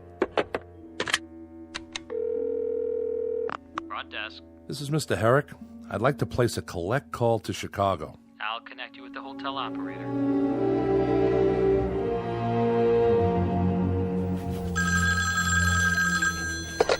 Kruger. Hey, old buddy. Jordy, glad you called. Where are you? Still in Hollywood. Listen. Good. I got another job for you, if you're through playing around with that little movie queen. Almost. Do something for me, will you? You'd have to file on one of her pictures. Which one? Queen of the Nile. Right. Which one? I just told you. Queen of the... Well, you're a little young, I guess, but they made two of them. First one silent, I think, around 1920, maybe earlier. I didn't know that. Get them both. Take me a minute. I'll hang on.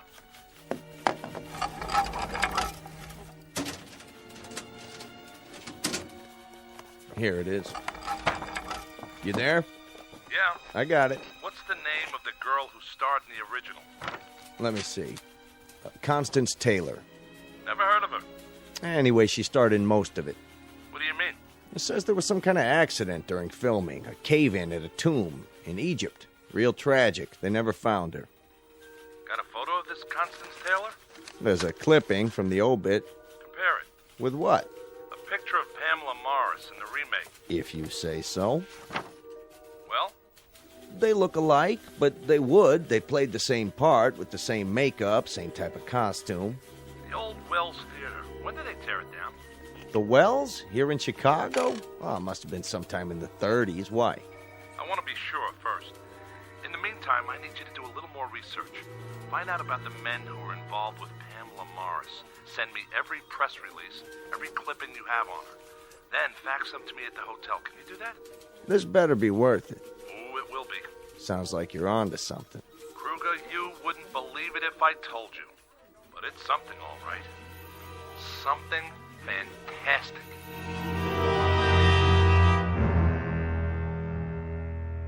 Well? It's all true, Mr. Herrick. Every bit of it. But don't show it to her. Leave here at once. This picture.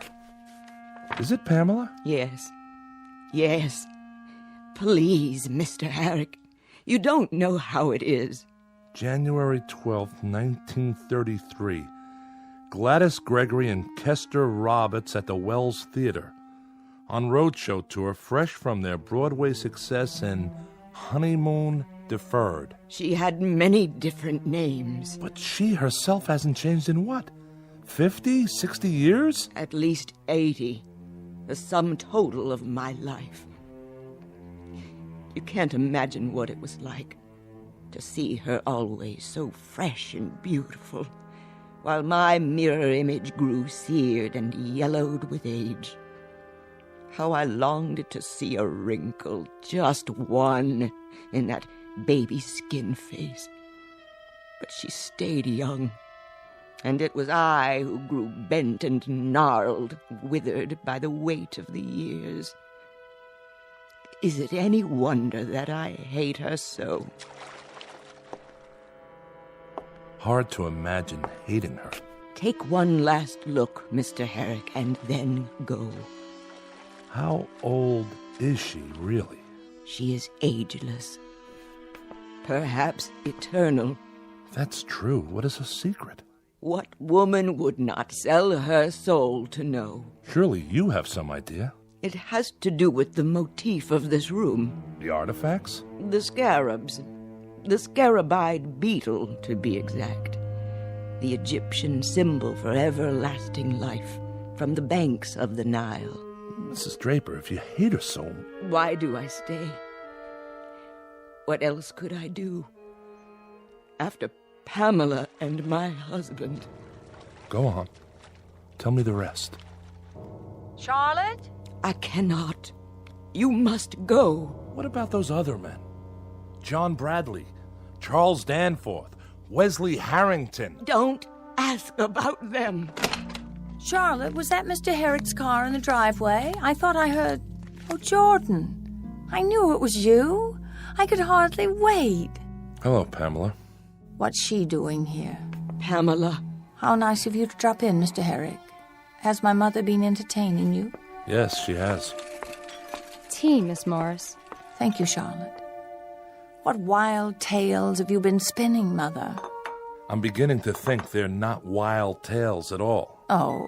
For one thing, the Wells Theater where you played was torn down years ago. Many, many years. And the artist, Berthold, who painted that picture of you, do you know when he died? You may leave us, Mother. Charlotte will serve your tea in your room. Pamela, please. I want to speak to Mr. Herrick alone. Yes, I'm sure you do. That will be all, Charlotte. I'll pour for Mr. Herrick. Yes, Miss Morris. Your coffee, black, as I recall? Yes, Pamela. Drink up. Pamela, Now then, you were saying? Please understand, Oh, I do. I'm a— it's my job to gather facts. And last night, That was part of your research? Last night was special. Believe me. My, look at all these newspaper clippings. Let me explain. You've compiled quite a dossier on me. What is it you want? Money? You think I'm a blackmailer? Well, if that's not it, what do you want? The truth. Ah, it comes down to this. I told you it isn't about money. I understand. Then why are you opening the wall safe? You want the truth, Mr. Herrick, and you shall have it. Come here.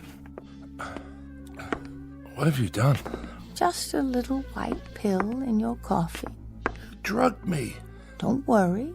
It's only a sedative. Well, why? I'm about to show you the secret. Don't you want to see what's in the box? Very well. I'll bring it to you. What is that? A rare Egyptian scarab, Mr. Herrick. The secret of eternity. Where would you get it? From the pharaohs, who understood its power. Pharaohs? I told you, Mr. Herrick. I was once Queen of the Nile. That was only a movie. Was it? Oh, yes, but I'm talking about the real thing. You were? Not were. Am. Oh.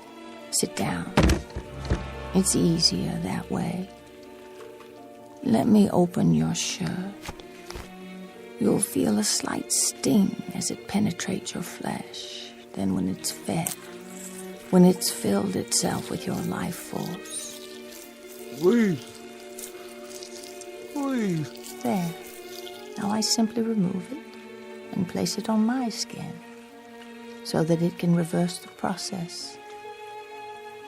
Let me see. This leg should do nicely.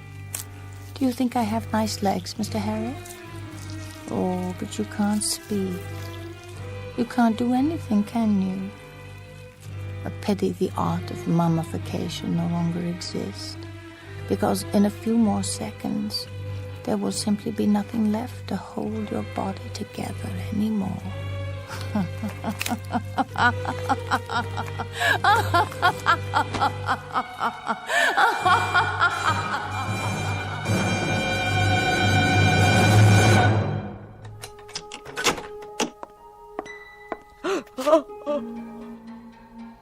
Pamela, what have you done? I've told you, Viola. Never come in until I call you if you want to live another day. No, I can't bear it. Get rid of the remains. Quickly. This must stop. Clothing, shoes, everything. Now. Yes? I have an appointment to see Miss Morris. This way, sir. I'm here, Charlotte. Yes, miss. Oh, do you mind? I seem to have knocked over a cup in the living room. Would you see that it's swept up? All of it? Right away, miss. If I've come at a bad time... Nonsense. You must be Mr. Jackson. Yes, I called the other day. And I told you to come out when you could. Did you think I'd forget? Well, I didn't want to intrude. I must say, you look spectacular. Do I? Radiant, if you don't mind me saying. It's the weather. I so love the sun and the pool. I'm constantly refreshed. It reminds me of the location for one of my films. We shot it on the banks of the Nile River, the ancient source of life, or so I'm told. Queen of the Nile. I've seen it. Have you? But you're so young. Come. We'll have coffee on the veranda.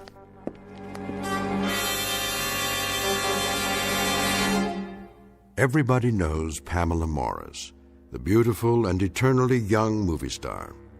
Or does she have another name even more famous, an Egyptian one from centuries past? A word to the wise. It's best not to be too curious, lest you end up like Jordan Herrick, a pile of dust and old clothing discarded in the endless eternity of the Twilight Zone.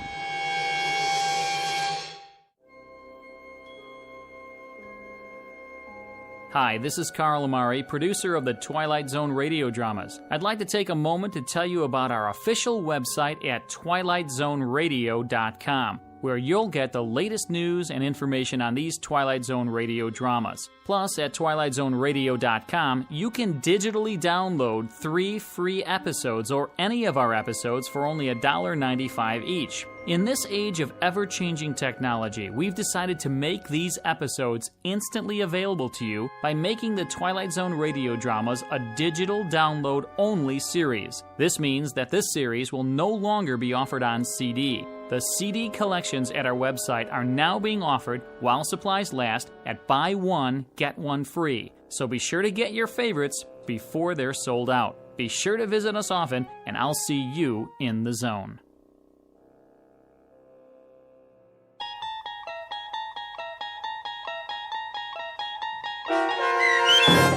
Queen of the Nile, starring Kate Jackson with Stacy Keach as your narrator, was adapted for radio by Dennis Etchison and based on a script by Jerry Saul. Heard in the cast were Mike Starr, Doug James, Jeff Lupetin, Linda Ryder, David Darlow, Sarah Marks, Christian Stolte, Bob Dunsworth, Carl Amari, Vince Amari, and Roger Wolski. To learn more about the Twilight Zone radio dramas and to obtain audio cassettes and CDs of these programs, visit our website at twilightzoneradio.com. The producers of The Twilight Zone wish to thank CBS Enterprises, Rod Serling, Dennis Etchison, Dick Brescia Associates, Claire Simon Casting, Terry Jennings, XM Satellite Radio, Sirius Satellite Radio, our sponsors, and our radio affiliates for helping make this series possible. This copyrighted radio series is produced and directed by Carl Amari and Jason Mallow for Falcon Picture Group. Doug James speaking.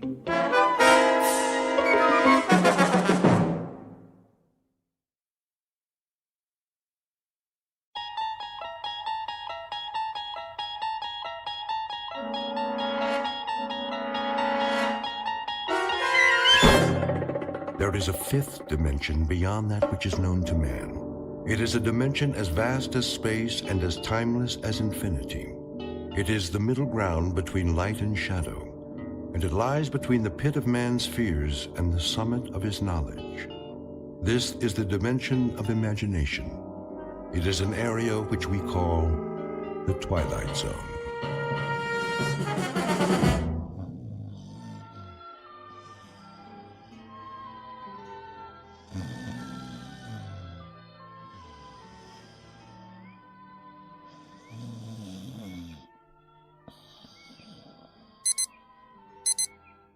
Yeah.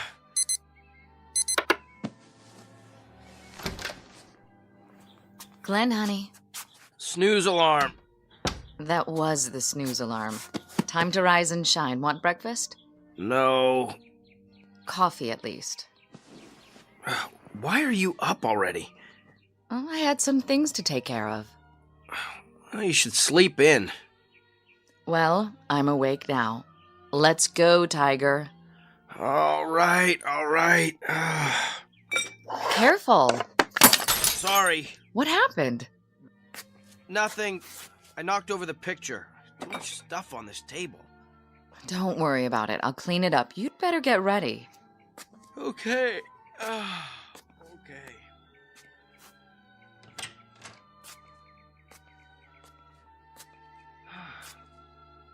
Something wrong with the mirror? What in the... Claire? Something isn't right. Look at this magazine ad. Really a nice layout. Who did it? Claire? Not McCloskey, that's for sure. Claire! I wonder if it was Wolfus or... Look at me! Look at me! Yeah? What do you see? Oh, Glenn, please. I asked you a question. Coffee's in the kitchen. Why don't you take your shower and... Who do you see? What kind of question is that? Am I supposed to see something? This isn't me! You're right. I knew it! It's somebody acting like an idiot. My face, Claire! Look at my face! Very nice. Now, don't forget to shave. You think it's nice? I just looked in the mirror and I've never seen this face before in my life!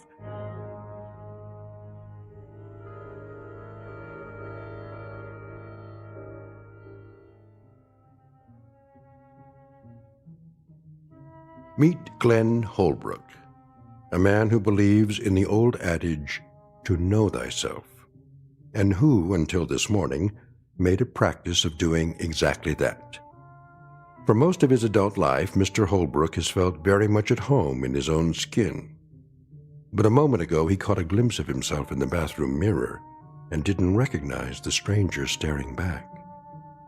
Whether he will discover that stranger's identity remains to be seen, because somehow the law of cause and effect has been temporarily interrupted. It was put on hold the moment he awoke to find himself a new resident of the Twilight Zone. And now, The Twilight Zone and our story, Who Am I? Starring Sean Astin, with Stacy Keach as your narrator. What are you talking about? I'm trying to tell you. I looked in the mirror and... You must have had a bad night. I'll bring you some coffee. I don't want any coffee. Claire, take a good, long look, and then answer this. Yes? How can a man go to bed one person and wake up another? Who did? Me! That's ridiculous. All right, the joke's over. Look at the person standing right here, in front of you. I'm looking. Tell me you see Glenn Holbrook. What? Go ahead, let me hear you say it. Well, as far as I can tell, you're the man I married. Satisfied? I think I know what you look like. Not as well as I do. I know the face I grew up with. You're the same, Glenn. Then when did I get this? This what? This scar on my cheek. Okay. You want to talk about your scar? We'll talk about it. But it's no big deal, really. Since when? You used to think people were staring at you, then you finally got it. Got what? You figured out that nobody pays attention to anyone but themselves. Personally, I think it's sexy. Claire, listen to me. I'm not crazy. I didn't say you were. I swear to you, I never saw this scar before. That's impossible. Why? Because you were still sensitive about it when I met you. It was years before you told me how it happened. And how did it happen? Oh, come on.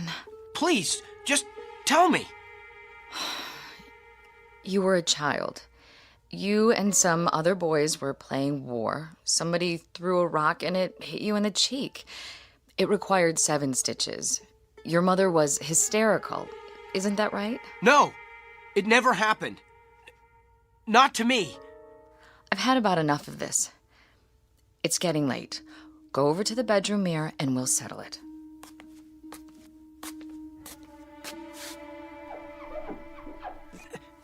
These eyes are brown. My eyes are blue. Oh, come on. This face, this chin, the hairline, trust me, the man I am looking at is a total stranger. Please, Glenn, you're scaring me. Well, think of what it's doing to me. I had a face. Not great, but pretty decent looking, I thought. Wait, where's the picture? I'll prove it to you. Picture? The one I knocked over when I turned off the radio. I threw it away. When? Just now. I was only in the bathroom for a minute. I didn't want you to cut yourself. The glass was broken. I know the glass was broken, but where's the picture, the photograph of the both of us? In the trash. What? It was ruined. Don't worry, I'll have another print made. I want to see it. I put the trash bag in the hall. It's covered with coffee grounds and garbage by now. Did you look at it? I know that picture. It's you. Of course it's me! That's what I've been telling you. It has to be. It was taken on our honeymoon. You've hardly changed at all. Brown eyes, broad forehead, nice cheekbones, and that little scar. Oh, you can hardly see it. I don't have any scar. Glenn, I've had about enough of this. Yeah, so have I. I don't know what's happened to me.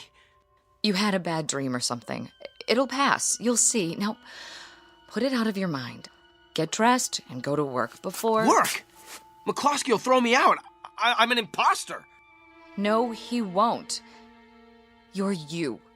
I know that. And so will he and Harry and everybody else in the office. Inside, I'm me. But on the outside, who am I?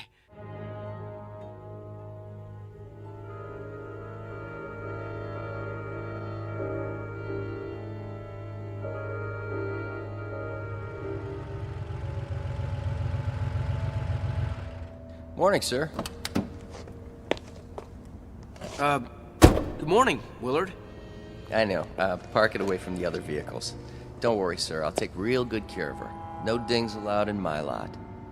Willard, you recognize this car, right? Sure do. Been parking it for you. How long is it now? A couple of years. And you recognize me? I should by now. Hey, thanks again for the Christmas tip. You didn't have to do that, you know. Mr. McCluskey pays me just fine, but, well, I sure did appreciate it. Got my girlfriend some French perfume. Oh, keys in the car?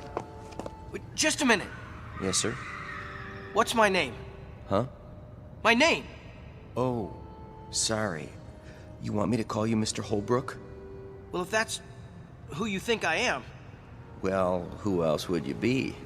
Well, that's a big question. How's that, Mr. Holbrook? Nothing, Willard. Just checking.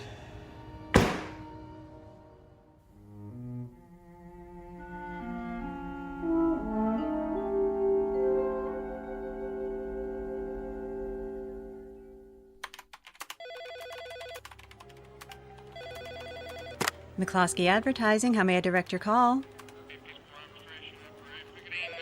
One moment, please. McCloskey Advertising, how may I... No, he's not in yet. Would you like his voicemail? Just a moment. Good morning, Mr. Holbrook. What did you say? I said good morning. Yeah, I thought that's what you said. You know me then? Of course, Mr. Holbrook. Is anything wrong? No. No, everything's just fine.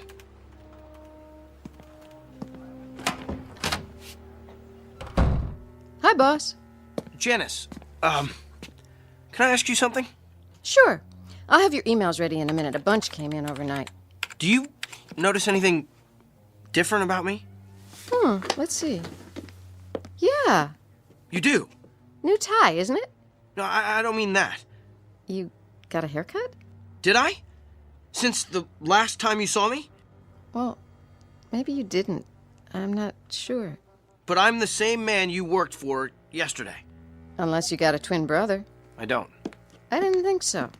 Now, let me see. Mr. Ashton's called twice already. You know how he is. Wants a conference as soon as you get in. And production needs your opinion on the Durant's layout. Mr. Holbrook? One of those mornings, huh? Not really. Am I missing something? No. I am. You didn't have your coffee yet. There should be some in the lounge. Listen, Janice. Yes? You have a mirror?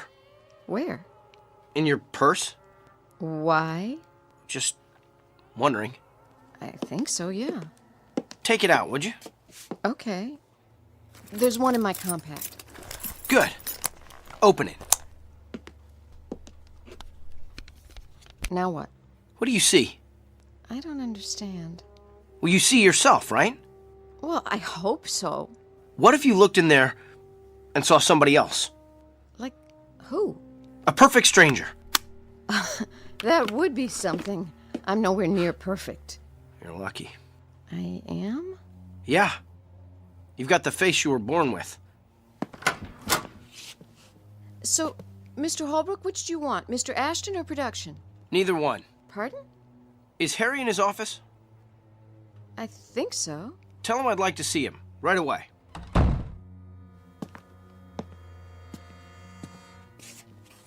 Mr. Ashton on line 1.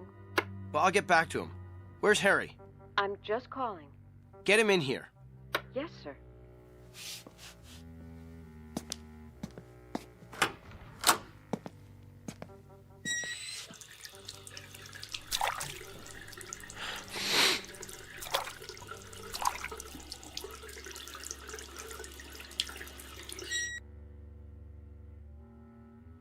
Well, what are you looking at? Nice scar there, buddy.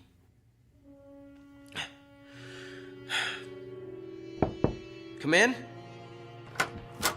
Glenn? In the washroom. I can come back later if... Be with you in a minute. Have a seat. Janice said you wanted to see me. Yeah. So what's up? Just a little reality check. What's that? Harry, how long have you worked here? Let's see, 3 years, isn't it? Would you say that we know each other pretty well? Sure do. Why? And do me a favor. No problem. You'll have to ask for your own raise, though. I don't even think McCluskey knows my first name. If you had to give a description of me, what would you say? To who? The cops? What'd you do? Just tell me. What you look like? Yes. Describe me. Is this some kind of test? No. Play along for a minute. Let's see. You're 5'9" or thereabouts, medium build. What about my face? Your face? What does it look like? I don't get it. I know you don't. Please, it's important. Oh, well, I don't know. Kind of a longer face, dark hair, what they call an aquiline nose, brown eyes. Say the eyes again? Well, they could be green, I guess. No, come to think of it, brown. You're sure? Hey, what's this all about? Do I have any identifying marks? Not that I know of. Never saw you in the gym, of course. No scars? Oh, yeah. I forgot about that. And where is it? You can hardly see it. Where? On your cheek, the last time I looked. Hey, you okay in there? You tell me. Looking good. Very corporate. So, do I pass? You get an A+, I'm sorry to say. What's wrong? If I told you, you wouldn't believe me. Thanks for coming by, Harry. That it? That's it. Well, I'd better be getting back. Hey, want to grab some lunch later? Why not? Okay, then. Be seeing you. Oh, Harry. Yeah? You still have that bottle of scotch in your office? From the Christmas party? I think so. You want a belt? I've got a client later. He might want one. Be my guest. I'll send it over. Thanks. Some ice, too? You bet.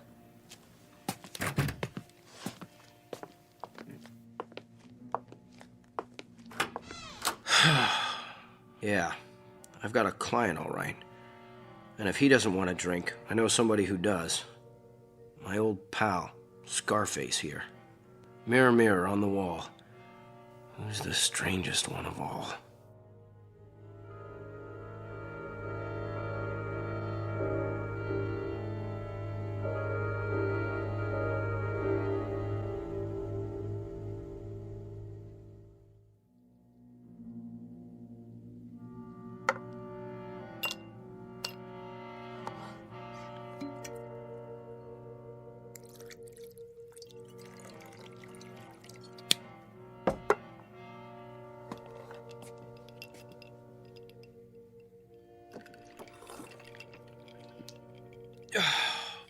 There. That ought to take the edge off. Maybe one more.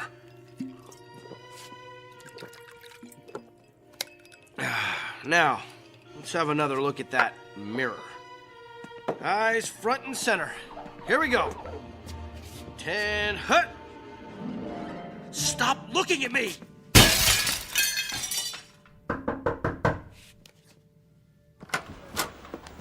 Mr. Holbrook? Where? Mr. Holbrook! There she is.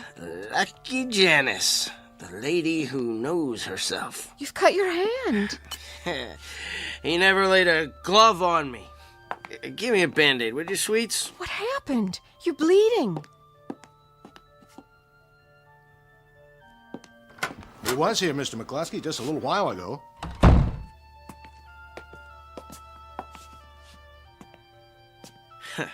Hi, Harry. What's going on? Wrap a towel around it for now. Nah, it's only a little scratch. What's going on here? There was a crash, Mr. McCluskey. I came in as soon as I heard it. 7 years. Bad luck. Here, Glenn, sit down.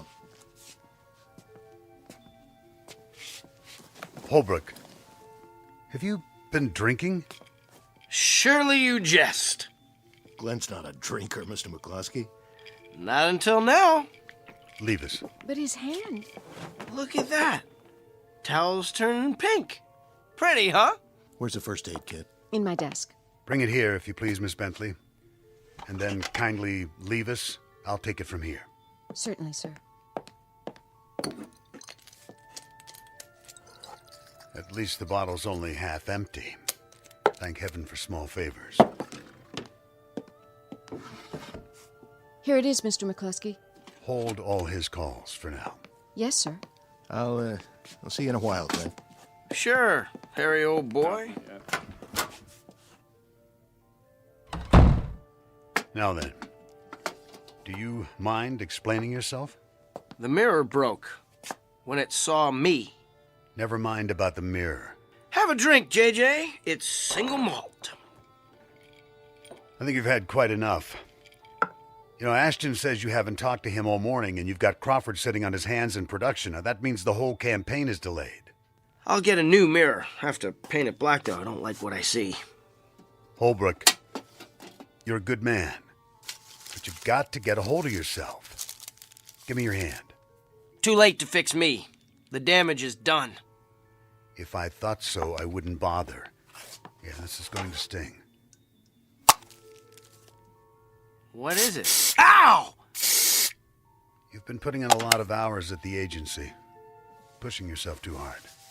Well, glad you brought it up, JJ. See, it wasn't really me. All this time I thought it was, but... Hold still. You don't have to do that. I know I don't. But I believe in the personal touch, especially for those who've stayed with me through thick and thin. You're wrapping up my hand like a mummy. Does that mean I'm already dead? I must be, because... Shh, quiet. You're in no condition to discuss anything. I want you to take the day off. What for? Make it the rest of the week. There, that ought to hold you. Just a superficial cut. Now, go home. Put some food in your stomach and sleep it off. Then we'll talk. You're not yourself. You don't think so either? Thanks, JJ. Thank you very much. Holbrook. Those are the first understanding words I've heard all day.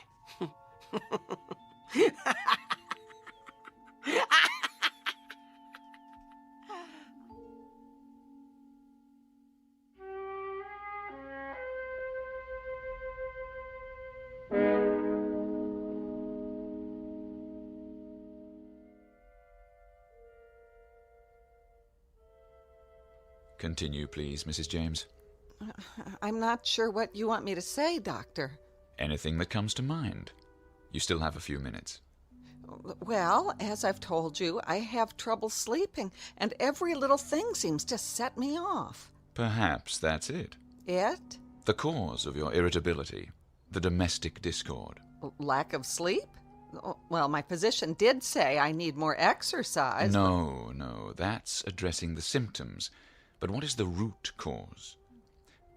Let's try a different tack. How do you feel toward your husband? It's not his fault. He works hard. I'm sure he does. But you said there's financial strain. Do you wish he had a better job? Oh, every woman wishes that. We marry them and they promise us the moon and we wait and we wait and... Yet some women are happily married, are they not? Well, all I can say is they must know something I don't. Perhaps they do. However, that's not the issue. You can't make him over, you know. Oh, sometimes I wish I could. You're angry at your husband for not making enough money. But you can't face that about yourself, so you sublimate it. The result, it comes out in little ways. You can't sleep, bicker endlessly. Yes? Your 2 o'clock is here. Thank you, Louise. I'm sorry, Mrs. James. Your hour is up. See you Tuesday. But what am I supposed to do until then? I see 2 choices. 1, go to a financial counselor. Or 2, trade your husband in for a new model. Well, what's been your experience, Doctor? You're married, I take it. Alas not. Good day.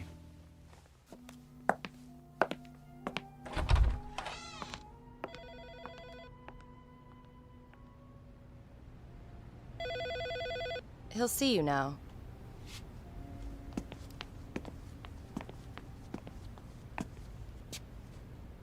Dr. Blackwood? How do you do, Mr. Holbrook? I really don't see any point to this. It was my employer's idea. Here's the file, Doctor. Why don't you sit down, Mr. Holbrook? And wait for it to all go away? Tried that. Didn't work. As you wish. Let's start with the facts. You believe you woke up a few days ago with... a face that wasn't yours. Don't tell me. It's all in my mind. You went to your office expecting that no one would recognize you, but they did.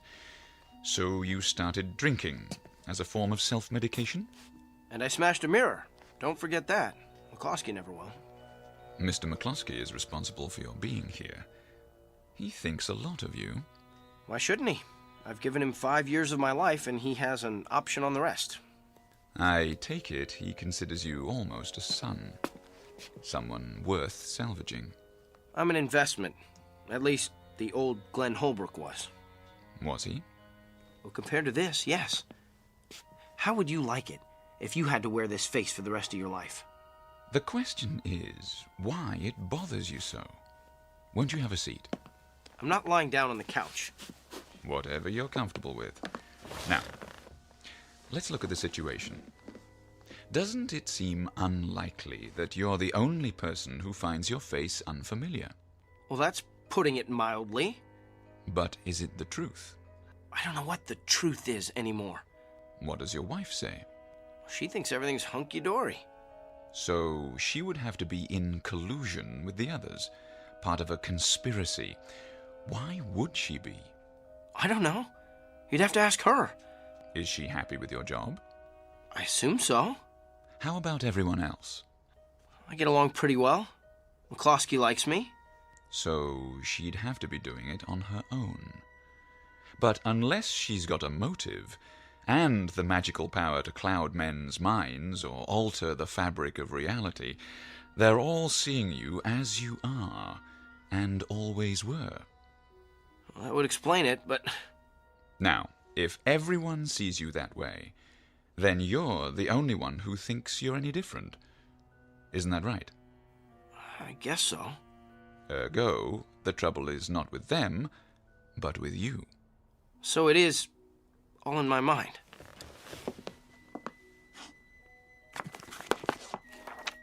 These books are filled with case histories, Mr. Holbrook. Many of them far more bizarre than yours. When a man finds the world he lives in too hostile, too evil, too miserable, he sometimes invents a new one that fits him better. He then takes his leave of this world, so to speak, although he remains physically in it. That's what happened to me. It fits the pattern. So it'll help me if I see the pattern. How does that work? Even if I know it, I'll still be messed up, won't I? We have to go back to primal causes. The underlying question is, how do you know what you know? Philosophy 101. Epistemology. But did you understand it? I passed the class in college, if that's what you mean. Look, it's really very simple. If each of us existed in his own world, the universe would be chaos. The conflict is between consensus and individual perception. But science is about what can be verified, and one human mind is too fragile to rely on. Without a common ground, where would we be? Lost somewhere in the stars, I should say. But why would I invent the memory of a completely different face? Because your inner self is trying to tell you something. The thing to do is to live with it. Accept it. Easier said than done. Nothing is easy, Mr. Holbrook. The longest journey begins with, you know, the rest. I suggest a series of sessions, 3 times a week to start. Is that agreeable? If it'll bring back the face I was born with. That's up to you. But I would say the prognosis is most favorable. Now, if you don't mind, I'll ask you to fill out an insurance form for your health provider. Louise will fax a copy to McCloskey's office. You don't have any mirrors, do you? There's one in my washroom. Why? Ah, verification. No, I know what I'll see. You better keep it locked up while I'm here so I don't start busting up the place.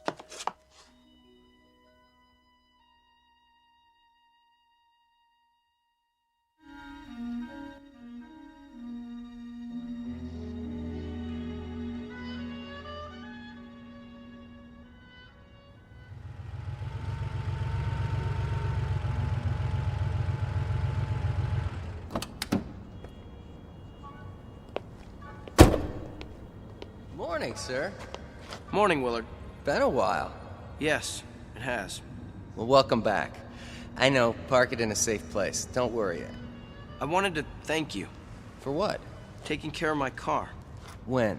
That day, last month, when I took a cab home, I left it here for how long, a week? Oh, don't worry about it. Mr. McCloskey said you were sick. I was, but I'm all right now. The key's in the ignition. Got it. Say, what's the long package? Oh, I almost forgot. Something from my office. Hand it to me, will you? Sure thing. Thanks. Oh, and Willard? Yeah? You wouldn't know where I could borrow a hammer, would you?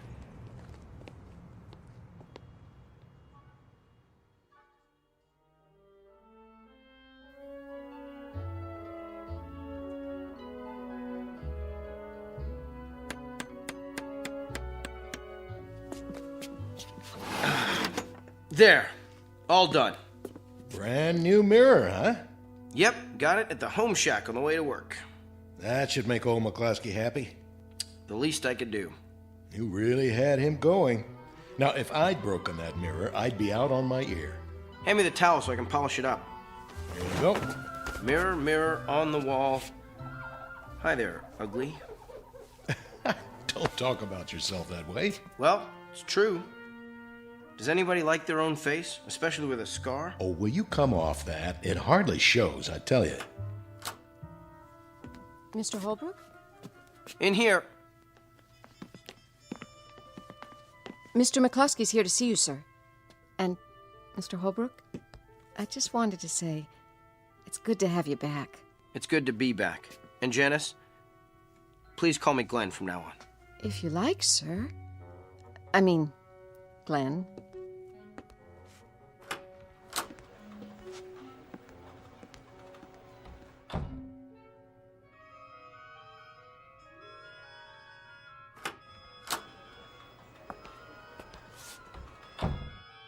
Good morning, sir. Morning, Shannon. Part of the welcoming committee? You bet. What have you done in there, Holbrook? A new medicine chest? You didn't have to do that. On the contrary, Mr. McCloskey, I'd like to make amends, and this is a start. Well, I'd better get back to work. See you at lunch, Harry. And remember, I'm buying this time. Sure, Glenn.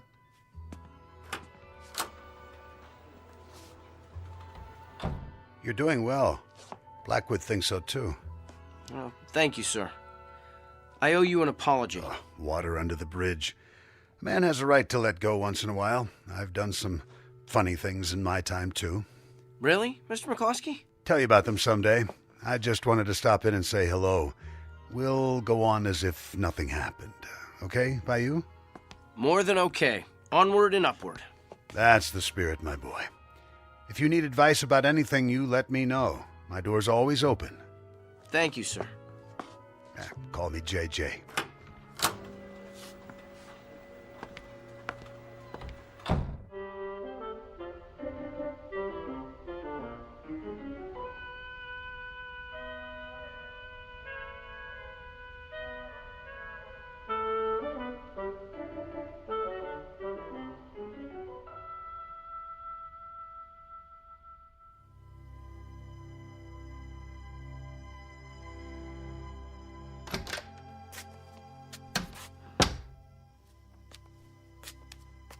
Ready to turn in? Soon as I finish with my hair. Everything's locked up. I'll set the clock. Am I forgetting anything? My, aren't we full of energy tonight? You don't know the half of it. That's a good start. Smell that air. Reminds me of our honeymoon. It does? Makes a man happy to be alive. I'm glad you feel that way. For a while there. That's all over. I've joined the human race again. You don't know what a relief that is. Time to do my exercises. 1, 2, 3, 4. But tell me honestly, Glenn. You don't still think like... I don't think anything. I mean that business about your face. I'm still not sure if it's mine. Glenn.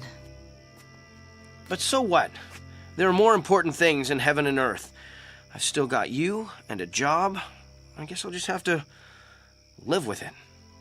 Is that what the psychiatrist said? Yeah, and it took. And looking at Blackwood, I thought, oh, it could have been worse.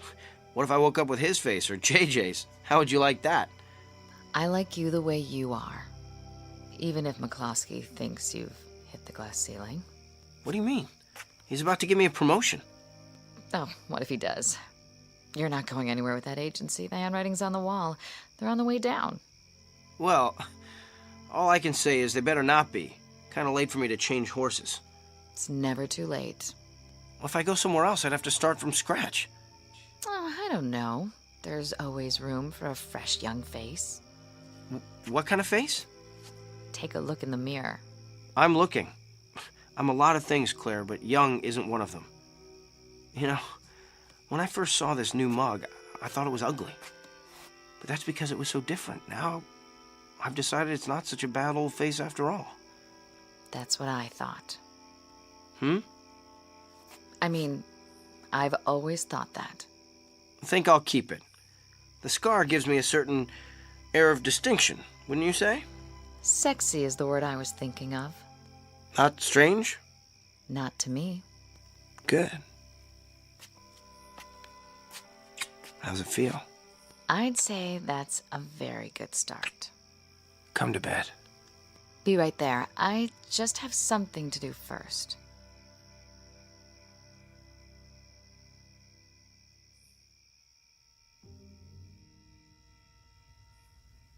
Five black candles to form the pentagram. By one flame united. Asmodeus, Lord of Darkness, hear my plea. I summon your power. Magic words of Samothrace. Give my man a comely face.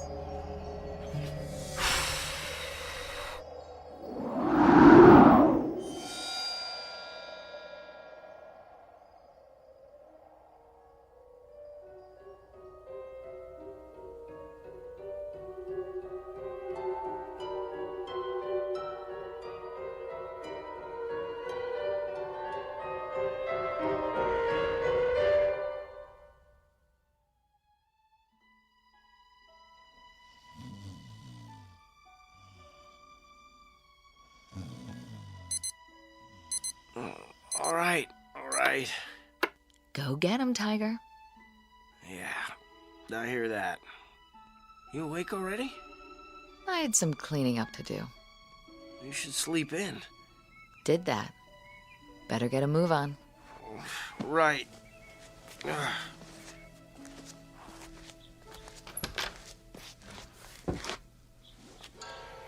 What in the... Claire?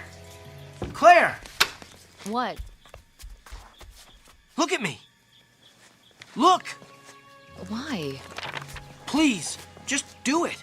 I'm reading. Where's my scar? What scar? The one on my face. You've never had a scar. I did yesterday. Did you have a bad night again? A bad night? What are you talking about, Claire? Look! This isn't me! Of course it is. And quite handsome, I must say. Just like one of the male models in this magazine. Where? What is going on? Relax, Glenn. Go with the flow. You'll see. We'll both feel better after you have your morning coffee.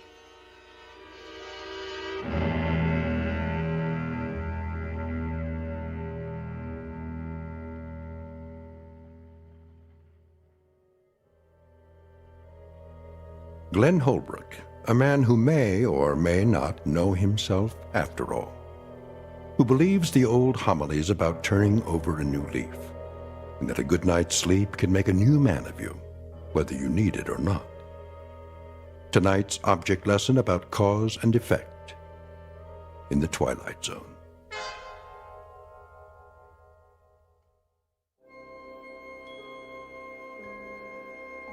Hi, this is Carl Amari, producer of the Twilight Zone radio dramas. I'd like to take a moment to tell you about our official website at twilightzoneradio.com, where you'll get the latest news and information on these Twilight Zone radio dramas. Plus, at twilightzoneradio.com, you can digitally download 3 free episodes or any of our episodes for only $1.95 each. In this age of ever-changing technology, we've decided to make these episodes instantly available to you by making the Twilight Zone radio dramas a digital download-only series. This means that this series will no longer be offered on CD. The CD collections at our website are now being offered, while supplies last, at buy one, get one free. So be sure to get your favorites before they're sold out. Be sure to visit us often, and I'll see you in the zone.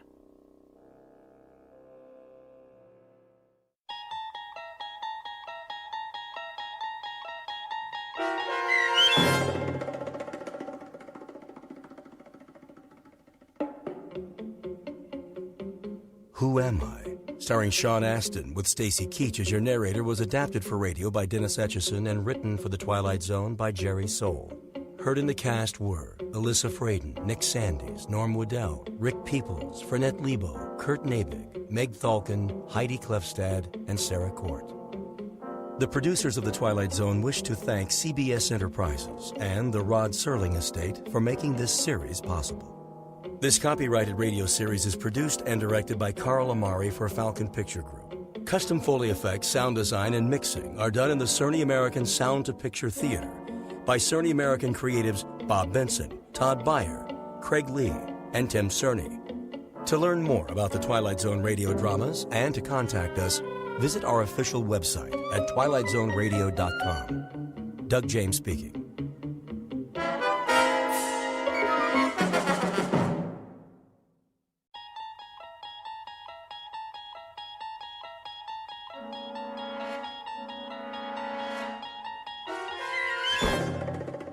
There is a fifth dimension beyond that which is known to man.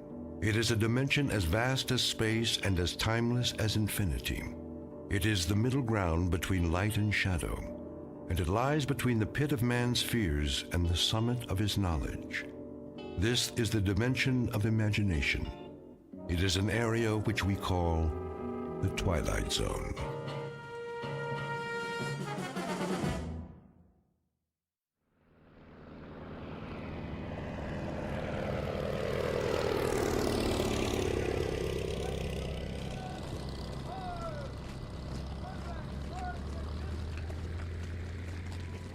So it's goodbye again. Yes, We should be used to goodbyes by now. you'd think, wouldn't you? You know, I used to think when I was a little boy back in America. You used to think what, Tony? Oh, it doesn't matter. Of course it does. I love to hear you talk about when you were a little boy. But you know something funny? I'm jealous. Jealous? Jealous of what? I'm jealous of those years. I'm jealous that you grew up and I didn't get to know you because we hadn't met. So many years. And I think now, what a waste that we didn't know one another then. We had time once, didn't we? All the time we needed. But not now.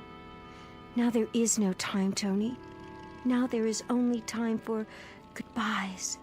Now people fly by so fast, you want to call out to them. And then it's too late. They've gone. They've disappeared. It's time to take off, Lieutenant. The Luftwaffe is coming. I'm on my way. But, sir, the troops are moving out. Thank you, Private. Oh, my darling. Tony, sweetheart. Now, you must go. you must go. I know. Don't cry. No time for tears. I have a memory of you for my eyes, and a thought of you to hold in my for my mind, As do I. and the touch of you. for all of me. Oh, my darling. I won't forget you, Not forever and a day. and a day.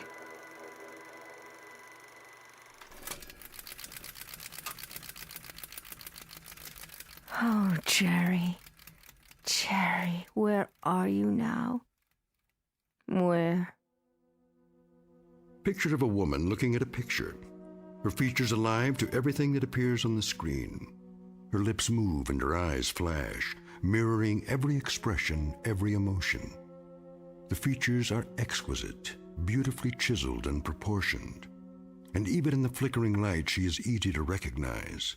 Like the face on the screen, this is Barbara Jean Trenton, movie great of another era. Once brilliant star in a firmament no longer a part of the sky, eclipsed by the movement of the earth and time. Barbara Jean Trenton, whose world has become a projection room in her home, whose dreams are made of celluloid, struck down by hit-and-run years and lying on the pavement, trying desperately to get the license number of fleeting fame, somewhere on a side street in the Twilight Zone. And now the Twilight Zone and our story, The 16mm Shrine, starring Kathy Garver with Stacy Keach as your narrator.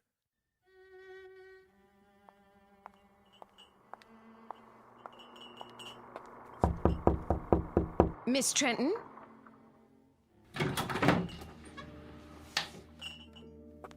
Miss Trenton? Miss... What is it, Sally? Oh, I didn't see you standing there. It's so dark in this room. Would you like me to open the drape? No, thank you. What is it that you want? I brought you a snack, Miss Trenton. You always used to have snack this time of day. Just put it down on the table. Yes, miss. If you don't mind my saying so, you really should have something to eat. I do mind. That will be all, Sally. Yes, Miss Trenton. I'll be going now. You do that. Will you be wanting lunch this afternoon? I'll be glad to make you a nice... I'll let you know. Very well, miss.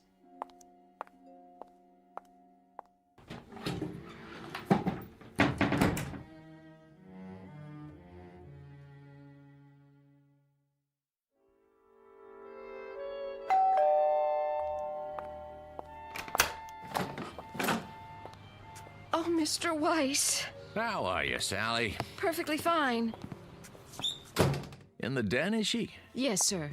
Mr. Weiss. Yes? I'm worried about her. I'm worried that...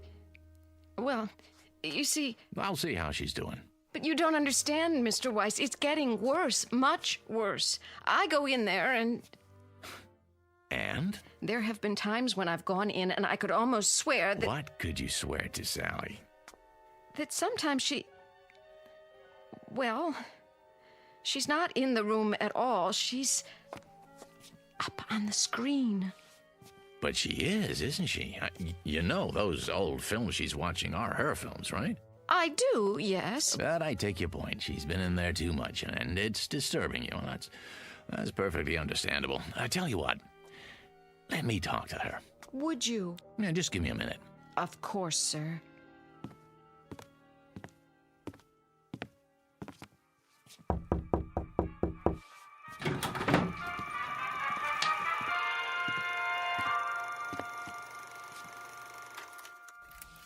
Barb? Fix yourself a drink, Danny. It's 11 o'clock in the morning. So, it's 11 o'clock in the morning. What about it? It's 11 in the morning and the sun is out, see? Oh, why did you have to do that? It's a beautiful day in Beverly Hills. There's no smog, it's 84 degrees, and it's lovely out there. What would I do without your daily meteorological reports? And the question is, what do you do with them? You sit here in this air-conditioned cave, showing one picture after another. Why? Haven't you seen them enough times? Let's skip that. Barbie. No good, honey. What isn't? None of this is any good. If you won't fix yourself a drink, then sit down and be quiet. You have a habit of looking poised, ready to spring. What was the picture? 2 of them. Farewell Without Tears. Now, let's see. 26 years ago, co-starring Jerry Herndon. Of course, co-starring Jerry. He was my favorite leading man. And then, A Night in Paris. 25 years ago. I know it was 25 years. Are you Father Time now? Barbie. Danny, should I have failed to make mention of this before? I hate clinical tiptoeing. If you don't like what I do, don't knock it. I have to knock what you do, and I have to get clinical when I see you enclose yourself in this room and stop the clock. You said things back 15, 20, 25 years. You turn your back on today, and you do this every day. Let me tell you something, honey. That's sick. That's real sick. Is that all? No, it isn't all. I got some news to deliver. What now? I set up an appointment for you over at International. You did? At International? Mm-hmm. When? Today. Part? Sounds like a good one. Is Marty Saul still running the studio? Sure is. Too bad. I never got along with Marty. Yeah, I remember. But he's older now. I think you'll find he's mellowed. He said I was the most temperamental star he'd ever worked with. Now, why would he say a thing like that? Danny, you know something. You're a nice guy. A very nice guy. A loyal friend and a good agent after all. And I guess in my own devious, selfish way, I happen to be very much in love with you. Wait. Calm down now, Barbie. Oh, I hope it's a musical. I'd love to dance again. Or a juicy romantic role, like the scenes I watched this morning with Jerry Herndon. See his photograph here? Yes, I see it. I did 3 pictures with him. I know. Oh, mon capitaine, tell me about your country of America. A Night in Paris, remember? Jerry was a young American lieutenant. I was Claudette, the little French girl. Age 19. Go to the devil, Danny. Barbara Jean, it's a beautiful day today. The sun is shining, and it's a brand new world. A new world, get it? It's 25 years away from A Night in Paris, and 26 years away from A Farewell Without Tears. This room is dark and cold and full of cobwebs. Now get up and go outside, honey. You'll be surprised at what you see. Huh? Pleasantly surprised, I promise. And don't you dare let me catch you looking at old photographs on the wall anymore, or in the mirror either. Now, I'll meet you in Saul's office at 3 o'clock. Do we understand each other? We do. Good. In fact, it's more than good. It's absolutely, positively great.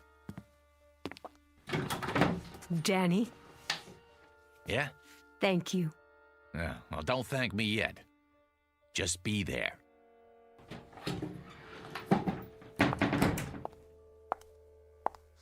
Mirror, mirror on the wall, am I still the fairest of them all?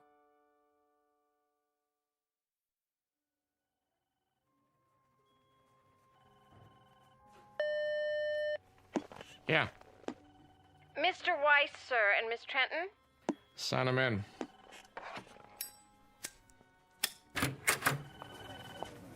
Marty, there you are. Good to see you, Barbara. You're looking... What, Marty? Spectacular? Yeah, something like that. Don't be afraid to say it. Any woman appreciates a compliment, as long as it's sincere. New dress, huh? New hat. Flowers, even. Veil. The whole schmear. You going somewhere? Why, no, Marty. It's all for you. I believe you know my agent, Mr. Weiss. Yeah. How you doing, Danny? Fine. And yourself? Sit down, please. My, you've redone your office. Did he tell you about the part? Not exactly. I think it fits you. It's not big, but it'll be a nice showcase. How big and how much of a showcase? I meant to tell you, Barbara, it's not the lead, more like a special cameo appearance. Very special. Surely Danny's told you what my requirements are. Mm-hmm. Why is it, Barbara, you and I always get off on the wrong foot? And what foot is that? The one in your mouth? Oh, excuse me, that's a cigar. Still smoking those nasty things I see. We always seem to fight. Doesn't that always seem to be the case? We begin by fighting. I'm still waiting to hear about the part, Marty. Raise the veil. What? On your hat. Go ahead. That's it. Uh-huh. Perfect. What do you mean? You play a mother. How old a mother? No, that's not the point, Barbara. 40-ish. But very vibrant, very alive. As opposed to what? A corpse? I don't play mothers, Mr. Saul. I never have, and I'm not about to start now. I also don't take bit roles, even if you call them cameos. You should know that. You'll forgive me, my dear, but I didn't realize you were still so particular. Well, now you do.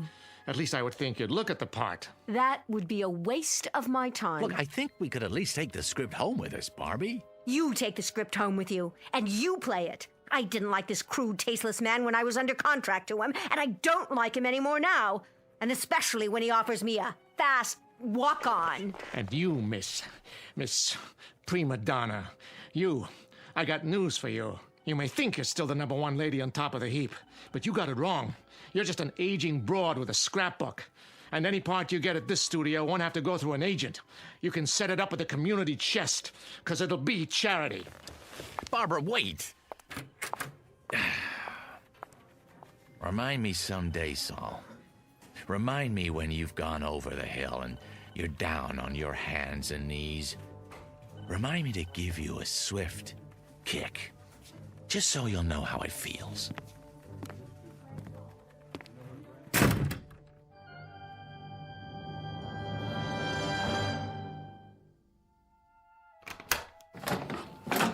Oh, Miss Trenton. And Mr. Weiss, I didn't expect you back so soon. That will be all, Sally. Yes, miss. You'll excuse me, Danny. I'm going upstairs to rest. Well, don't you think we have a couple of things to talk about? Not now.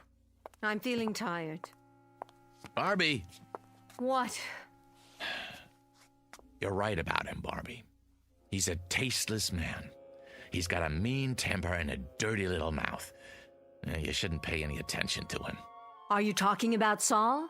Saul doesn't exist. That studio doesn't exist. Not anymore. Not the way it is now. Exactly.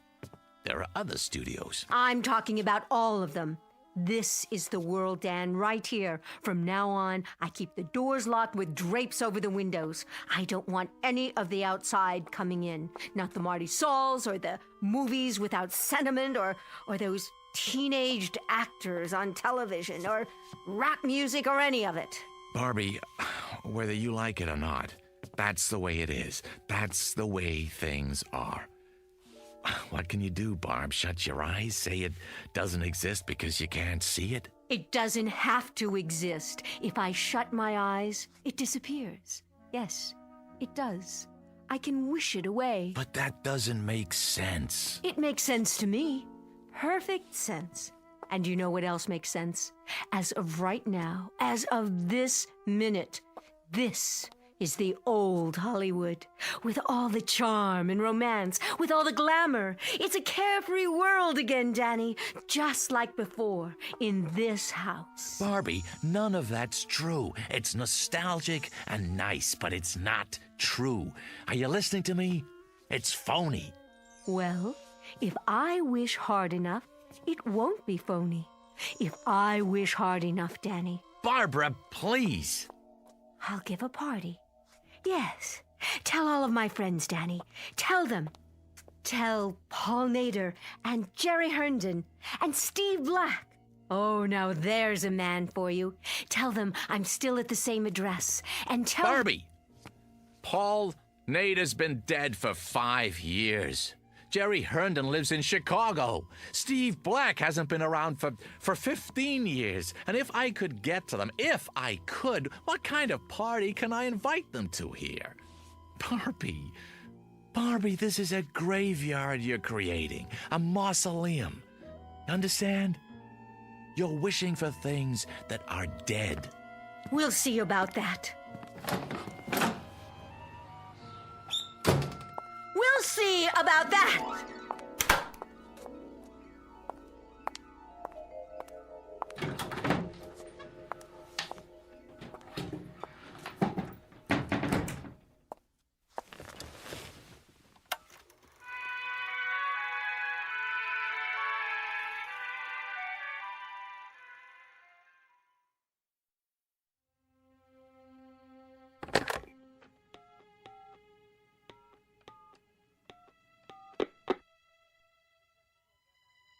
Mr. Mosa, please. Tell him it's Danny Weiss. Hey, Walt. Long time, huh? No. I didn't go to the awards. Congratulations, by the way. Heck of a picture. Yeah. Say, listen, Walt. I got an idea, and I wanted to run it by you first, before I shop it around. Yeah, that's right. Yeah, nobody yet. Well, you know the actor who just won for Best Supporting? Uh-huh. Well, About Time is right. Yeah, he's all over the talk shows, giving interviews left and right. No, I don't represent him. But he's been in this business a long time, started as a teenager. I know, at your studio. That's why I'm calling. See, here's what I think's gonna happen.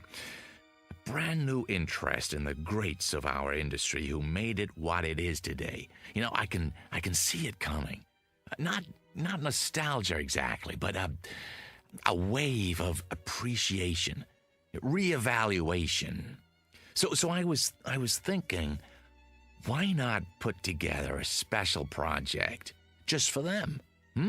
The ones who've been out of the limelight a few years. Stars who never got an Oscar but deserve to. Yeah, I tell you, the media will lap it up. Yeah, no, I don't have a script yet. Uh-huh. Yeah, I suppose so. I'm a sci-fi fan too. Sure I am. Yeah, so it makes... So make it like Star Wars meets, I don't know, On Golden Pond or something. I'm just riffing now, but... Really? You never saw it? Oh, great flick. Hepburn Fonda. No, Henry. Yeah. Yeah, a whole generation that... Well, they would if you set it up right. You what? Oh, a series of pictures, huh? Uh-huh, based on video games. Yeah, I see. Well, of course they have to be young. Still, when you think what a great name could bring to the package, well, Barbara Jean Trenton, for one. No, she's not dead. No, I assure you. A highlights reel. Yeah, I don't think she'd mind. Sure, I understand. Well, give me a call when you get back in town, huh? Yeah, well, looking for it. All right, take care now. Yeah, you too.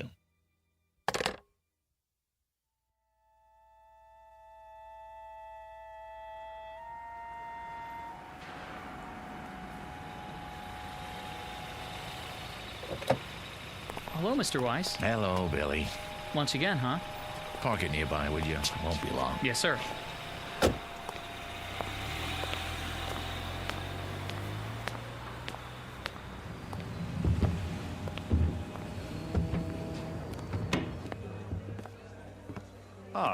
Good afternoon, Mr. Weiss.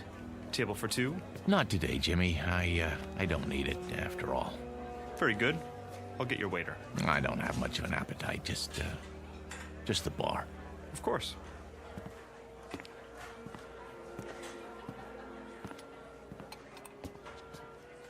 Hey, hi there, Mr. Weiss. Where's where's who, Rich?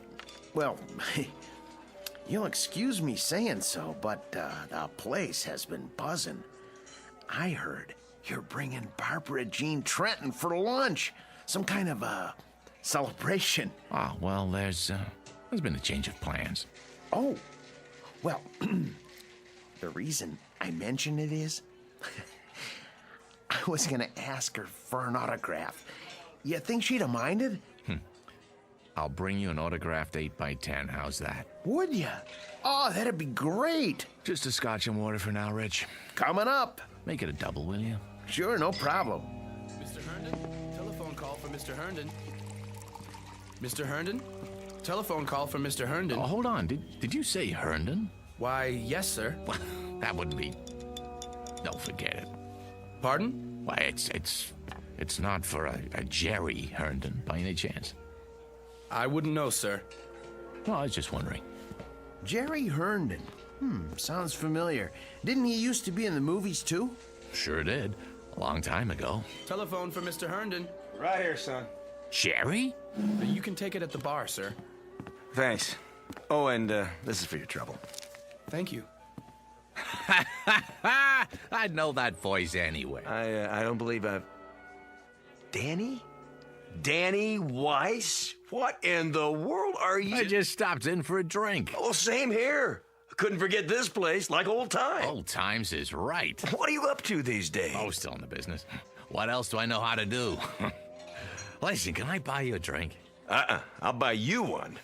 Come on, sit down. Talk about a coincidence. I was just mentioning you to someone. Pull up a chair. You'd better take that call. Forget it. They'll call back. We've got a lot of catching up to do. Listen, Jerry, there's something I want to talk to you about.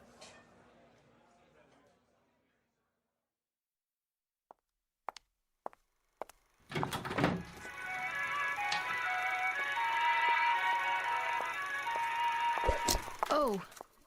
Who's there? Only me, miss. What have you done? Very sorry, miss. I didn't see you sitting there. I must have tripped on the electrical cord. Shall I plug it back in? Thank you, no. I'll take care of it, Sally. And Sally. Yes, miss.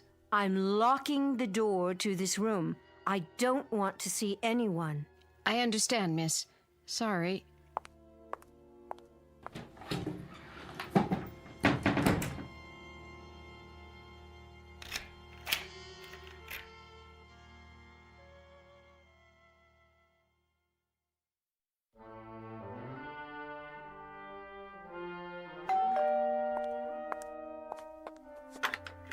Yes?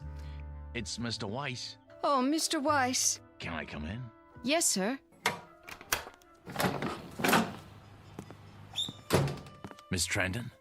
In there. How is she? I wish I could tell you, Mr. Weiss, but I hardly see her anymore. Sometimes her bed's not even slept in. What are you talking about? She's in that room all the time, day and night. And a couple of times when I've gone in, I tell you, Mr. Weiss, don't think I'm going out of my mind or anything. But I swear to you, I can't see her. Only her picture up on the screen. Well, none of that matters now. There'll be a gentleman over here in a little while. A Mr. Herndon. Jerry Herndon? The one who played opposite Miss Trenton? That's the one. He's in town on a business trip. I thought it might do her good. Take him into the den, will you, Sally, when he gets here? I will, but it won't do any good. She won't see him. I wouldn't be too sure. She won't. She doesn't talk to anyone, not even the phone. Just stays in that room looking at her old movies, running them over and over. I'm worried about her, Mr. Weiss. You don't know how worried. I'll go in and talk to her. Now, Mr. Herndon should be here any minute.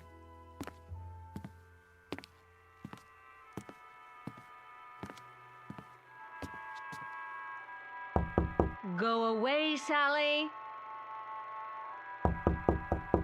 I said go away. I don't want anything, and I don't want to see anyone. Barbie, it's me, Danny. Now, please let me in.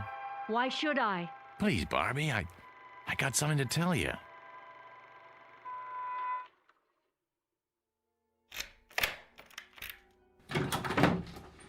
There. Are you satisfied? Barbie? What's the matter, Danny? Don't care for the merchandise? Looking a little worn?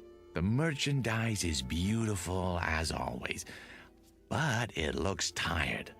Looks as if it hasn't slept in days. It needs some air and sun. Outdoors on the tennis courts or by that pool you never use. I have everything I need in here. I'm quite satisfied, thank you. Hail and farewell, Daniel. The door's the one you used when you came in? I have some good news. Oh, do you? What is it? Has my house been declared an historic monument? A friend's coming to see you. A friend? All my friends are dead, retired, or forgotten. You told me that yourself, in no uncertain terms. Oh, this one's very much alive, and he'd love to see you. Tell him I'm not receiving. It's Jerry Herndon. Jerry? Dan, you don't mean it. I do. Where is he? What's happened to him? Nothing's happened to him, I promise you. You'll see for yourself. When? Any time now. I happened to run into him. I swear, by pure chance. He asked about you, wanted to know if he could see you. I took the liberty. Oh, you're such a dear. You've done well, Danny. Very well. Oh, by the way I look, no makeup and these clothes. When's he coming? I have to dress. I think he'll like you just fine if you're wearing sackcloth. But if it makes you feel better, go ahead. Stall for me. I need at least a few minutes. Oh, show him to the living room. Oh, Jerry. Jerry, after all this time.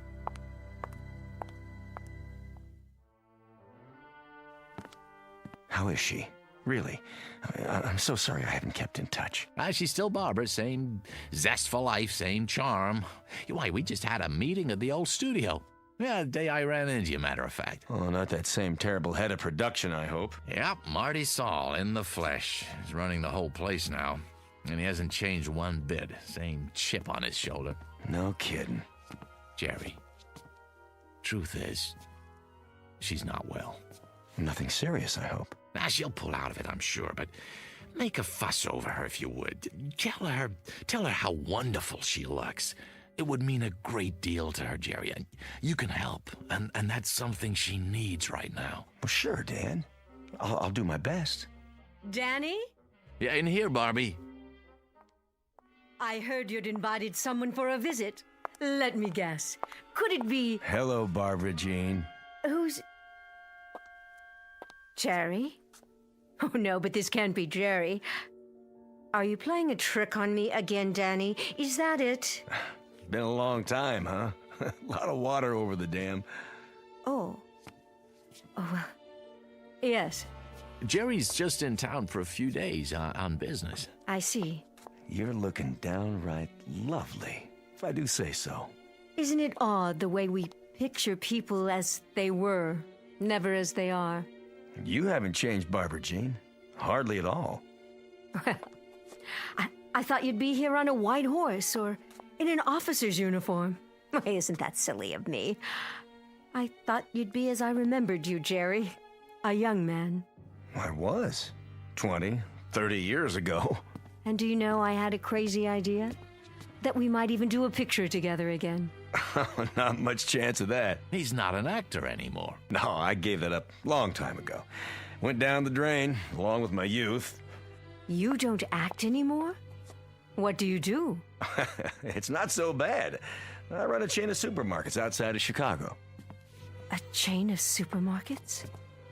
In Chicago? I'm doing really well, in fact. More than I ever made in the picture business. You're joking. No, you're not. You're not joking at all. Barbie. See this photograph? This is the one I expected. This is the one I wanted to come see me. With that darling little mustache. Well, I've still got one. Only it's gone white, like the rest of my hair. So you have. But you're not the one in the photograph, are you? He's dead. He's dead, like all the others. Barbie, honey. Go away, please. Both of you. Will you just go away? It was very nice to see you.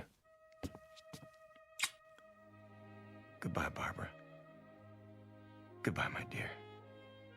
Take good care.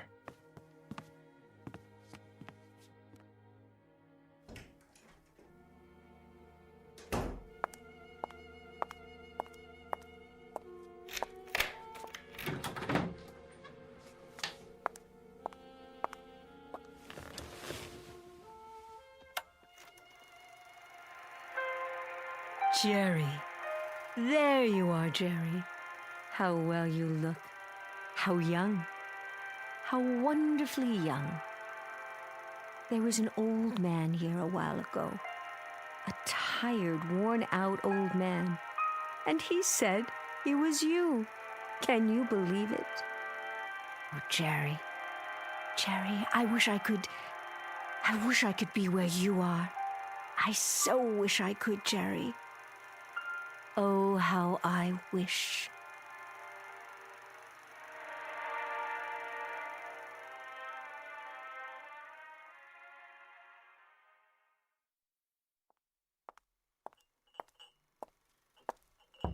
Miss Trenton? I brought you a little snack, Miss Trenton. Coffee and sandwiches. Wouldn't you like some?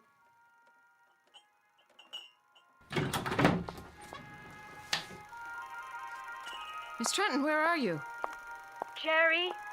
Jerry, wait for me! I'm afraid this is goodbye, Sally. No! Goodbye!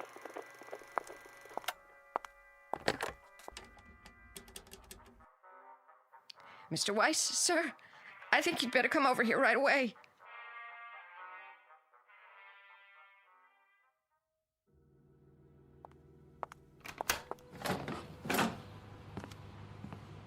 What is it, Sally? You'd best see for yourself.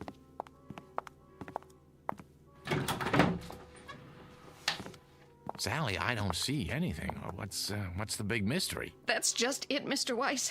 I don't see anything either. She's not here anymore. Was the projector running? It was. When was that? About an hour ago. Who shut it off? I did. Then I called you. Well, if you looked in her room, maybe she's taking a nap. That's the first place I looked. Then I went to every room in the house, even the pool in the yard. She's not here. At least not in the way you'd mean. You know how to work this thing? It's just that little switch there. Are you going to run it, Mr. Weiss? Yes, Sally. I'm going to run it. Mr. Weiss, I can't stand to watch. I don't know what I'm going to see. Shh, quiet. All right, darlings, that's enough for now. Let's go outdoors. We'll finish our cocktails by the pool. Everyone go ahead. I'll be right with you as soon as I change out of these heels.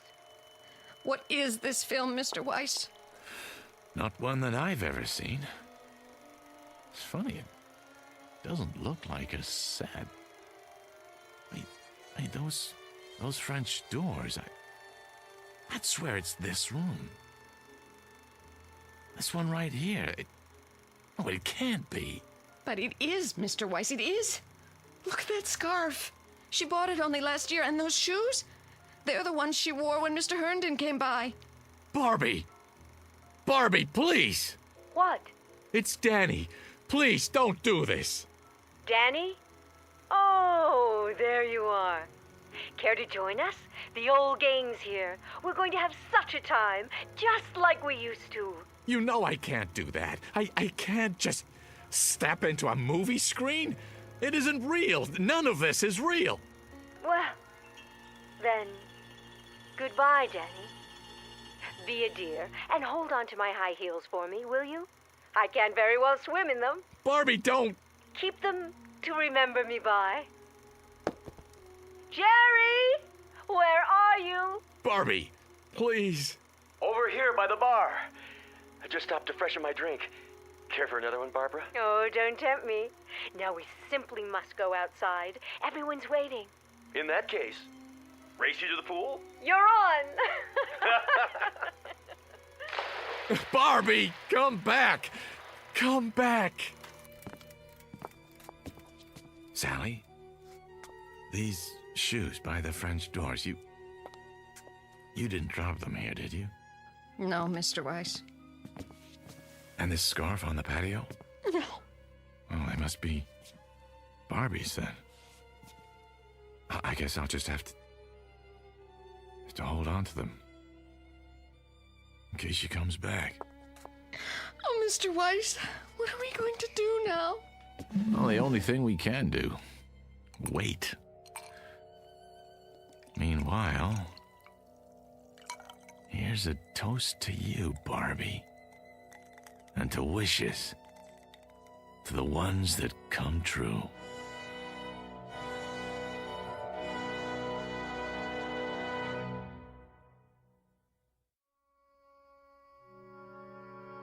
To the wishes that come true. To the strange, mystic strength of the human animal, who walks that thin line between reality and the shadows and can sometimes make one merge with the other. To Miss Barbara Jean Trenton, movie queen of another era, and no longer of this one. May her star shine brightly in the Twilight Zone.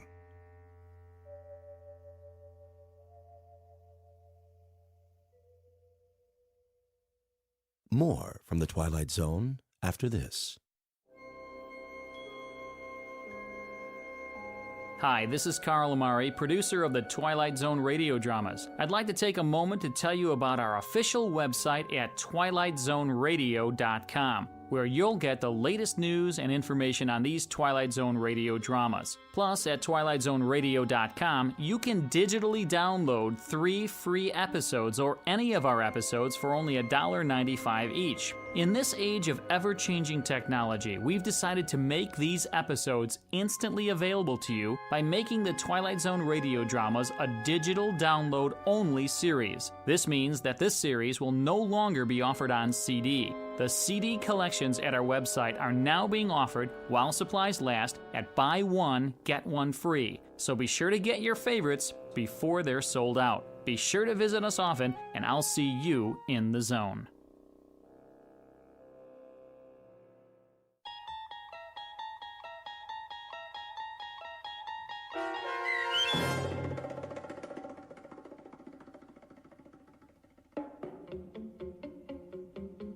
The 16mm Shrine starring Kathy Garver with Stacy Keach as your narrator was adapted for radio by Dennis Etchison and written for The Twilight Zone by Rod Serling. Heard in the cast were Christian Stolte, David Darlow, Fernette Lebo, Doug James, Roger Wolski, and Carl Amari. This copyrighted radio series is produced and directed by Carl Amari for Falcon Picture Group and Westwood One. Sound design and custom Foley effects for The Twilight Zone by Cerny American creatives Bob Benson, Craig Lee, Matt Sorrow, Tim Cerny, and Todd Beyer.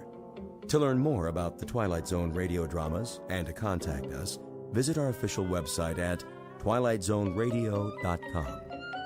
Doug James speaking.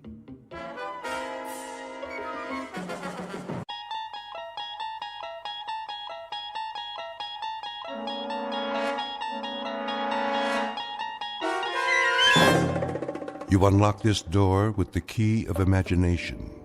Beyond it is another dimension, a dimension of sound, a dimension of sight, a dimension of mind. You're moving into a land of both shadow and substance, of things and ideas. You've just crossed over into the Twilight Zone.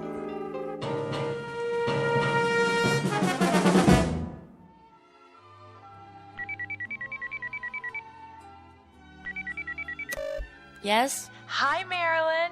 Oh, hi, Val. Guess what? What? I got a catalog this morning. That's nice. I'll hold it up so you can see. Didn't you hear me? I said I got What's so special about a catalog? You get a lot of them, don't you? Yes, but this one is from the Bureau. Oh. Well, isn't that simply the greatest? I suppose so. You suppose? Wait till you see it. It's beautiful. I know. You think you do, but you can't. Not until you've seen it for yourself. I got one, too. You did? Why didn't you call me? I was going to.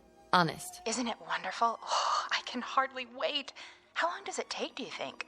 I don't know. A few days. But the transformation prom's next week. They have to give us time to decide. I don't need time. I've already made up my mind. You have? Number 12. They're so beautiful, with perfect blonde hair and those little noses that turn up at the end. My mother's a number 12. I know, and she looks so fabulous. Don't you think she looks fabulous? My mother's a number 14, but I always thought your mother looks so much better. Who wants to be a brunette? Nobody has dark hair nowadays. There's this one girl at school, that senior Jennifer. Well, she picked number 14. What a mistake. nobody liked it. She tried to dye her hair last week and it came out all red and springy looking. Now she wears extra makeup. She thinks we won't notice. But her hair doesn't go with anything else. And... I have red hair. Oh, I know. Do you think there's something wrong with red hair? No, honest. It's great, really. But when you think about what you'll look like after the transformation, isn't it dreamy? Maybe I'll pick number 15. They have such nice long legs. Of course, number 11 does too, just like a dancer. Not as slim as number 12, but... I gotta go. To look at your catalog, I bet. Hold it up to the phone so I can see. It's not here. Well, where is it? You didn't lose it, did you? Better check, because if you did... My mother's got it. Oh, good. I mean, I want to ask her a question. Do you think she's happy being a number 12? If she could give me her opinion before... Yeah, I'll tell her. Bye, Val.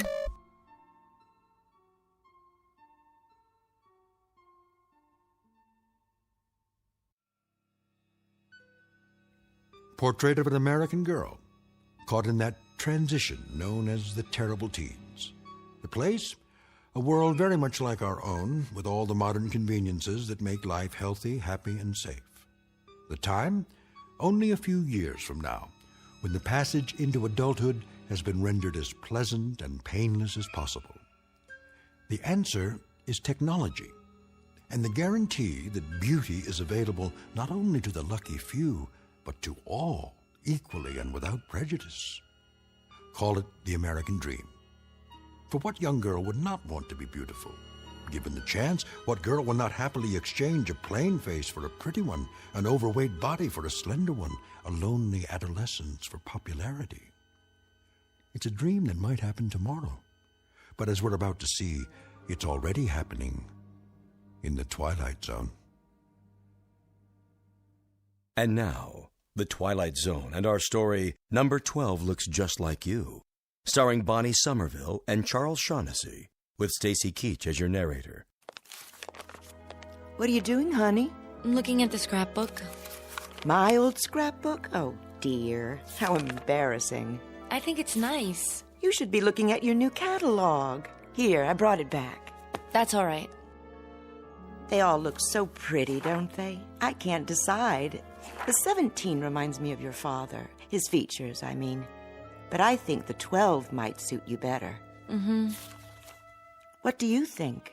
I don't know. I thought we should look at it together, all right? If you say so.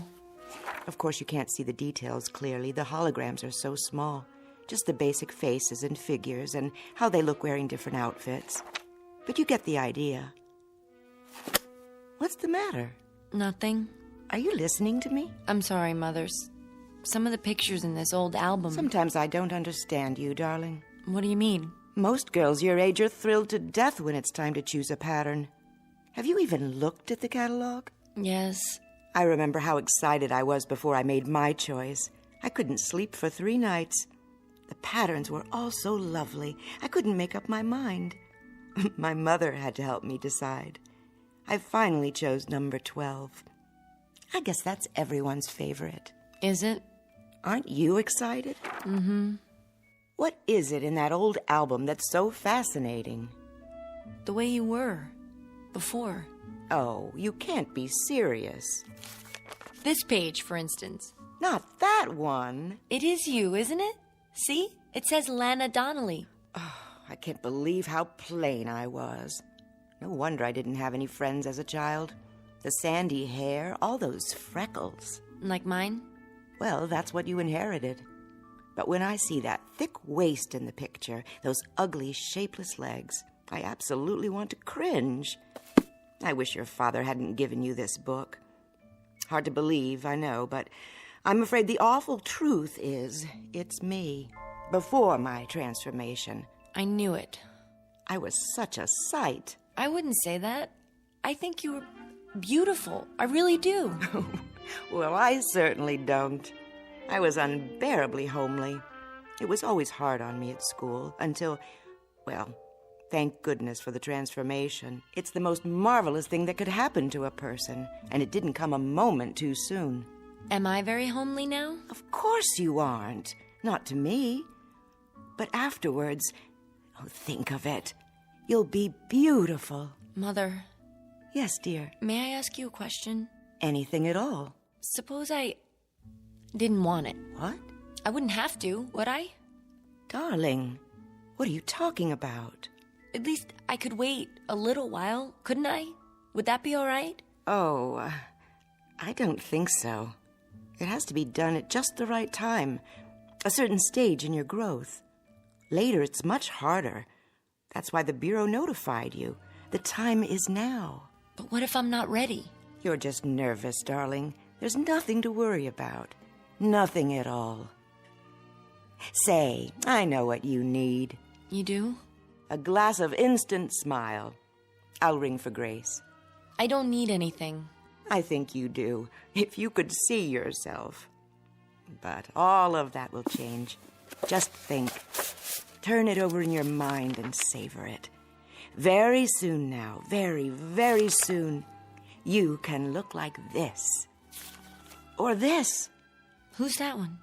She's exactly your age. Isn't she beautiful? Her name is, let me see, Melanie Moore.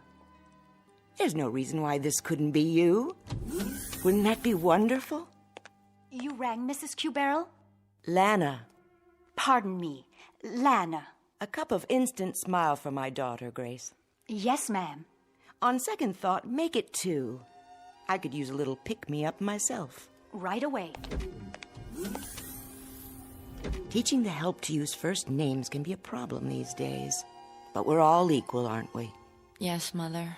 Remember that. After all, Grace is a number 12, too. Even if she is our maid. Oh, Mother. Why so glum, darling? I'm tired. I think I'll go to my room and lie down. That's a good idea. You're not yourself today. Oh? Who am I? You act as though there's something wrong with the transformation. I don't understand what possible objection anyone could have to being beautiful. After all, isn't everybody?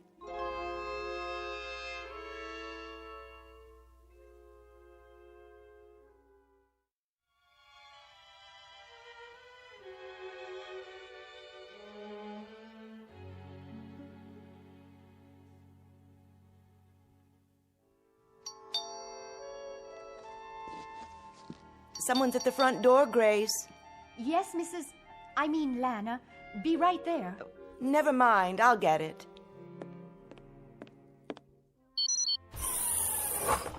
Hello, Lana. Oh, Rick. Thanks for coming by. How's Marilyn? The same. I almost couldn't believe what you said on the vidphone. I couldn't believe it myself. But it's true. She doesn't want the transformation. Can you imagine? Let me talk to her. I wish you would. Where is she now? In her room. I'll let her know you're here. Yes. Marilyn, are you awake? Why? Uncle Rick is here. He is? Be right there. That girl. You were her father's brother, Rick. What did he tell her? How do you mean? What could he possibly have said to give her these crazy ideas? It's an interesting question. Don't jump to conclusions. He was a good man. I know that. A little strange, perhaps, but a good man. I'll have a word with her. Might not have been his fault, you know. Then whose? Hard to say. They pick up so many peculiar notions from the Trivid and at school. Here she is now. Don't let on that I called you. I won't. Honey, look who stopped by to see you. Hi, sweetheart. Uncle Rick! Oh, forget that uncle stuff, will you? You want me to start feeling old? Oh, you're not old. Can you stay? For a few minutes, I guess. I was just passing by and I... You two will excuse me. What's the matter, Mom? Nothing. I'm late for my culture class. Still taking that night course, huh? Well, I can't miss a chance to improve myself, can I? Make yourself comfortable, Rick. If you need anything, Grace is in the other room. Sure. Nice to see you, Lana. Nice to see you. Come back soon, will you? We'll all have dinner together. Sounds great. Bye now.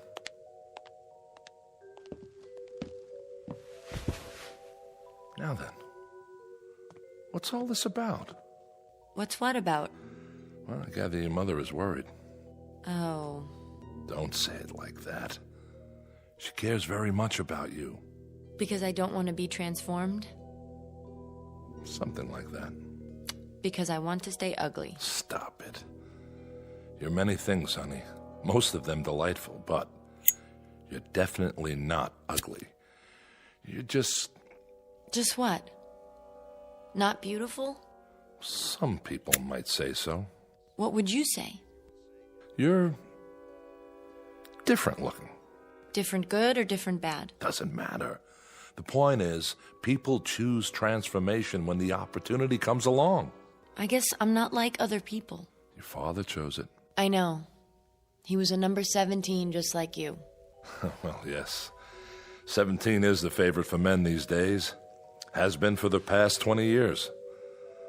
My brother was a perfectionist. Wouldn't settle for anything less. Uncle Rick. Yes? Haven't you ever wanted to look like you? I do look like me. But you also look like a lot of other people. And all considered rather handsome, or so I'm told. Is that bad? Is it good to be like everybody? Isn't that the same as being nobody? I think it's time you tell me. Tell you what? Where you've been getting these radical ideas. My father used to say... Your father was a handsome man, wasn't he? Yes, but he read books. He thought about things. Sometimes we talk, just the two of us. Everybody talks. I mean about real things, not just electronic baseball or the super soccer team or where to buy a dress or fix your hair. Is there something wrong with sports, Marilyn, or buying new dresses? Think of all the businesses that would close down if nobody thought about them. But if you make that all there is in life... Sorry, sweetie, I have to be going. For now, I'd say you're out of sorts. It's not unusual at your age. You better have a glass of instant smile. Ask Grace to bring one in. I've had a glass of instant smile. I've had glass after glass after glass. And you know something? It doesn't do any good. Take it easy. I don't feel like smiling. I feel like frowning. In fact, I want to cry. I'm unhappy and I don't know why. Do you understand? I'm just not happy. I'll tell you what you are. I don't know how it happened, but I'd say you're a very sick young lady. Why? Because I don't want to be like everyone else? I'll tell your mother to make an appointment with the doctor tomorrow. Till then, take care of yourself, sweetie. And try not to worry. We'll all be better very soon. You'll see. What's wrong with me? Somebody please tell me. What's wrong with me?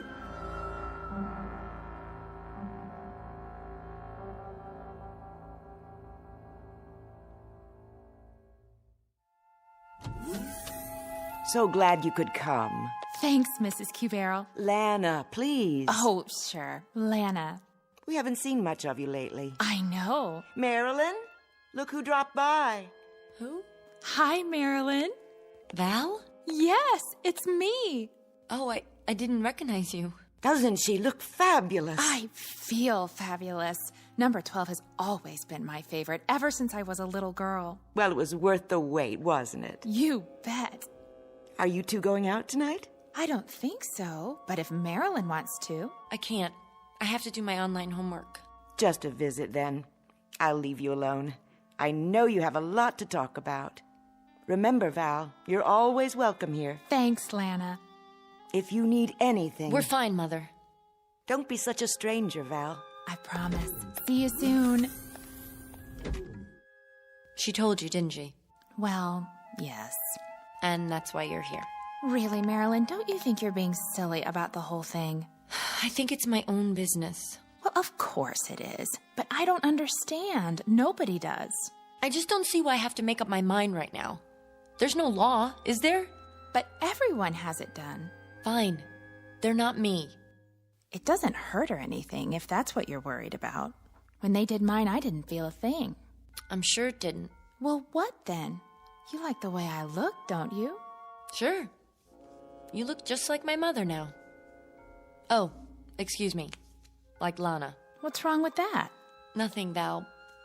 But I like you. Of course you do. We're friends. We'd be friends even if you didn't have the transformation. Don't you know that? That's not the important thing. What is important, Val? It's like getting a new dress or a new hairstyle. You just look better. You want to look as nice as you can, don't you? If I do it, I'll look like one of those holograms in the catalog. That's right, you will. And they're all beautiful, aren't they? What's wrong with that? I don't know. But somehow I have this feeling that it's wrong. Why? How will you know me afterwards? How will anyone know me? That doesn't make sense. You know what I think, Marilyn? I think you're just plain weird. If everybody says it's all right, if the whole world thinks it is, then how can you say something different? I don't get it. You're the one who doesn't get it. I don't want to look like someone else. Val, I want to look like me. I won't let them change me into something else. I won't let them. Help me, please, Val. I don't have anyone else who'll listen. Please help me.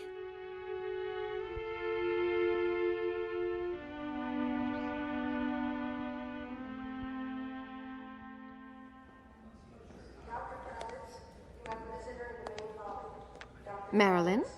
Mother? No, I'm Miss Simmons. Oh, you must be a number 12, too. Why, thank you, dear.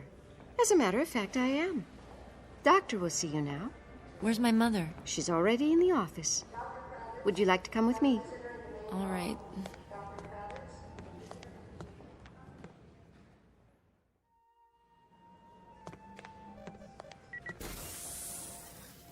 Dr. Hortel? Yes, nurse. Miss Cuberl is here. Thank you, Eva. Hello, Marilyn, darling. The doctor and I were just having a talk. Please, call me Rex. All right, Rex. Would you care for a beverage, Marilyn? No, thank you. That'll be all for now. Very well. Call me if you need anything. Yes, I will. Have a seat by me. The couch is very comfortable. What's this for? Oh, just a simple interview. Your mother, Lana, wanted us to get acquainted. Why? Rex will answer any questions you have. I'll do my level best. And I appreciate it. We both do. I'm sorry to have bothered you. It's such a small thing, really. No, not at all. That's my job. Marilyn, please, sit. Now then, you're 18? Yes. Well, it must be about time to... Ah, yes, I see that you've already received your notice. Went out last week. That's why we're here. No, you mustn't worry. I try not to. Marilyn's like so many young people nowadays. She is? Mm-hmm. And it's our fault. How so? Well, because we haven't made things clear to her. It's a matter of communication. But when you deal with a bureaucracy, well, there's bound to be an information lag. I read everything from the Bureau. But it didn't give you any definite explanation of why you've had to wait this long. I'm sure it's been difficult. Marilyn looks at you, Lana, at the women all around her in pictures on the Trivid, and then she looks into a mirror. It has a negative effect on her self-image, not to mention her spirit. There's nothing wrong with my spirit. Marilyn, please. Well, from pure perfection of body, face, limbs, pigmentation, carriage, stance, she sees herself and is horrified. Isn't that so? Well, Well, of course it is. The child asks herself, why must I be so hideous, off balance, oversized, awkward, when everyone around me is so perfect? In short, she's tired of being a monster. She's come close to giving up. Dr. Rex, that's all well and good, but you don't understand. He doesn't. I beg your pardon? She isn't just depressed or anxious, she's... Well, go on, say it. You're my patient now. Everything is in strictest confidence. Well, she's... I don't know quite how to put this. I've made up my mind. You have? I don't want to have the transformation. You what? I don't understand it either. She never said anything before, and now, suddenly... Is this true? Yes. Oh, perhaps you'd like to talk about it. Not particularly. She won't give any reasons. She just... Suppose you tell me, Marilyn. In your own words. There's nothing to tell. I just don't want to change. You do understand that transformation is a normal part of growing up. It has been for years now. In a way, it's a milestone. A sign of maturity. It means you're ready to take your place in the adult world. How? By being like everybody else? Well, I wouldn't say that. Now, there are a great many styles in the catalog. You're absolutely free to choose any one you like. There's no pressure on you at all. No coercion. Isn't there? No, that would be against regulations. But I have to choose one, even if I don't want to. That's the way it's set up. If I don't, well, I don't even know what would happen to me. You make it sound like you're being forced. No, that would be contrary to free will. And if there's one thing this country guarantees... But what would happen if I don't? If I stay the way I want to be? Why do people care so much? I thought this was supposed to be a democracy where we respect everybody. Marilyn. Even if they want to be different. Even if they want to live their lives the way You they... mustn't talk like that. Why not? You've been given every advantage, every privilege. We're talking about a chance to develop your full potential. Would you mind if I conduct a test? What kind of test? A personality profile. For my records. I don't see why not. Do you, Marilyn? Come over here, please. What's that machine? Oh, it simply scans your mental activity, then prints it out on a strip of paper. The whole process takes a few seconds. It's quite painless, I assure you. All you need to do is sit in this chair. It's all right, darling. I promise. What are you putting on my head? A cranial recorder. I'm sure you've had this done before. You did. When you first started school, remember? All right, close your eyes, please, and sit quietly. Now, you must understand, the transformation is desirable not only from an aesthetic point of view.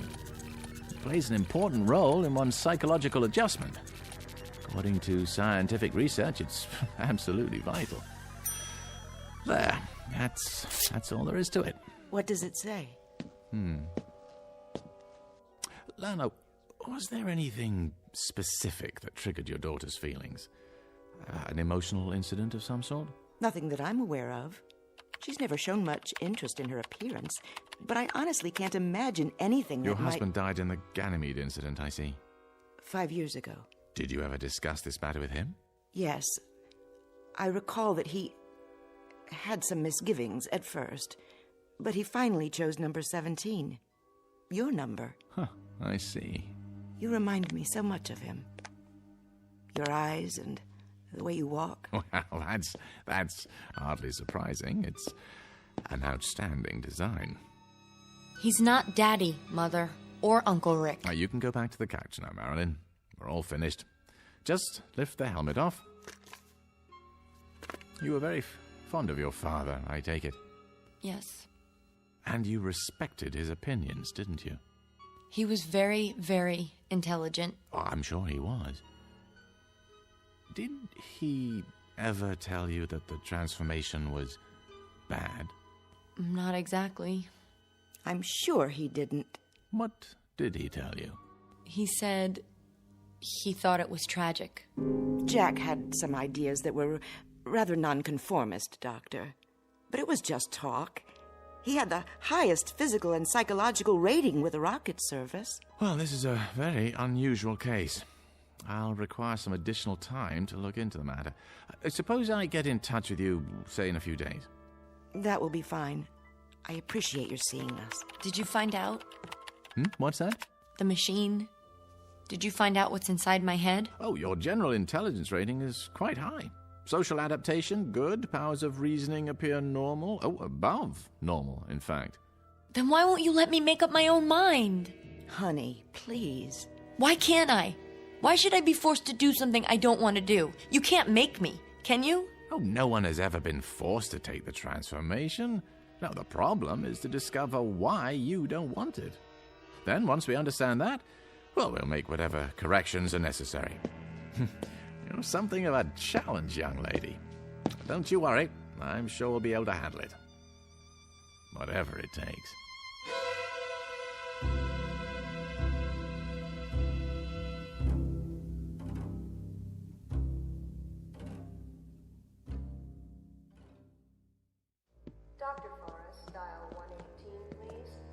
Where are we going? This way, please. It's just at the end of the hall. What part of the hospital is this? They have the private offices down here. I thought Dr. Hortel was going to meet me. You mean Dr. Rex? He'll be along later. Miss Marilyn Cubero. Come in, Marilyn. Sit down. It's too dark. I can't see anything. Walk toward the desk. Wait. See the chair? Yes, but I can't see you. Sorry, the lamp must be right in your eyes. Let me adjust it. Who are you? I am Professor Friend. Sigmund Friend. You must call me Sig. Dr. Rex has told me about you. I'm here to help. Sit, please. Help me? Help rid you of your fears of this necessary and important... No, that isn't true. It's not necessary. This very necessary, very important step in your life. But why? Why does everyone want to force me to do something I don't want to do? Why else but for your own good? That doesn't make sense. Why else would the state go to so much trouble and expense? Many, many years ago, wiser men than I decided to eliminate injustice and inequality from this world. They saw in physical unattractiveness one of the factors that make men hate. And so they charged the finest scientific minds with the task of eliminating, or at least minimizing, ugliness everywhere. But I'm not ugly. I'm not pretty, but I'm not ugly either. To others, you may be. Not to those who love me. There's more to it than that.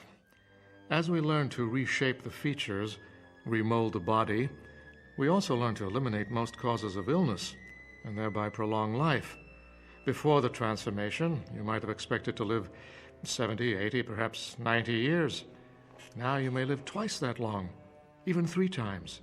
These are good things, don't you agree? Genuine advances for humankind.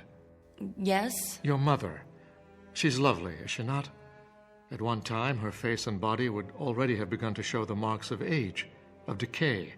You would not deny her youth and beauty, would you? But you could do that part without changing me, couldn't you? I wouldn't mind just that. Someday you might. And then it would be too late for the transformation. No, I'll never change my mind. I've thought about it, and I'm positive. Why? Did you ever read Shakespeare? Or Shelley?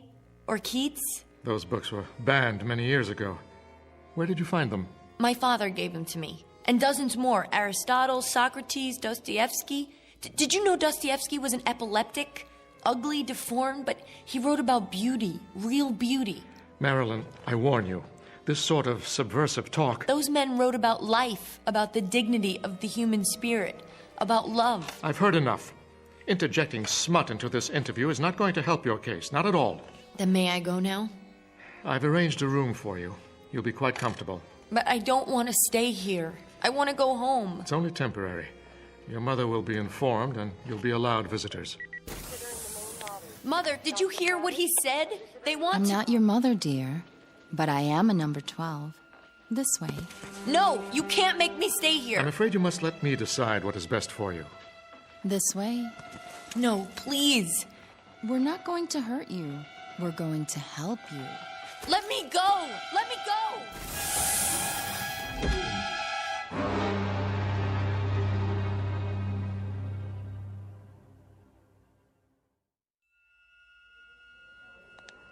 We're almost there. Just ahead. 3rd room on the left. And you're sure she's all right? Oh, absolutely. I'm so glad. Did you know, Doctor, we've been best friends since preschool? Well, she's lucky to have a friend like you. And a mother who cares so much. Like you, Lana. I hope she's awake. Marilyn. Dr. Rex? You have company. Oh, Mother. She was quite upset last night. I gave her something to help her sleep. Hello, darling. You haven't done anything to her yet. Oh, a mild sedative, nothing more. If you'll excuse me, I have to look in on another patient. Of course, Doctor. Thank you. Hi, Marilyn. Hello, Val. Are you okay? I think so. We'd have been here sooner, only the doctor said you were sleeping. How do you feel? I don't know. What happened? Nothing. They just wouldn't let me go. Oh, Mother, they're gonna do it anyway. They're gonna make me do it. That's not true, Marilyn. Dr. Rex promised, remember? He was lying. Lying? Why should he? I don't know, but I know he has to say that to keep people from finding out. Finding out what? That they do the transformation whether you want it or not. Don't try to sit up. Didn't you hear what I said? I can't see why you're so unhappy, when all they want to do is make you pretty. But they don't. What? Last night, before I went to sleep, I remembered something. I remembered what Father told me. He said, when everyone is beautiful, then no one will be. Because without ugliness, there is no beauty. Oh, Mother, don't you see? They don't care whether you're beautiful. They want everyone to be the same. That's all. They? Who are you talking about? I'm afraid it's time to go now. Already? If it's all right, I'd like to stay and talk to Marilyn some more. Well, just for a few minutes. Don't worry, dear. Everything's going to be fine. You'll see. What do you want to talk about? Well, I was thinking about what you said, what your father said. I don't see why he's so important to you. Val! I mean, he's dead, isn't he? Besides, you must have had other fathers. My mother's been married 11 times. Personally, I always like the stepfathers better anyway. Please, Val. You've had 9 fathers since the first one. Well, haven't you? Everybody marries everybody these days. Val, stop. After all, how can anybody live with the same husband for 100 years? Besides, from what I hear, your first father wasn't much fun. Stop talking about my father. You didn't know him. I loved him. He was good, kind, and he cared about me. Not the way I looked, but what I thought, what I felt. And he cared about himself, his dignity as a human being. My father wasn't killed in the Ganymede incident, Val. He killed himself. Why? Because when they took away his identity, who he was, there was no reason left to live. I don't understand. And I don't understand you, Val. Look at me. Do you ever feel anything? Sure. I feel good. I always feel good. Like that poem we learned in school. Life is pretty, life is fun. I am all and all is one. You don't get it. Get what? What are you talking about? You really don't. You can't. You can't understand anything. I gotta go, Marilyn. Goodbye.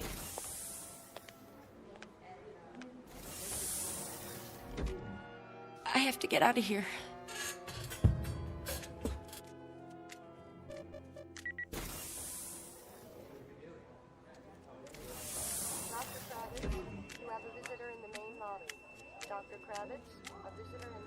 You're number 14, aren't you? Yes. Do you like 14s? I do now. Have you had lunch yet? I was just on my way to the 22nd floor. That's amazing. So was I. Working a long shift today? Till 7. Then I'm free. That's great. Say, have you seen the Holo Lounge yet? If you like, I was thinking we could... Which is the way out? I can't remember. Must be those 2 doors at the end.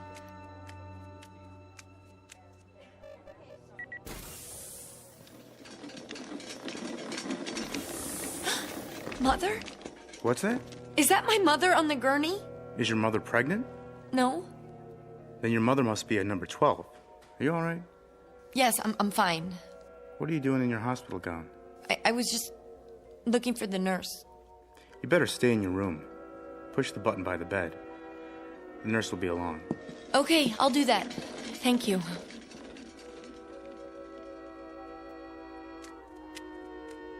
The double doors. This has to be the way.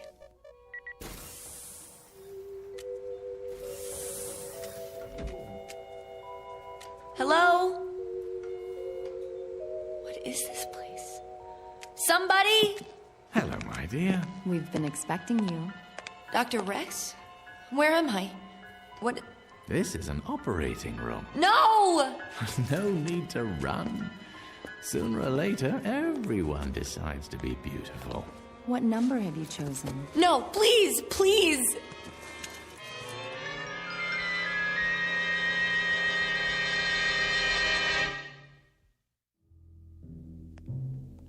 Ah, Mrs. Cubero. Val. Just in time. Is it all over, Doctor? All over. Is she okay? She's fine. You'll see for yourself. I've been so worried the last few days. She seemed in such a state. It's as I told you. Occasionally, a young person has difficulty adjusting to the idea. It always works out fine in the end.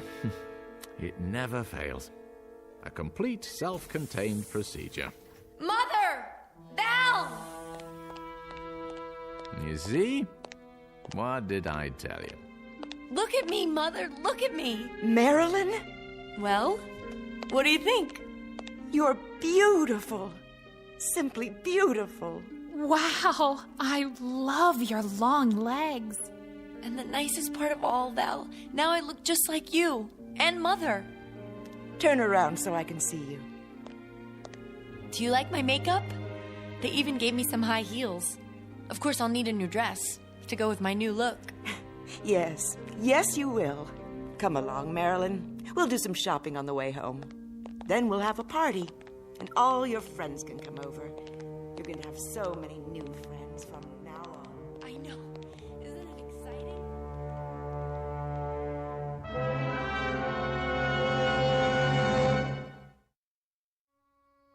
Portrait of a young lady in love for the first time with herself. Improbable? Perhaps. But in an age of plastic surgery, bodybuilding, an infinity of cosmetics, and an obsession with appearance, let us hesitate to say impossible. These and other blessings, some of them decidedly mixed, may await us in the not-too-distant future, or at least a future to be found in the Twilight Zone.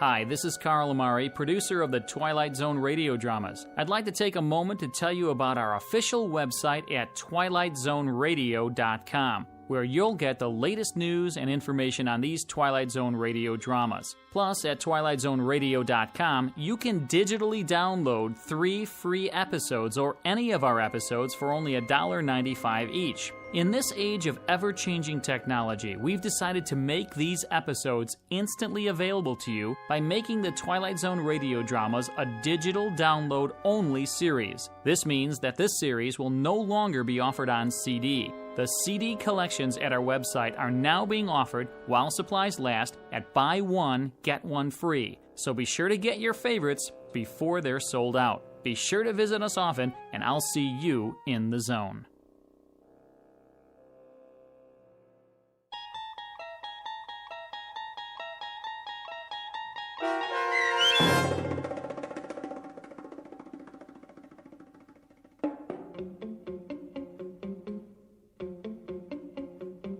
Number 12 Looks Just Like You, starring Bonnie Somerville and Charles Shaughnessy, with Stacy Keach as your narrator, was adapted for radio by Dennis Etchison and written for The Twilight Zone by John Tomerlin from a story by Charles Beaumont.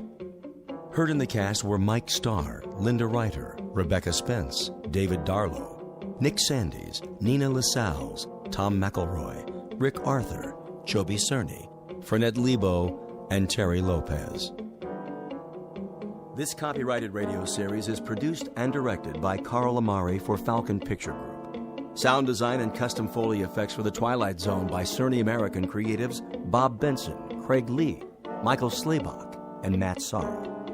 To learn more about the Twilight Zone radio dramas and to contact us, visit our official website at twilightzoneradio.com. Doug James speaking.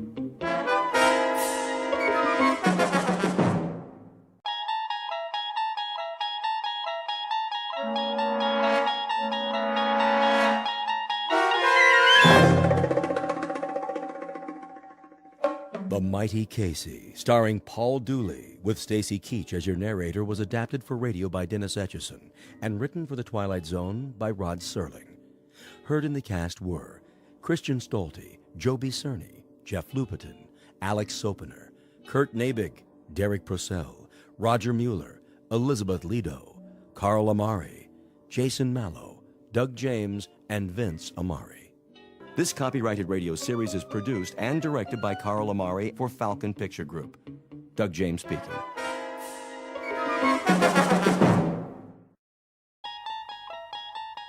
There is a fifth dimension beyond that which is known to man. It is a dimension as vast as space and as timeless as infinity.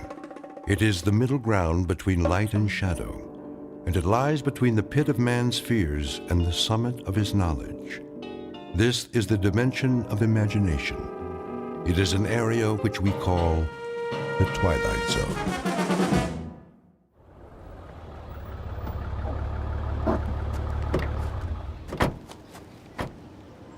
Okay, Pete, let's mark it off. Starting where? The dugout. Run a chalk line in front of the fence all the way to the gate so they can bulldoze it flat. Wait, what's the dugout? Where the team would wait. They'd sit on the bench, shoot the bull. Sometimes McGarry'd chew 'em out, but good. Oh, I know what a dugout is. But why'd you call it that? I don't see any bench. Not now, you don't. Used to be right over there, under the bleachers, near home plate. Okay, I get it. This place used to be a ballpark. Of course, that was before my time.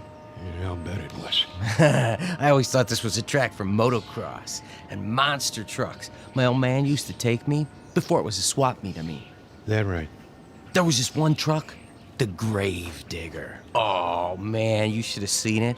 Big old tires, rolled right over anything. How old are you, kid? Me, 22. 22? I was out of high school before you were born.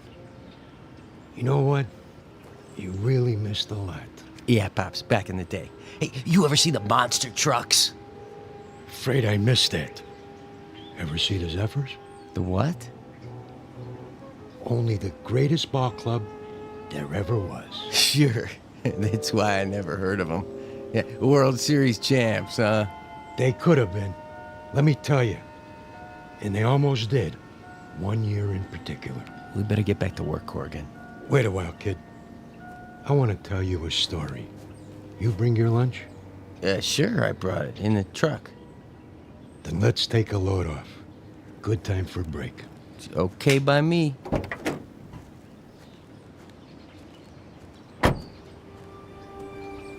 We can sit over there in the pitcher's mound.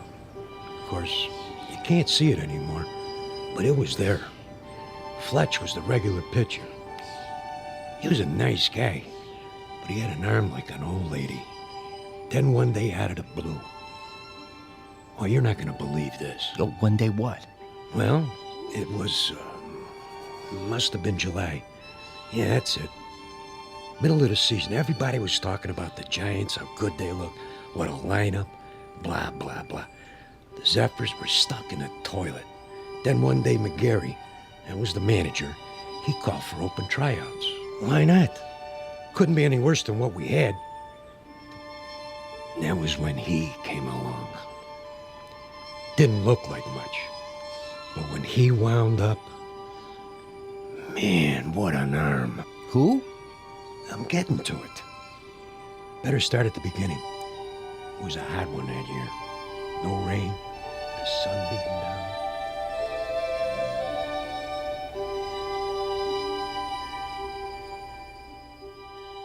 You're standing in the middle of what used to be a baseball stadium.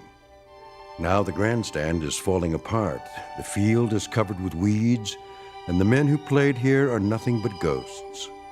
But believe it or not, this was once home to a major league team known as the Hoboken Zephyrs. Never heard of them? That's not surprising, unless you're one of the old-timers. Today it holds only memories and no sound except the wind that stirs in the high grass of the outfield. A wind that on occasion still carries a faint, eerie echo of the crowd that once sat in those bleachers.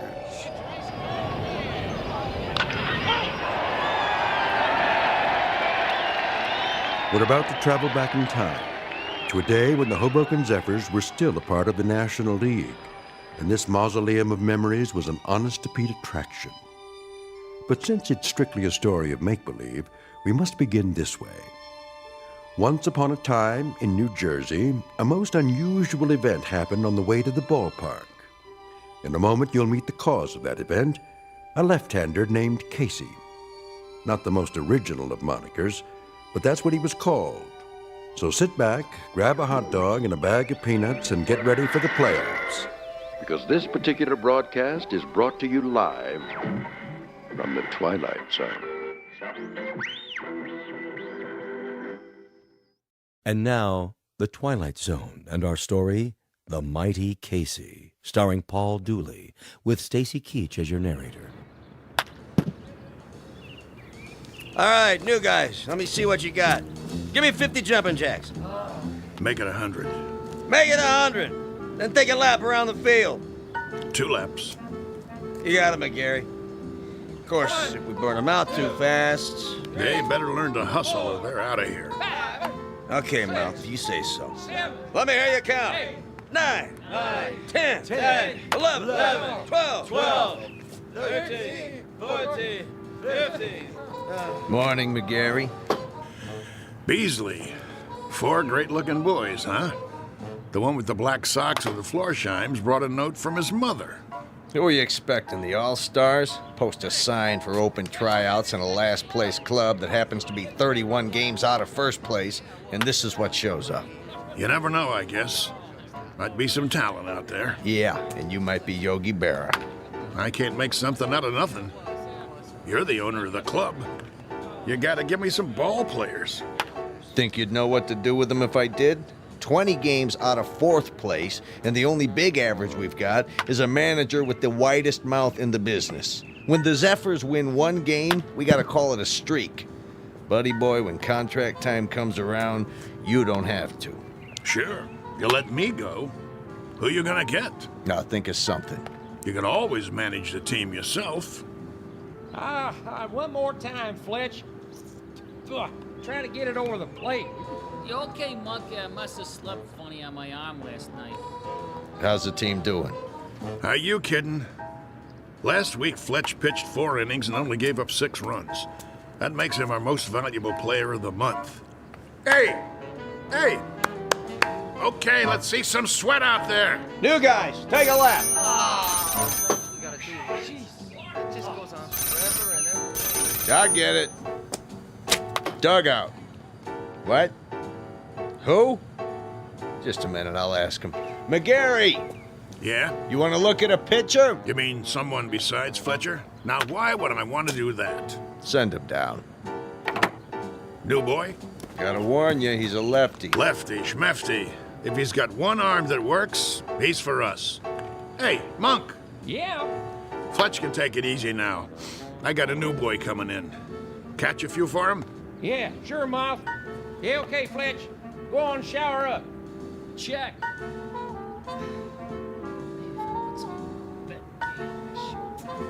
One more lap, let's go. You got the lineup for tonight? I'm working on it. Who's the starting pitcher? I don't know yet. You don't know? Have to see how it goes. Whoever's hot gets a shot. Make that lukewarm. Oh, my. Chavez! That's enough with the laps. They look like they're gonna pass out. Check.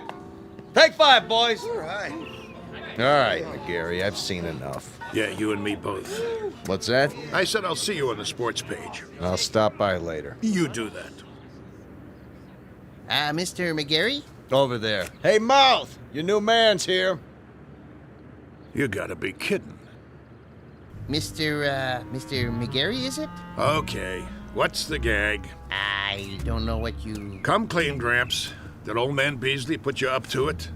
I'm afraid Well, tell him I don't need a water boy.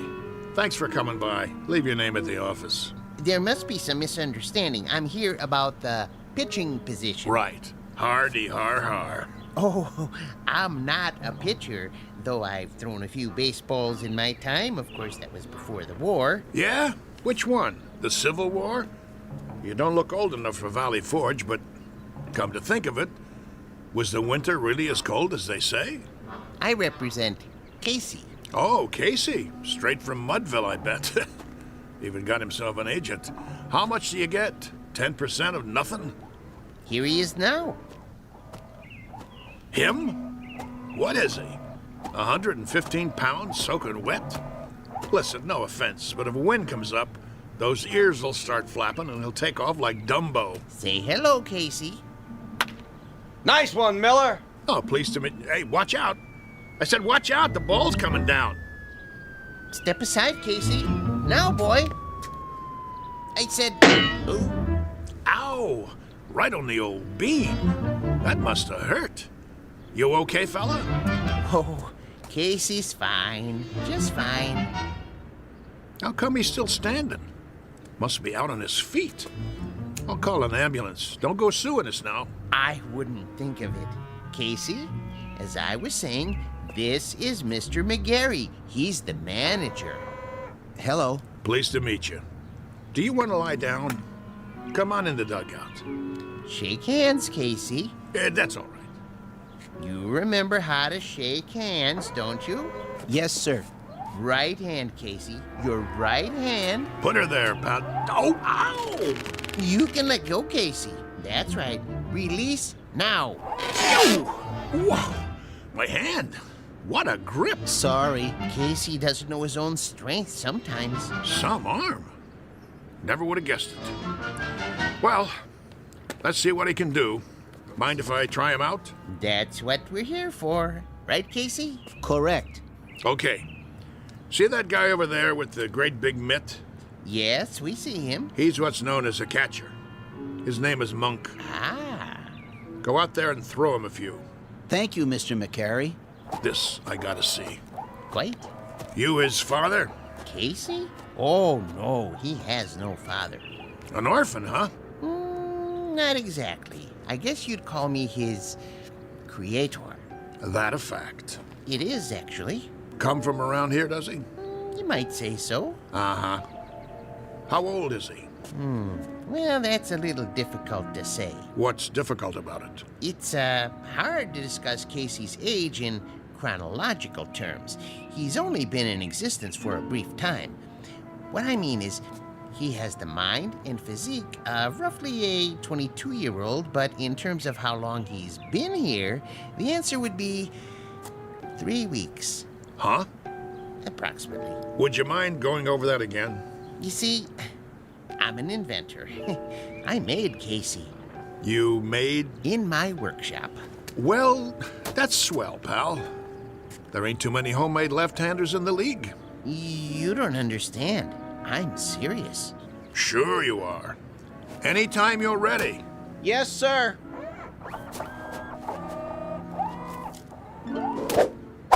Oh, jeez Louise. That's his fastball. Try a curve now, Casey.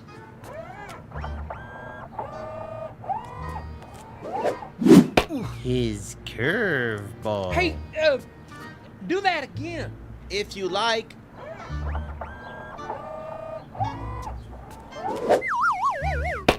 Hey! What was that? We don't have a name for it yet.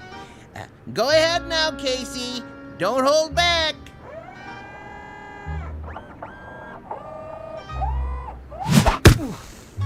Oh, pah, enough already. Something wrong? Wrong? What, you see him? That kid, he picks up where Feller left off. He's got a fastball almost went through my glove. And a curve, and a hook, and a knuckler, or whatever you want to call it. He got control like he uses radar. Oh, it's the best pitcher I ever caught in my life. Thanks, Monk. That's enough for today. I swear, I never seen anything like it. He don't even pitch like a human being. Precisely. Well, he's still rough, Gramps. He's plenty rough, but I might give him a try. If he can do the same thing when there's a game on. Oh, he can do it. Consistency's not a problem. He's a robot, you know. Yeah, don't say that. Don't ever say the word R-O-B-O-T-T around here. We'll just keep that one between us, okay? Did you like my pitching, Mr. McGarry? You might have a little potential, Casey, like I told Mr. Stillman here. Professor. The Professor Stillman. You're awful rough around the edges, but I think maybe we could give you a shot. I like to help young ball players. Now you go on into the locker room and find a uniform that fits. He can wear a uniform, can he? Anything you like. Then go and change and come back, and we'll discuss a little contract. Just the three of us. That seems fair. Very kind of you, Mr. McCary. Don't mention it. Go on now. Say thank you, Casey. Thank you, Casey. Thank you, sir. Come along. You're going to be a real baseball player now, just like I promised you. Isn't that wonderful? Yes. Wonderful.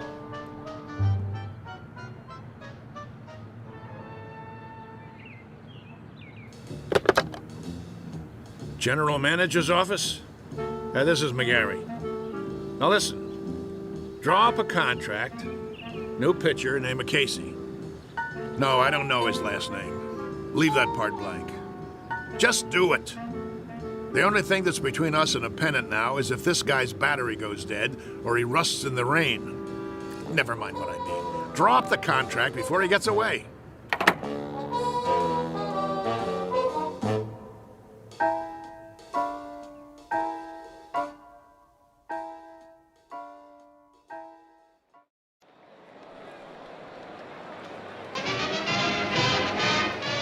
And ready in 3, 2.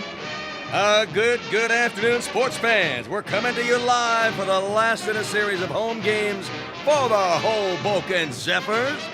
The Bullets are already on the field, warming up, but there's been a delay. The Zephyrs are still in the locker room.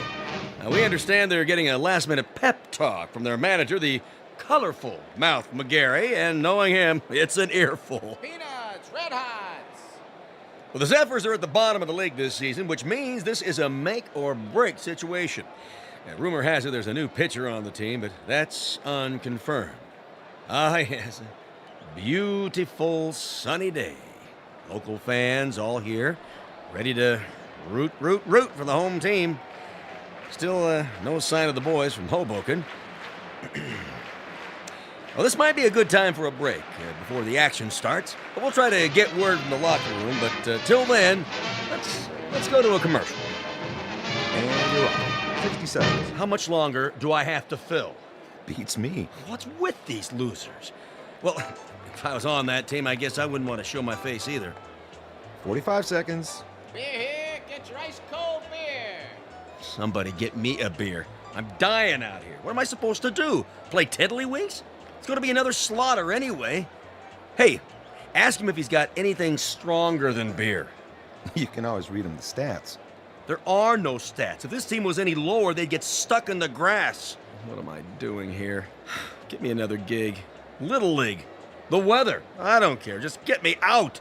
20 seconds. The Zephyrs are charging onto the field. No. The Zephyrs look hungry this afternoon. Yeah, sure. Who am I kidding? They're not going to show. The game's canceled. You'll see. 10 seconds to air. Oh, those bums. It's the same old story. Fletcher winds up, he throws, and he drops the ball on his foot. They should send out a bunch of chimpanzees. 5, 4, 3, 2. And welcome back, ladies and gentlemen, to more thrilling baseball action.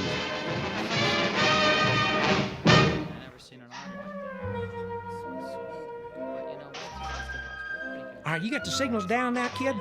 There's no iron. Okay, when you're ready to throw, you watch my fingers. See, I'll give you the hand signals, just like we practice. Remember the one for the fastball? This one. Yes. And a curve? Show him the one for a curveball. Yeah, it's right here. Well, what are we waiting for, Mouth? This ain't a training session. This is for real. You're telling me? All right, kid. You got the signals down. Look, the main thing is walk out there like you own the place. But be cool. Nice and steady. Cool? He means don't be nervous. Nervous. Yeah, that's right. Whatever you're feeling, don't let it show. Pull your cap down over your eyes like this. You got nerves of steel. You know what I mean? Not steel, exactly. You know what nerves are, Casey. Oh, yes. Neurons, axons, and dendrites. This case, nerves means ill at ease. As if one of your electrodes were corroded and, Nervous, Casey. Like as if it's 2 out in the 9th and you're 1 up and you're pitching against Joe DiMaggio. He comes up to the plate, looking intent, eyes straight ahead. That wouldn't make me nervous. No? Why not? I don't know anyone named DiMaggio. What? You never heard of... I know what he said. He's a great kidder, ain't he? I love this guy. All right, fellas, this is it. Let's get going. It's time, Casey. Yes, sir. Mr. McGarry? Yeah? Are you coming? Yeah, I'm coming. Something the matter? I was just, thinking about the Giants. We're not playing the Giants today, are we? No, but I can't wait to knock them off. For that matter, I'd love to knock off the Phillies and the Cards, too. Or the Braves in Cincinnati. Or even the Hanksville Bullets. Them especially. Those bums beat us 11-0 in spring training. I think that will happen. Casey will come through for you, Mr. McGarry. Most definitely. You never told me. What have you got riding on this? What's your angle? With Casey? My interest is purely scientific. I know he's a Superman of sorts, but I need to have that proven under test conditions. You mean you can't guarantee he'll work? Oh, I have no doubts. Once I built a home economist to run my house. Marvelous cook. I gained 46 pounds before I had to, dismantle her. Now, with a model such as Casey, with his strength and accuracy, I knew he was destined to play baseball. And in order to prove my point, I had to have him pitch in competition. As an acid test, I settled on the absolute worst team I could find. Nothing personal. Nah, of course not. Very nice of you to think of us, Mr. Stillman. Professor Stillman. Professor, I really appreciate it. No kidding.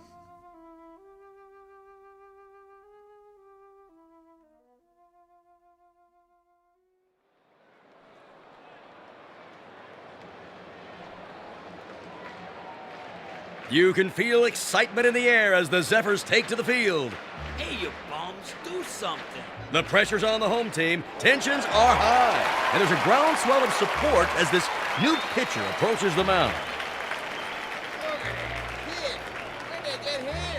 Well, it's do or die today. Fletcher's on the bench, and the new man, the only name I have is Casey, and frankly, he doesn't look like much.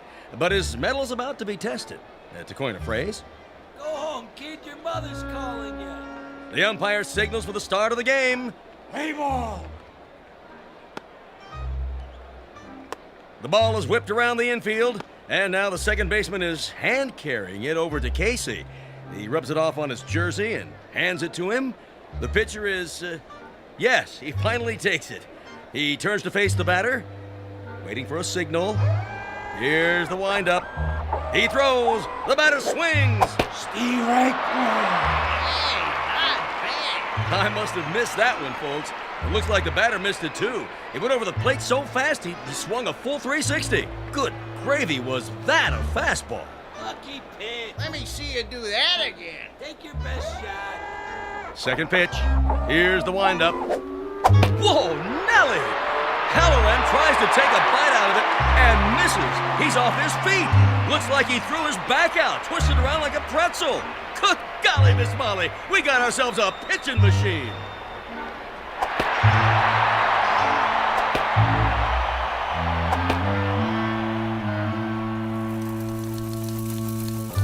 In baseball news, here's a cutie for you. Seems there's a rookie in Hoboken who's pitched 3 straight shutouts. They said it couldn't be done, but with a blistering performance to sew up 9 in a row. In a stunning comeback, the Zephyrs zoom to 4th place in the National League as Casey gets ready for number 14. And that makes 3 more no-hitters for the mighty Casey. The Zephyrs are locked into 1st place. Questions in the news this morning about the mysterious Casey.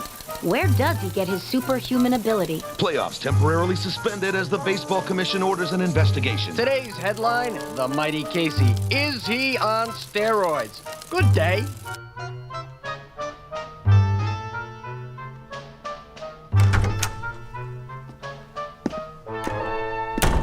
All right, Casey, if you just relax. What do you mean? He's relaxed. Let's get this over with, Doc. I'm going to sit down in front of you and strike your knee with this little rubber hammer. Why? It's a test, Casey. Nothing to get shook about. You mean shaken? Here we go. Casey, watch where you're kicking. Well, I'd say his reflexes are 100%. That it, Doctor? Not quite, Mr. Beasley. Just let me check his pulse and do a blood test. Oh, no. What's the matter? If Casey doesn't pass his physical, there goes the pennant. There goes the series. There goes my career. But why are you worried? He doesn't take anything illegal, does he? Absolutely not. You may rely on it. Then... there's something I haven't told you, Beasley. What? Now to take your pulse. Hey, Doc, you really need to do that? Oh, a mere formality. He seems to be in A1 shape. Absolute perfection, if I do say so. Quiet for a moment, gentlemen, while I listen through the stethoscope. Oh, boy. Here it comes. Breathe, please. Once more. What's wrong? Nothing. Not a thing. Everything sounds fine. It's just that... Out with it. What? This man doesn't have a pulse. No heartbeat either. Try again. I already have. This man isn't alive. He can't be. That's pretty funny, Doc. Okay, go ahead and draw your blood sample. We gotta get Casey cleared for the rest of the season. I'm afraid that won't be possible. Why don't you wait out in the hall, Stillman? You're starting to get on my nerves. Nerves make up the neurological system in the human body. When a small electrical charge passes from one to another... Enough already. Mr. McGarry, it'll have to come out now. There's no way to avoid it, Doctor. What's this all about, Mouth? Beasley, you ain't gonna like this, but see, I didn't have a choice. It was Casey or nothing. Are you trying to put something over on me? What a pitcher he was. The only ball player I ever had on the team who didn't eat nothing. Not even a hot dog. Doctor. Is there a problem? I think you should know something before you go any further. Go ahead. Give it to him. Casey doesn't have any pulse or heartbeat because he doesn't have any heart. How's that? He's a robot. A what? You heard the man. A robot, or if you prefer, an android made from lifelike materials to resemble a human being. Are you sure? Oh, I should be. I built him. And he's been pitching for the Hoboken Zephyrs? Doctor, this is the first I've heard of it. Well, under the circumstances, I have no choice but to notify the baseball commissioner. Move over, Casey. I don't feel so good. Doc, you got anything for a splitting headache?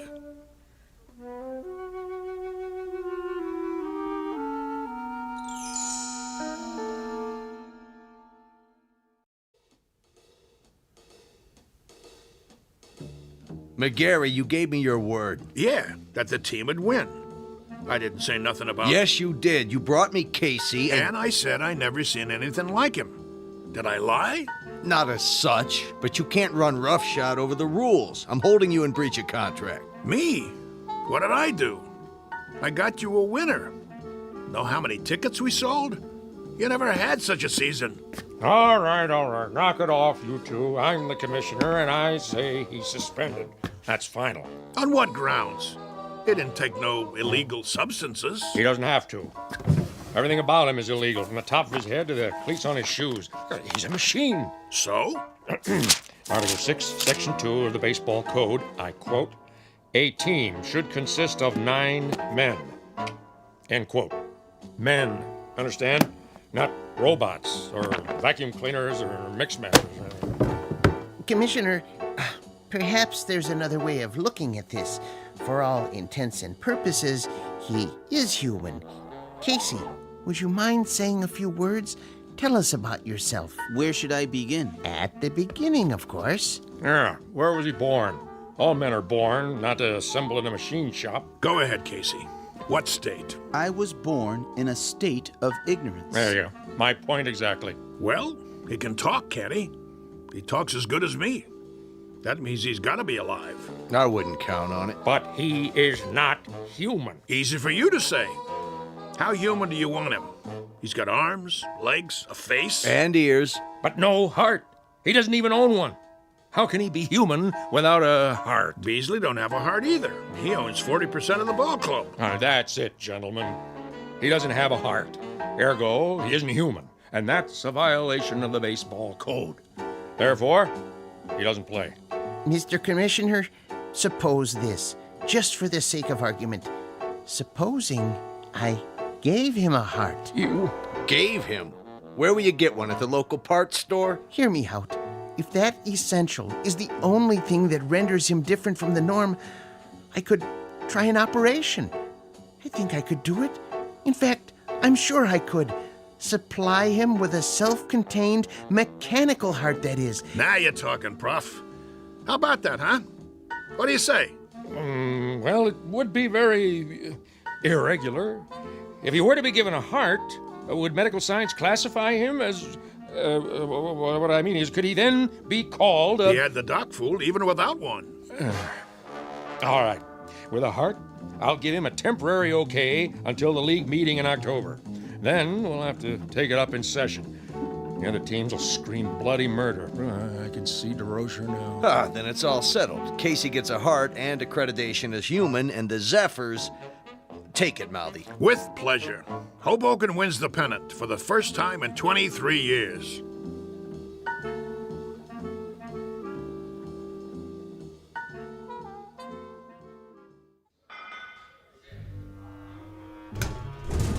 So, where's Casey? Search me. He's supposed to be here. Yeah, well, thank you very much, operator. Well, how's Casey? Is he coming? I don't know. What do you mean you don't know? The operator can't get an answer at Stillman's house. Well, maybe he's in the middle of the operation. So he's in the middle of the operation. What's the matter? He can't use one hand to pick up the phone? We can't wait no longer. I gotta turn in the starting lineup. Corrigan? Yeah, Mouth. You'll pitch tonight. All the rest of you, same as before. Now listen, you guys. That's the enemy out there. That's the New York Giants. And while we're out there playing, a fella named Casey is lying on a table struggling to make it. And I know that the last words out of his mouth before the knife went into his chest were, "Go on out there and win one for me." And I'm gonna tell you something else, fellas. From now on, there's gonna be a ghost in that dugout. Every time you pick up a bat, look over to where